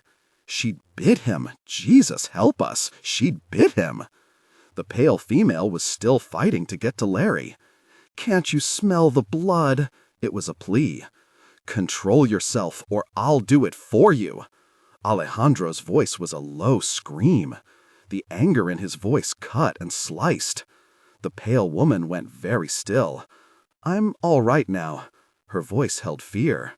I'd never heard one vampire be scared to death of another. Let them fight it out. I had better things to do, like figuring out how to get us past the remaining vampires and into the car. Alejandro had the female shoved against the car with one hand. My gun was in his left hand. I unsnapped the anklet with its matching crosses. You can't sneak up on a vampire. Even the new dead are jumpier than a long-tailed cat in a room full of rocking chairs. Since I had no chance of sneaking up on him, I tried the direct approach. "She bit him, you jerk! She bit him!" I pulled the back of his shirt as if to get his attention. I dropped the crosses down his back. He screamed. I brushed the bracelet crosses across his hand.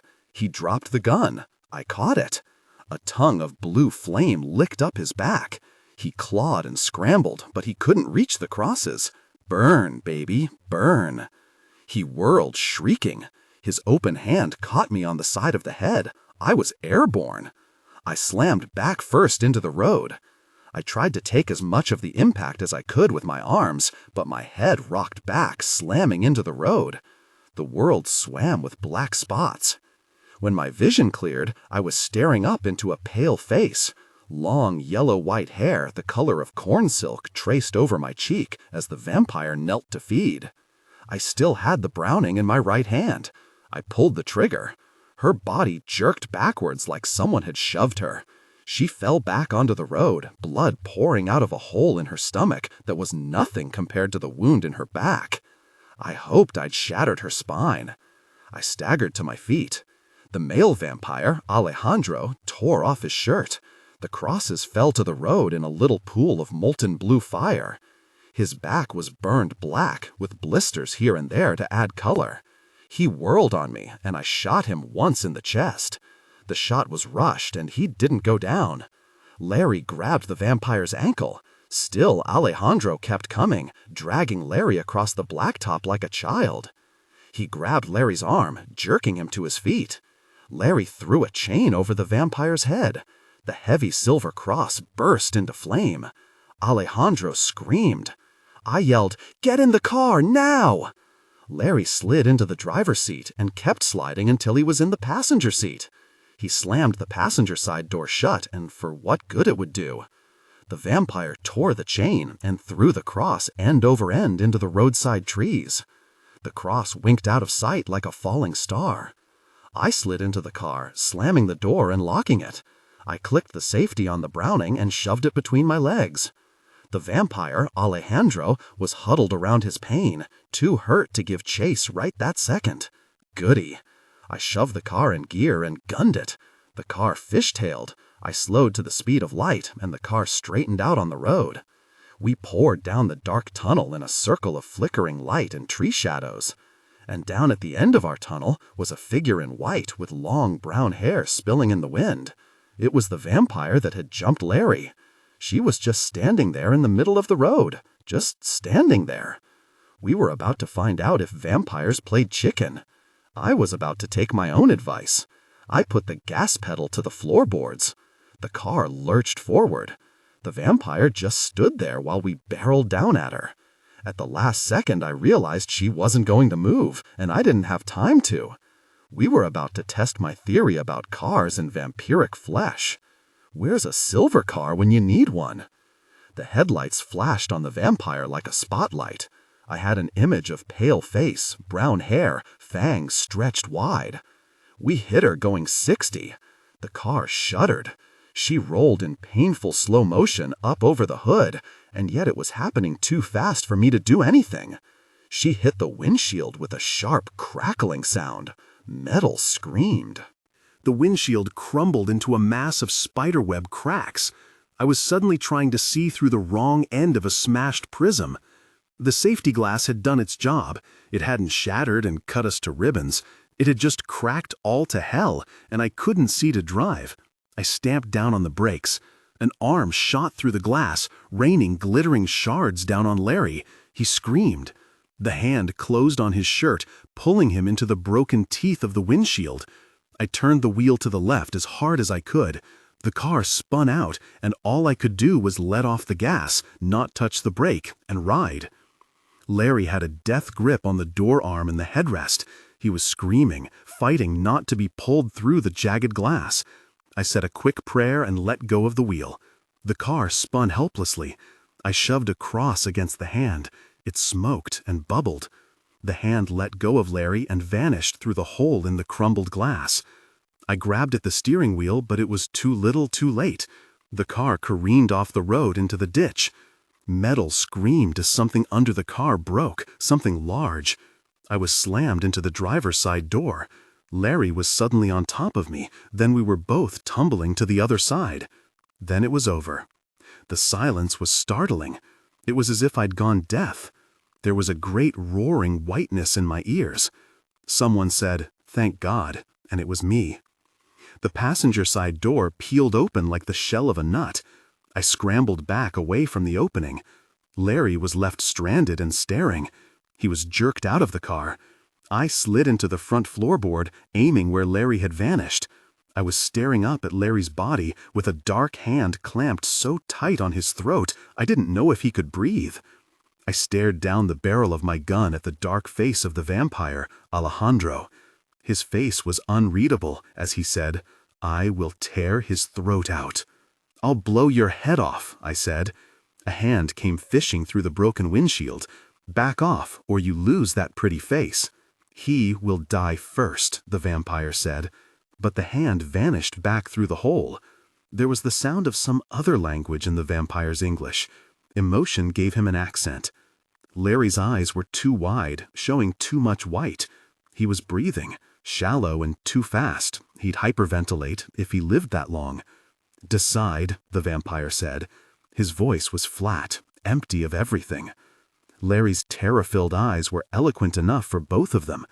I hit the safety on the gun and handed it butt first to his outstretched hand. It was a mistake. I knew that, but I also knew I couldn't sit here and watch Larry's throat be ripped out. There are some things that are more important than physical survival. You gotta be able to look at yourself in the mirror. I gave up my gun for the same reason I'd stopped for the child.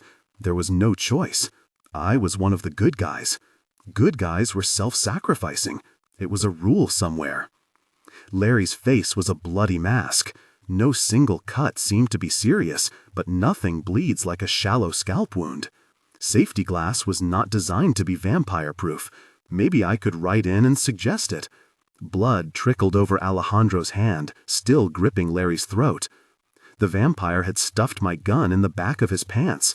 He handled the gun like he knew how to use one. Pity. Some vampires were technophobes. It gave you an edge sometimes. Larry's blood flowed over the vampire's hand, sticky and warm like barely solid jello. The vampire didn't react to the blood. Iron self-control. I stared into his nearly black eyes and felt the pull of centuries like monstrous wings unfolding in his eyes. The world swam. The inside of my head was sinking, expanding. I reached out to touch something, anything to keep from falling. A hand gripped mine. The skin was cool and smooth. I jerked back, falling against the car. "Don't touch me! Don't ever touch me!" The vampire stood uncertainly, Larry's throat gripped in one blood-streaked hand, holding his other hand out towards me. It was a very human gesture. Larry's eyes were bugging out. "You're choking him," I said. "Sorry," the vampire said. He released him. Larry fell to his knees, gasping. His first breath was a hissing scream for air. I wanted to ask Larry how he was, but I didn't. My job was to get us out of here alive, if possible. Besides, I had an idea how Larry felt. Hurt. No need to ask stupid questions. Well, maybe one stupid question. "What do you want?" I asked. Alejandro looked at me, and I fought the urge to look at his face while I talked to him. It was hard. I ended up staring at the hole my bullet had made in the side of his chest. It was a very small hole and had already stopped bleeding. Was he healing that fast? Gosh. I stared at the wound as hard as I could, to fight the urge for eye contact. It's hard to be tough when you're staring at someone's chest. But I'd had years of practice before Jean-Claude decided to share his gift with me. Practice makes, well, you know. The vampire hadn't answered me, so I asked again, voice steady and low. I didn't sound like someone who was afraid. Bully for me. "What do you want?" I felt the vampire look at me, almost as if he'd run a finger down my body. I shivered and couldn't stop. Larry crawled to me, head hanging, dripping blood as he moved. I knelt beside him. and before I could stop myself, the stupid question popped out. "Are you all right?" His eyes raised to me through a mask of blood. He finally said, "Nothing a few stitches wouldn't cure." He was trying to make a joke. I wanted to hug him and promise the worst was over. Never make promises you can't keep. The vampire didn't exactly move, but something brought my attention back to him. He stood knee-deep in autumn weeds. My eyes were on a level with his belt buckle, which made him about my height. Short for a man. A white, Anglo-Saxon, 20th century man. The belt buckle glinted gold and was carved into a blocky, stylized human figure. The carving, like the vampire's face, was straight out of an Aztec calendar. The urge to look upward and meet his eyes crawled over my skin. My chin had actually risen an inch or so before I realized what I was doing. Gosh, the vamp was messing with my mind, and I couldn't feel it. Even now, knowing he had to be doing something to me, I couldn't sense it. I was blind and deaf just like every other tourist. Well, maybe not every tourist. I hadn't been munched on yet, which probably meant they wanted something more than just blood. I'd be dead otherwise, and so would Larry. Of course, I was still wearing blessed crosses. What could this creature do once I was stripped of crosses? I did not want to find out. We were alive. It meant they wanted something that we couldn't give them dead. But what? What in the hell do you want? His hand came into view. He was offering his hand to help me stand. I stood without help, putting myself a little in front of Larry. "Tell me who your master is, girl, and I won't hurt you." "Who else will then?" I asked. "Clever, but I swear you will leave here in safety if you give me the name." "First of all, I don't have a master. I'm not even sure I have an equal." I fought the urge to glance at his face, see if he got the joke. Jean-Claude would have gotten it. "You stand before me making jokes?" His voice sounded surprised, nearly outraged. "Good, I think." "I don't have a master," I said. "Master vampires can smell truth or lies. If you truly believe that, you are deluding yourself. You bear 2 master signs. Give me the name, and I will destroy him for you. I will free you of this problem." I hesitated. He was older than Jean-Claude, a lot older. He might be able to kill the master of the city. Of course, that would leave this master vampire in control of the city. He and his 3 helpers. 4 vampires, 1 less than were killing people. But I was willing to bet there was a 5th vamp around here somewhere. You couldn't have that many rogue master vampires running around one medium-sized city. Any master that was slaughtering civilians would be a bad thing to have in charge of all the vampires in the area. Just call it a feeling. I shook my head. I can't. You want free of him, do you not? Very much. Let me free you, Miss Blake. Let me help you. Like you helped the man and woman you murdered? I did not murder them, he said. His voice sounded very reasonable. His eyes were powerful enough to drown in, but the voice wasn't as good. There was no magic to the voice. Jean-Claude's was better, or Yasmin's for that matter. Nice to know that not every talent came equally with time. Ancient wasn't everything. So you didn't strike the fatal blow. So what? Your flunkies do your will, not their own. You'd be surprised how much free will we have. Stop it, I said. What? Sounding so very reasonable. There was laughter in his voice. You would rather I rant and rave? Yes, actually, but I didn't say it out loud. I won't give you the name. Now what? There was a rush of wind at my back. I tried to turn, to face the wind.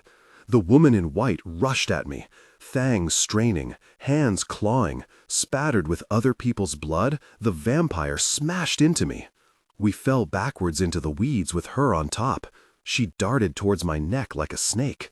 I shoved my left wrist into her face. One cross brushed her lips. A flash of light, the stench of burning flesh, and the vampire was gone, screaming into the darkness. I had never seen any vampire move that fast. Had it been mind magic? Had she tricked me that badly, even with a blessed cross? How many over 500-year-old vamps can you have in one pack? 2, I hoped? Any more than that, and they'd have us outnumbered. I scrambled to my feet.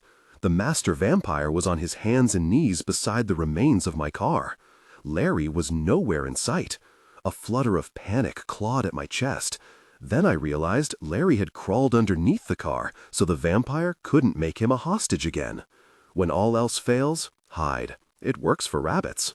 The vampire's blistered back was bent at a painful angle as he tried to pull Larry out from under the car. I will pull this arm out of its socket if you do not come here. You sound like you've got a kitten under the bed, I said. Alejandro whirled around. He flinched like it hurt. Great. I felt something move behind me. I didn't argue with the sensation. Say it was nerves. I turned, crosses ready. 2 vampires behind me. One was the pale-haired female. I guess the shot had missed her spine. Pity. The other vampire could have been her male twin. They both hissed and cowered from the crosses. Nice to see someone was bothered. The master came at me from the back, but I hurt him. Either the burn was making him clumsy, or the crosses were helping me. I stood halfway between the 3 vampires, crosses sort of pointed at both groups. The blondes peered over their arms, but the crosses had them well and truly scared. The master never hesitated. He came in a rushing burst of speed. I backpedaled, tried to keep the crosses between us, but he grabbed my left forearm. With the crosses dangling inches from his flesh, he held on. I pulled, getting as much distance from him as I could, then hit him in the solar plexus with everything I had. He made an umph sound, then flicked his hand at my face. I rocked back and tasted blood. He'd barely touched me, but he'd proven his point.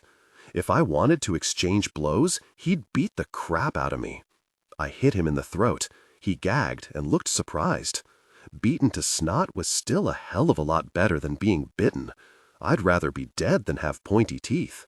His fist closed over my right fist, squeezing just enough to let me feel his strength. He was still trying to warn me off rather than hurt me. Bully for him. He raised both his arms, drawing me closer into his body. I didn't want closer, but there didn't seem to be a hell of a lot I could do about it. Unless, of course, vampires had testicles. The throat shot had hurt. I glanced at his face, almost close enough to kiss. I leaned into him, getting as much room as I could. He just kept drawing me closer. His own momentum helped. My knee hit him hard, and I grounded up and into him. It was not a glancing blow. He crumpled forward, but didn't let go of my hands. I wasn't loose, but it was a start, and I'd answered an age-old question. Vampires were vulnerable in that area. He jerked my hands behind my back, pinning me between his arms and his body. His body felt wooden, stiff, and unyielding as stone. It had been warm and soft and hurtable only a second before. What had happened? "Take the things off her wrist," he said. He wasn't talking to me. I tried to crane my head around to see what was coming up behind me. I couldn't see anything. The 2 pale vampires were still huddled in the face of the naked crosses. Something touched my wrist. I jerked, but he held me still. "If you struggle, he will cut you." I turned my head as far back as I could and was staring into the round eyes of the boy vampire. He'd recovered his knife and was using it to poke at the bracelet. The master vampire's hands squeezed my arms until I thought they'd pop from the pressure like shaken soda pop. I must have made some sound because he said, "I did not mean to hurt you tonight." His mouth was pressed against my ear, lost in my hair. "This was your choice." The bracelet broke with a small snap. I felt it fall away into the weeds. The master vampire drew a deep breath, as if it were easier to breathe now. He was only an inch or 2 taller than I was, but he held both my wrists in one small hand, fingers squeezing to make the grip tight. It hurt, and I fought not to make small, helpless noises. He stroked his free hand through my hair, then grabbed a handful and pulled my head backwards so he could see my eyes. His eyes were solid, absolute black. The whites had drowned. "I will have his name, Anita, one way or another." I spit in his face. He screamed, tightening his grip on my wrists until I cried out. "I could have made this pleasant, but now I think I want you to hurt. Look into my eyes, mortal, and despair. Taste of my eyes, and there will be no secrets between us." His voice dropped to the barest of whispers. "Perhaps I will drink your mind like others drink blood, and leave nothing behind but your mindless husk." I stared into the darkness that was his eyes and felt myself fall, forward, impossibly forward, and down, down into a blackness that was pure and total and had never known light. I was staring up into a face I didn't know. The face was holding a bloody handkerchief to its forehead. Short hair, pale eyes, freckles. "Hi, Larry," I said. My voice sounded distant and strange. I couldn't remember why. It was still dark. Larry's face had been cleaned up a little, but the wound was still bleeding. I couldn't have been out that long? Out? Where had I been out to? All I could remember was eyes, black eyes. I sat up too fast. Larry caught my arm or I would have fallen. "Where are the vampires?" he finished for me. I leaned into his arm and whispered, "Yeah." There were people all around us in the dark, huddled in little whispering groups. The lights of a police car strobed the darkness. 2 uniforms were standing quietly next to the car, talking with a man whose name wouldn't come to me. "Carl," I said. "What?" Larry asked. "Carl Inger, the tall man talking to the police." Larry nodded. "That's right." A small, dark man knelt beside us. Jeremy Rubens of Humans First, who last I knew had been shooting at us. What the hell was going on? Jeremy smiled at me. It looked genuine. "What makes you my friend all of a sudden?" His smile broadened. "We saved you." I pushed away from Larry to sit on my own. A moment of dizziness, and I was fine. Yeah, right. "Talk to me, Larry." He glanced at Jeremy Rubens, then back to me. "They saved us. How?" "They threw holy water on the one who bit me." He touched his throat with his free hand, an unconscious gesture, but he noticed me watching. "Is she going to have control over me? Did she enter your mind at the same time as she bit you?" "I don't know," he said. "How can you tell?" I opened my mouth to explain, then closed it. How to explain the unexplainable? If Alejandro, the master vampire, had bitten me at the same time he rolled my mind, I'd be under his power now.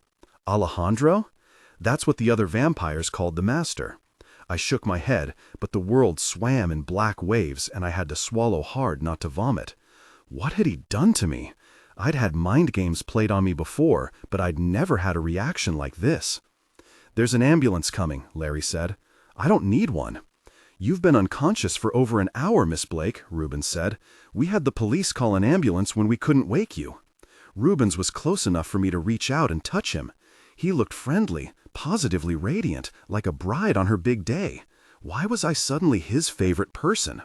"So they threw holy water on the vamp that bit you. What then?" I asked Larry. "They drove the rest of them off with crosses and charms." "Charms?" Rubens pulled out a chain with 2 miniature metal-faced books hanging on it. Both books would have fit in the palm of my hand with room to spare. "They aren't charms, Larry. They're tiny Jewish holy books." "I thought a Star of David." "The star doesn't work because it's a racial symbol, not really a religious symbol." "So it's like miniature Bibles?" I raised my eyebrows. "The Torah contains the Old Testament, so yeah, it's like miniature Bibles." "Would the Bible work for us Christians?" "I don't know. Probably. I've just never been attacked by vampires while carrying a Bible." That was probably my fault. In fact, when was the last time I'd read the Bible? Was I becoming a Sunday Christian? I'd worry about my soul later, after my body felt a little better. "Cancel the ambulance. I'm fine." "You are not fine," Rubens said. He reached out as if to touch me. I looked at him. He stopped in mid-motion. "Let us help you, Miss Blake. We share common enemies." The police were walking towards us over the dark grass. Carl Inger was coming too, talking softly to the police as they moved. "Do the police know you were shooting at us first?" Something passed over Rubens's face. "They don't know, do they?" "We saved you, Miss Blake, from a fate worse than death. I was wrong to try and hurt you. You raised the dead, but if you are truly enemies with the vampires, then we are allies." "The enemy of my enemy is my friend, huh?" He nodded. The police were almost here, almost within earshot. "All right, but you ever point a gun at me again, and I'll forget you saved me." "It will never happen again, Miss Blake. You have my word." I wanted to say something disparaging, but the police were there. They'd hear. I wasn't going to tell on Rubens and Humans First, so I had to save my smart-aleck comebacks for later use. Knowing Rubens, I'd get another chance. I lied to the police about what Humans First had done, and I lied about what Alejandro had wanted from me. It was just another of those mindless attacks that had happened twice already. Later, to Dolphin Zerbrovsky, I'd tell the truth, but right now I just didn't feel like explaining the entire mess to strangers.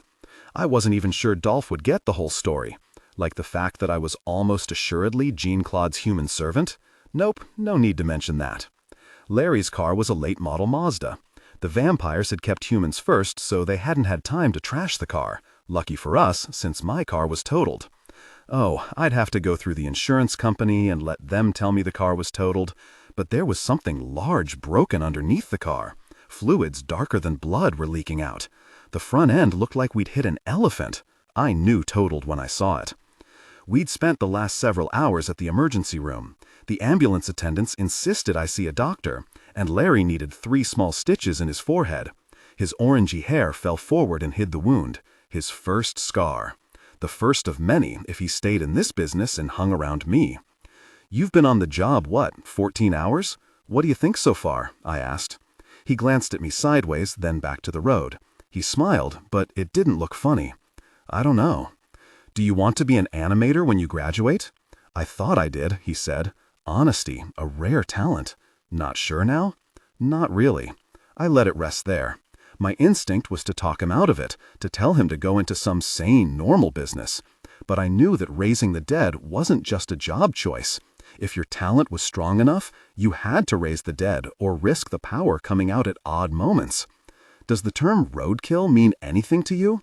It meant something to my stepmother Judith. Of course, she wasn't pleased with my job. She thought it was gruesome. What could I say? She was right. There are other job choices for a preternatural biology degree. What, a zoo? Exterminator? Teacher, I said. Park ranger, naturalist, field biologist, researcher. And which of those jobs can make you this kind of money? He asked. Is money the only reason you want to be an animator? I was disappointed. I want to do something to help people. What better than using my specialized skills to rid the world of dangerous undead? I stared at him. All I could see was his profile in the darkened car, face underlit from the dashboard. You want to be a vampire executioner, not an animator. I didn't try to keep the surprise out of my voice. My ultimate goal, yes. Why? Why do you do it? I shook my head. Answer the question, Larry. I want to help people.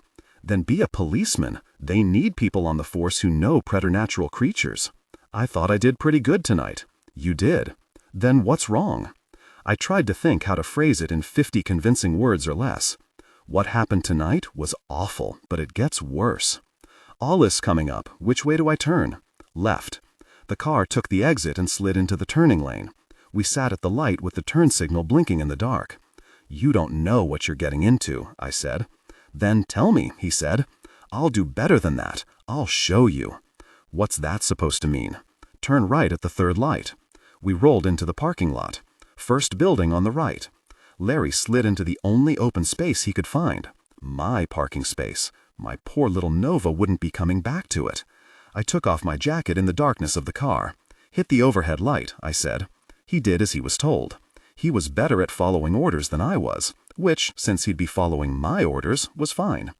I showed him the scars on my arms. The cross-shaped burn is from human servants who thought it was funny. The mound of scar tissue at the bend of my arm is where a vampire tore my arm to pieces. Physical therapist says it's a miracle that I got full use of my arm back.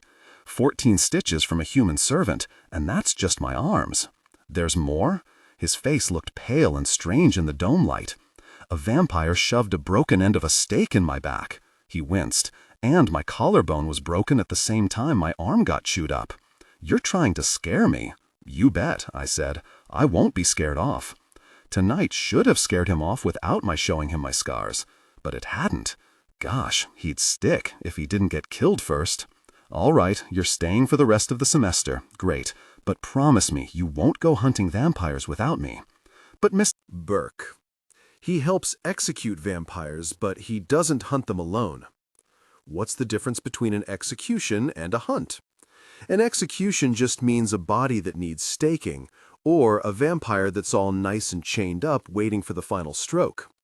Then what's a hunt? He asked. When I go back out after the vampires that nearly killed us tonight, that's a hunt. And you don't trust Mr. Burke to teach me to hunt? I don't trust Mr. Burke to keep you alive. Larry's eyes widened. I don't mean he deliberately hurt you. I mean I don't trust anybody but me with your life. You think it'll come down to that? It very near did. He was quiet for a handful of minutes. He stared down at his hands that were smoothing back and forth over the steering wheel. I promise not to go vampire hunting with anybody but you. He stared at me, blue eyes studying my face. Not even Mr. Rodriguez? Mr. Vaughn said he taught you. Manny did teach me, but he doesn't hunt vampires anymore. Why not? I met his true blue eyes and said, his wife's too afraid, and he's got 4 kids. You and Mr. Burke aren't married and don't have kids. That's right. Neither do I, he said. I had to smile. Had I ever been this eager? Nah. No one likes a smart aleck, Larry. He grinned, and it made him look about 13. Gosh, why wasn't he running for cover after tonight? Why wasn't I? No answers, at least none that made sense. Why did I do it? Because I was good at it, came the answer. Maybe Larry could be good at it too. Maybe, or maybe he'd just get dead. I got out of the car and leaned back in the open door. Go straight home, and if you don't have an extra cross, buy one tomorrow. Okay, he said. I shut the door on his solemn, earnest face. I walked up the stairs and didn't look back. I didn't watch him drive away, still alive, still eager after his first brush with the monsters. I was only 4 years older than he was. 4 years! It felt like centuries. I had never been that green. My mother's death when I was 8 saw to that. It takes the edge off the shiny brightness to lose a parent early. I was still going to try to talk Larry out of being a vampire executioner, but if all else failed, I'd work with them. There are only 2 kinds of vampire hunters, good ones and dead ones. Maybe I could make Larry one of the good ones. It beat the heck out of the alternative.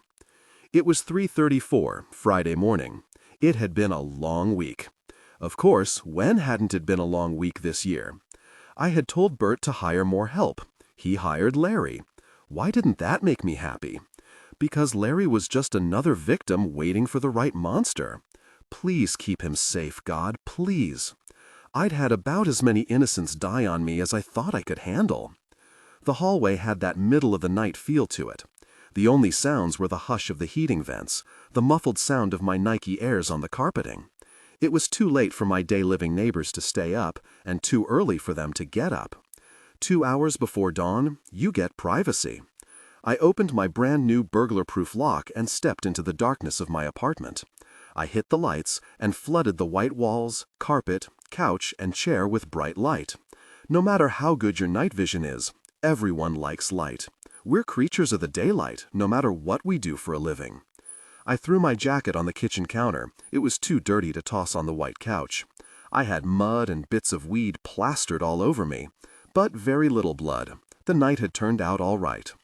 I was slipping out of the shoulder holster when I felt it. The air currents had moved, as if something had moved through them. Just like that, I knew I wasn't alone. My hand was on the gun butt when Edward's voice came out of the darkness of my bedroom. Don't, Anita.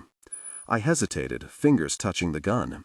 And if I do, I'll shoot you. You know I'll do it. His voice was that soft, sure, predatory sound. I'd seen him use flamethrowers when his voice sounded like that. Smooth and calm as the road to hell. I eased away from my gun. Edward would shoot me if I forced him to. Better not to force it. Not yet. Not yet.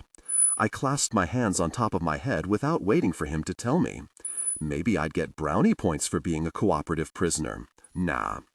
Edward stepped out of the darkness like a blonde ghost. He was dressed all in black except for his short hair and pale face. His black-gloved hands held a Beretta 9mm pointed very steadily at my chest. New gun? I asked. The ghost of a smile curled his lips. Yes, like it. "Beretta's a nice gun, but you know me."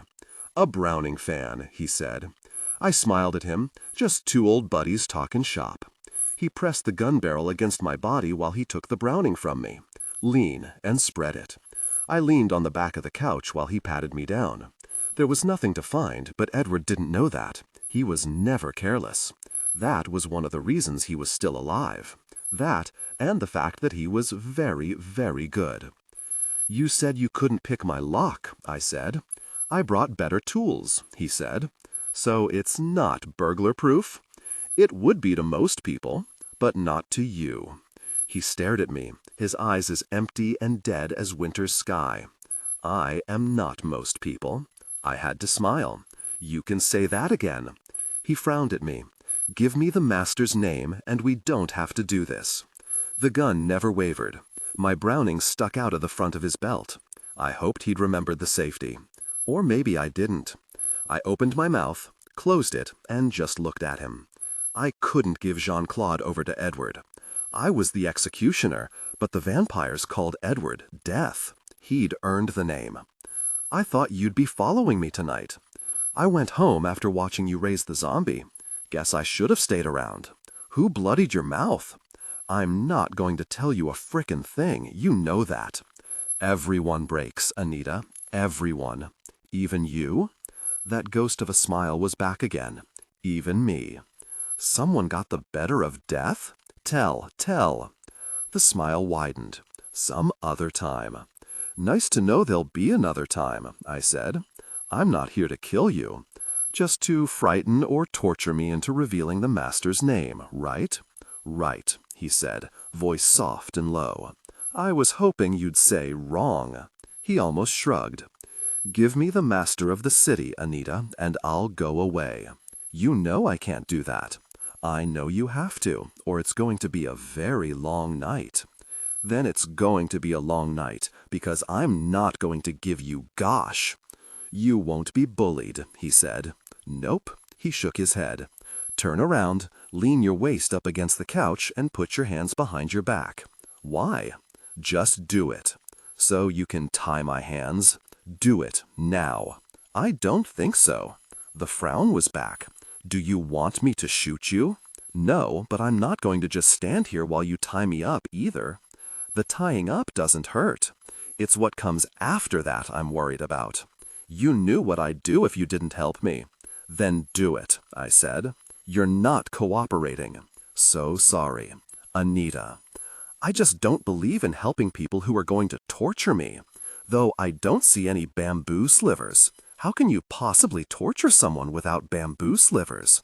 "Stop it." He sounded angry. "Stop what?"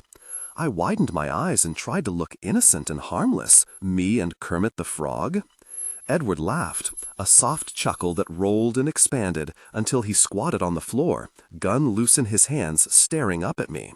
His eyes were shiny. "How can I torture you when you keep making me laugh?" "You can't. That was the plan." He shook his head. "No, it wasn't. You were just being a jerk. You're always a jerk." "Nice of you to notice." He held up his hand. "No more, please." "I'll make you laugh until you beg for mercy." "Just tell me the very name. Please, Anita, help me." The laughter drained from his eyes like the sun slipping out of the sky. I watched the humor, the humanity slip away, until his eyes were as cold and empty as a doll's. "Don't make me hurt you," he said. I think I was Edward's only friend, but that wouldn't stop him from hurting me. Edward had one rule: do whatever it takes to get the job done. If I forced him to torture me, he would, but he didn't want to. "Now that you've asked nicely, try the first question again," I said. His eyes narrowed. Then he said, "Who hit you in the mouth?" "A master vampire," I said softly. "Tell me what happened." It was too much like an order for my taste, but he did have both the guns. I told him everything that had happened, all about Alejandro. Alejandro, who felt so old inside my head, it made my bones ache. I added one tiny lie, lost in all that truth. I told him Alejandro was master of the city. One of my better ideas, huh? You really don't know where his daytime resting place is, do you? I shook my head. I'd give it to you if I had it. Why this change of heart? He tried to kill me tonight. All bets are off. I don't believe that. It was too good a lie to waste, so I tried salvaging it. He's also gone rogue. It's him and his flunkies that have been killing innocent citizens. Edward smirked at the innocent, but he let it go. An altruistic motive, that I believe. If you weren't such a very bleeding heart, you'd be dangerous. I kill my share, Edward. His empty, blue eyes stared at me. Then he nodded, slowly. True. He handed me back my gun, but first. A tight, clenched ball in my stomach unrolled. I could breathe deep, long sighs of relief. If I find out where this Alejandro stays, you want in on it? I thought about that for a minute. Did I want to go after 5 rogue vampires, 2 of them over 500 years old? I did not. Did I want to send even Edward after them alone? No, I did not. Which meant, yeah, I want a piece of them. Edward smiled, broad and shining. I love my work. I smiled back. Me too. Jean-Claude lay in the middle of a white canopied bed. His skin was only slightly less white than the sheets. He was dressed in a nightshirt. Lace fell down the low collar, forming a lace window around his chest. Lace flowed from the sleeves, nearly hiding his hands. It should have looked feminine, but Jean-Claude made it utterly masculine. How could any man wear a white lace gown and not look silly? Of course, he wasn't a man. That must be it. His black hair curled in the lace collar. Touchable. I shook my head. Not even in my dreams. I was dressed in something long and silky. It was a shade of blue almost as dark as his eyes. My arms looked very white against it. Jean-Claude got to his knees and reached his hand out to me. An invitation. I shook my head. It is only a dream, my petite. Will you not come to me even here? It's never just a dream with you. It always means more. His hand fell to the sheets, fingertips caressing the cloth. What are you trying to do to me, Jean-Claude? He looked very steadily at me. Seduce you, of course. Of course, silly me. The phone beside the bed rang. It was one of those white princess phones with lots of gold on it. There hadn't been a telephone a second before. It rang again, and the dream fell to shreds. I came awake, grabbing for the phone. Hello? Hey, did I wake you? Irving Griswold asked. I blanked at the phone. Yeah, what time is it? It's 10 o'clock. I know better than to call early. What do you want, Irving? Grouchy. I got in late. Can we skip the sarcasm? I, your true blue reporter friend, will forgive you that grumpy hello if you answer a few questions. Questions? I sat up, hugging the phone to me. What are you talking about? Is it true that Humans First saved you last night, as they're claiming? Claiming? Can you talk in complete sentences, Irving? The morning news had Jeremy Rubens on it, Channel 5. He claimed that he and Humans First saved your life last night. Saved you from the master vampire of the city. Oh, he did not. May I quote you? I thought about that for a minute. No. I need a quote for the paper. I'm trying to give a chance for a rebuttal. A rebuttal? Hey, I was an English major. That explains so much. Can you give me your side of the story, or not? I thought about that for a minute. Irving was a friend and a good reporter. If Rubens was already on the morning news with the story, I needed to get my side out. Can you give me 15 minutes to make coffee and get dressed? For an exclusive, you bet. Talk to you then. I hung up and went straight for the coffee maker. I was wearing jogging socks, jeans, and the oversized t-shirt I'd slept in when Irving called back. I had a steaming cup of coffee on the bedside table beside the phone. Cinnamon hazelnut coffee from VJ's Tea and Spice Shop over on Olive. Mornings didn't get much better than this. Okay, spill it, he said. Gee, Irving, no foreplay? Get to it, Blake. I've got a deadline. I told him everything. I had to admit that Humans First had saved my cookies. Darn. I can't confirm that the vampire they ran off was the master of the city. Hey, I know Jean-Claude is the master. I interviewed him, remember? I remember. I know this Indian guy was not Jean-Claude. But Humans First doesn't know that. A double exclusive, wowie. No, don't say that Alejandro isn't the master. Why not? I'd clear it with Jean-Claude first if I were you. He cleared his throat. Yeah, not a bad idea. He sounded nervous. Is Jean-Claude giving you trouble? No, why do you ask? For a reporter, you lie badly. Jean-Claude and I got business just between us. It doesn't concern the executioner. Fine, just watch your back, okay? I'm flattered that you're worried about me, Anita, but trust me, I can handle it. I didn't argue with that. I must have been in a good mood. Anything you say, Irving. He let it go, so I did too. No one could handle Jean-Claude, but it wasn't my business. Irving had been the one hot for the interview, so there were strings attached. Not a big surprise, and not my business, really. This'll be on the front page of the morning paper. I'll check with Jean-Claude about whether to mention this new vamp isn't the master. I'd really appreciate it if you could hold off on that. Why? He sounded suspicious. Maybe it wouldn't be such a bad idea for Humans First to believe Alejandro is the master. Why? So they don't kill Jean-Claude, I said. Oh, he said. Yeah, I said. I'll bear that in mind, he said. You do that. Gotta go. Deadline calls.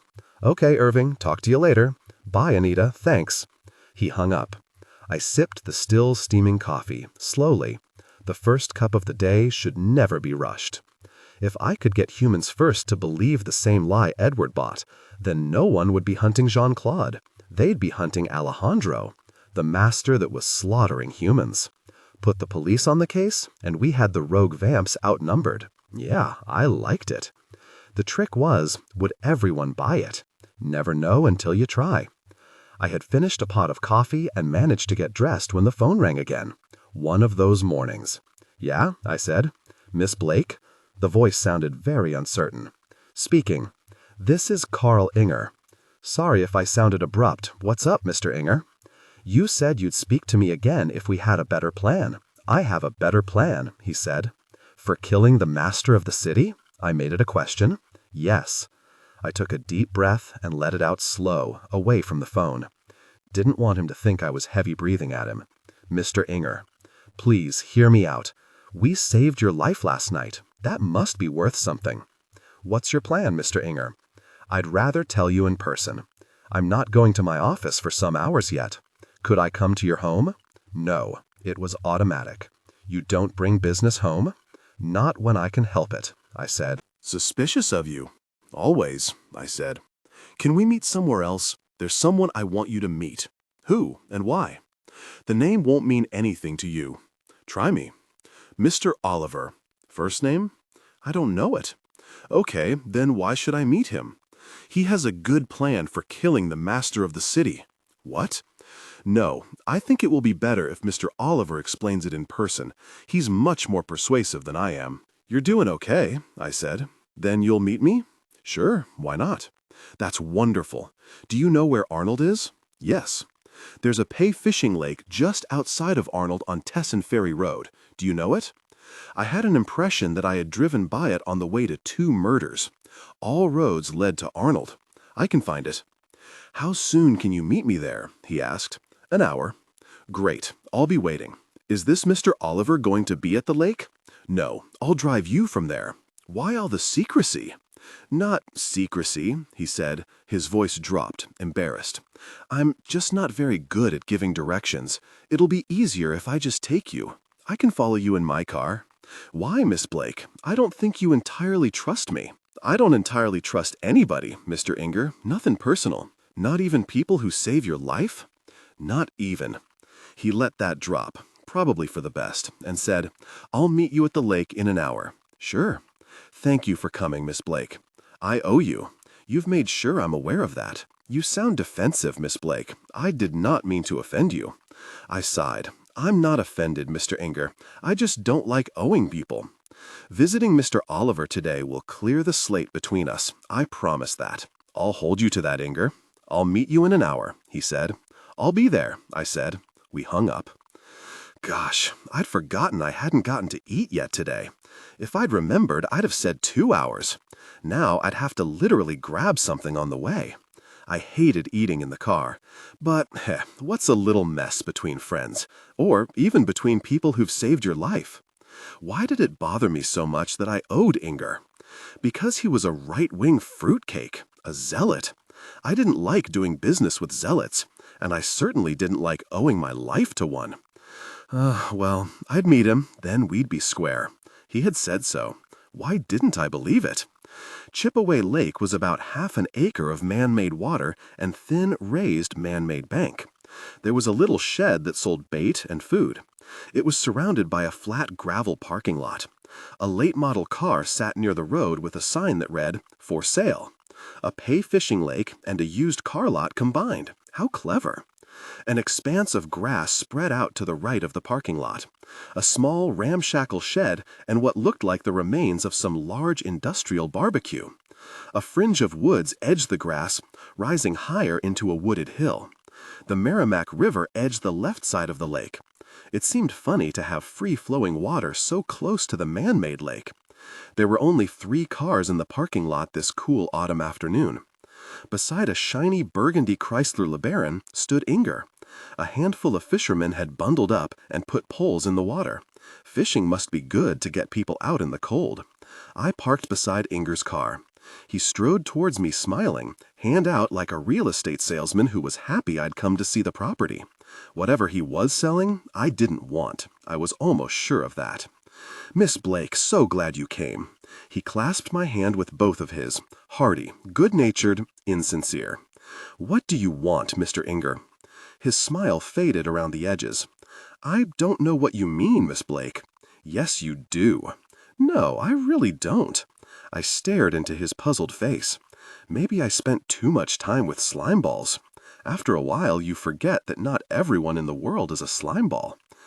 It just saves so much time to assume the worst. "I'm sorry, Mr. Inger. I've been spending too much time looking for criminals. It makes you cynical." He still looked puzzled. "Never mind, Mr. Inger. Just take me to see this Oliver." "Mr. Oliver?" he said. "Sure. Shall we take my car?" He motioned towards his car.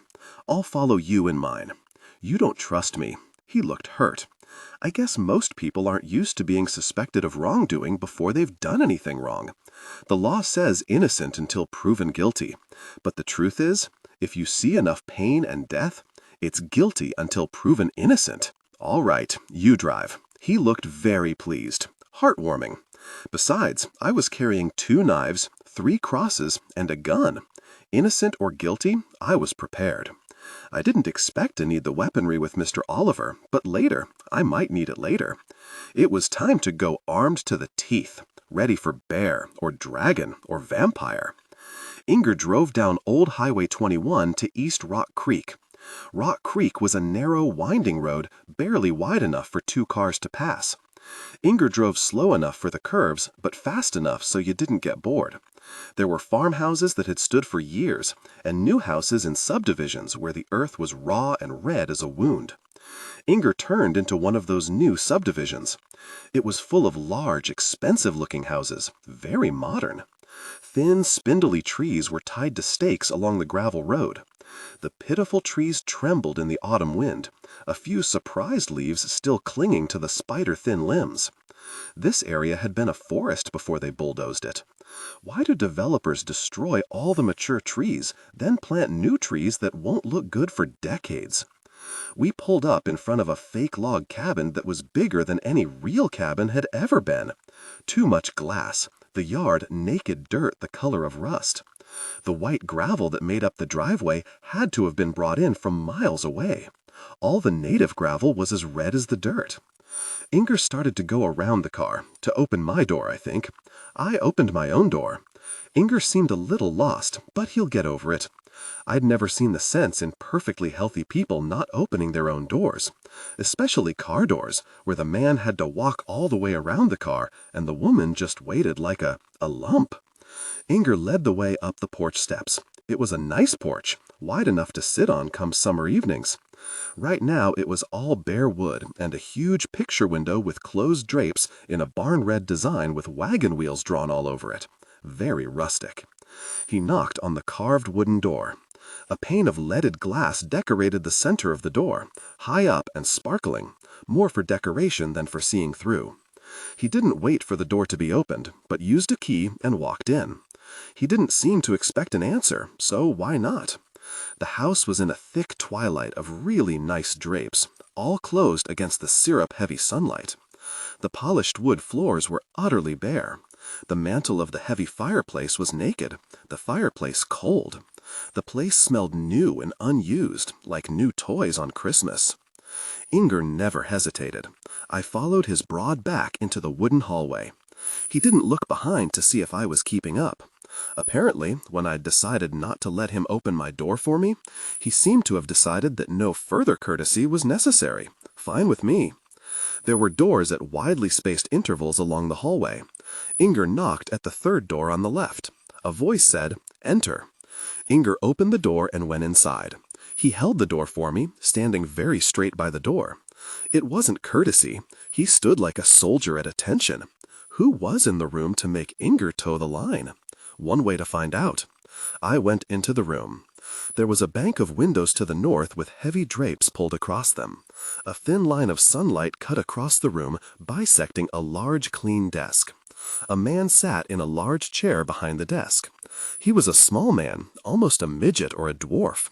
I wanted to say dwarf, but he didn't have the jaw or the shortened arms. He looked well formed under his tailored suit. He had almost no chin and a sloping forehead, which drew attention to the wide nose and the prominent eyebrow ridge. There was something familiar about his face, as if I'd seen it somewhere else before. Yet I knew I'd never met a person who looked just like him. It was a very singular face. I was staring at him. I was embarrassed and didn't like it. I met his eyes. They were perfectly brown and smiling. His dark hair was cut one hair at a time, expensive and blow-dried. He sat in his chair behind the clean, polished desk and smiled at me. "Mr. Oliver, this is Anita Blake," Inger said, still standing stiffly by the door. He got out of his chair and came around the desk to offer him his small, well-formed hand. He was 4 feet tall, not an inch more.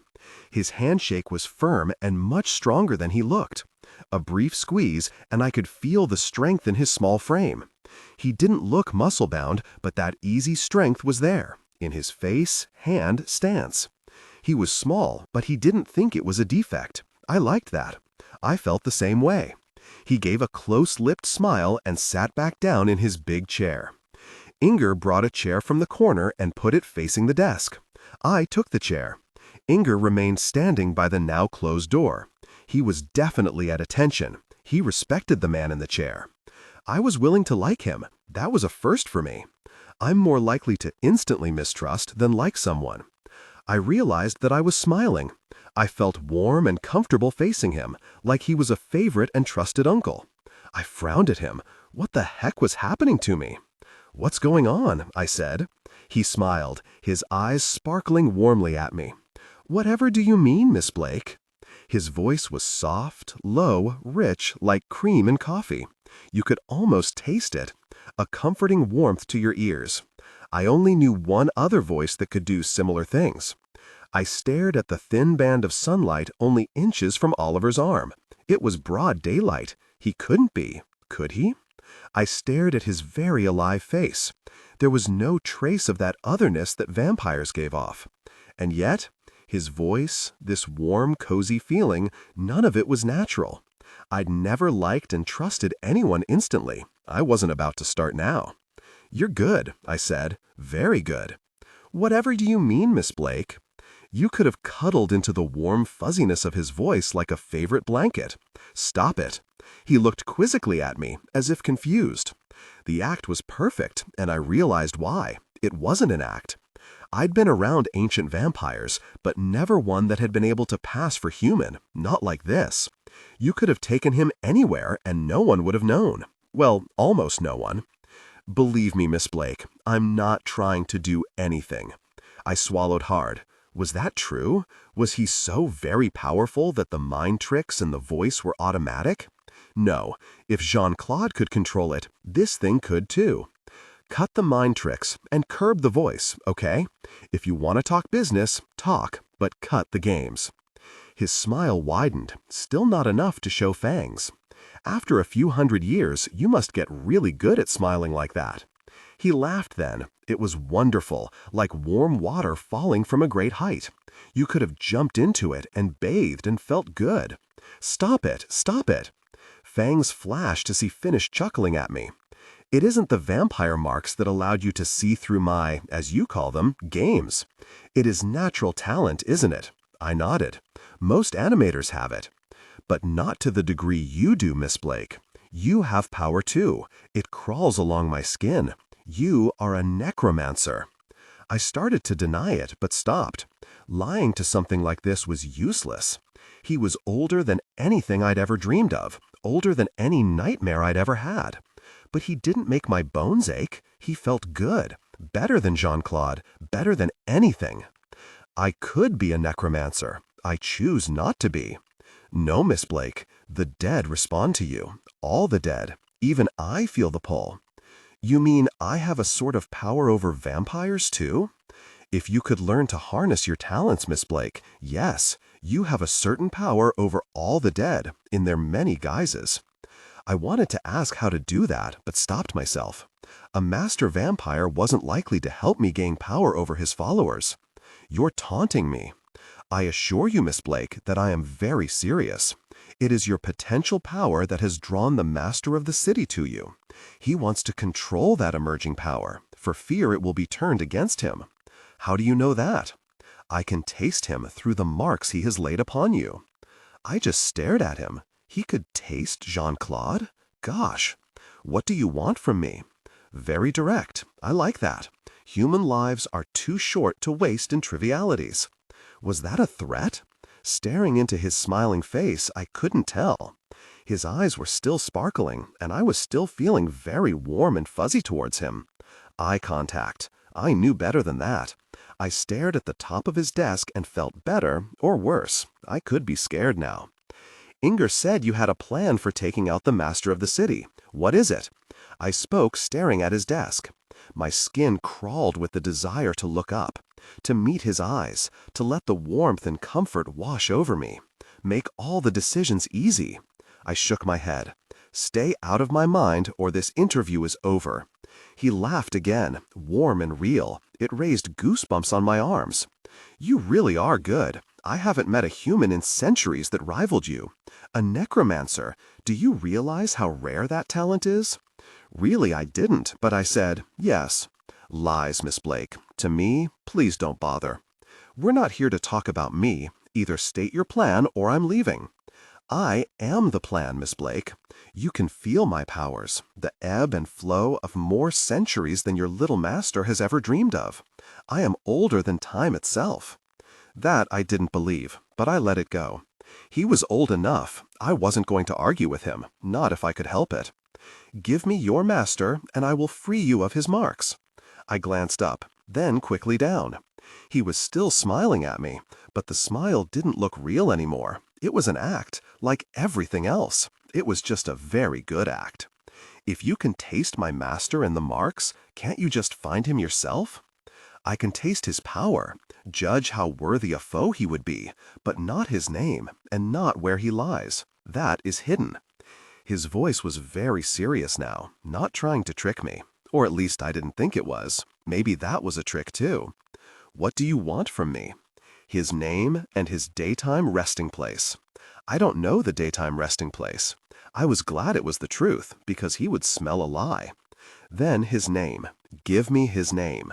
Why should I? Because I wish to be master of the city, Miss Blake. Why? So many questions. Is it not enough that I would free you from his power? I shook my head. No. Why? Why should you care about what happens to the other vampires? I don't, but before I hand you the power to control every vampire in the immediate area, I'd like to know what you intend to do with all that power. He laughed again. This time it was just a laugh. He was trying. You are the most stubborn human I have met in a very long time. I like stubborn people. They get things done. Answer my question.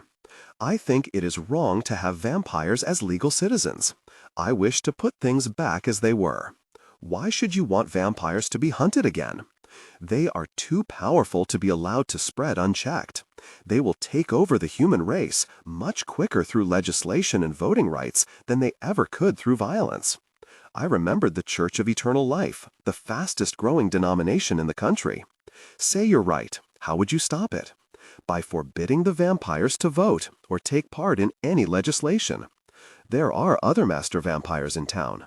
You mean Malcolm, the head of the Church of Eternal Life? Yes, I have observed him.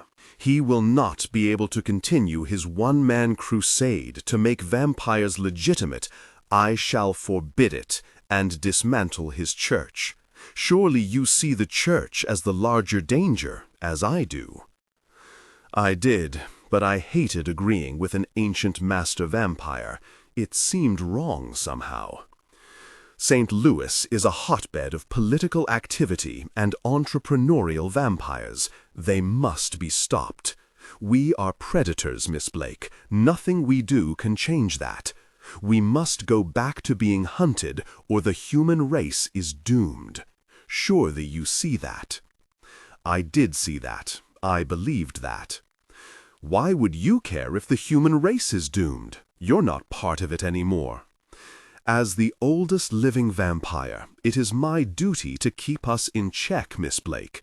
These new rights are getting out of hand and must be stopped. We are too powerful to be allowed such freedom. Humans have their right to be human. In the olden days, only the strongest, smartest, or luckiest vampires survived. The human vampire hunters weeded out the stupid, the careless, the violent. Without that check and balance system, I fear what will happen in a few decades. I agreed, wholeheartedly. It was sort of scary. I agreed with the oldest living thing I'd ever met. He was right. Could I give him Jean-Claude? Should I give him Jean-Claude?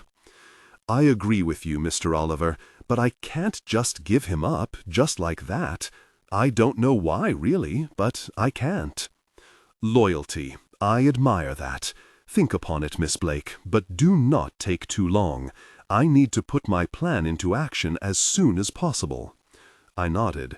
I understand. I'll give you an answer within a couple of days. How do I reach you? Inger will give you a card with a number on it. You may safely speak to him as to me. I turned and looked at Inger, still standing at attention beside the door. You're his human servant, aren't you? I have that honor. I shook my head. I need to leave now. Do not feel badly that you could not recognize Inger as my human servant. It is not a mark which shows. Otherwise, how could they be our human ears and eyes if everyone knew they were ours? He had a point. He had a lot of points. I stood up. He stood up too. He offered me his hand. I'm sorry, but I know that touching makes the mind games easier. The hand dropped back to his side. I do not need to touch you to play mind games, Miss Blake. The voice was wonderful, shining and bright as Christmas morning.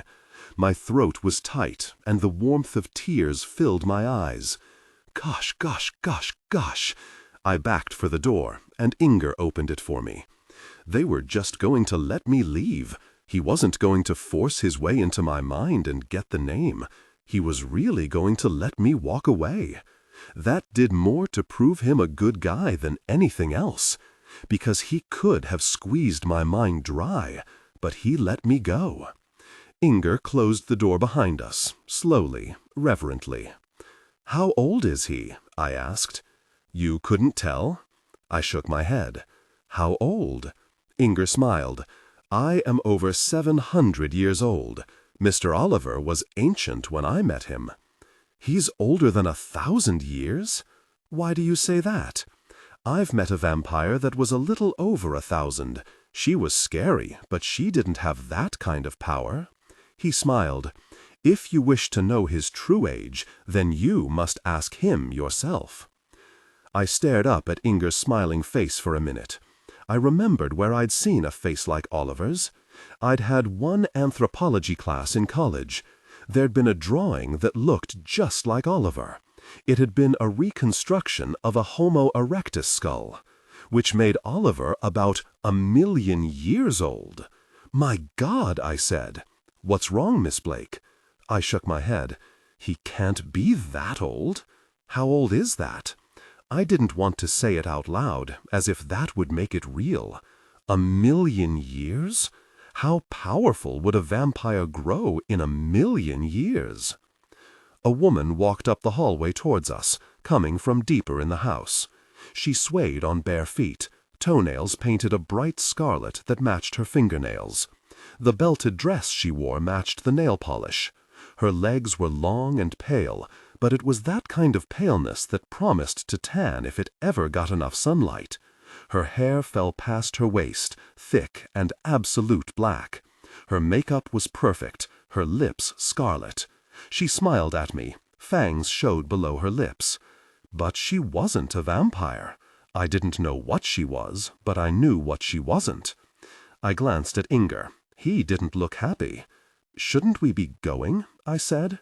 "Yes," he said. He backed towards the front door, and I backed behind him. Neither of us took our eyes off the fanged beauty slinking down the hall towards us. She moved in a liquid run that was almost too fast to follow. Lycanthropes could move like that, but that wasn't what she was either. She was around Inger and coming for me. I gave up being cool and sort of ran backwards towards the front door, but she was too fast for me, too fast for any human. She grabbed my right forearm. She looked puzzled. She could feel the knife sheath on my arm. She didn't seem to know what it was. Bully for me. "What are you?" My voice was steady, not afraid. "Heap big vampire slayer. Yeah, right." She opened her mouth wider, tongue caressing the fangs. The fangs were longer than a vampire's. She'd never be able to close her mouth around them. "Where do the fangs go when you close your mouth?" I said. She blinked at me, the smile slipping away from her face. She ran her tongue over them. Then they folded back into the roof of her mouth. "Retractable fangs. Cool," I said. Her face was very solemn. "I'm glad you enjoyed the show, but there's so much more to see." The fangs unfolded again. She widened her jaws, almost a yawn, flashing the fangs nicely in the dim beams of sunlight that got around the drapes.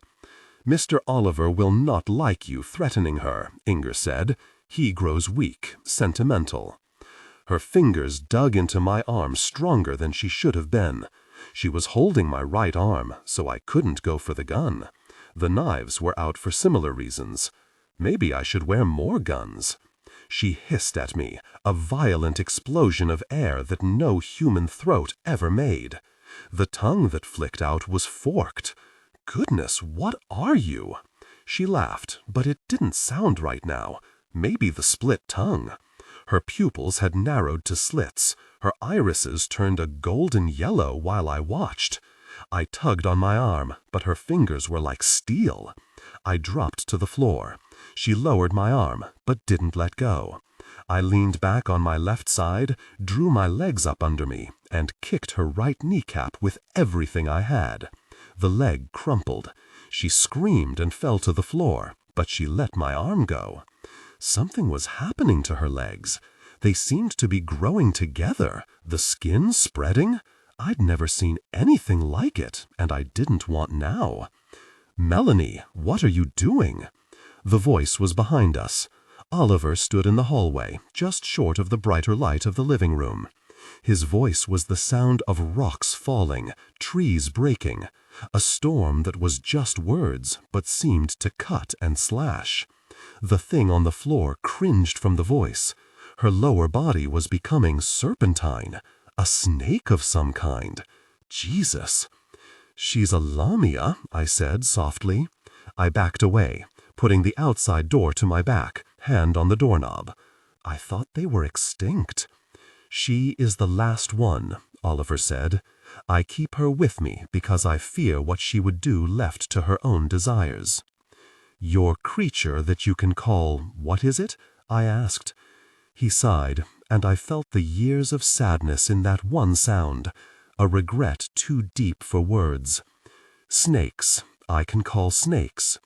I nodded my head. "Sure." I opened the door and backed out onto the sunny porch. No one tried to stop me. The door shut behind me, and after a few minutes Inger came out. He was stiff with anger. "We most humbly apologize for her. She is an animal. Oliver needs to keep her on a tighter leash. He tries." I nodded. I knew about trying. Doing your best, but anything that could control a Lamia could play mind games with me all day, and I might never know it. How much of my trust and good wishes was real, and how much of it was manufactured by Oliver? "I'll drive you back, please." And away we went. I'd met my first Lamia, and perhaps the oldest living creature in the world. A red really letter day. The phone was ringing as I unlocked the apartment door. I shoved the door open with my shoulder and ran for the phone. I got it on the 5th ring and nearly yelled, "Hello? Anita?" Ronnie made it a question. "Yeah, it's me." "You sound out of breath." I had to run for the phone. "What's up?" I remembered where I knew Cal Rupert from. It took me a minute to remember who she was talking about. The first vampire victim. I'd forgotten, just for a moment, that there was a murder investigation going on. I was a little ashamed of that. "Talk to me, Ronnie." "I was doing some work for a local law firm last year. One of the lawyers specialized in drawing up dying wills. I know that Rupert had a dying will. That's how I could stake him without waiting for an order of execution. But did you also know that Reba Baker had a dying will with the same lawyer?" "Who's Reba Baker?" "It may be the female victim." My stomach tightened. A clue. A real live clue. "What makes you think so?" "Reba Baker was young, blonde, and missed an appointment. She doesn't answer her phone. They called her at work, and she hasn't been in for 2 days. The length of time she'd have been dead," I said. "Exactly. Call Sergeant Rudolph's store. Tell him what you just told me. Use my name to get to him. You don't want to check it out ourselves? Not on your life. This is police business. They're good at it. Let them earn their paychecks." "Shucks, you're no fun." "Ronnie, call Dolph. Give it to the police. I've met the vampires that are killing these people. We don't want to make ourselves targets." "You what?" I sighed. I'd forgotten that Ronnie didn't know. I told her the shortest version that would make any sense. "I'll fill you in on everything Saturday morning when we work out." "You gonna be all right?" "So far, so good." "Watch your back, okay?" "Always. You too." "I never seem to have as many people after my back as you do." "Be thankful," I said. "I am." She hung up. We had a clue. Maybe a pattern, except for the attack on me. I didn't fit any pattern. They'd come after me to get Jean-Claude. Everybody wanted Jean-Claude's job. The trouble was, you couldn't abdicate. You could only die. I liked what Oliver had to say. I agreed with him. But could I sacrifice Jean-Claude on the altar of good sense? Very. I just didn't know. Bert's office was small and painted pale blue. He thought it was soothing to the clients. I thought it was cold, but that fit Bert too. He was 6 feet tall with the broad shoulders and build of an ex-college football player. His stomach was moving a little south with too much food and not enough exercise, but he carried it well in his $700 suits. For that kind of money, the suit should have carried the Taj Mahal. He was tanned, gray-eyed, with a buzz haircut that was nearly white. Not age, his natural hair color. I was sitting across from his desk in work clothes, a red skirt, matching jacket, and a blouse that was so close to scarlet I'd had to put on a little makeup so that my face didn't seem ghostly. The jacket was tailored so that my shoulder holster didn't show. Larry sat in the chair beside me in a blue suit, white shirt, and blue-on-blue tie. The skin around his stitches had blossomed into a multicolored bruise across his forehead. His short red hair couldn't hide it. It looked like someone had hit him in the head with a baseball bat. "You could have gotten him killed, Bert," I said. "He wasn't in any danger until you showed up. The vampires wanted you, not him." He was right, and I didn't like it. He tried to raise a third zombie. Bert's cold little eyes lit up. "You can do 3 in a night?" Larry had the grace to look embarrassed. "Almost." Bert frowned. "What's almost mean?" "It means he raised it but lost control of it. If I hadn't been there to fix things, we'd have had a rampaging zombie on our hands." He leaned forward, hands folded on his desk, small eyes very serious. "Is this true, Larry?" "I'm afraid so, Mr. Vaughn." "That could have been very serious, Larry. You understand that?" "Serious?" I said. "It would have been a messy disaster. The zombie could have eaten one of our clients." "Now, Anita, no reason to frighten the boy." I stood up. Yes, there is. Bert frowned at me. If you hadn't been late, he wouldn't have tried to raise the last zombie. No, Bert, you are not making this all my fault. You sent him out on his first night alone. Alone, Bert. And he handled himself well, Bert said. I fought the urge to scream because it wouldn't help. Bert, he's a 20-year-old college student. This is a freaking seminar for him. If you get him killed, it's gonna look sorta bad. May I say something? Larry asked. I said, no. Bert said, certainly. I'm a big boy. I can take care of myself. I wanted to argue that, but looking into his true blue eyes, I couldn't say it. He was 20. I remembered 20. I'd known everything at 20. It took me another year to realize I knew nothing. I was still hoping to learn something before I hit 30, but I wasn't holding my breath. How old were you when you started working for me? Bert said. What? How old were you? 21. I just graduated college. When will you turn 21, Larry? Bert asked. March. See, Anita, he's just a few months younger. He's the same age you were. That was different. Why? Bert said. I couldn't put it into words. Larry still had all his grandparents. He'd never seen death and violence up close and personal. I had. He was an innocent, and I hadn't been innocent for years. But how to explain that to Bert without hurting Larry's feelings? No 20-year-old man likes to hear that a woman knows more about the world than he does. Some cultural fables die hard. You sent me out with Manny, not alone. He was supposed to go out with you, but you had police business to handle. That's not fair, Bert, and you know it. He shrugged. If you'd been doing your job, he wouldn't have been alone. There've been 2 murders. What am I supposed to do? Say, sorry folks, I've got to babysit a new animator. Sorry about the murders. Nobody has to babysit me, Larry said. We both ignored him. You have a full-time job here with Animators Inc. We've had this argument before, Bert. Too many times, he said. You're my boss, Bert. Do what you think best. Don't tempt me. Hey guys, Larry said. I'm getting the feeling that you're using me for an excuse to fight. Don't get carried away, okay? We both glared at him. He didn't back down, just stared at us. Point for him. If you don't like the way I do my job, Bert, fire me, but stop yanking my chain. Bert stood up, slowly, like a leviathan rising from the waves. Anita. The phone rang. We all stared at it for a minute. Bert finally picked it up and growled, "Yeah, what is it?" He listened for a minute, then glared at me. "It's for you." His voice was incredibly mild as he said it. Detective Sergeant Storr, police business. Bert's face was smiling. Butter wouldn't have melted in his mouth. I held out my hand for the phone without another word. He handed me the receiver. He was still smiling, his tiny gray eyes warm and sparkling. It was a bad sign. "Hi, Dolph, what's up?" "We're at the lawyer's office that your friend Veronica Sims gave us. Nice that she called you first and not us." "She called you second, didn't she?" "Yeah." "What have you found out?" I didn't bother to keep my voice down. If you're careful, one side of a conversation isn't very enlightening. Reba Baker is the dead woman. They identified her from morgue photos. "Pleasant way to end the work week," I said. Dolph ignored that. Both victims were clients with dying wills. If they died by vampire bite, they wanted to be staked, then cremated. "Sounds like a pattern to me," I said. "But how did the vampires find out that they had dying wills?" "Is this a trick question, Dolph? Someone told them." "I know that," he said. He sounded disgusted. "I was missing something.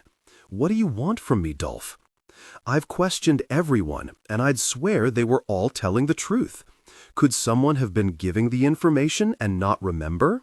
"You mean, could the vampire have played mind games so that the traitor wouldn't know afterwards?" "Yeah," he said. "Sure," I said. "Could you tell which one the vampire got to if you were here?" I glanced at my boss's face. If I missed another night during our busiest season, he might fire me. There were days when I didn't think I'd care. This wasn't one of them. Look for memory losses, hours, or even entire nights. Anything else? If someone has been feeding info to the vampires, they may not remember it, but a good hypnotist will be able to raise the memory. The lawyer is screaming about rights and warrants. We've only got a warrant for the files, not for their minds. Ask him if he wants to be responsible for tonight's murder victim, one of his own clients. She, the lawyer's a woman, he said. How embarrassing, and how sexist of me. Ask her if she's willing to explain to her client's family why she obstructed your investigation. The clients won't know unless we let it out, he said. That's true, I said. Why, that would be blackmail, Miss Blake. Isn't it, though? I said. You had to be a cop in a past life, he said. You're too devious not to be. Thanks for the compliment. Any hypnotists you'd recommend? Alvin Thormund. Wait a sec, and I'll get his number for you. I got out my thin business card holder. I tried to only keep cards I wanted to refer to from time to time. We'd used Alvin for several cases of vampire victims with amnesia. I gave Dolph the number. Thanks, Anita. Let me know what you find out. I might be able to identify the vampire involved. You want to be there when we put them under? I glanced at Bert. His face was still relaxed, pleasant. Bert at his most dangerous. I don't think so. Just make a recording of the session. If I need to, I'll listen to it later. Later may mean another body, he said. Your boss giving you trouble again? Yeah, I said. You want me to talk to him? Dolph asked. I don't think so. He being a real jerk about it? The usual. Okay, I'll call this Thormund and record the sessions. I'll let you know if we find out anything. Beep me. You got it. He hung up. I didn't bother to say goodbye. Dolph never did. I handed the phone back to Bert. He hung it up, still staring at me with his pleasant, threatening eyes. You have to go out for the police tonight? No. How did we merit this honor? Cut that sarcasm, Bert. I turned to Larry. You ready to go, kid? How old are you? He asked. Bert grinned.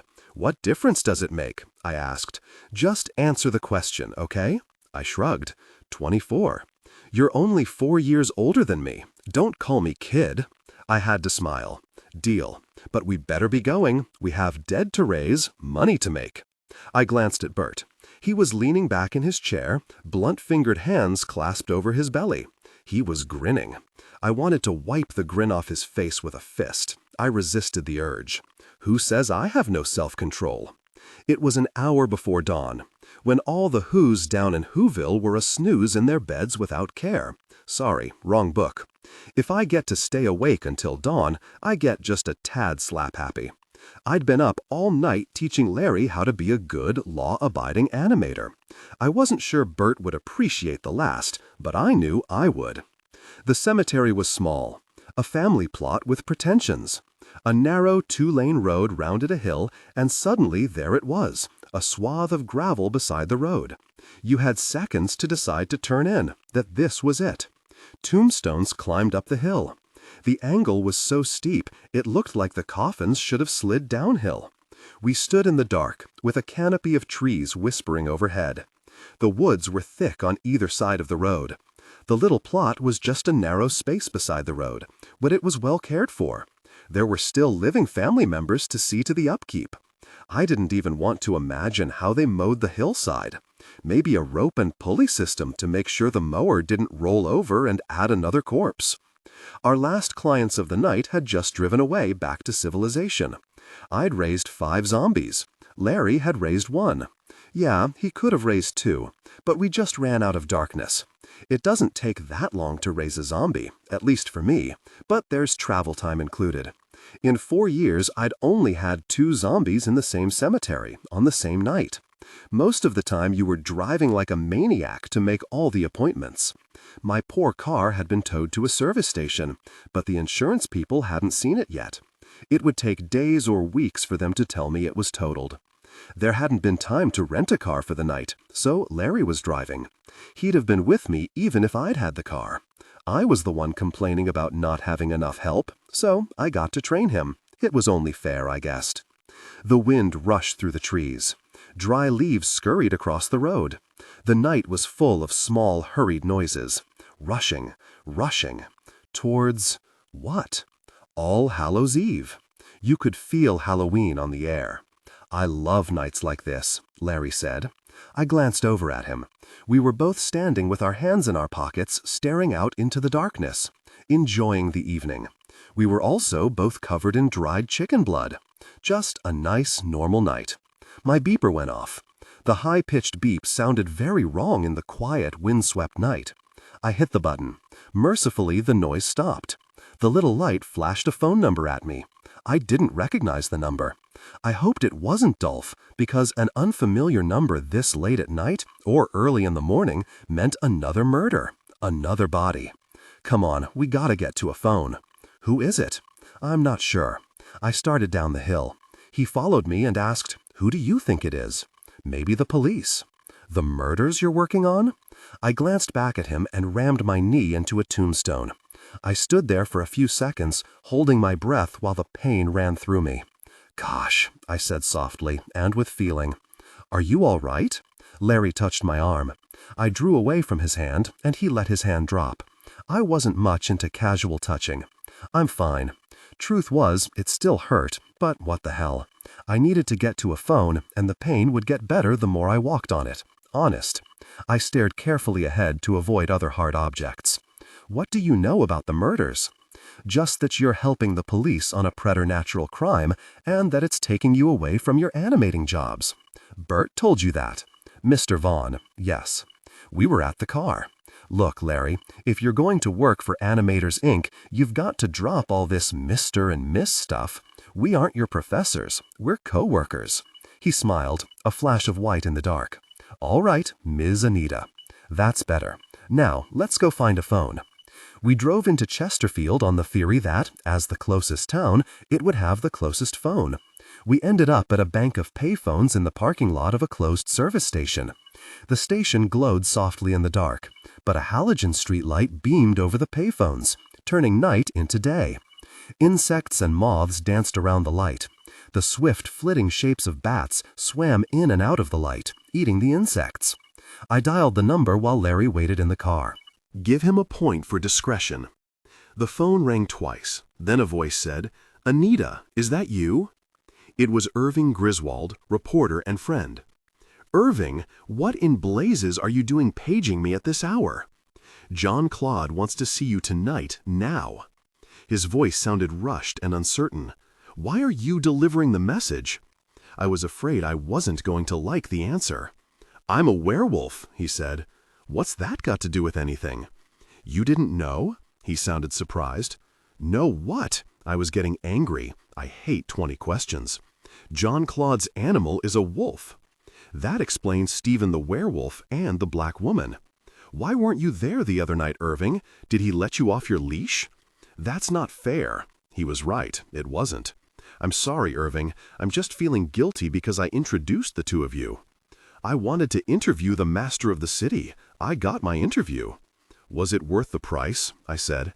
"No comment." "That's my line," he laughed.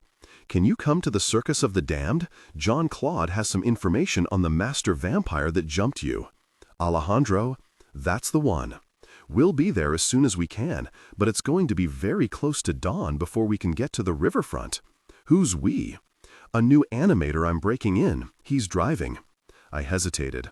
"Tell Jean-Claude no rough stuff tonight." "Tell him yourself." "Coward." "Yes, ma'am. See you as soon as you can get here. Bye." "Bye, Irving." I held the buzzing receiver for a few seconds, then hung up. Irving was Jean-Claude's creature. Jean-Claude could call wolves the way Mr. Oliver called snakes, the way Nicolaus had called rats and were-rats. They were all monsters. It was just a choice of flavors. I slid back into the car. "You wanted more experience with vampires, right?" I buckled the seatbelt. "Of course," Larry said. "Well, you're going to get it tonight." "What do you mean?" "I'll explain while you drive. We don't have much time before dawn." Larry threw the car in gear and peeled out of the parking lot. He looked eager in the dim glow of the dashboard. Eager and very, very young. The Circus of the Damned had closed down for the night, or would that be morning? It was still dark, but there was a wash of lightness to the east as we parked in front of the warehouse. An hour earlier, and there wouldn't have been a parking place even close to the circus. But the tourists leave as the vampires fold down for the night. I glanced at Larry. His face was smeared with dried blood. So was mine.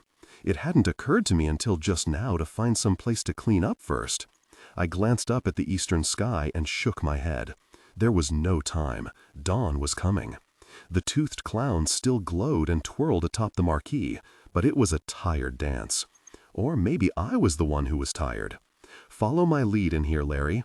Never forget that they are monsters. No matter how human they look, they aren't. Don't take off your cross, don't let them touch you, and don't stare directly into their eyes. I know that from class. I had 2 semesters of vampire studies. I shook my head. Class is nothing, Larry. This is the real thing. Reading about it doesn't prepare you for it. We had guest speakers. Some of them were vampires. I sighed and let it go. He'd have to learn on his own, like everybody else did, like I had. The big doors were locked. I knocked. The door opened a moment later. Irving stood there. He wasn't smiling. He looked like a chubby cherub with soft, curling hair in a fringe over his ears and a big bald spot in the middle. Round, wire-framed glasses perched on a round little nose. His eyes widened a little as we stepped inside. The blood looked like what it was in the light. "What have you been doing tonight?" he asked. "Raising the dead," I said. "This the new animator?" "Larry Kirkland, Irving Griswold. He's a reporter, so everything you say can be used against you." "Hey, Blake, I've never quoted you when you said not to. Give me that." I nodded. "Given." "He's waiting for you downstairs," Irving said. "Downstairs?" I said. "It is almost dawn. He needs to be underground." "Ah, sure," I said, but my stomach clenched tight. The last time I'd gone downstairs at the circus, it had been to kill Nicolaus. There had been a lot of killing that morning, a lot of blood, some of it mine. Irving led the way through the silent midway. Someone had hit the switch, and the lights were dull. The fronts of the games had been shut and locked down, covers thrown over the stuffed animals. The scent of corn dogs and cotton candy hung on the air like aromatic ghosts, but the smells were dim and tired. We passed the haunted house with its life-size witch on top, standing silent and staring with bulging eyes. She was green and had a wart on her nose. I'd never met a witch that looked anything but normal. They certainly weren't green, and warts could always be surgically removed. The glass house was next. The darkened Ferris wheel towered over everything. I feel like one who treads alone, some banquet hall deserted, whose lights are fled, whose garlands dead, and all but he departed, I said. Irving glanced back to me. Thomas More, Oft in the Stilly Night. I smiled. I couldn't remember the title to save myself. I'll just have to agree with you. Double major, journalism and English literature. I bet that last comes in handy as a reporter, I said. Hey, I slip a little culture in when I can. He sounded offended, but I knew he was pretending. It made me feel better to have Irving joking with me. It was nice and normal. I needed all the nice I could get tonight. It was an hour until dawn. What harm could Jean-Claude do in an hour? Better not to ask. The door in the wall was heavy and wooden, with a sign reading, "Authorized personnel only beyond this point." For once I wished I wasn't authorized. The little room beyond was just a small storage room with a bare light bulb hanging from the ceiling. A second door led down the stairs. The stairs were almost wide enough for the 3 of us to walk abreast, but not quite. Irving walked ahead of us, as if we still needed leading. There was nowhere to go but down. Prophetic, that. There was a sharp bend to the stairs. There was a brush of cloth, the sensation of movement. I had my gun out and ready. No thought necessary, just lots and lots of practice. "You won't need that," Irving said. "Says you." "I thought the master was a friend of yours," Larry said. "Vampires don't have friends." "How about junior high science teachers?" Richard Zeeman walked around the corner. He was wearing a forest green sweater with a lighter green and brown forest woven into it. The sweater hung down nearly to his knees. On me, it would have been a dress. The sleeves were pushed back over his forearms. Jeans and the same pair of white Nikes completed the outfit. "Jean-Claude sent me up to wait for you." "Why?" I asked. He shrugged. "He seems nervous. I didn't ask questions." "Smart man," I said. "Let's keep moving," Irving said. "You sound nervous too, Irving." "He calls and I obey, Anita. I'm his animal." I reached out to touch Irving's arm, but he moved away. I thought I could play human, but he's shown me that I'm an animal, just an animal. "Don't let him do that to you," I said. He stared at me, his eyes filled with tears. "I can't stop him." "We better get moving. It's almost dawn," Richard said. I glared at him for saying it. He shrugged. "It'll be better if we don't keep the master waiting. You know that." I did know that. I nodded. "You're right. I don't have any right to get mad at you." "Thanks." I shook my head. "Let's do it." "You can put the gun up," he said. I stared at the Browning. I liked having it out. For security, it beat a teddy bear. I put the gun away. I could always get it out again later. At the end of the stairs, there was one last door, smaller, rounded, with a heavy iron lock. Irving took out his huge black key and slipped it into the door. The lock gave a well-oiled click, and he pushed it forward. Irving was trusted with the key to below the stairs. How deep was he in, and could I get him out? "Wait a minute," I said. Everyone turned to me. I was the center of attention. Great. "I don't want Larry to meet the master, or even know who he is." "Anita," Larry started. "No, Larry, I've been attacked twice for the information. It is definitely on a need-to-know basis. You don't need to know."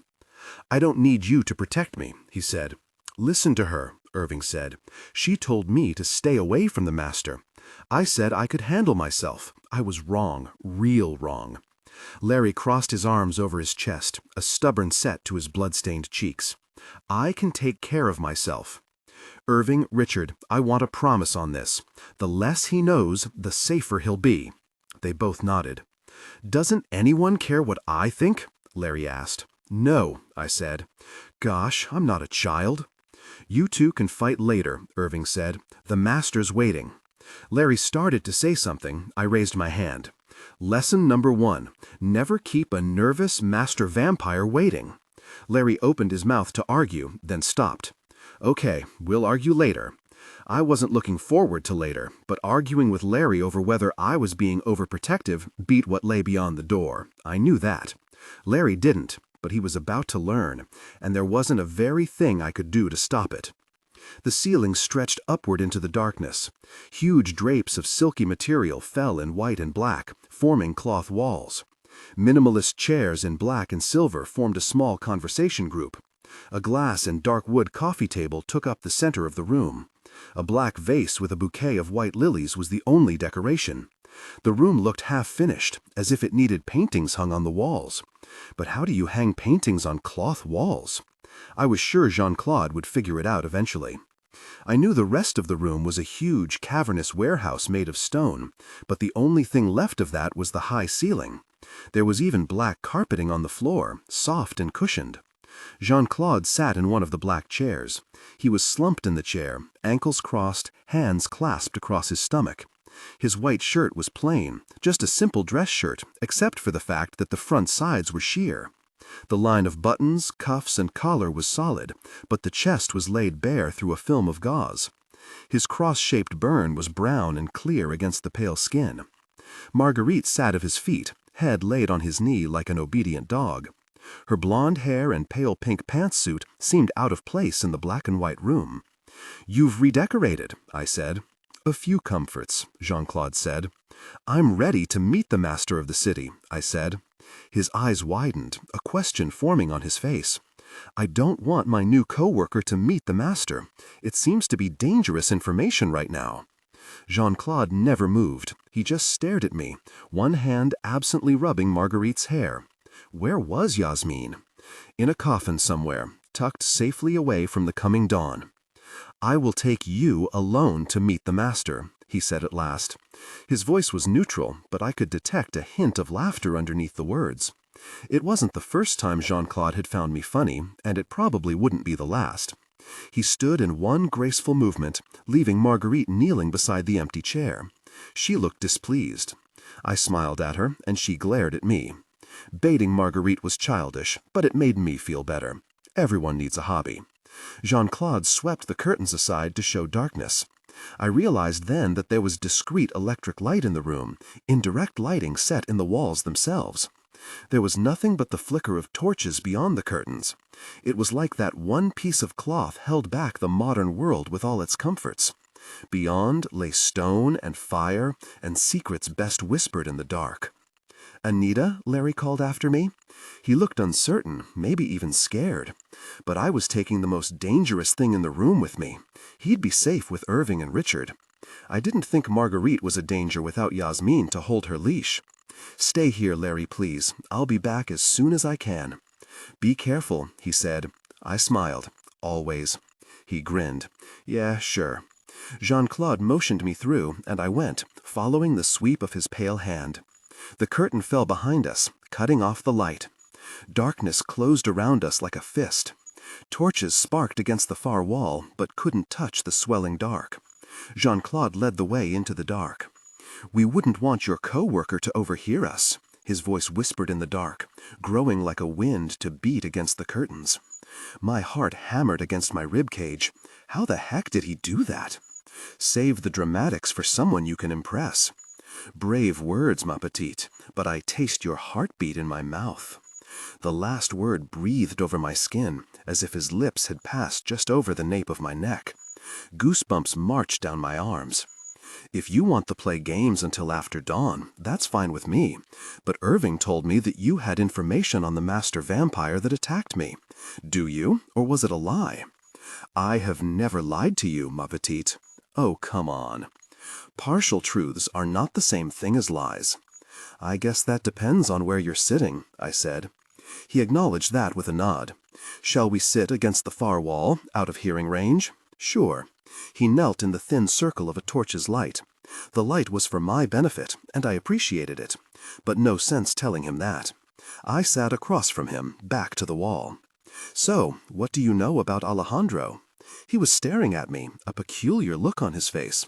"What?" I asked. "Tell me everything that happened last night, ma petite. Everything about Alejandro." It was too much like an order for my tastes, but there was something in his eyes, his face, uneasiness, almost fear. Which was silly. What did Jean-Claude have to fear from Alejandro? What indeed? I told him everything I remembered. His face went carefully blank, beautiful and unreal like a painting. The colors were still there, but the life, the movement, had fled. He put one finger between his lips and slowly slid it out of sight. The finger came glistening back to the light. He extended that wet finger towards me. I scooted away from him. "What are you trying to do?" "Wash the blood off of your cheek. Nothing more." "I don't think so." He sighed, the barest of sounds, but it slithered over my skin like air. "You make everything so difficult." "Glad you noticed." "I need to touch you, ma petite. I believe Alejandro has done something to you." "What?" He shook his head. "Something impossible." "No riddles, Jean-Claude." "I believe he has marked you." I stared at him. "What do you mean?" "Marked you, Anita Blake. Marked you with the first mark, just as I have." I shook my head. "That's not possible. Two vampires can't have the same human servant." "Exactly," he said. He moved towards me. "Let me test the theory, ma petite. Please." He said something soft and harsh in French. I'd never heard him curse before. "It is after dawn, and I am tired. Your questions will make something simple last all gosh darn day." There was real anger in his voice, but under that was tiredness and that thread of fear. The fear scared me. He was supposed to be some untouchable monster. Monsters weren't afraid of other monsters. I sighed. Was it better to just get it over with, like a shot? Maybe. "All right, in the interest of time, but give me some idea of what to expect. You know I don't like surprises." "I must touch you to search first for my marks, then for his.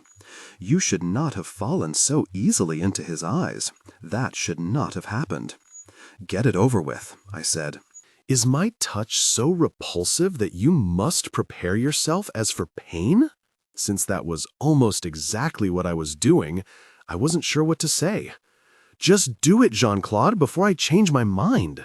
He slid his finger between his lips again. "Do you have to do it that way?" "Ma petite, please." I squirmed against the cool stone wall. "All right, no more interruptions." "Good." He knelt in front of me.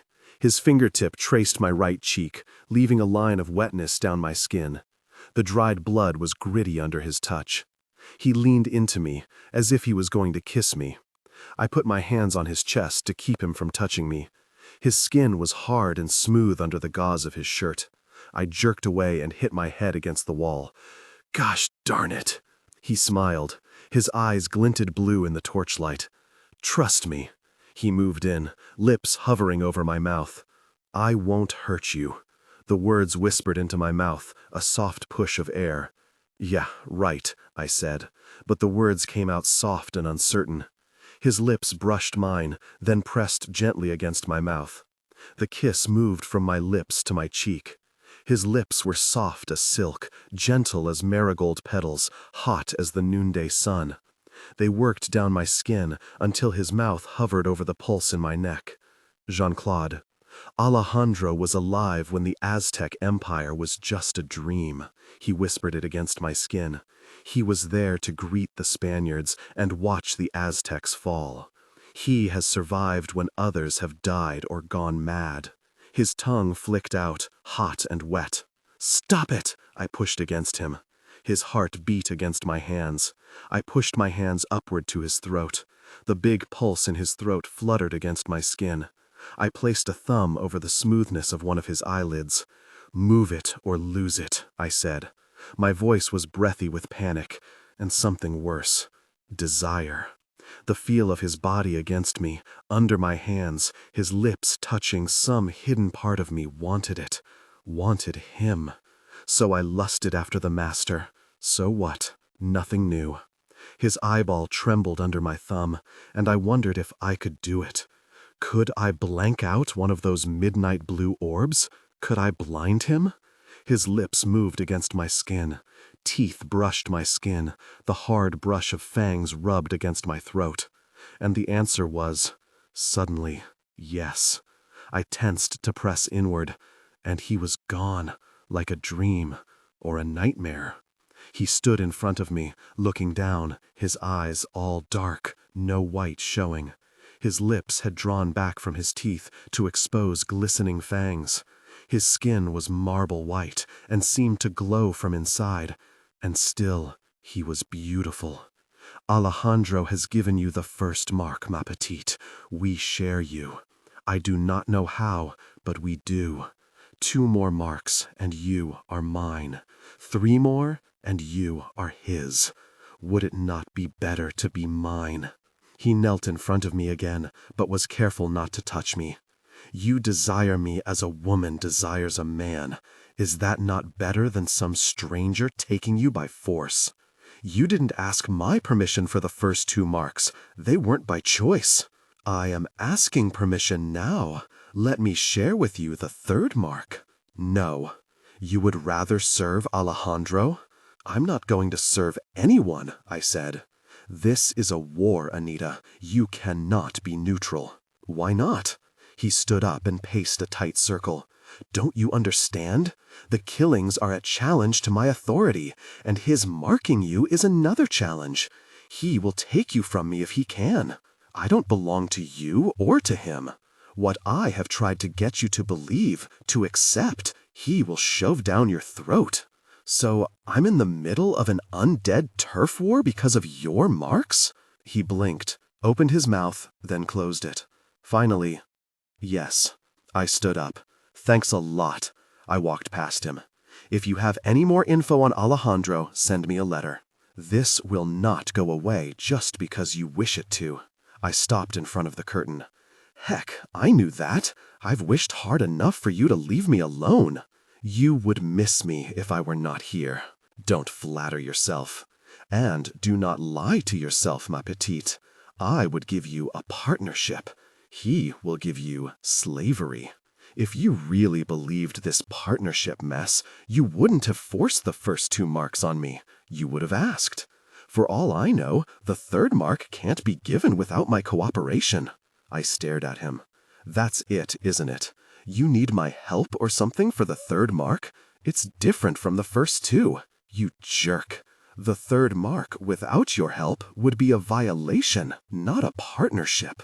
You would hate me for all eternity if I forced you. I turned my back on him and grabbed the curtain. You got that right.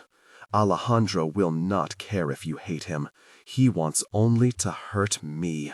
He will not ask your permission. He will simply overpower you. I can take care of myself, like you took care last night. Alejandro had rolled me under and over, and I hadn't even known it.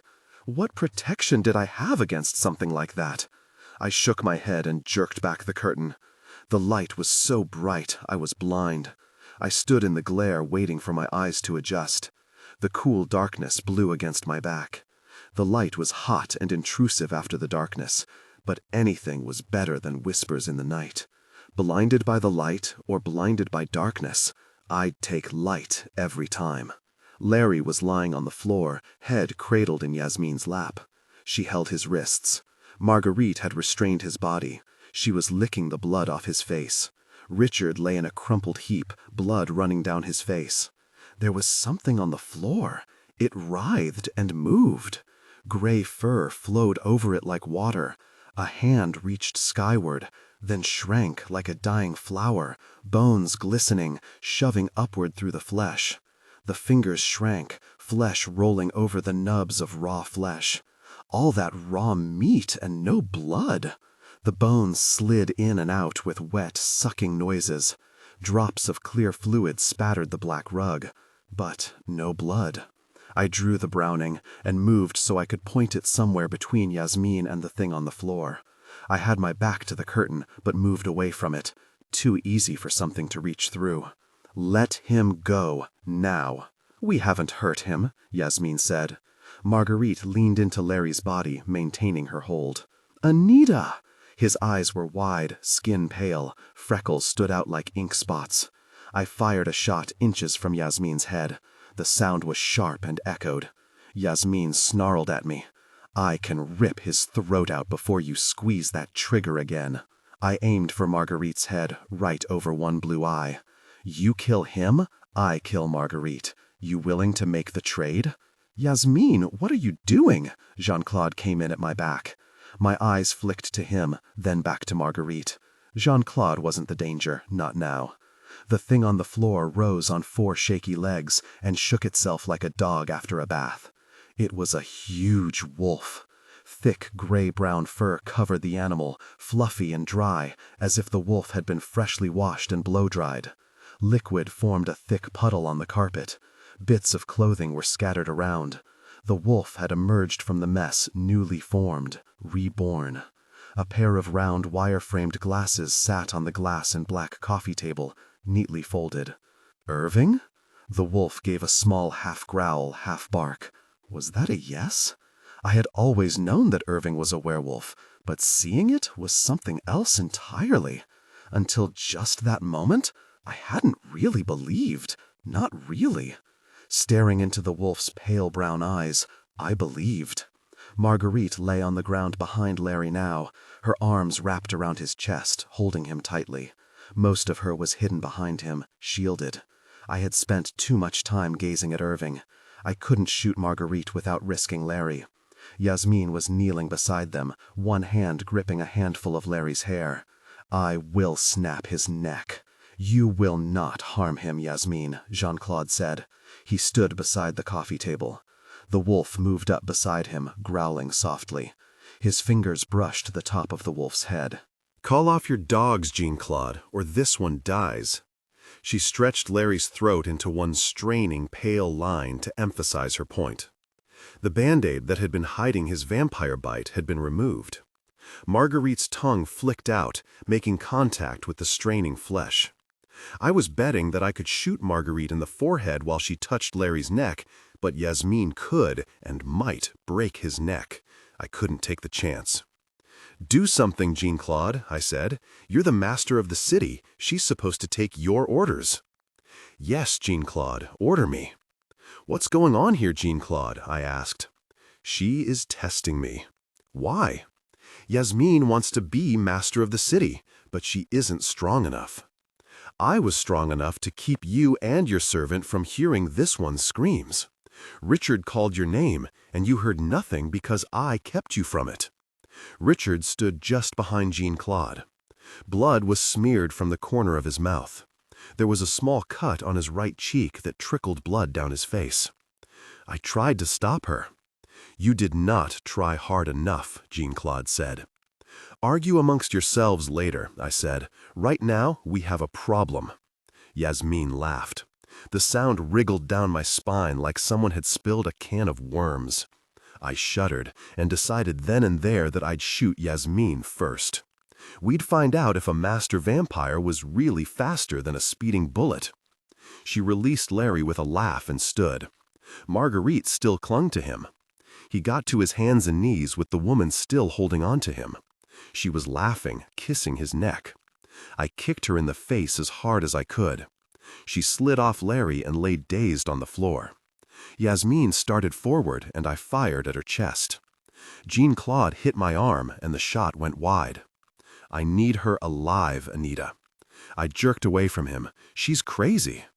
But he needs my assistance to combat the other masters, Yasmin said. She'll betray you if she can, I said. But I still need her. If you can't control Yasmin, then how in the world are you going to fight Alejandro? I don't know, he said. Is that what you wanted to hear? I do not know. Larry was still huddled by our feet. Can you get up? He looked up at me, eyes shiny with unshed tears. He used one of the chairs to brace himself and almost fell. I grabbed his arm, gun still in my right hand. Come on, Larry, we're getting out of here. Sounds great to me. His voice was incredibly breathless, straining not to cry. We worked our way towards the door, me helping Larry walk, gun still out, pointing vaguely at everything in the room. Go with them, Richard. See them safely to their car, and do not fail me again like you did today. Richard ignored the threat and walked around us to hold the door open. We walked through without turning our backs on the vampires or the werewolf. When the door closed, I let out a breath I hadn't even known I was holding. I can walk now, Larry said. I let go of his arm. He put a hand against the wall, but otherwise seemed okay. The first slow tear trailed down his cheek. Get me out of here. I put my gun up. It wouldn't help now. Richard and I both pretended not to notice Larry's tears. They were very quiet. If you hadn't been looking directly at him, you wouldn't have known he was crying. I tried to think of something to say, anything. But what could I say? He had seen the monsters, and they had scared the mess out of him. They scared the mess out of me. They scared the mess out of everybody. Now Larry knew that. Maybe it was worth the pain. Maybe not. Early morning light lay heavy and golden on the street outside. The air was cool and misty. You couldn't see the river from here, but you could feel it. That sense of water on the air that made every breath fresher, cleaner. Larry got out his car keys. You okay to drive? I asked. He nodded. The tears had dried in thin tracks down his face. He hadn't bothered to wipe them away. He wasn't crying anymore. He was as grim-faced as you could be and still look like an overgrown howdy-doody. He opened his door and got in, sliding across to unlock the passenger side. Richard stood there.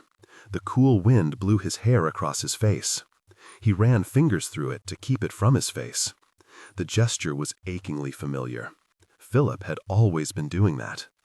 Richard smiled at me, and it wasn't Philip's smile. It was bright and open, and there was nothing hidden in his brown eyes. Blood had started to dry at the corner of his mouth and on his cheek. Get out while you still can, Richard. Out from what?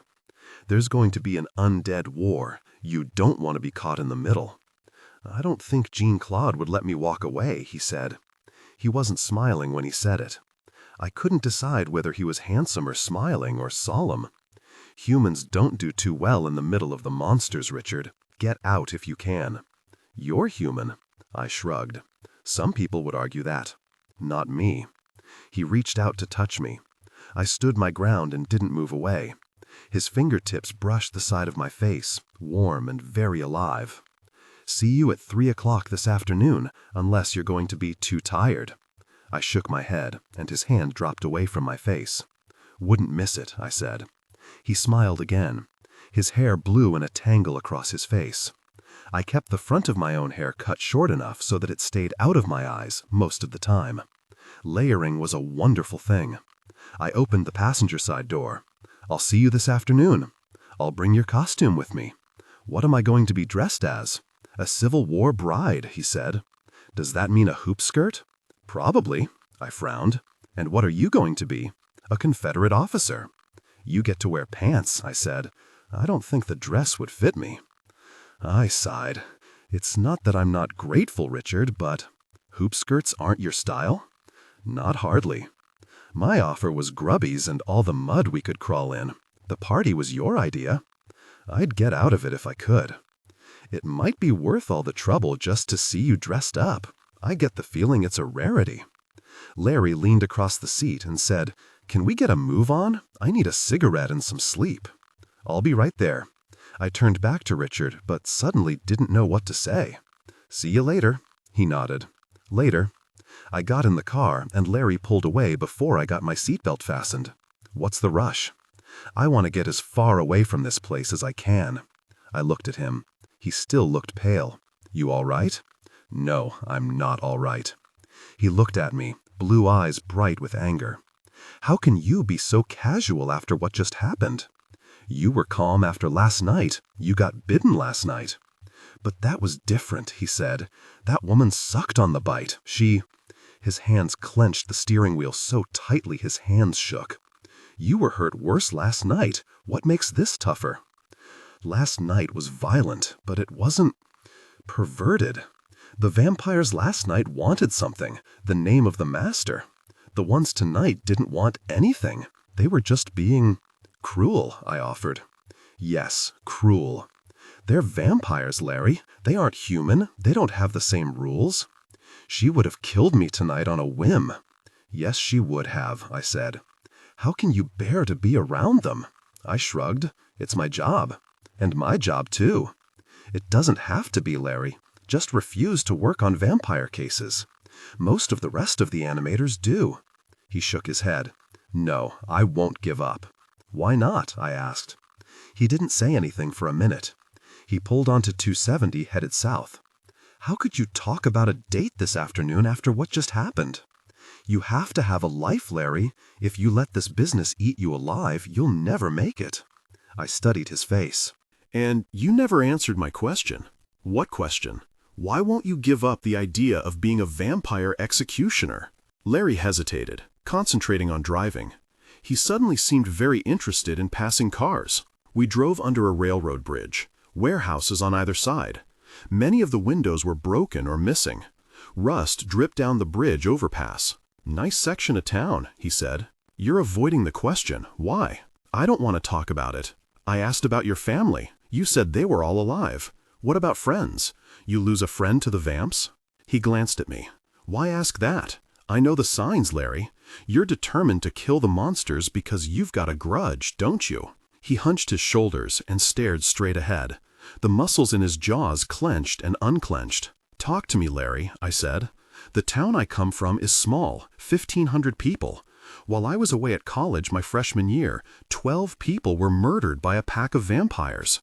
I didn't know them, any of them really. I knew them to say hi to, but that was it. Go on." He glanced at me. "I went to the funerals over Christmas break. All those coffins, all those families. My dad was a doctor, but he couldn't help them. Nobody could help them." "I remember the case," I said. "Elbert, Wisconsin, 3 years ago, right?" "Yes, how did you know? 12 people is a lot for a single vampire kill. It made the papers. Brett Colby was the vampire hunter they got for the job. I never met him, but my parents told me about him. They made him sound like a cowboy riding into town to take down the bad guys. He found and killed 5 vampires. He helped the town when nobody else could. If you just want to help people, Larry, be a social worker or a doctor. I'm an animator. I've got a built-in resistance to vampires. I think God meant for me to hunt them." "Geez Louise, Larry, don't go on a holy crusade. You'll end up dead. You can teach me." I shook my head. "Larry, this isn't personal. It can't be personal. If you let your emotions get in the way, you'll either get killed or go stark raving mad. I'll learn, Anita." I stared at his profile. He looked so stubborn. "Larry," I stopped. What could I say? What brought any of us into this business? Maybe his reasons were as good as my own, maybe better.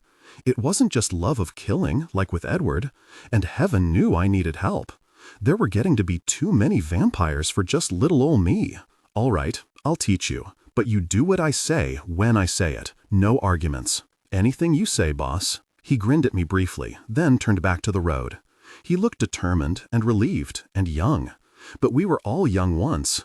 It passes, like innocence and a sense of fair play. The only thing left in the end is a good instinct for survival. Could I teach Larry that? Could I teach him how to survive? Please, God, let me teach him, and don't let him die on me. Larry dropped me off in front of my apartment building at 9:05. It was way past my bedtime. I got my gym bag out of the back seat. Didn't want to leave my animating equipment behind. I locked and shut the door, then leaned in the passenger side door. I'll see you tonight at 5 o'clock back here, Larry. You're designated driver until I get a new car. He nodded. If I'm late getting home, don't let Bert send you out alone, okay? He looked at me then. His face was full of some deep thought that I couldn't read. You think I can't handle myself? I knew he couldn't handle himself, but I didn't say that out loud. It's only your second night on the job. Give yourself and me a break. I'll teach you how to hunt vampires, but our primary job is raising the dead. Try to remember that. He nodded. Larry, if you have bad dreams, don't worry. I have them too sometimes. Sure, he said. He put the car in gear, and I had to close the door. Guess he didn't want to talk anymore. Nothing we'd seen yet would give me nightmares, but I wanted Larry to be prepared, if mere words could prepare anyone for what we do. A family was loading up a gray van with coolers and a picnic hamper. The man smiled. I don't think we'll get many more days like this. I think you're right. It was that pleasant small talk that you use with people whose names you don't know, but whose faces you keep seeing. We were neighbors, so we said hello and goodbye to each other, but nothing else. That was the way I liked it. When I came home, I didn't want someone coming over to borrow a cup of sugar. The only exception I made was Mrs. Pringle, and she understood my need for privacy. The apartment was warm and quiet inside. I locked the door and leaned against it. Home, I tossed the leather jacket on the back of the couch and smelled perfume. It was flowery and delicate, with a powdery undertaste that only the really expensive ones have. It wasn't my brand. I pulled the Browning and put my back to the door. A man stepped around the corner from the dining room area. He was tall, thin, with black hair cut short in front, long in back, the latest style. He just stood there, leaning against the wall, arms crossed over his chest, smiling at me. A second man came up from behind the couch, shorter, more muscular, blonde, smiling. He sat on the couch, hands where I could see them. Nobody had any weapons, or none that I could see. Who the hell are you? A tall black man came out of the bedroom. He had a neat mustache and dark sunglasses hid his eyes. The Lamia stepped out beside him. She was in human form, in the same red dress as yesterday. She wore scarlet high heels today, but nothing else had changed. We've been waiting for you, Miss Blake. Who are the men? My harem? I don't understand. They belong to me. She trailed red nails down the black man's hand hard enough to leave a thin line of blood. He just smiled. What do you want? Mr. Oliver wants to see you. He sent us to fetch you. I know where the house is. I can drive there on my own. Oh no, we've had to move, she said, swaying into the room. Some nasty bounty hunter tried to kill Oliver yesterday. What bounty hunter? Had it been Edward? She waved a hand. We were never formally introduced. Oliver wouldn't let me kill him, so he escaped, and we had to move. It sounded reasonable, but where is he now? We'll take you to him. We've got a car waiting outside. Why didn't Inger come for me? She shrugged. Oliver gives orders, and I follow them. A look passed over her lovely face. Hatred. How long has he been your master? Too long, she said. I stared at them all, guns still out, but not pointed at anyone. They hadn't offered to hurt me, so why didn't I want to put the gun up? Because I'd seen what the Lamia changed into, and it had scared me. Why does Oliver need to see me so soon? He wants your answer. I haven't decided yet whether to give him the master of the city. All I know is that I was told to bring you. If I don't, he'll be angry. I don't want to be punished, Miss Blake. Please come with us. How do you punish a Lamia? Only one way to find out. How does he punish you? The Lamia stared at me. That is a very personal question. I didn't mean it to be. Forget it. She swayed towards me. Shall we go? She had stopped just in front of me, close enough to touch. I was beginning to feel silly with the gun out, so I put it up. Nobody was threatening me. A novel approach. Normally, I still would have offered to follow them in my car, but my car was dead. So, if I wanted to meet Oliver, I had to go with them. I wanted to meet Oliver. I wasn't willing to give him Jean-Claude, but I was willing to give him Alejandro, or at least enlist his aid against Alejandro. I also wanted to know if it was Edward who had tried to kill him.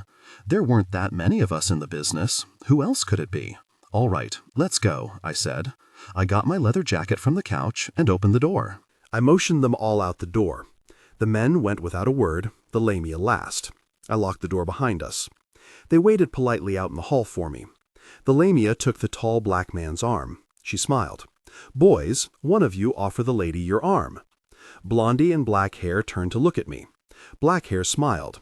I hadn't been with this many smiling people since I bought my last used car. They both offered me their arms, like in some late movie. "Sorry, guys, I don't need an escort." "I've trained them to be gentlemen, Miss Blake. Take advantage of it. There are precious few gentlemen around these days." I couldn't argue with that, but I also didn't need help down the stairs. "I appreciate it, but I'm fine." "As you like, Miss Blake." She turned to the two men. "You two are to take special care of Miss Blake." She turned back to me. "A woman should always have more than one man." I fought the urge to shrug. "Anything you say." She gave a brilliant smile and strutted down the hall on her man's arm. The two men sort of fell in beside me. The Lamia spoke back over her shoulder. "Ronald here is my special beau. I don't share him. Sorry." I had to smile. "That's fine. I'm not greedy." She laughed, a high-pitched, delighted sound with an edge of giggle to it. "Not greedy? Oh, that's very good, Miss Blake. Or may I call you Anita?" "Anita's fine." "Then you must call me Melanie." "Sure," I said. I followed her and Ronald down the hall. Blondie and Smiley hovered on either side of me, lest I trip and stub my toe. We'd never get down the stairs without one of us falling. I turned to Blondie. "I believe I will take your arm." I smiled back at Smiley. "Could we have a little room here?" He frowned, but he stepped back. I slipped my left hand through Blondie's waiting arm. His forearm swelled under my hand. I couldn't tell if he was flexing or was just that muscle-bound. But we all made it down the stairs safely, with lonely Smiley bringing up the rear. The Lamia and Ronald were waiting by a large black Lincoln Continental. Ronald held the door for the Lamia, then slid into the driver's seat. Smiley rushed forward to open the door for me. How had I known he would? Usually I complain about things like that, but the whole thing was too strange. If the worst thing that happened to me today was having overzealous men open doors for me, I'd be doing fine. Blondie slid into the seat next to me, sliding me to the middle of the seat.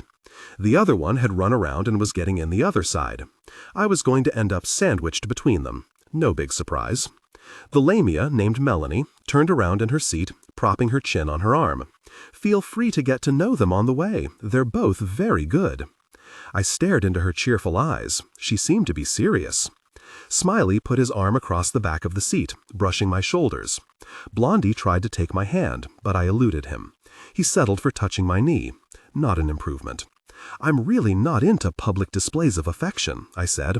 I moved Blondie's hand back to his own lap. Smiley's hand slid around my shoulder. I moved up in the seat away from both of them. "Call them off," I said. "Boys, she's not interested."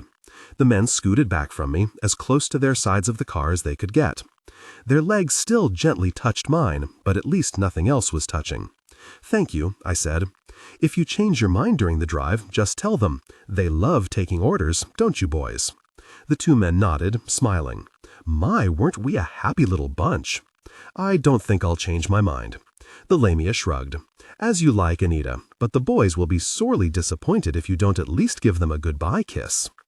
This was getting weird. Cancel that. Weirder. "I never kiss on the first date." She laughed. "Oh, I like it. Don't we, boys?" All three men made appreciative sounds. I had the feeling they'd have sat up and begged if she'd told them to. Arf, arf, gag me with a spoon. We drove south on 270. Steep, grassy ditches and small trees lined the road. Identical houses sat up on the hills, fences separating the small yards from the next small yard. Tall trees took up many yards. 270 was the major highway that ran through St. Louis, but there was almost always a feeling of green nature, open spaces. The gentle roll of the land was never completely lost. We took 70 west heading towards St. Charles. The land opened up on either side to long, flat fields. Corn stretched tall and golden, ready to be harvested. Behind the field was a modern glass building that advertised pianos and an indoor golf range. An abandoned Sam's Wholesale and a used car lot led up to the Blanchette Bridge. The left side of the road was crisscrossed by water-filled dikes to keep the land from flooding. Industry had moved in with tall glass buildings. An Omni Hotel, complete with fountain, was nearest the road. A stand of woods that still flooded too often to be torn down and turned into buildings bordered the left-hand side of the road until the trees met the Missouri River. Trees continued on the other bank as we entered St. Charles. St. Charles didn't flood, so there were apartment buildings, strip malls, a deluxe pet supermarket, a movie theater, drug emporium, old country buffet, and Applebee's. The land vanished behind billboards and red roof inns. It was hard to remember that the Missouri River was just behind you, and this had once been forest. Hard to see the land for the buildings. Sitting in the warm car with only the sound of wheels on pavement and the murmur of voices from the front seat, I realized how tired I was. Even stuck between the two men, I was ready for a nap. I yawned. "How much farther?" I asked. The Lamia turned in her seat. "Bored?" "I haven't been to sleep yet. I just want to know how much longer the ride is going to take." "So sorry to inconvenience you," she said. "It isn't much farther, is it, Ronald?" He shook his head. He hadn't said a word since I'd met him. Could he talk? "Exactly where are we going?" They didn't seem to want to answer the question, but maybe if I phrased it differently. "About 45 minutes outside of St. Peter's." "Near Wentzville?" I asked. She nodded. "An hour to get there and nearly 2 hours back, which would make it around 1 when I got home. 2 hours of sleep. Great." We left St. Charles behind, and the land reappeared, fields on either side behind well-tended barbed wire fences. Cattle grazed on the low, rolling hills. The only sign of civilization was a gas station close to the highway. There was a large house set far back from the road, with a perfect expanse of grass stretching to the road. Horses moved gracefully over the grass. I kept waiting for us to pull into one of the gracious estates, but we passed them all by. We finally turned onto a narrow road with a street sign that was so rusted and bent that I couldn't read it. The road was narrow and instant rustic. Ditches crowded in on either side. Grass, weeds, the year's last goldenrod, grew head-high and gave the road a wild look. A field of beans gone dry and yellow waited to be harvested. Narrow gravel driveways appeared out of the weeds, with rusted mailboxes that showed that there were houses. But most of the houses were just glimpses through the trees. Barn swallows dipped and dived over the road. The pavement ended abruptly, spilling the car onto gravel. Gravel pinged and clattered under the car. Wooded hills crowded the gravel road. There was still an occasional house, but they were getting few and far between. Where were we going? The gravel ended, and the road was only bare reddish dirt, with large reddish rocks studded in it. Deep ruts swallowed the car's tires. The car bounced and fought its way down the dirt. It was their car. If they wanted to ruin it driving over wagon tracks, that was their business. Finally, even the dirt road ended in a rough circle of rock. Some of the rocks were nearly as big as the car. The car stopped. I was relieved that there were some things even Ronald wouldn't drive a car over. The Lamia turned around to face me. She was smiling, positively beaming. She was too very cheerful. Something was wrong. Nobody was this cheery unless they wanted something. Something big. What did the Lamia want? What did Oliver want? She got out of the car. The men followed her like well-trained dogs. I hesitated, but I'd come this far. Might as well see what Oliver wanted. I could always say no. The Lamia took Ronald's arm again. In high heels on the rocky ground, it was a sensible precaution.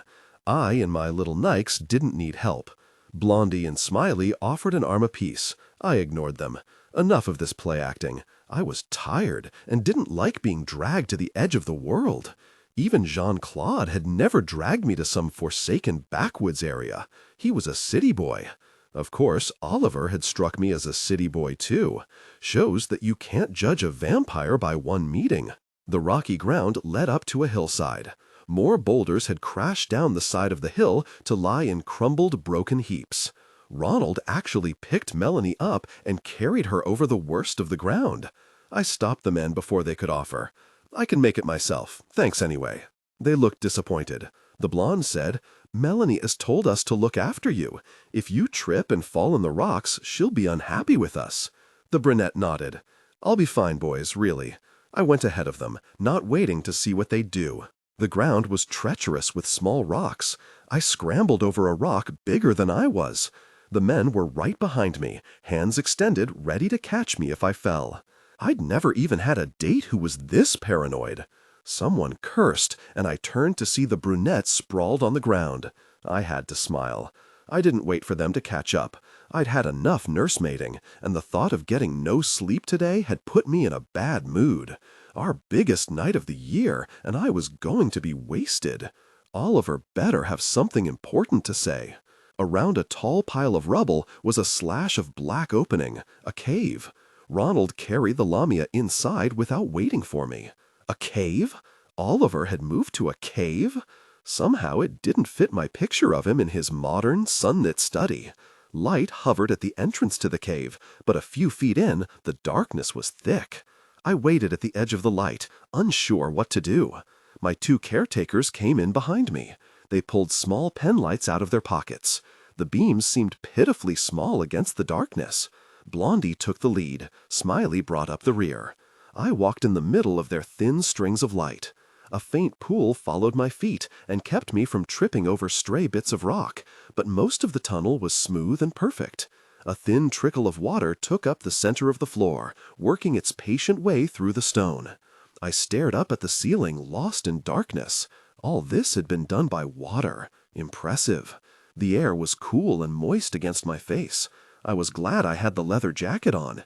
It never get warm here, but it never get really cold either. That's why our ancestors lived in caves, year-round temperature control. A wide passage branched to the left. The deep sound of water gurgled and bumped in the darkness. A lot of water. Blondie ran his light over a stream that filled most of the left passage. It was black and looked deep and cold. "I didn't bring my wading boots," I said. "We follow the main passage," Smiley said. "Don't tease her. The mistress will not like it." His face looked very serious in the half-light. The blonde shrugged, then moved his light straight ahead. The trickle of water spread in a thin fan pattern on the rock, but there was still plenty of dry rock on either side. I wasn't going to have to get my feet wet yet. We took the left-hand side of the wall. I touched it to keep my balance and jerked away. The walls were slimy with water and melting minerals. Smiley laughed at me. I guess laughing was allowed. I glanced back at him, frowning, then put my hand back on the wall. It wasn't that icky. It had just surprised me. I'd touched worse. The sound of water thundering from a great height filled the darkness. There was a waterfall up ahead. I didn't need my eyes to tell me that. "How tall do you think the waterfall is?" Blondie asked. The thundering filled the darkness, surrounded us. I shrugged. 10, 20 feet, maybe more. He shone his light on a trickle of water that fell about 5 inches. The tiny waterfall was what fed the thin stream. "The cave magnifies the sound and makes it sound like thunder," he said. "Neat trick," I said. A wide shelf of rock led in a series of tiny waterfalls up to a wide base of stone. The lamia sat on the edge of the shelf, high-heeled feet dangling over the edge. Maybe a rise of 8 feet, but the ceiling soared overhead into blackness. That was what made the water echo. Ronald stood at her back like a good bodyguard, hands clasped in front of him. There was a wide opening near them that led farther into the cave, towards the source of the little stream. Blondie climbed up and offered me a hand. "Where's Oliver?" "Just ahead," the lamia said. There was an edge of laughter to her voice, as if there was some joke I wasn't getting.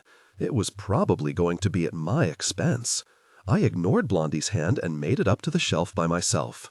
My hands were covered with a thin coat of pale brown mud and water, a perfect recipe for slime. I fought the urge to wipe them on my jeans and knelt by the small pool of water that fed the waterfalls. The water was ice cold, but I washed my hands in it and felt better. I dried them on my jeans. The lamia sat with her men grouped around her, as if they were posing for a family photo. They were waiting on someone. Oliver. Where was he? "Where's Oliver?" "I'm afraid he won't be coming." The voice came from ahead of me, farther into the cave. I stepped back, but couldn't go far without stepping off the edge. The 2 flashlights turned on the opening like tiny spotlights. Alejandro stepped into the thin beam of lights. "You won't be meeting Oliver tonight, Miss Blake." I went for my gun before anything else could happen. The lights went out, and I was left in the absolute dark with a master vampire, a lamia, and 3 hostile men. Not one of my better days. I dropped to my knees, gun ready, close to my body. The darkness was thick as velvet. I couldn't see my hand in front of my face. I closed my eyes, trying to concentrate on hearing. There, the scrape of shoes on stone, the movement of air as someone moved closer to me. I had 13 silver bullets. We were about to find out if silver would hurt a lamia. Alejandro had already taken a silver bullet in the chest and didn't look much the worse for it. I was in very deep gosh. The footsteps were almost on top of me. I could feel the body close to me. I opened my eyes. It was like looking inside a ball of ebonite, utterly black, but I could feel someone standing over me. I raised the gun to gut or lower chest level and fired, still on my knees. The flashes were like lightning in the darkness, blue flame lightning. Smiley fell backwards in the flash of light. I heard him fall over the edge. Then nothing. Nothing but darkness. Hands grabbed my forearms, and I hadn't heard a thing. It was Alejandro. I screamed as he dragged me to my feet. "Your little gun cannot hurt me," he said. His voice was soft and close. He hadn't taken my gun away. He wasn't afraid of it. He should have been. "I have offered Melanie her freedom once Oliver and the city's master are dead. I offer you eternal life, eternal youth, and you may live. You did give me the first mark. Tonight I will give you the second," he said. His voice was soft and ordinary compared to Jean-Claude's, but the intimacy of the dark and his hands on me made the words more than they should have been. "And if I don't want to be your human servant? Then I will claim you anyway, Anita. Your loss will damage the master. It will lose him followers, confidence. Oh yes, Anita, I will claim you. Join with me willingly, and it will be agreeable. Fight me, and it will be difficult." I used his voice to aim the gun at his throat. If I could sever his spine, 1,000 years and more old or not, he might die. Might. Please God. I fired. The bullet took him in the throat. He jerked backwards but didn't let go of my arms. 2 more bullets into his throat, 1 into his jaw, and he threw me away from him, shrieking. I ended on my back in the ice-cold water. A flashlight cut through the dark. Blondie stood there, a perfect target. I fired at it, and the light went out, but there was no scream. I'd rushed the shot and missed. Very. I couldn't climb down the rock in the dark. I'd fall and break a leg. So the only way left was deeper into the cave, if I could get there. Alejandro was still screaming, wordless, rage-filled. The screams echoed and bounced on the rock walls until I was deaf as well as blind. I scrambled through the water, putting a wall at my back. If I couldn't hear them, maybe they couldn't hear me. "Get that gun away from her," the lamia said. She had moved and seemed to be beside the wounded vampire. I waited in the dark for some clue that they were coming for me. There was a rush of cool air against my face. It wasn't them moving. Was I that close to the opening that led deeper into the cave? Could I just slip away? In the dark, not knowing if there were pits or water deep enough to drown in? Didn't sound like a good idea. Maybe I could just kill them all here. Fat chance. Through the echoes of Alejandro's shrieks was another sound, a high-pitched hissing, like that of a giant snake. The lamia was shape-changing. I had to get away before she finished. Water splashed almost on top of me. I looked up, and there was nothing to see, just the solid blackness. I couldn't feel anything, but the water splashed again. I pointed up and fired. The flash of light revealed Ronald's face. The dark glasses were gone. His eyes were yellow with slitted pupils. I saw all that in the lightning flash of the gun. I fired twice more into that slit-eyed face. He screamed, and fangs showed below his teeth. God, what was he? Whatever Ronald was, he fell backwards. I heard him hit the water in a splash that was much too loud for the shallow pool. I didn't hear him move after he fell. Was he dead? Alejandro's screams had stopped. Was he dead too? Was he creeping closer? Was he even now almost on top of me? I held the gun out in front of me and tried to feel something, anything in the darkness. Something heavy dragged across the rock. My stomach clenched tight. The lamia. Gosh, that was it. I eased my shoulder around the corner into the opening. I crept along on knees and one hand. I didn't want to run if I didn't have to. I'd brain myself on a stalactite or drop into some bottomless pit. All right, maybe not bottomless, but if I fell 30 feet or so, it wouldn't have to be bottomless. Dead is dead. Icy water soaked through my jeans and shoes. The rock was slick under my hand. I crawled as fast as I could, hand searching for some drop-off, some danger that my eyes couldn't see. The heavy, slying sound filled the blackness. It was the lamia. She'd already changed. Would her scales be quicker over the slick rocks, or would I be quicker? I wanted to get up and run as far and as fast as I could. My shoulders tightened with the need to get away. A loud splash announced she'd entered the water. She could move faster than I could crawl. I was betting on that. And if I ran and fell or knocked myself silly, well, better to have tried than to be caught crawling in the cold like a mouse. I scrambled to my feet and started to run. I kept my left hand out in front of me to protect my face, but the rest I left to chance. I couldn't see anything.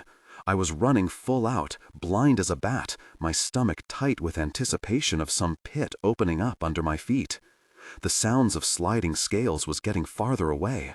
I was outrunning her. Great. A piece of rock slammed into my right shoulder. The impact spun me into the other wall. My arm was numb from shoulder to fingertips. I dropped the gun. 3 bullets left, but that had been better than nothing. I leaned into the wall, cradling my arm, waiting for the feeling to return, wondering if I could find my gun in the dark, wondering if I had time. A light bobbed towards me down the tunnel. Blondie was coming, risking himself if I'd had my gun. But I didn't have my gun. I could have broken my arm ramming into that ledge. The feeling was coming back in a painful wash of prickles and a throbbing ache where the rock had hit me. I needed a flashlight. What if I hid and got Blondie's light? I had 2 knives. As far as I knew, Blondie wasn't armed. It had possibilities. The light was going slowly, sweeping from side to side. I had time, maybe. I got to my feet and felt for the rock that had nearly taken my arm off. It was a shelf with an opening behind it. Cool air blew against my face. It was a small tunnel. It was shoulder level to me, which made it about face level for Blondie. Perfect. I placed my hands palm down and pushed up. My right arm protested, but it was doable. I crawled into the tunnel, hands out in front, searching for stalactites or more rock shelves. Nothing but small empty space. If I'd been much bigger, I wouldn't have fit at all. Hooray for being petite. I got out the knife from my left hand. The right was still trembling. I was better right-handed, like most right-handed people, but I practiced left-handed too, ever since a vampire broke my right arm, and using my left had been the only thing that saved me. Nothing like near death to get you to practice.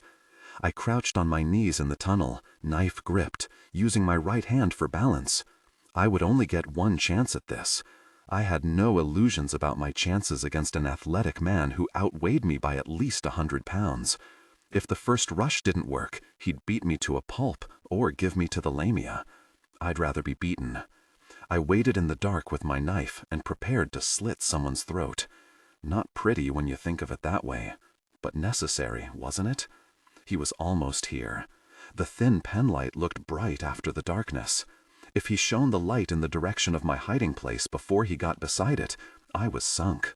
Or if he passed close to the left-hand side of the tunnel and not under me. Stop it. The light was almost underneath me. I heard his feet wade through the water, coming closer.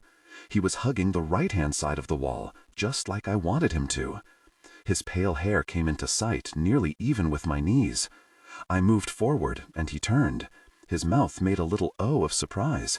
Then the blade plunged into the side of his neck. Fangs flicked from behind his teeth. The blade snicked on his spine. I grabbed his long hair in my right hand, bowing his neck, and tore the knife out the front of his throat. Blood splashed outward in a surprised shower. The knife and my left hand were slick with it. He fell to the tunnel floor with a loud splash. I scrambled off the ledge and landed beside his body. The light had rolled into the water, still glowing. I fished it out. Lying almost under Blondie's hand was the Browning. It was wet, but that didn't matter. You could shoot most modern guns underwater, and they worked fine. That was one of the things that made terrorism so easy. Blood turned the stream dark. I shone the light back down the tunnel. The Lamia was framed in the small light. Her long black hair spilled over her pale upper body. Her upper body was pale. From the waist down, she was ivory white with zigzags of pale gold.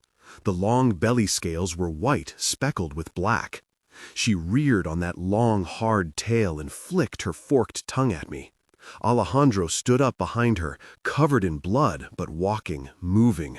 I wanted to shout, "Why don't you die?" But it wouldn't help. Maybe nothing would help. The Lamia pushed onward down the tunnel. The gun had killed her men with their fangs, Ronald with his snake eyes. I hadn't tried it on her yet. What did I have to lose? I kept the light on her pale chest and raised the gun. "I am immortal. Your little bullets will not harm me."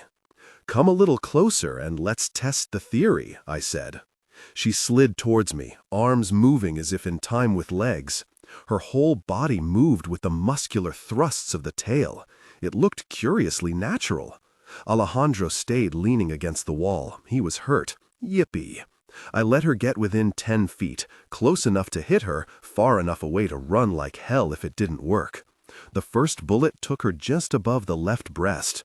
She staggered. It hit her, but the hole closed like water, smooth and unblemished. She smiled. I raised the gun, just a little, and fired just above the bridge of her perfect nose. Again she staggered, but the hole didn't even bleed. It just healed. Normal bullets had about as much effect on vampires. I put the gun in the shoulder holster, turned, and ran. A wide crack led off from the main tunnel. I'd have to take off my jacket to squeeze through. The last thing I wanted was to get stuck with the Lamia able to work her way through to me. I stayed with the main tunnel. The tunnel was smooth and straight as far as I could see. Shelves projected out at angles, some with water trickling out of them, but crawling on my belly with a snake after me wasn't my idea of a good time. I could run faster than she could move. Snakes, even giant snakes, just weren't that fast. As long as I didn't hit a dead end, I'd be fine. God, I wished I believed that. The stream was ankle deep now. The water was so cold I had trouble feeling my feet. Running helped. Concentrating on my body, moving, running, trying not to fall, trying not to think about what was behind me. The real trick would be, was there another way out? If I couldn't kill them and couldn't get past them, and there was only one way out, I was going to lose. I kept running. I did 4 miles 3 times a week, plus a little extra. I could keep running. Besides, what choice did I have? The water was filling the passageway and growing deeper. I was knee-deep in water. Could she move faster in water than I could? I didn't know. I just didn't know. A rush of air blew against my back. I turned, and there was nothing there. The air was warm and smelled faintly of flowers. Was it the Lamia? Did she have other ways of catching me besides just chasing? No, Lamias could perform illusions only on men. That was their power. I wasn't male, so I was safe. The wind touched my face, gently, warm and fragrant, with a rich green smell like freshly dug roots. What was happening? Anita! I whirled, but there was no one there. The circle of light showed only tunnel and water. There was no sound but the lapping of water. Yet, the warm wind blew against my cheek, and the smell of flowers was growing stronger. Suddenly, I knew what it was. I remembered being chased up the stairs by a wind that couldn't have been there, the glow of blue fire like free-floating eyes. The second mark. It had been different, no smell of flowers, but I knew that was it. Alejandro didn't have to touch me to give me the mark, no more than Jean-Claude had. I slipped on the slick stones and fell neck deep in water. I scrambled to my feet, thigh deep in water. My jeans were soaked and heavy. I sloshed forward, trying to run, but the water was too deep for running. It'd be quicker to swim. I dove into the water, flashlight grasped in one hand. The leather jacket dragged at me, slowed me down. I stood up and stripped it off and let it float with the current. I hated to lose the jacket, but if I survived, I could buy more. I was glad I was wearing a long-sleeved shirt and not a sweater. It was too very cold to strip down anymore. It was faster swimming. The warm wind tickled down my face, hot after the chill of the water. I don't know what made me look behind me, just a feeling. 2 pinpoints of blackness were floating towards me in the air. If blackness could burn, then that's what it was. Black flame coming for me on the warm, flower-scented breeze. A rock wall loomed ahead. The stream ran under it. I held on to the wall and found there was maybe an inch of airspace between the water and the roof of the tunnel. It looked like a good way to drown. I treaded water and shone the flashlight around the passage. There, a narrow shelf of rock to climb out on, and blessed be, another tunnel, a dry one. I pulled myself up on the shelf, but the wind hit me like a warm hand. It felt good and safe, and it was a lie. I turned, and the black flames hovered over me like demonic fireflies. Anita, accept it. Go to hell. I pressed my back to the wall, surrounded by the warm tropical wind. Please, don't do this. But it was a whisper. The flames descended slowly. I hit at them. The flames passed through my hands like ghosts. The smell of flowers was almost chokingly sweet. The flames passed into my eyes, and for an instant I could see the world through bits of colored flame and a blackness that was a kind of light. Then nothing. My vision was my own. The warm breeze died slowly away.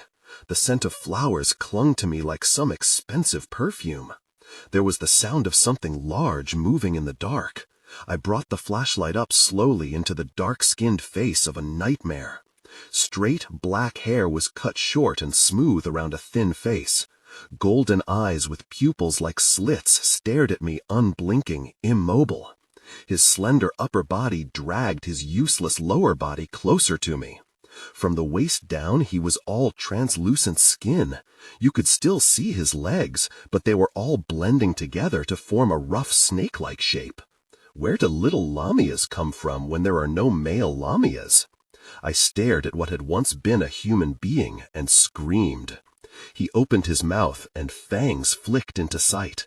He hissed and spit dribbled down his chin.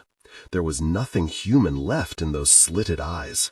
The lamia was more human than he was. But if I was changing into a snake, maybe I'd be crazy too.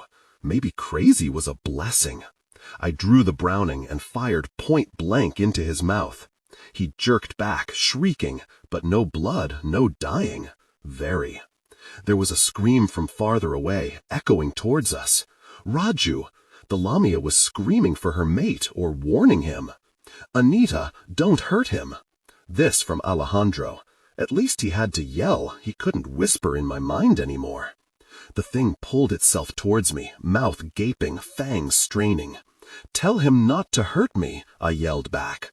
The Browning was safely in its holster, and I was out of bullets anyway. Flashlight in one hand, knife in the other, I waited. If they got here in time to call him off, fine. I didn't have much faith in silver knives if silver bullets didn't harm him, but I wasn't going down without a fight. His hands were bloody from dragging his body over the rocks. I never thought I'd see anything that was worse than being changed into a vampire, but there it was, crawling towards me. It was between me and the dry tunnel, but it was moving agonizingly slowly. I pressed my back to the wall and got to my feet. He moved faster, definitely after me. I ran past it, but a hand closed on my ankle, yanked me to the ground. The creature grabbed my legs and started to pull me towards it. I sat up and plunged the knife into its shoulder. It screamed, blood spilling down its arm. The knife stuck in the bone, and the monster jerked it out of my hand. Then it reared back and struck my calf, fangs sinking in. I screamed and drew the second knife. It raised its face, blood trickling down its mouth, heavy yellow drops clinging to its fangs. I plunged the blade into one golden eye. The creature shrieked, drowning us in echoes. It rolled onto its back, lower body thrashing, hands clawing. I rolled with it and pushed the knife in with everything I had.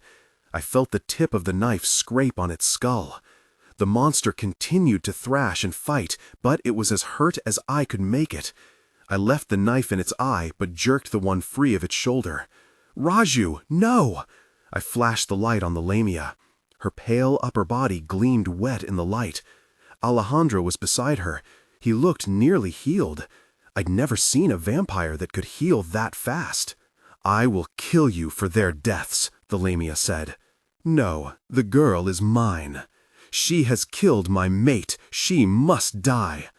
I will give her the third mark tonight. She will be my servant. That is revenge enough."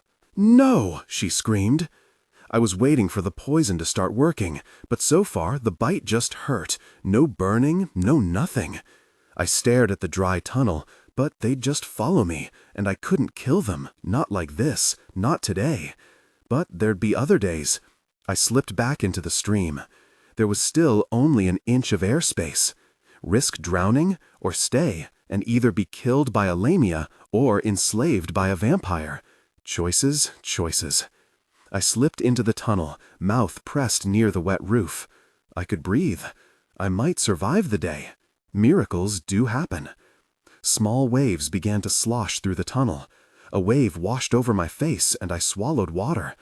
I treaded water as gently as I could. It was my movements that were making the waves.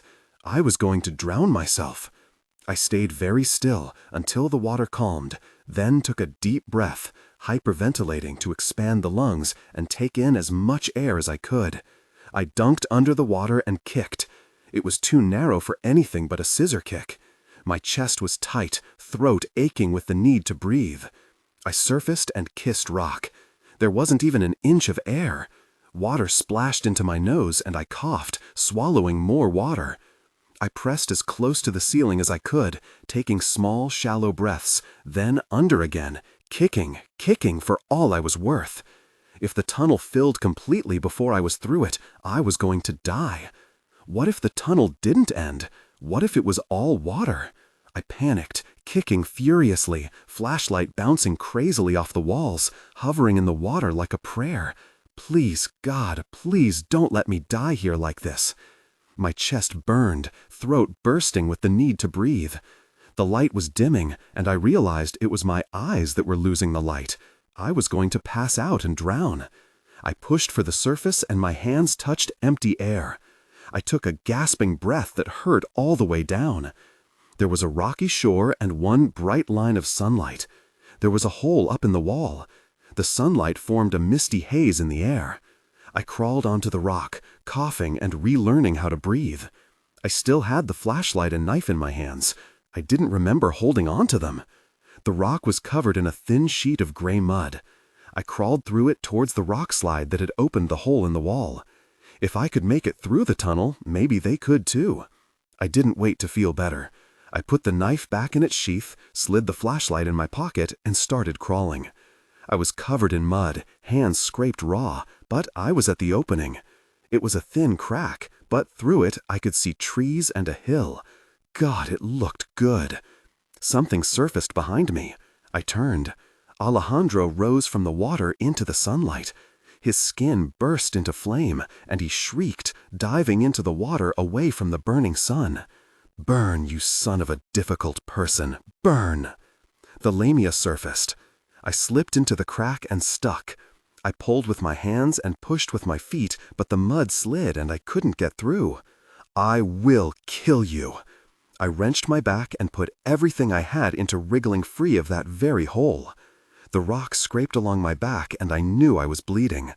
I fell out onto the hill and rolled until a tree stopped me. The Lamia came to the crack. Sunlight didn't hurt her. She struggled to get through, tearing at the rock, but her ample chest wasn't going to fit. Her snake body might be narrowable, but the human part wasn't. But just in case, I got to my feet and started down the hill. It was steep enough that I had to walk from tree to tree, trying not to fall down the hill. The whoosh of cars was just ahead. A road, a busy one by the sound of it.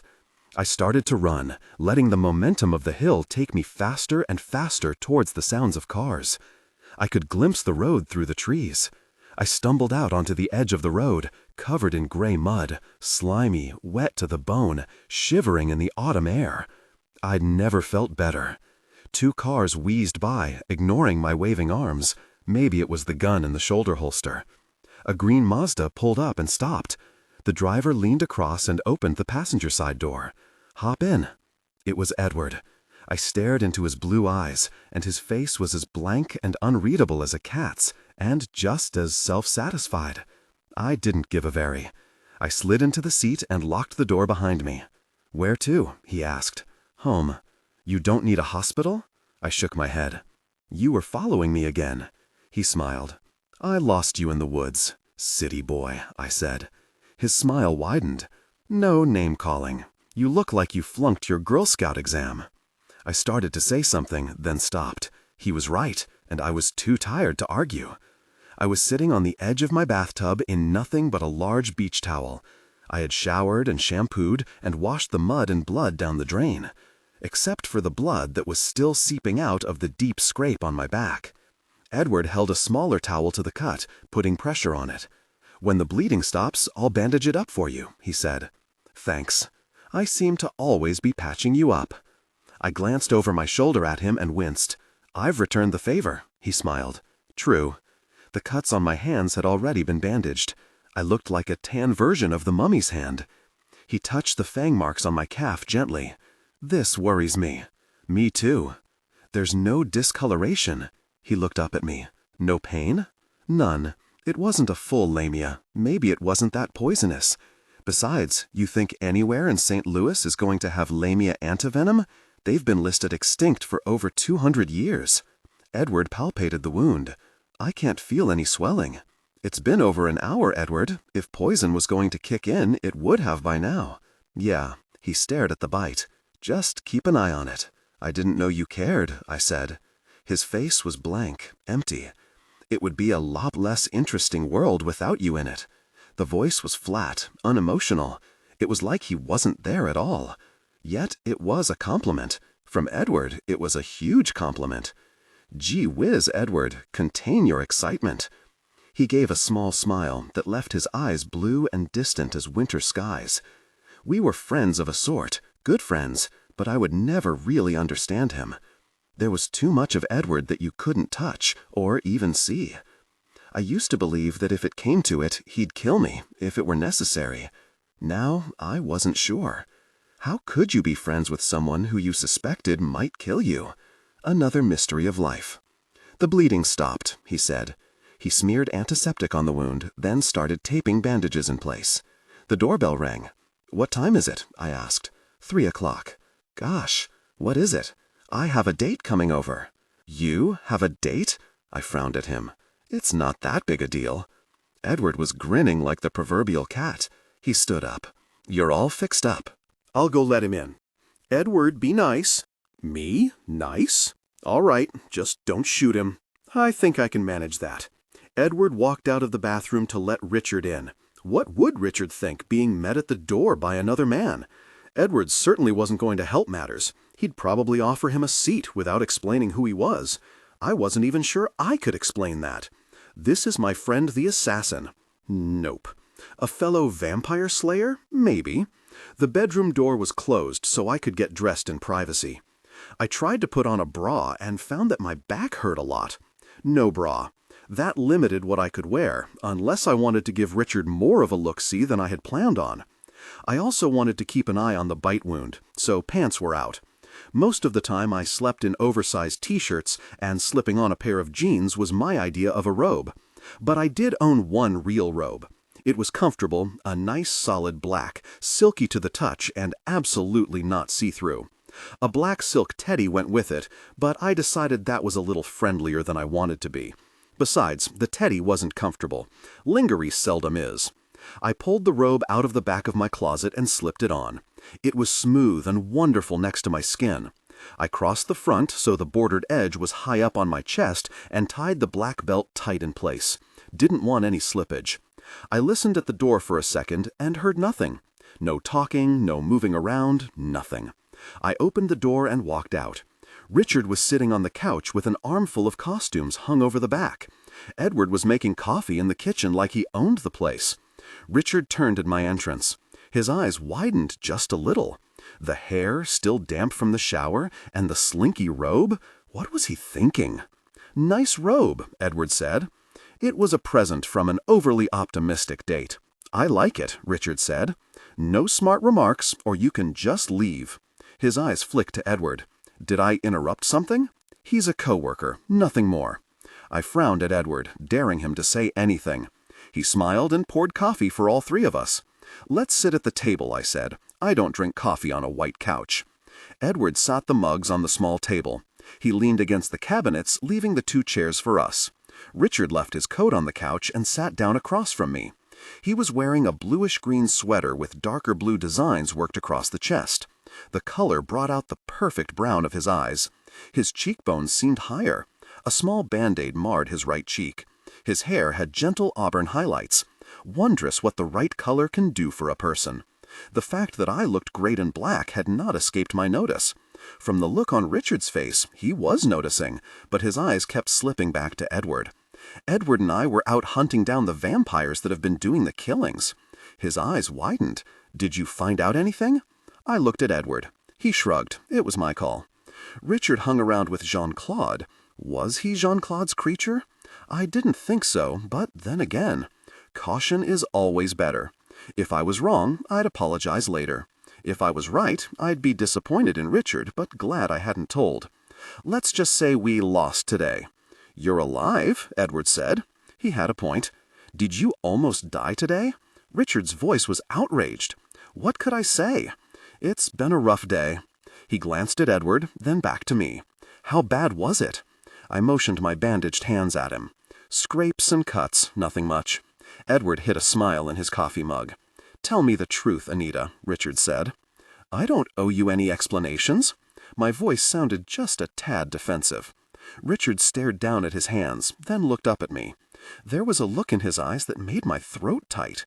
"You're right, you don't owe me anything." I found an explanation slipping out of my mouth. "You might say I went caving without you." "What do you mean?" "I ended up going through a water-filled tunnel to escape the bad guys." "How water-filled?" "All the way to the top." "You could have drowned." He touched my hand with his fingertips. I sipped coffee and moved my hand away from his, but I could feel where he had touched me like a lingering smell. "But I didn't drown." "That's not the point," he said. "Yes," I said, "it is. If you're going to date me, you have to get used to the way I work." He nodded. You're right. His voice was soft. "It just caught me off guard. You nearly died today, and you're sitting there drinking coffee like it's ordinary?" "For me it is, Richard. If you can't deal with that, maybe we shouldn't even try." I caught Edward's expression. "What are you grinning at?" "Your suave and debonair way with men." "If you're not going to be helpful, then leave." He put his mug down on the counter. "I'll leave you 2 lovebirds alone." "Edward," I said, "I'm going." I walked him to the door. "Thanks again for being there, even if you were following me." He pulled out a plain white business card with a phone number done in black on it. That was all. No name, no logo. But what would have been appropriate? A bloody dagger, or maybe a smoking gun? "If you need me, call this number." Edward had never given me a number before. He was like the Phantom, there when he wanted to be, or not there, as he chose. A number could be traced. He was trusting me a lot with the number. Maybe he wouldn't kill me. "Thank you, Edward." One bit of advice. People in our line of work don't make good significant others. "I know that." "What's he do for a living?" "He's a junior high science teacher," I said. Edward just shook his head. "Good luck." With that parting shot, he left. I slipped the business card into the robe pocket and went back to Richard. He was a science teacher, but he also hung out with the monsters. He'd seen it get messy, and it hadn't fazed him much. Could he handle it? Could I? One date, and I was already borrowing trouble that might never come up. We might dislike each other after only one evening together. I'd had it happen before. I stared at the back of Richard's head and wondered if the curls could be as soft as they looked. Instant lust, embarrassing, but not that uncommon. All right, it was uncommon for me. A sharp pain ran up my leg, the leg that the lamia thing had bitten. Please, no. I leaned against the counter divider. Richard was watching me, puzzled. I swept the robe aside. The leg was swelling and turning purplish. How had I not noticed it? Did I mention I got bitten by a lamia today? You're joking, he said. I shook my head. I think you're going to have to take me to the hospital. He stood up and saw my leg. Gosh, sit down. I was starting to sweat. It wasn't hot in the apartment. Richard helped me to the couch. Anita, lamias have been extinct for 200 years. No one's going to have any antivenom. I stared at him. I guess we're not going to get that date. No, very. I won't sit here and watch you die. Lycanthropes can't be poisoned. You mean you want to rush me to Stephen and let him bite me? Something like that. I'd rather die. Something flickered through his eyes, something I couldn't read. Pain, maybe? You mean that? Yes. A rush of nausea flowed over me like a wave. I'm going to be sick. I tried to get up and go for the bathroom, but collapsed on the white carpet and vomited blood. Red and bright and fresh. I was bleeding to death inside. Richard's hand was cool on my forehead, his arm around my waist. I vomited until I was empty and exhausted. Richard lifted me to the couch. There was a narrow tunnel of light edged by darkness. The darkness was eating the light, and I couldn't stop it. I could feel myself begin to float away. It didn't hurt. I wasn't even scared. The last thing I heard was Richard's voice. I won't let you die. It was a nice thought. The dream began. I was sitting in the middle of a huge canopied bed. The drapes were heavy blue velvet, the color of midnight skies.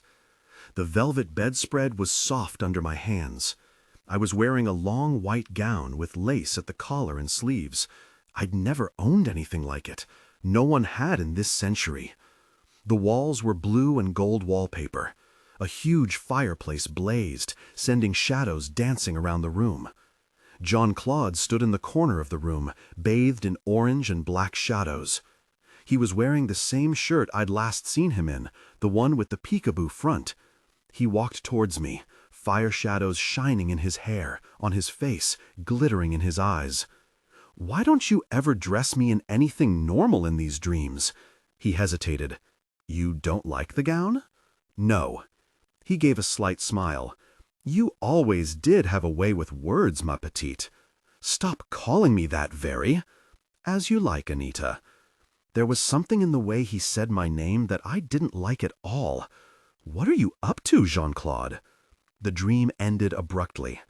I could feel the line of his body molded against mine. "One kiss, and I'll let you up." I stared into his midnight blue eyes from inches away. I couldn't talk. I turned my face away so I wouldn't have to look into the perfection of his face. "One kiss?" "My word," he whispered. I turned back to him. "Your word isn't worth gosh." His face leaned over mine, lips almost touching. "One kiss." His lips were soft, gentle. He kissed my cheek, lips brushing down the line of my cheek, touching my neck. His hair brushed my face. I thought that all curly hair was coarse, but his was baby-fine, silken soft. "One kiss," he whispered against the skin of my throat, his presence intense. "Stop it. You want it. Stop it now."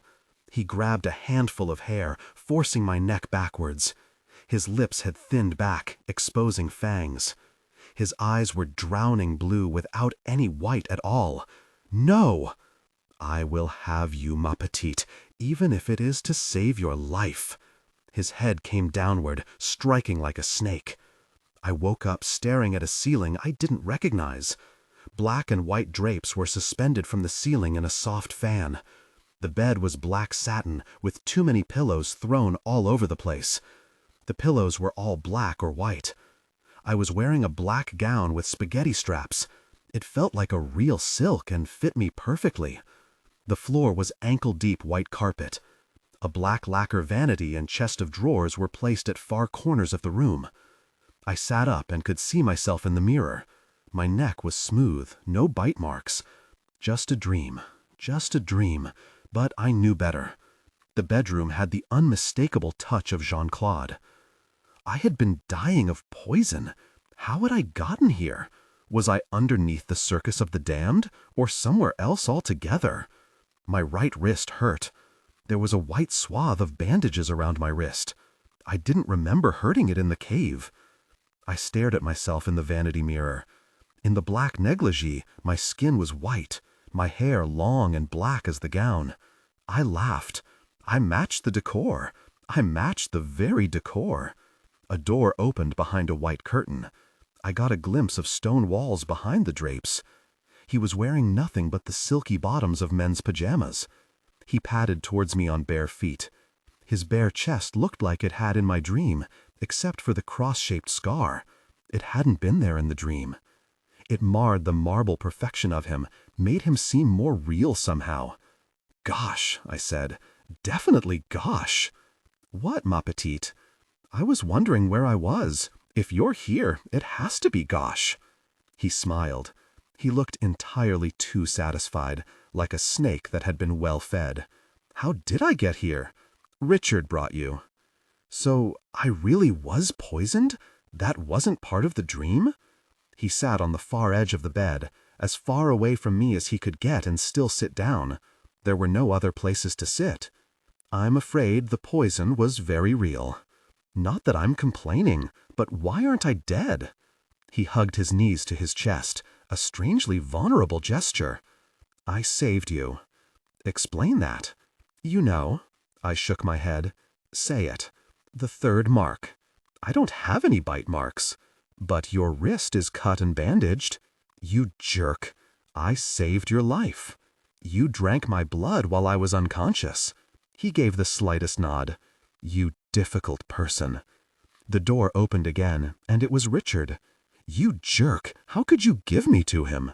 "She doesn't seem very grateful to us, Richard." "You said you'd rather die than be a lycanthrope." "I'd rather die than be a vampire." "He didn't bite you. You're not going to be a vampire." "I'll be his slave for eternity. Great choice."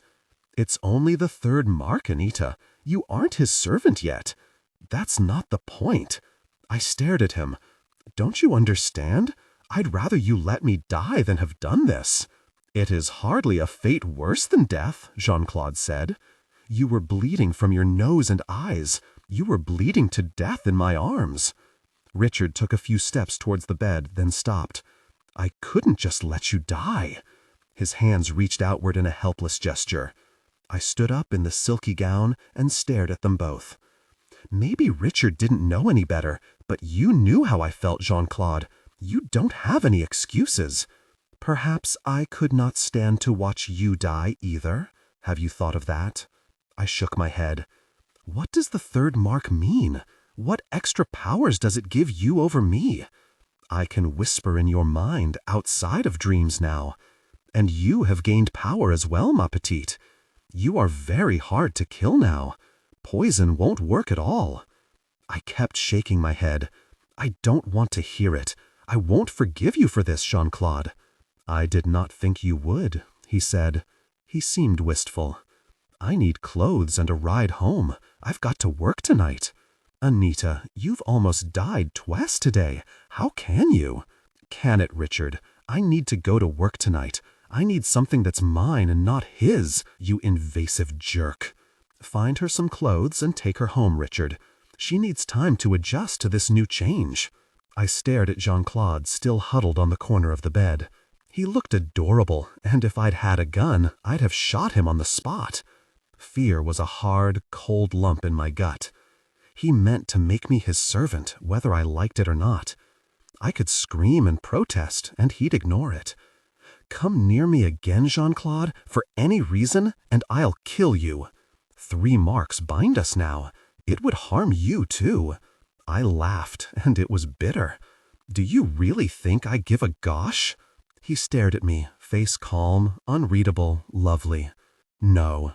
He turned his back on us both and said, "Take her home, Richard, though I do not envy you the ride there." He glanced back with a smile. "She can be quite vocal when she's angry." I wanted to spit at him, but that wouldn't have been enough. I couldn't kill him, not right then and there, so I let it go. Grace under pressure. I followed Richard out the door and didn't look back. I didn't want to see his perfect profile in the vanity mirror.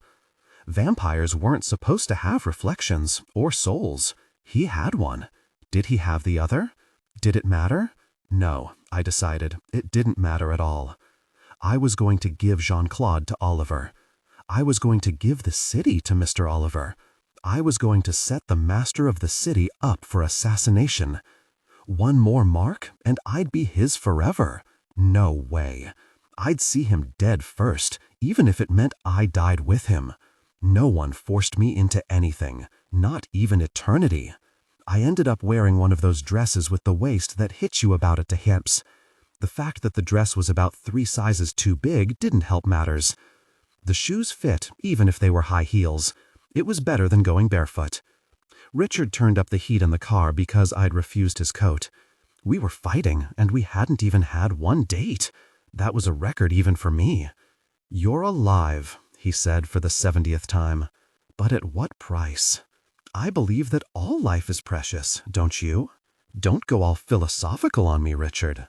You handed me over to the monsters, and they used me. Don't you understand that Jean-Claude has been looking for an excuse to do this to me? He saved your life. That seemed to be the extent of his argument. But he didn't do it to save my life. He did it because he wants me as his slave. A human servant isn't a slave. It's almost the opposite. He'll have almost no power over you. But he'll be able to talk inside my head, invade my dreams. I shook my head. Don't let him sucker you. You're being unreasonable, he said.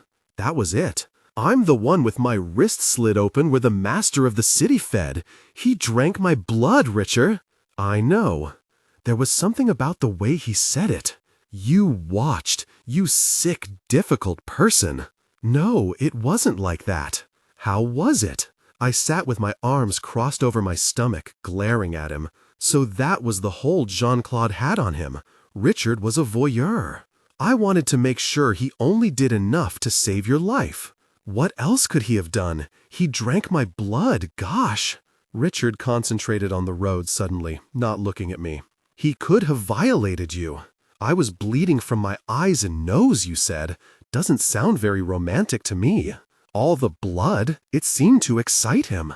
I stared at him. You're serious? He nodded. I sat there feeling cold down to my toes. What made you think he was going to violate me? You woke up on a black bedspread. The first one was white. He laid you on it and started to prepare for something more. There was blood everywhere. He seemed to be savoring the moment. Another vampire handed him a small gold knife. There were more vamps there? It was like a ritual. The audience seemed to be important. He slit your wrist and drank at it, but his actions were becoming too intimate. I told him that I had brought you so you could live, not so he could violate you. That must have gone over real big. Richard was very quiet all of a sudden. What? He shook his head. Tell me, Richard, I mean it. Jean-Claude looked up with blood all over his face and said, I have not waited this long to take what I want her to give freely. It is a temptation. Then he looked down at you, and there was something in his face, Anita. It was scary as gosh. He really believes you'll come around, that you'll love him. Vampires don't love. Are you sure? I glanced at him, then away. I stared at the window at the daylight that was just now beginning to fade. Vampires don't love. They can't. How do you know that? Jean-Claude does not love me. Maybe he does, as much as he can. I shook my head. He bathed in my blood. He slit my wrist. That isn't my idea of love. Maybe it's his. Then it's too very weird for me. Fine, but admit that he may love you, as much as he's able. No. It scares you to think that he loves you, doesn't it? I stared out the window as hard as I could. I didn't want to be talking about this. I wanted to undo this whole very day. Or is it something else that you're afraid of? I don't know what you're talking about. Yes, you do. He sounded so sure of himself. He didn't know me well enough to be that certain. Say it out loud, Anita. Say it just once and it won't seem so scary. I don't have anything to say. You're telling me that no part of you wants him. Not a piece of you might love him back? I don't love him. That much I'm sure of. But you are persistent, I said. Yes, he said. All right, I'm attracted to him. Is that what you wanted to hear? That's none of your very business. Jean-Claude warned me to stay away from you. I just want to know if I'm really interfering. If you're attracted to him, maybe I should stay out of it. He's a monster, Richard. You've seen him. I can't love a monster. If he was human? He's an egotistical, controlling bastard. But if he was human? I sighed. If he was human, we might work something out. But even alive, Jean-Claude can be such a jerk.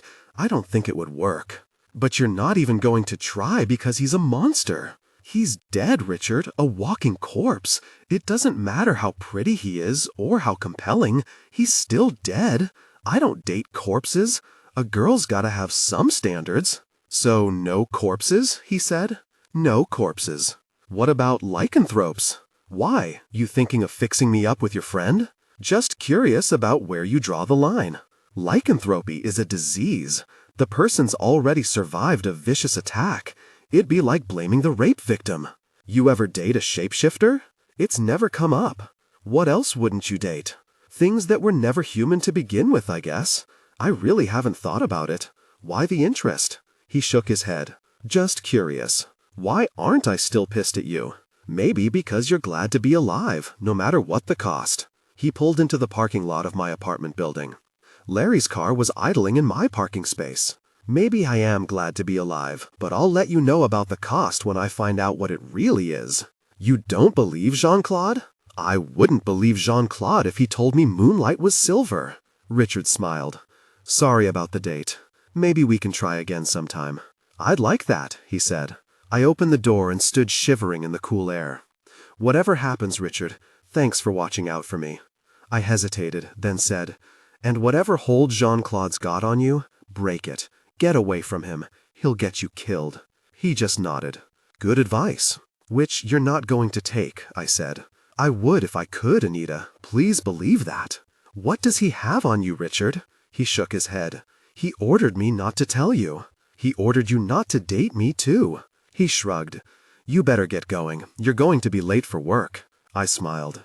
Besides, I'm freezing my butt off. He smiled. You do have a way with words. I spend too much time hanging around with cops. He put the car in gear. Have a safe night at work. I'll do my best. He nodded. I closed the door. Richard didn't seem to want to talk about what Jean-Claude had on him. Well, no rule said we had to play honesty on the first date. Besides, he was right. I was going to be late for work. I tapped on Larry's window. I've got to change, then I'll be right back down. Who was that dropping you off? A date.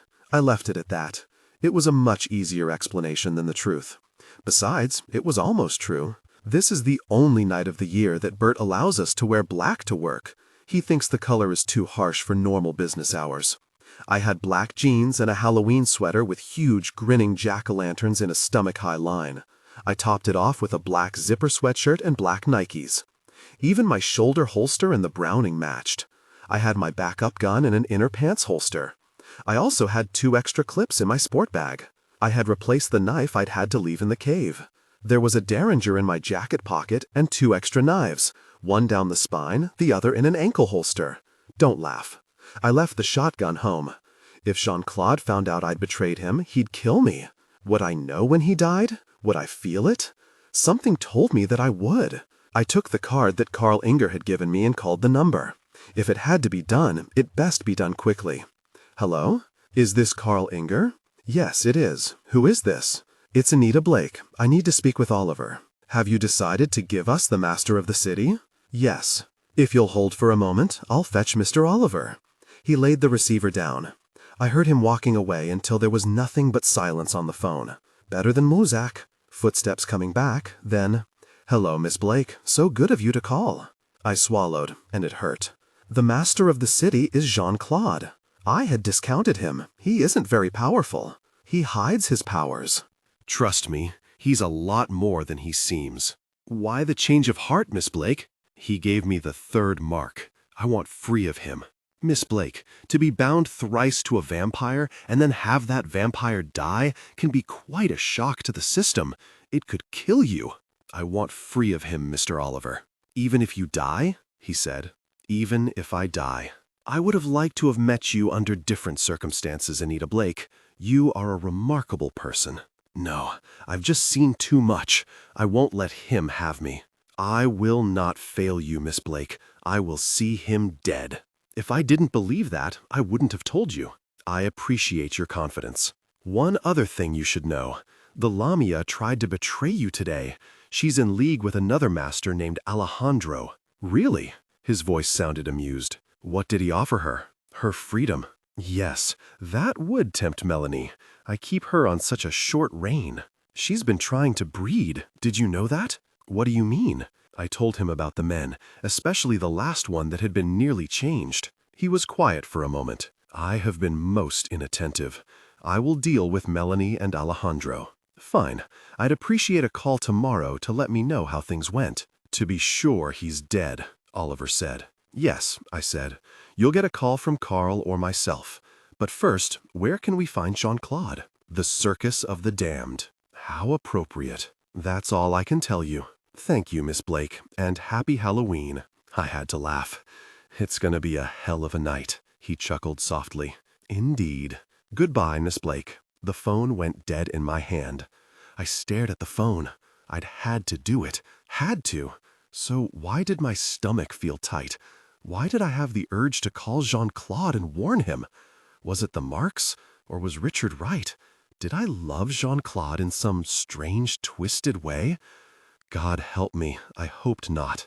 It was full dark on All Hallows' Eve. Larry and I had made 2 appointments. He'd raised one, and I'd raised the other. He had 1 more to go, and I had 3. A nice, normal night. What Larry was wearing was not normal. Bert had encouraged us to wear something fitting for the holiday. I'd chosen the sweater. Larry had chosen a costume. He was wearing blue denim overalls, a white dress shirt with the sleeves rolled up, a straw hat, and work boots. When asked, he'd said, "I'm Huck Finn. Don't I fit the part?" With his red hair and freckles, he did fit the part. There was blood on the shirt now, but it was Halloween.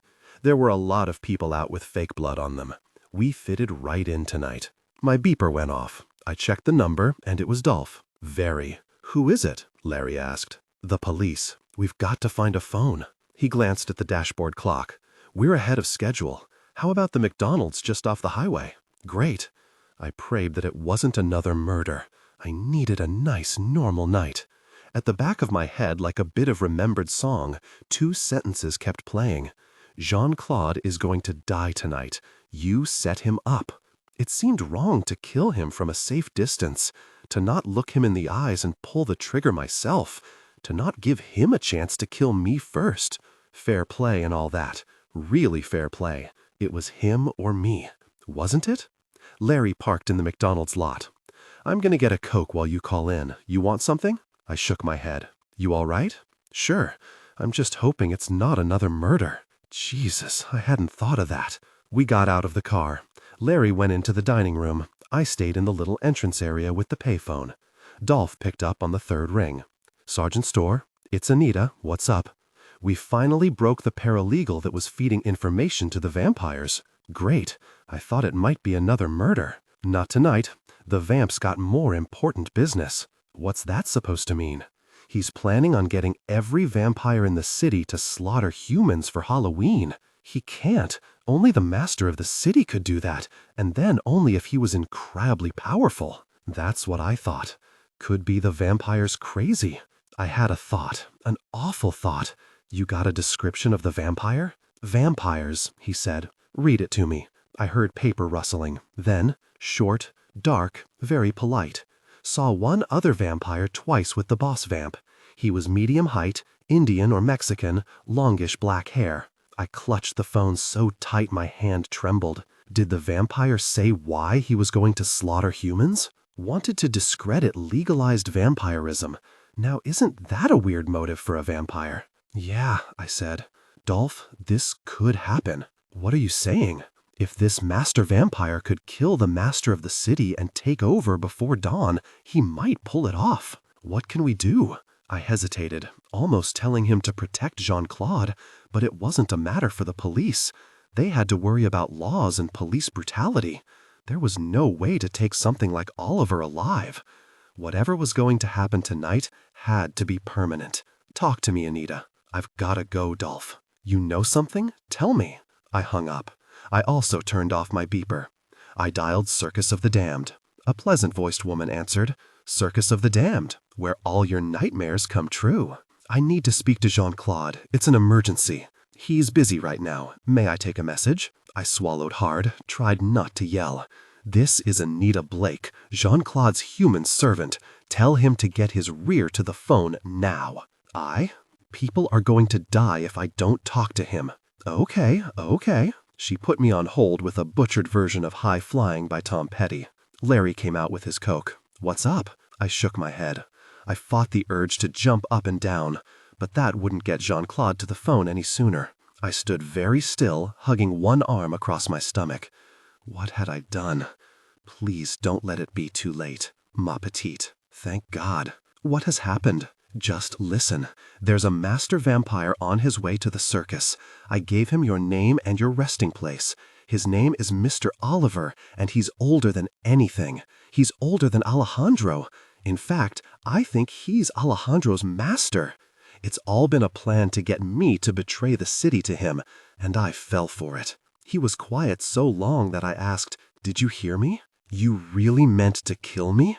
I told you I would. But now you warn me. Why? Oliver wants control of the city so he can send all the vampires out to slaughter humans.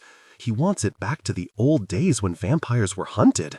He said legalized vampirism was spreading too fast. I agree, but I didn't know what he meant to do. So to save your precious humans, you will betray Oliver now? It isn't like that. Very much, Jean-Claude. Concentrate on the important thing here. They're on their way. They may be there already.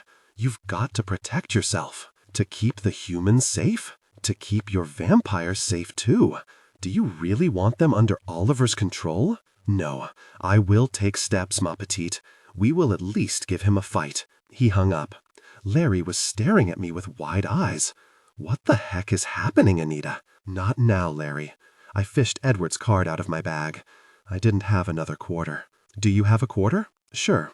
He handed it to me without any more questions. Good man. I dialed the number.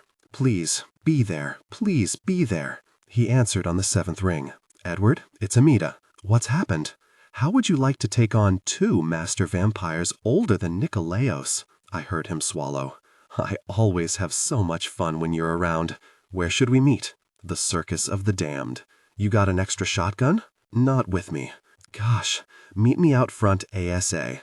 The mess is going to really hit the fan tonight, Edward. Sounds like a great way to spend Halloween. See you there. Bye, and thanks for inviting me. He meant it. Edward had started out as a normal assassin, but humans had been too easy, so he went for vamps and shapeshifters. He hadn't met anything he couldn't kill, and what was life without a little challenge? I looked at Larry. I need to borrow your car. You're not going anywhere without me. I've heard just your side of the conversations, and I'm not getting left out. I started to argue, but there wasn't time. Okay, let's do it. He grinned. He was pleased. He didn't know what was going to happen tonight, what we were up against. I did, and I wasn't happy at all. I stood just inside the door of the circus, staring at the wave of costumes and glittering humanity. I'd never seen the place so crowded. Edward stood beside me in a long black cloak with a death's head mask. Death dressed up as death. Funny, huh? He also had a flamethrower strapped to his back, an Uzi pistol, and heaven knew how many other weapons secreted about his person. Larry looked pale but determined. He had my Derringer in his pocket. He knew nothing about guns. The Derringer was an emergency measure only, but he wouldn't stay in the car. Next week, if we were still alive, I'd take him out to the shooting range. A woman in a bird costume passed us in a scent of feathers and perfume. I had to look twice to make sure that it was just a costume. Tonight was the night when all shapeshifters could be out, and people would just say, "Neat costume." It was Halloween night at the Circus of the Damned. Anything was possible. A slender black woman stepped up to us wearing nothing but a bikini and an elaborate mask. She had to step close to me to be heard over the murmur of the crowd. "Jean-Claude sent me to bring you." "Who are you?" "Rashida." I shook my head. Rashida had her arm torn off 2 days ago. I stared at the perfect flesh of her arm. You can't be her. She raised her mask so I could see her face, then smiled. "We heal fast." I had known lycanthropes healed fast, but not that fast, not that much damage. Live and learn. We followed her swaying hips into the crowd. I grabbed hold of Larry's hand with my left hand. "Stay right with me tonight." He nodded. I threaded through the crowd holding his hand like a child or a lover. I couldn't stand the thought of him getting hurt. No, that wasn't true. I couldn't stand the thought of him getting killed. Death was the big boogeyman tonight. Edward followed at our heels, silent as his namesake, trusting that he'd get to kill something soon. Rashida led us towards the big striped circus tent, back to Jean-Claude's office, I supposed. A man in a straw hat and striped coat said, "Sorry, the show's sold out." "It's me, Perry. These are the ones the master's been waiting for." She hiked her thumb in our direction. The man drew aside the tent flap and motioned us through. There was a line of sweat on his upper lip.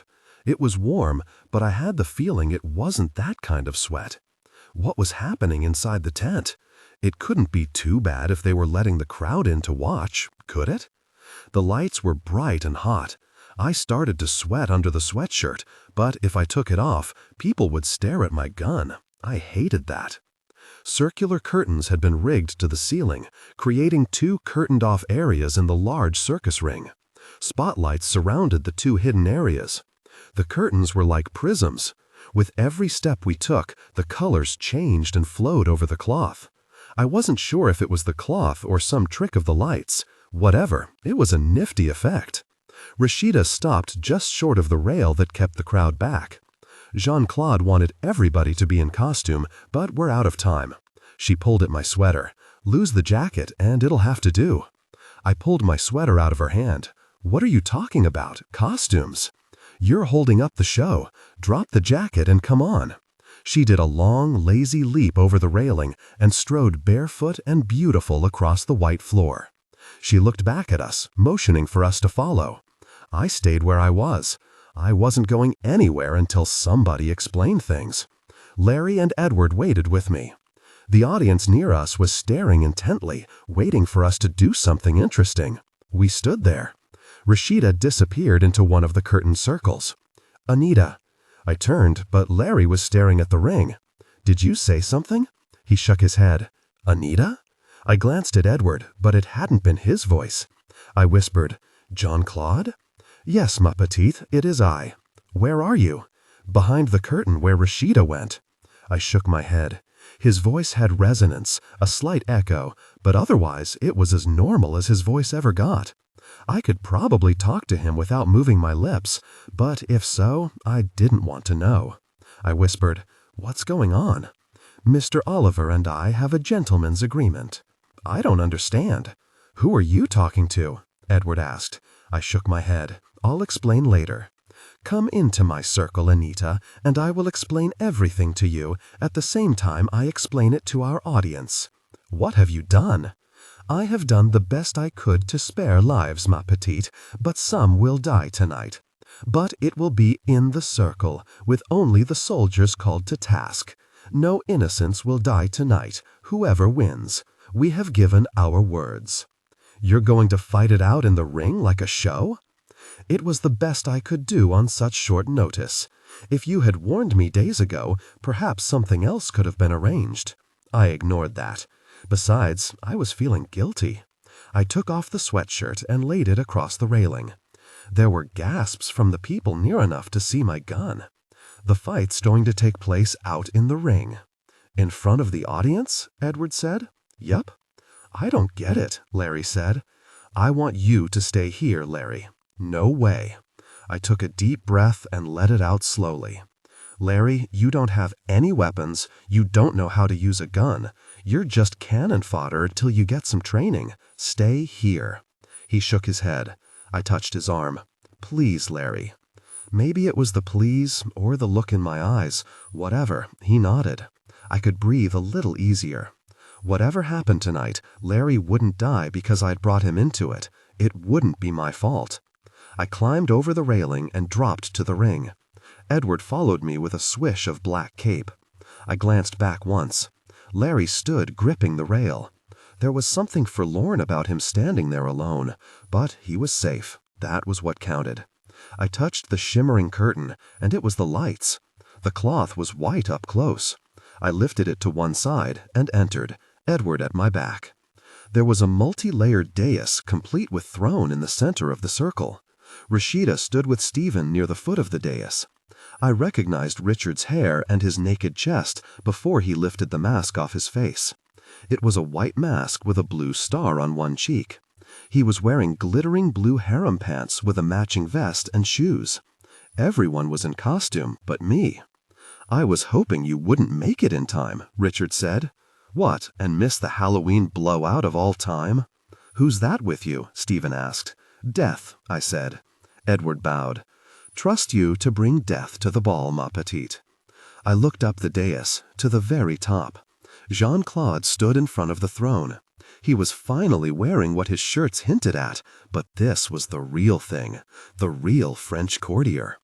I didn't know what to call half of the costume. The coat was black with tasteful silver here and there. A short half-cloak was worn over one shoulder only. The pants were billowy and tucked into calf-high boots. Lace edged the fold-over tops of the boots. A wide white collar lay at his throat. Lace spilled out of the coat sleeves. It was topped off by a wide, almost floppy hat with a curving arch of black and white feathers. The costumed throng moved to either side, clearing the stairs up to the throne for me. I somehow didn't want to go. There were sounds outside the curtains, heavy things being moved around, more scenery and props being moved up. I glanced at Edward. He was staring at the crowd, eyes taking in everything, hunting for victims or for familiar faces. Everyone was in costume, but very few people were actually wearing masks. Yasmin and Marguerite stood about halfway up the stairs. Yasmin was in a scarlet sari, all veils and sequins. Her dark face looked very natural in the red silk. Marguerite was in a long dress with puffed sleeves and a wide lace collar. The dress was of some dark blue cloth. It was simple, unadorned. Her blonde hair was in complicated curls with one large mass over each ear and a small bun atop her head. Hers, like Jean-Claude's, looked less like a costume and more like antique clothing. I walked up the stairs towards them. Yasmin dropped her veils enough to expose the cross-shaped scar I'd given her. "Someone will pay you back for this tonight." "Not you personally?" I asked.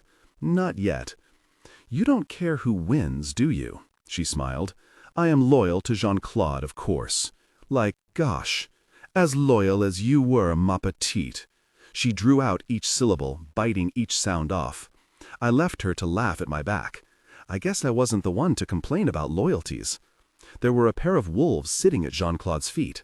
They stared at me with strange pale eyes. There was nothing human in the gaze. Real wolves? Where had he gotten real wolves? I stood 2 steps down from him and his pet wolves. His face was unreadable, empty and perfect. "You look like something out of the Three Musketeers," I said. "Accuré, ma petite." "Is it your original century?" He smiled a smile that could have meant anything or nothing. "What's going to happen tonight, Jean-Claude? Come, stand beside me, where my human servant belongs." He extended a pale hand. I ignored the hand and stepped up. He'd talked inside my head. It was getting silly to argue. Arguing didn't make it not true. One of the wolves growled low in its chest. I hesitated. "They will not harm you. They are my creatures." Like me, I thought. Jean-Claude put his hand down towards the wolf. It cringed and licked his hand. I stepped carefully around the wolf, but it ignored me, all its attention on Jean-Claude. It was sorry it had growled at me. It would do anything to make up for it. It groveled like a dog. I stood at his right side, a little behind the wolf. "I had picked out a lovely costume for you." If it was anything that would have matched yours, I wouldn't have worn it." He laughed, soft and low. The sound tugged at something low in my gut. "Stay here by the throne with the wolves while I make my speech." "We really are going to fight in front of the crowd?" He stood. "Of course. This is the Circus of the Damned, and tonight is Halloween. We will show them a spectacle the likes of which they have never seen." "This is crazy." "Probably, but it keeps Oliver from bringing the building down around us." "Could he do that?" "That and much more, ma petite, if we had not agreed to limit our use of such powers." "Could you bring the building down?" He smiled and for once gave me a straight answer. "No, but Oliver does not know that." I had to smile. He draped himself over the throne, one leg thrown over a chair arm. He tucked his hat low until all I could see was his mouth. "I still cannot believe that you betrayed me, Anita." "You gave me no choice." "You would really see me dead rather than have the fourth mark?" "Yup," he whispered. "Showtime, Anita." The lights suddenly went off. There were screams from the audience as it sat in the sudden dark. The curtain pulled back on either side. I was suddenly on the edge of the spotlight. The light shone like a spar in the dark. Jean-Claude and his wolves were bathed in a soft light. I had to agree that my pumpkin sweater didn't exactly fit the motif. Jean-Claude stood in one boneless movement. He swept his hat off and gave a low, sweeping bow. "Ladies and gentlemen, tonight you will witness a great battle." He began to move slowly down the steps. The spotlight moved with him. He kept the hat off, using it for emphasis in his hand. "The battle for the soul of this city." He stopped, and the light spread wider to include two blonde vampires. The two women were dressed as 1920s flappers, one in blue, the other in red. The women flashed fangs, and there were gasps from the audience. "Tonight you will see vampires, werewolves, gods, devils." He filled each word with something. When he said vampires, there was a ruffling at your neck. Werewolves slashed from the dark, and there were screams. Gods breathed along the skin. Devils were a hot wind that scalded your face. Gasps and stifled screams filled the dark. Some of what you see tonight will be real, some illusion. Which is which will be for you to decide. Illusion echoed in the mind like a vision through glass, repeating over and over. The last sound died away with a whisper that sounded like a different word altogether. "Real," the voice whispered. "The monsters of this city fight for control of it this Halloween. If we win, then all goes peaceful as before. If our enemies win..." A second spotlight picked out the top of a second dais. There was no throne. Oliver stood at the top with the lamia in full serpent glory. Oliver was dressed in a baggy white jumpsuit with large polka dots on it. His face was white with a sad smile drawn on it. One heavily lined eye dropped a sparkling tear. A tiny pointed hat with a bright blue pom-pom topped his head. A clown? He had chosen to be a clown? It wasn't what I had pictured him in. But the lamia was impressive with her striped coils curled around him, her striking form highlighted by his gloved hand. "If our enemies win, then tomorrow night we'll see a bloodbath such as no city in the world has ever seen. They will feed upon the flesh and blood of this city until it is drained dry and lifeless." He had stopped about halfway down. Now he began to come back up the stairs. "We fight for your lives, your very souls. Pray that we win, dear humans. Pray very, very hard." He sat in the throne. One of the wolves put a paw on his leg. He stroked its head absently. "Death comes to all humans," Oliver said. The spotlight died on Jean-Claude, leaving Oliver as the only light in the darkness. Symbolism at its best. "You will all die someday, in some small accident or long disease. Pain and agony await you." The audience rustled uneasily in their seats. "Are you protecting me from his voice?" I asked. "The marks are," Jean-Claude said. "What is the audience feeling?" "A sharp pain over the heart. Age slowing their bodies. The quick horror of some remembered accident." Gasps, screams, cries filled the dark as Oliver's words sought out each person and made them feel their mortality. It was obscene. Something that had seen 1,000,000 years was reminding mere humans how very fragile life was. If you must die, would it not be better to die in our glorious embrace? The Lamia crawled around the dais to show herself to all the audience. She could take you, oh so sweetly, soft, gentle, into that dark night. We make death a celebration, a joyful passing. No lingering doubts. You will want her presence in the end. She will show you peace that few mortals ever dream of. Is death such a high price to pay when you will die anyway? Wouldn't it be better to die with our comfort upon your spirit than by time's slowly ticking clock? There were a few cries of, "Yes, please." "Stop him," I said. "This is his moment, ma petite. I cannot stop him. I offer you all your darkest dreams come true in our arms, my friends. Come to us now." The darkness rustled with movement. The lights came up, and there were people coming out of the seats. People climbing over the railing, people coming to embrace death. They all froze in the light. They stared around like sleepers waking from a dream. Some looked embarrassed, but one man, close to the rail, looked near tears, as if some bright vision had been ripped away. He collapsed to his knees, shoulders shaking. He was sobbing. What had he seen in Oliver's words? What had he felt in the air? God, save us from it. With the lights, I could see what they had moved in while we waited behind the curtains. It looked like a marble altar with steps leading up to it. It sat between the two daisies, waiting. For what? I turned to ask Jean-Claude, but something was happening. Rashida walked away from the dais, putting herself close to the railing and the people. Stephen, in a striking costume, stalked to the other side of the ring. His form was just as smooth and flawless as Rashida's. "We heal fast," she'd said. "Ladies and gentlemen, we will give you a few moments to recover yourselves from the first magic of the evening. Then we will show you some of our secrets."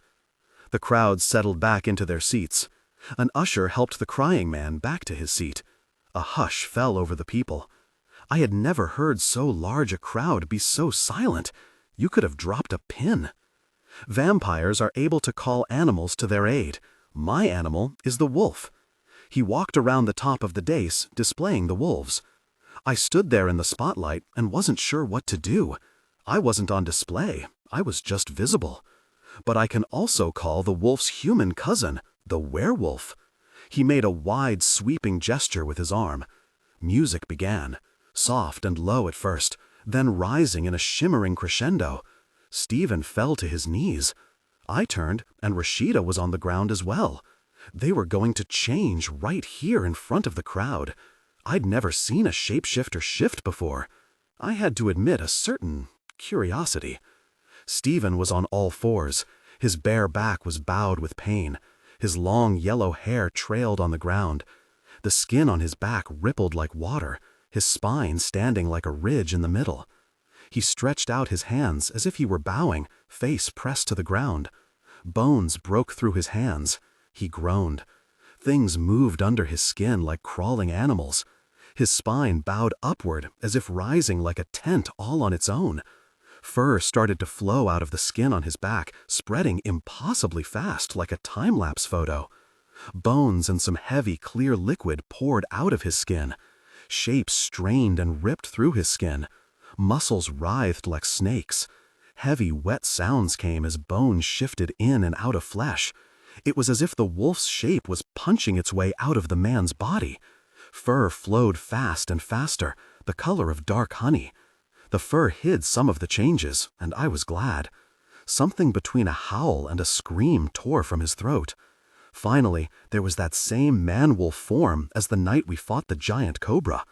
The wolfman threw his muzzle skyward and howled. The sound raised the hairs on my body. A second howl echoed from the other side. I whirled, and there was a second wolfman form, but this one was as black as pitch. Rashida? The audience applauded wildly, stamping and shouting. The werewolves crept back to the dais. They crouched at the bottom, one on each side. I have nothing so showy to offer you. The lights were back on Oliver. The snake is my creature. The lamia twined around him, hissing loud enough to carry to the audience. She flicked a forked tongue to lick his white-coated ear. He motioned to the foot of the dais. 2 black-cloaked figures stood on either side, hoods hiding their faces. "These are my creatures, but let us keep them for a surprise." He looked across at us. "Let it begin." The lights went out again. I fought the urge to reach for Jean-Claude in the thick dark. "What's happening?" "The battle begins," he said. "How?" "We have not planned the rest of the evening, Anita. It will be like every battle, chaotic, violent, bloody." The lights came up gradually until the tent was bathed in a dim glow, like dusk or twilight. "It begins," Jean-Claude whispered. The lamia flowed down the steps, and each side ran for the other. It wasn't a battle, it was a free-for-all, more like a bar brawl than a war. The cloaked things ran forward. I had a glimpse of something vaguely snake-like, but not. A spatter of machine gun fire, and the things staggered back. "Edward!" I started down the steps, gun in hand. Jean-Claude never moved. "Aren't you coming down?" "The real battle will happen up here, ma petite. Do what you can, but in the end it will come down to Oliver's power and mine." "He's 1,000,000 years old. You can't beat him." "I know." We stared at each other for a moment. "I'm sorry," I said. "So am I, ma petite, Anita. So am I." I ran down the steps to join the fight. The snake thing had collapsed, bisected by the machine gun fire. Edward caught on quick. There was a scream, high and piercing. Alejandro had Yasmin twisted around in his arms, one arm behind her back, his other arm pinning her shoulders to his chest.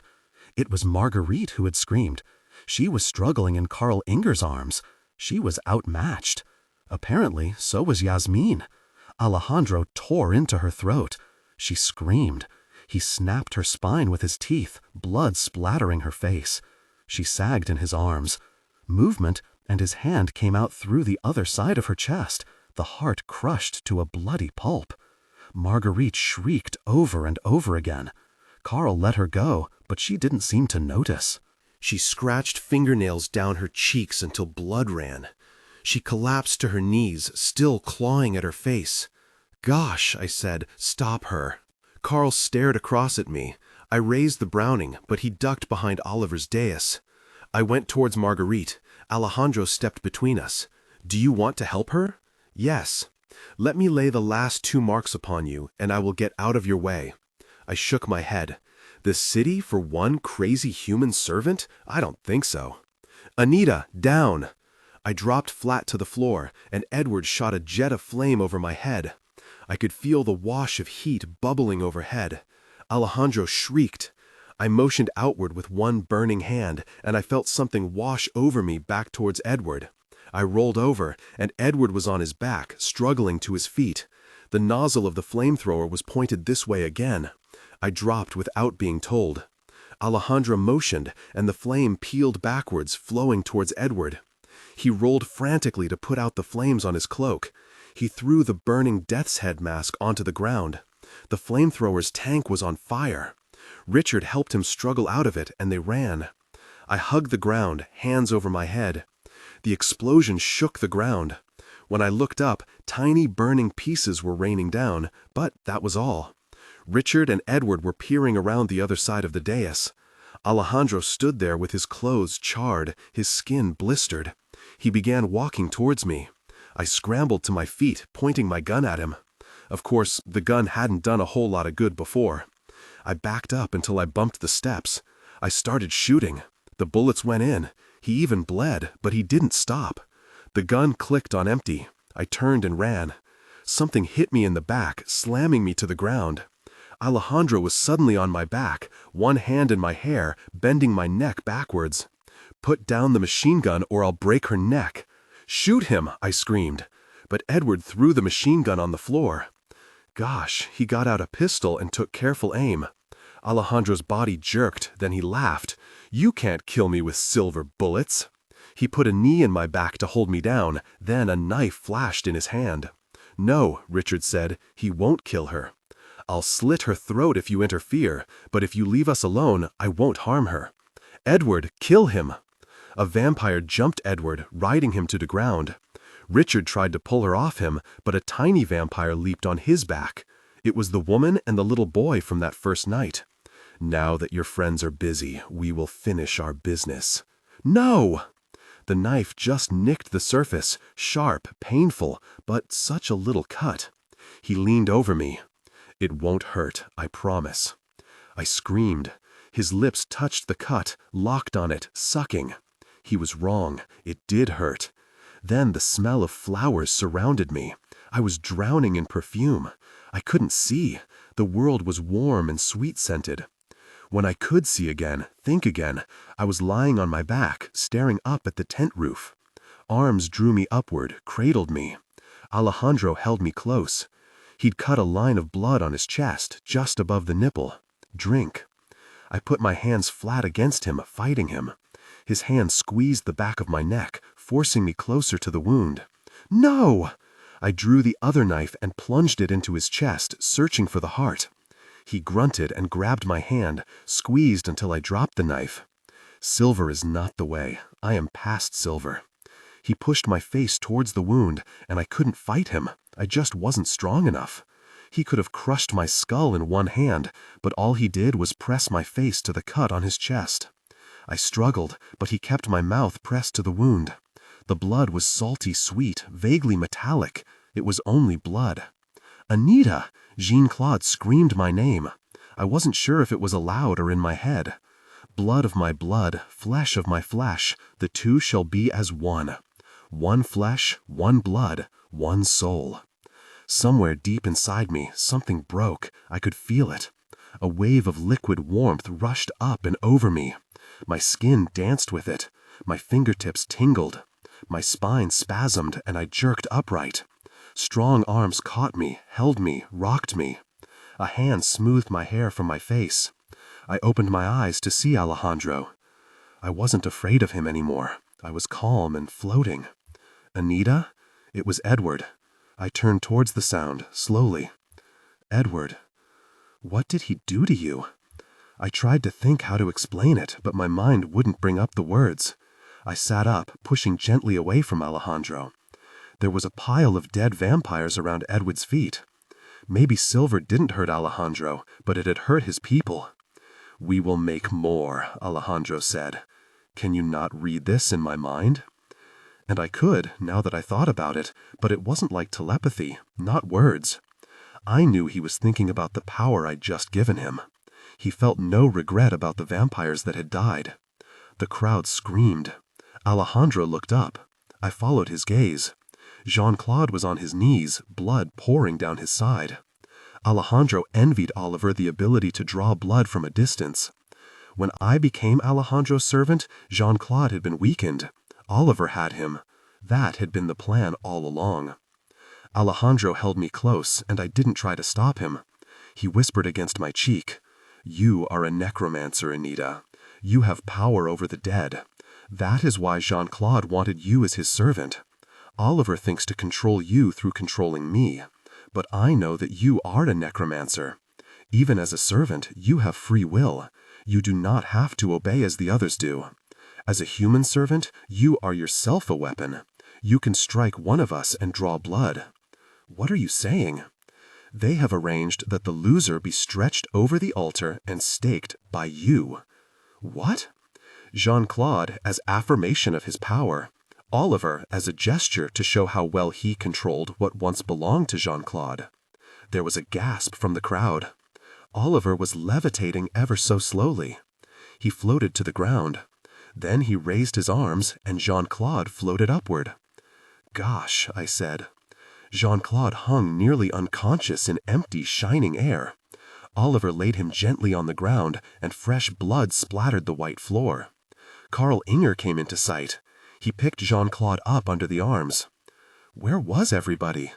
I looked around for some help. The black werewolf was torn apart, parts still twitching. I didn't think even a lycanthrope could heal the mess. The blonde werewolf. Alejandro tried to help me stand, but I pushed him away. Fourth mark or no fourth mark, I could stand on my own. Richard screamed, "No!" He ran past us towards the altar. It all seemed to happen in slow motion. He jumped at Oliver, and the little man grabbed him by the throat and tore his windpipe out. "Richard!" I was running, but it was too late. He lay bleeding on the ground, still trying to breathe when he didn't have anything to breathe with.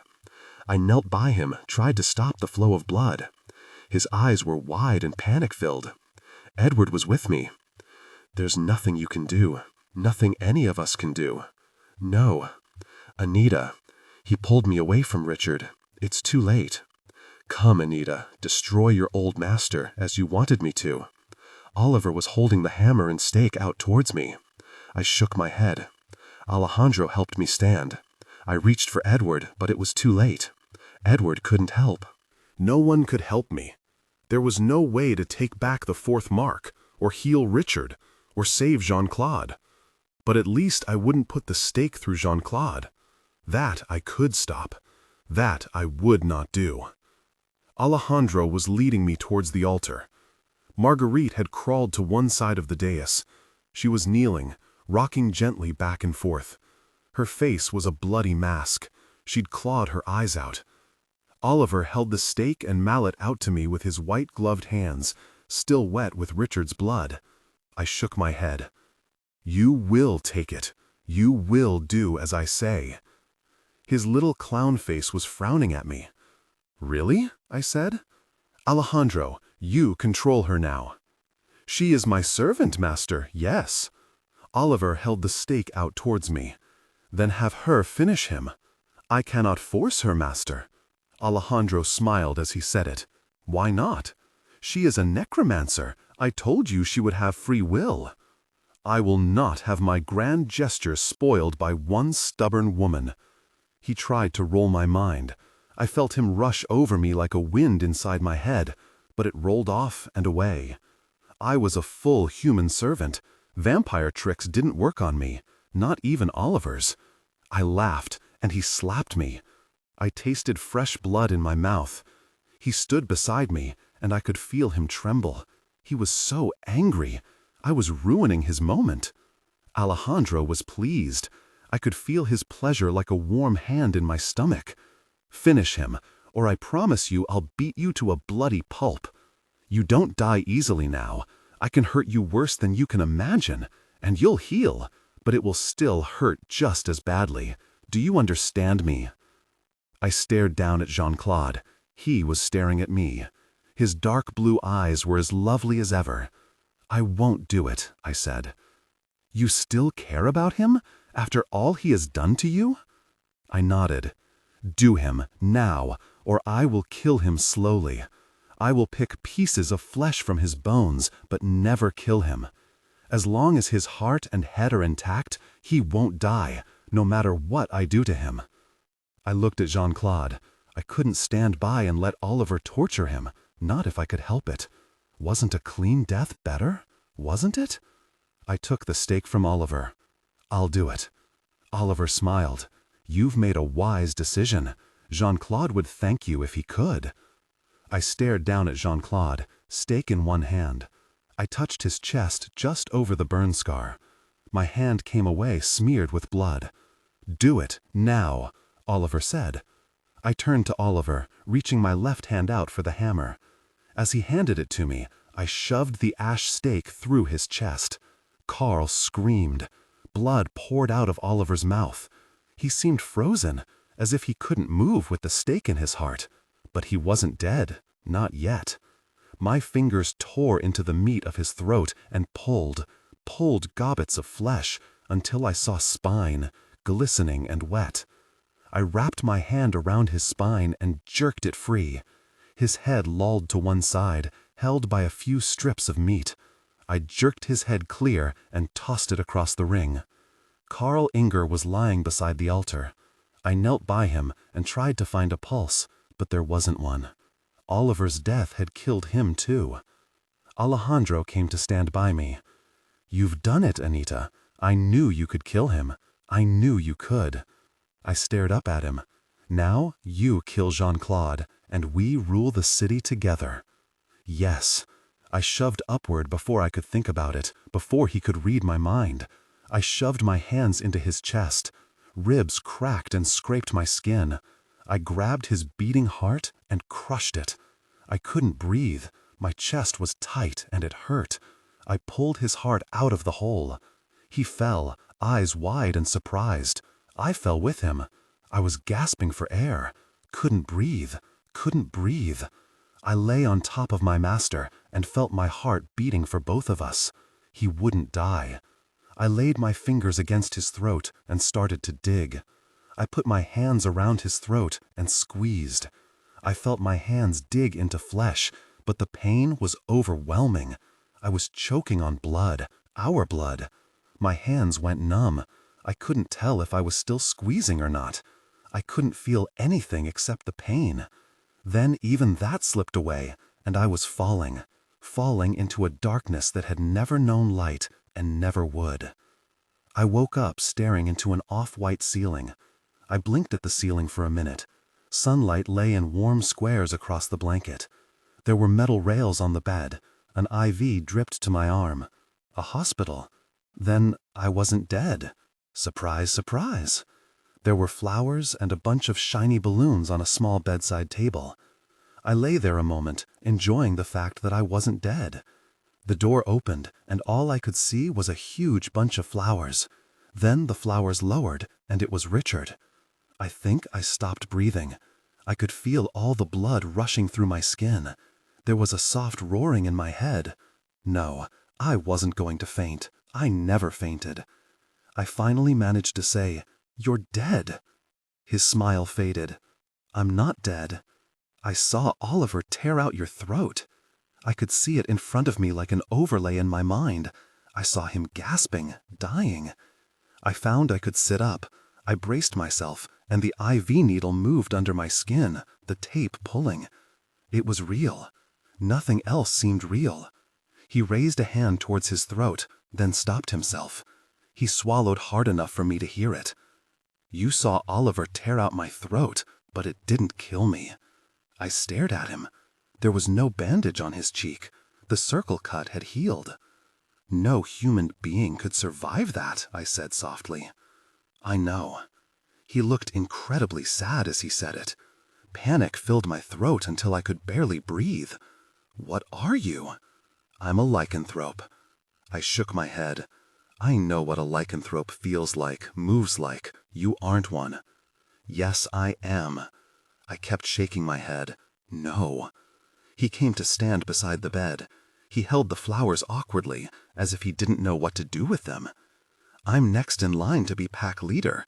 I can pass for human, Anita. I'm good at it." "You lied to me." He shook his head. "I didn't want to." "Then why did you?" "Jean-Claude ordered me not to tell you."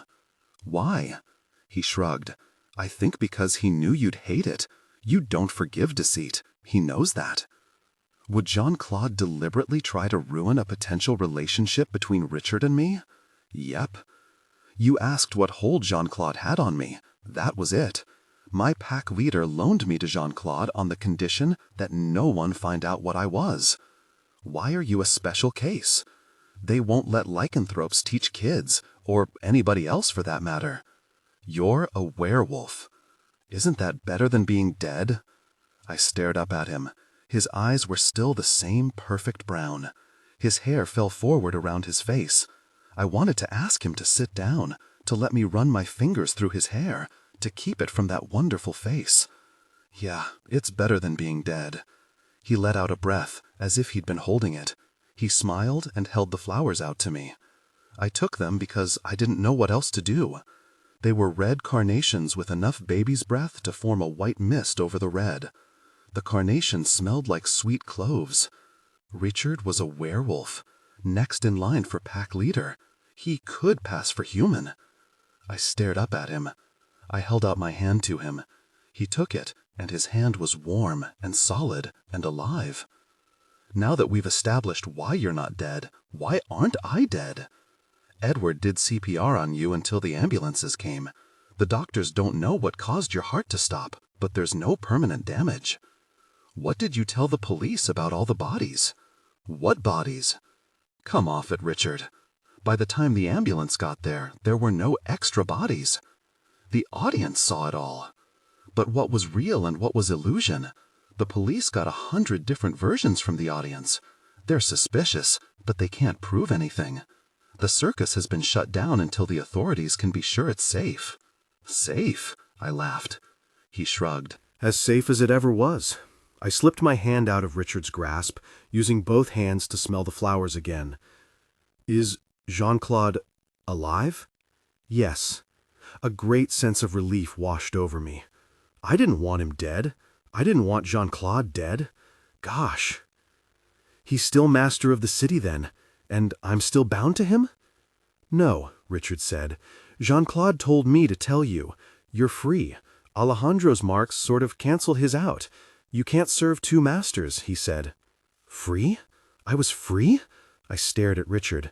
It can't be that easy. Richard laughed. You call this easy? I looked up. I had to smile.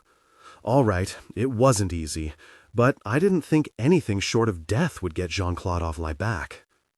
Are you happy the marks are gone? I started to say, of course, then stopped myself. There was something very serious in Richard's face. He knew what it was to be offered power, to be one with the monsters.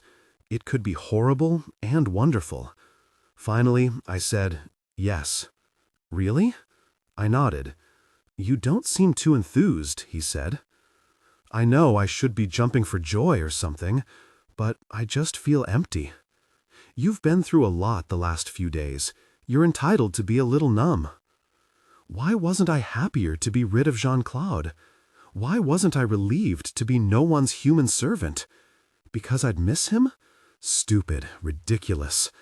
True, when something gets too hard to think about something else. So now everyone knows you're a werewolf? No. You were hospitalized and you've already healed. I think they'll guess. Jean-Claude had me hidden away until I healed. This is my first day up and around. How long have I been out? A week. You're joking. You were in a coma for 3 days. The doctors still don't know what made you start breathing on your own. I had come that close to the great beyond. I couldn't remember any tunnel of light or soothing voices. I felt cheated. I don't remember. You were unconscious. You're not supposed to remember. Sit down before I get a crick looking up at you. He pulled up a chair and sat down by the bed, smiling at me. It was a nice smile. So, you're a werewolf. He nodded. How did it happen? He stared down at the floor, then up. His face looked so solemn, I was sorry I'd asked. I was expecting some great tale of a savage attack survived. I got a bad batch of lycanthropy serum. You what? You heard me. He seemed embarrassed. You got a bad shot? Yes. My smile got wider and wider. It's not funny, he said. I shook my head. Not at all. I knew my eyes were shiny, and it was all I could do not to laugh out loud. You've got to admit it's nicely ironic. He sighed. You're going to hurt yourself. Go ahead and laugh. I did. I laughed until it hurt, and Richard joined in. Laughter is contagious too. A dozen white roses came later that day with a note from Jean-Claude. The note read, You are free of me, if you choose, but I hope you want to see me as much as I want to see you. It is your choice, Jean-Claude. I stared at the flowers for a long time. I finally had a nurse give them to someone else or throw them away, or whatever she really wanted to do with them. I just wanted them out of my sight. So I was still attracted to Jean-Claude. I might even, in some dark corner, love him a little. It didn't matter. Loving the monsters always ends badly for the human. It's a rule. That brought me to Richard. He was one of the monsters, but he was alive. That was an improvement over Jean-Claude. And was he any less human than I was? Zombie queen, vampire slayer, necromancer? Who was I to complain? I don't know where they put all the body parts, but no police ever came asking. Whether I'd saved the city or not, it was still murder. Legally, Oliver had done nothing to deserve death. I got out of the hospital and went back to work. Larry stayed on. He's learning how to hunt vampires, God save him. The Lamia was truly immortal. Which I guess means lamias can't have been extinct. They just must always have been rare. Jean-Claude got the lamia a green card and gave her a job at the Circus of the Damned. I don't know if he's letting her breed or not. I haven't been near the circus since I got out of the hospital. Richard and I finally had that first date. We went for something fairly traditional, dinner and a movie. We're going caving next week. He promised no underwater tunnels. His lips are the softest I've ever kissed. So he gets furry once a month. No one's perfect. Jean-Claude hasn't given up. He keeps sending me gifts. I keep refusing them. I have to keep saying no until he gives up or until really freezes over, whichever comes first. Most women complain that there are no single straight men left. I'd just like to meet one who's human.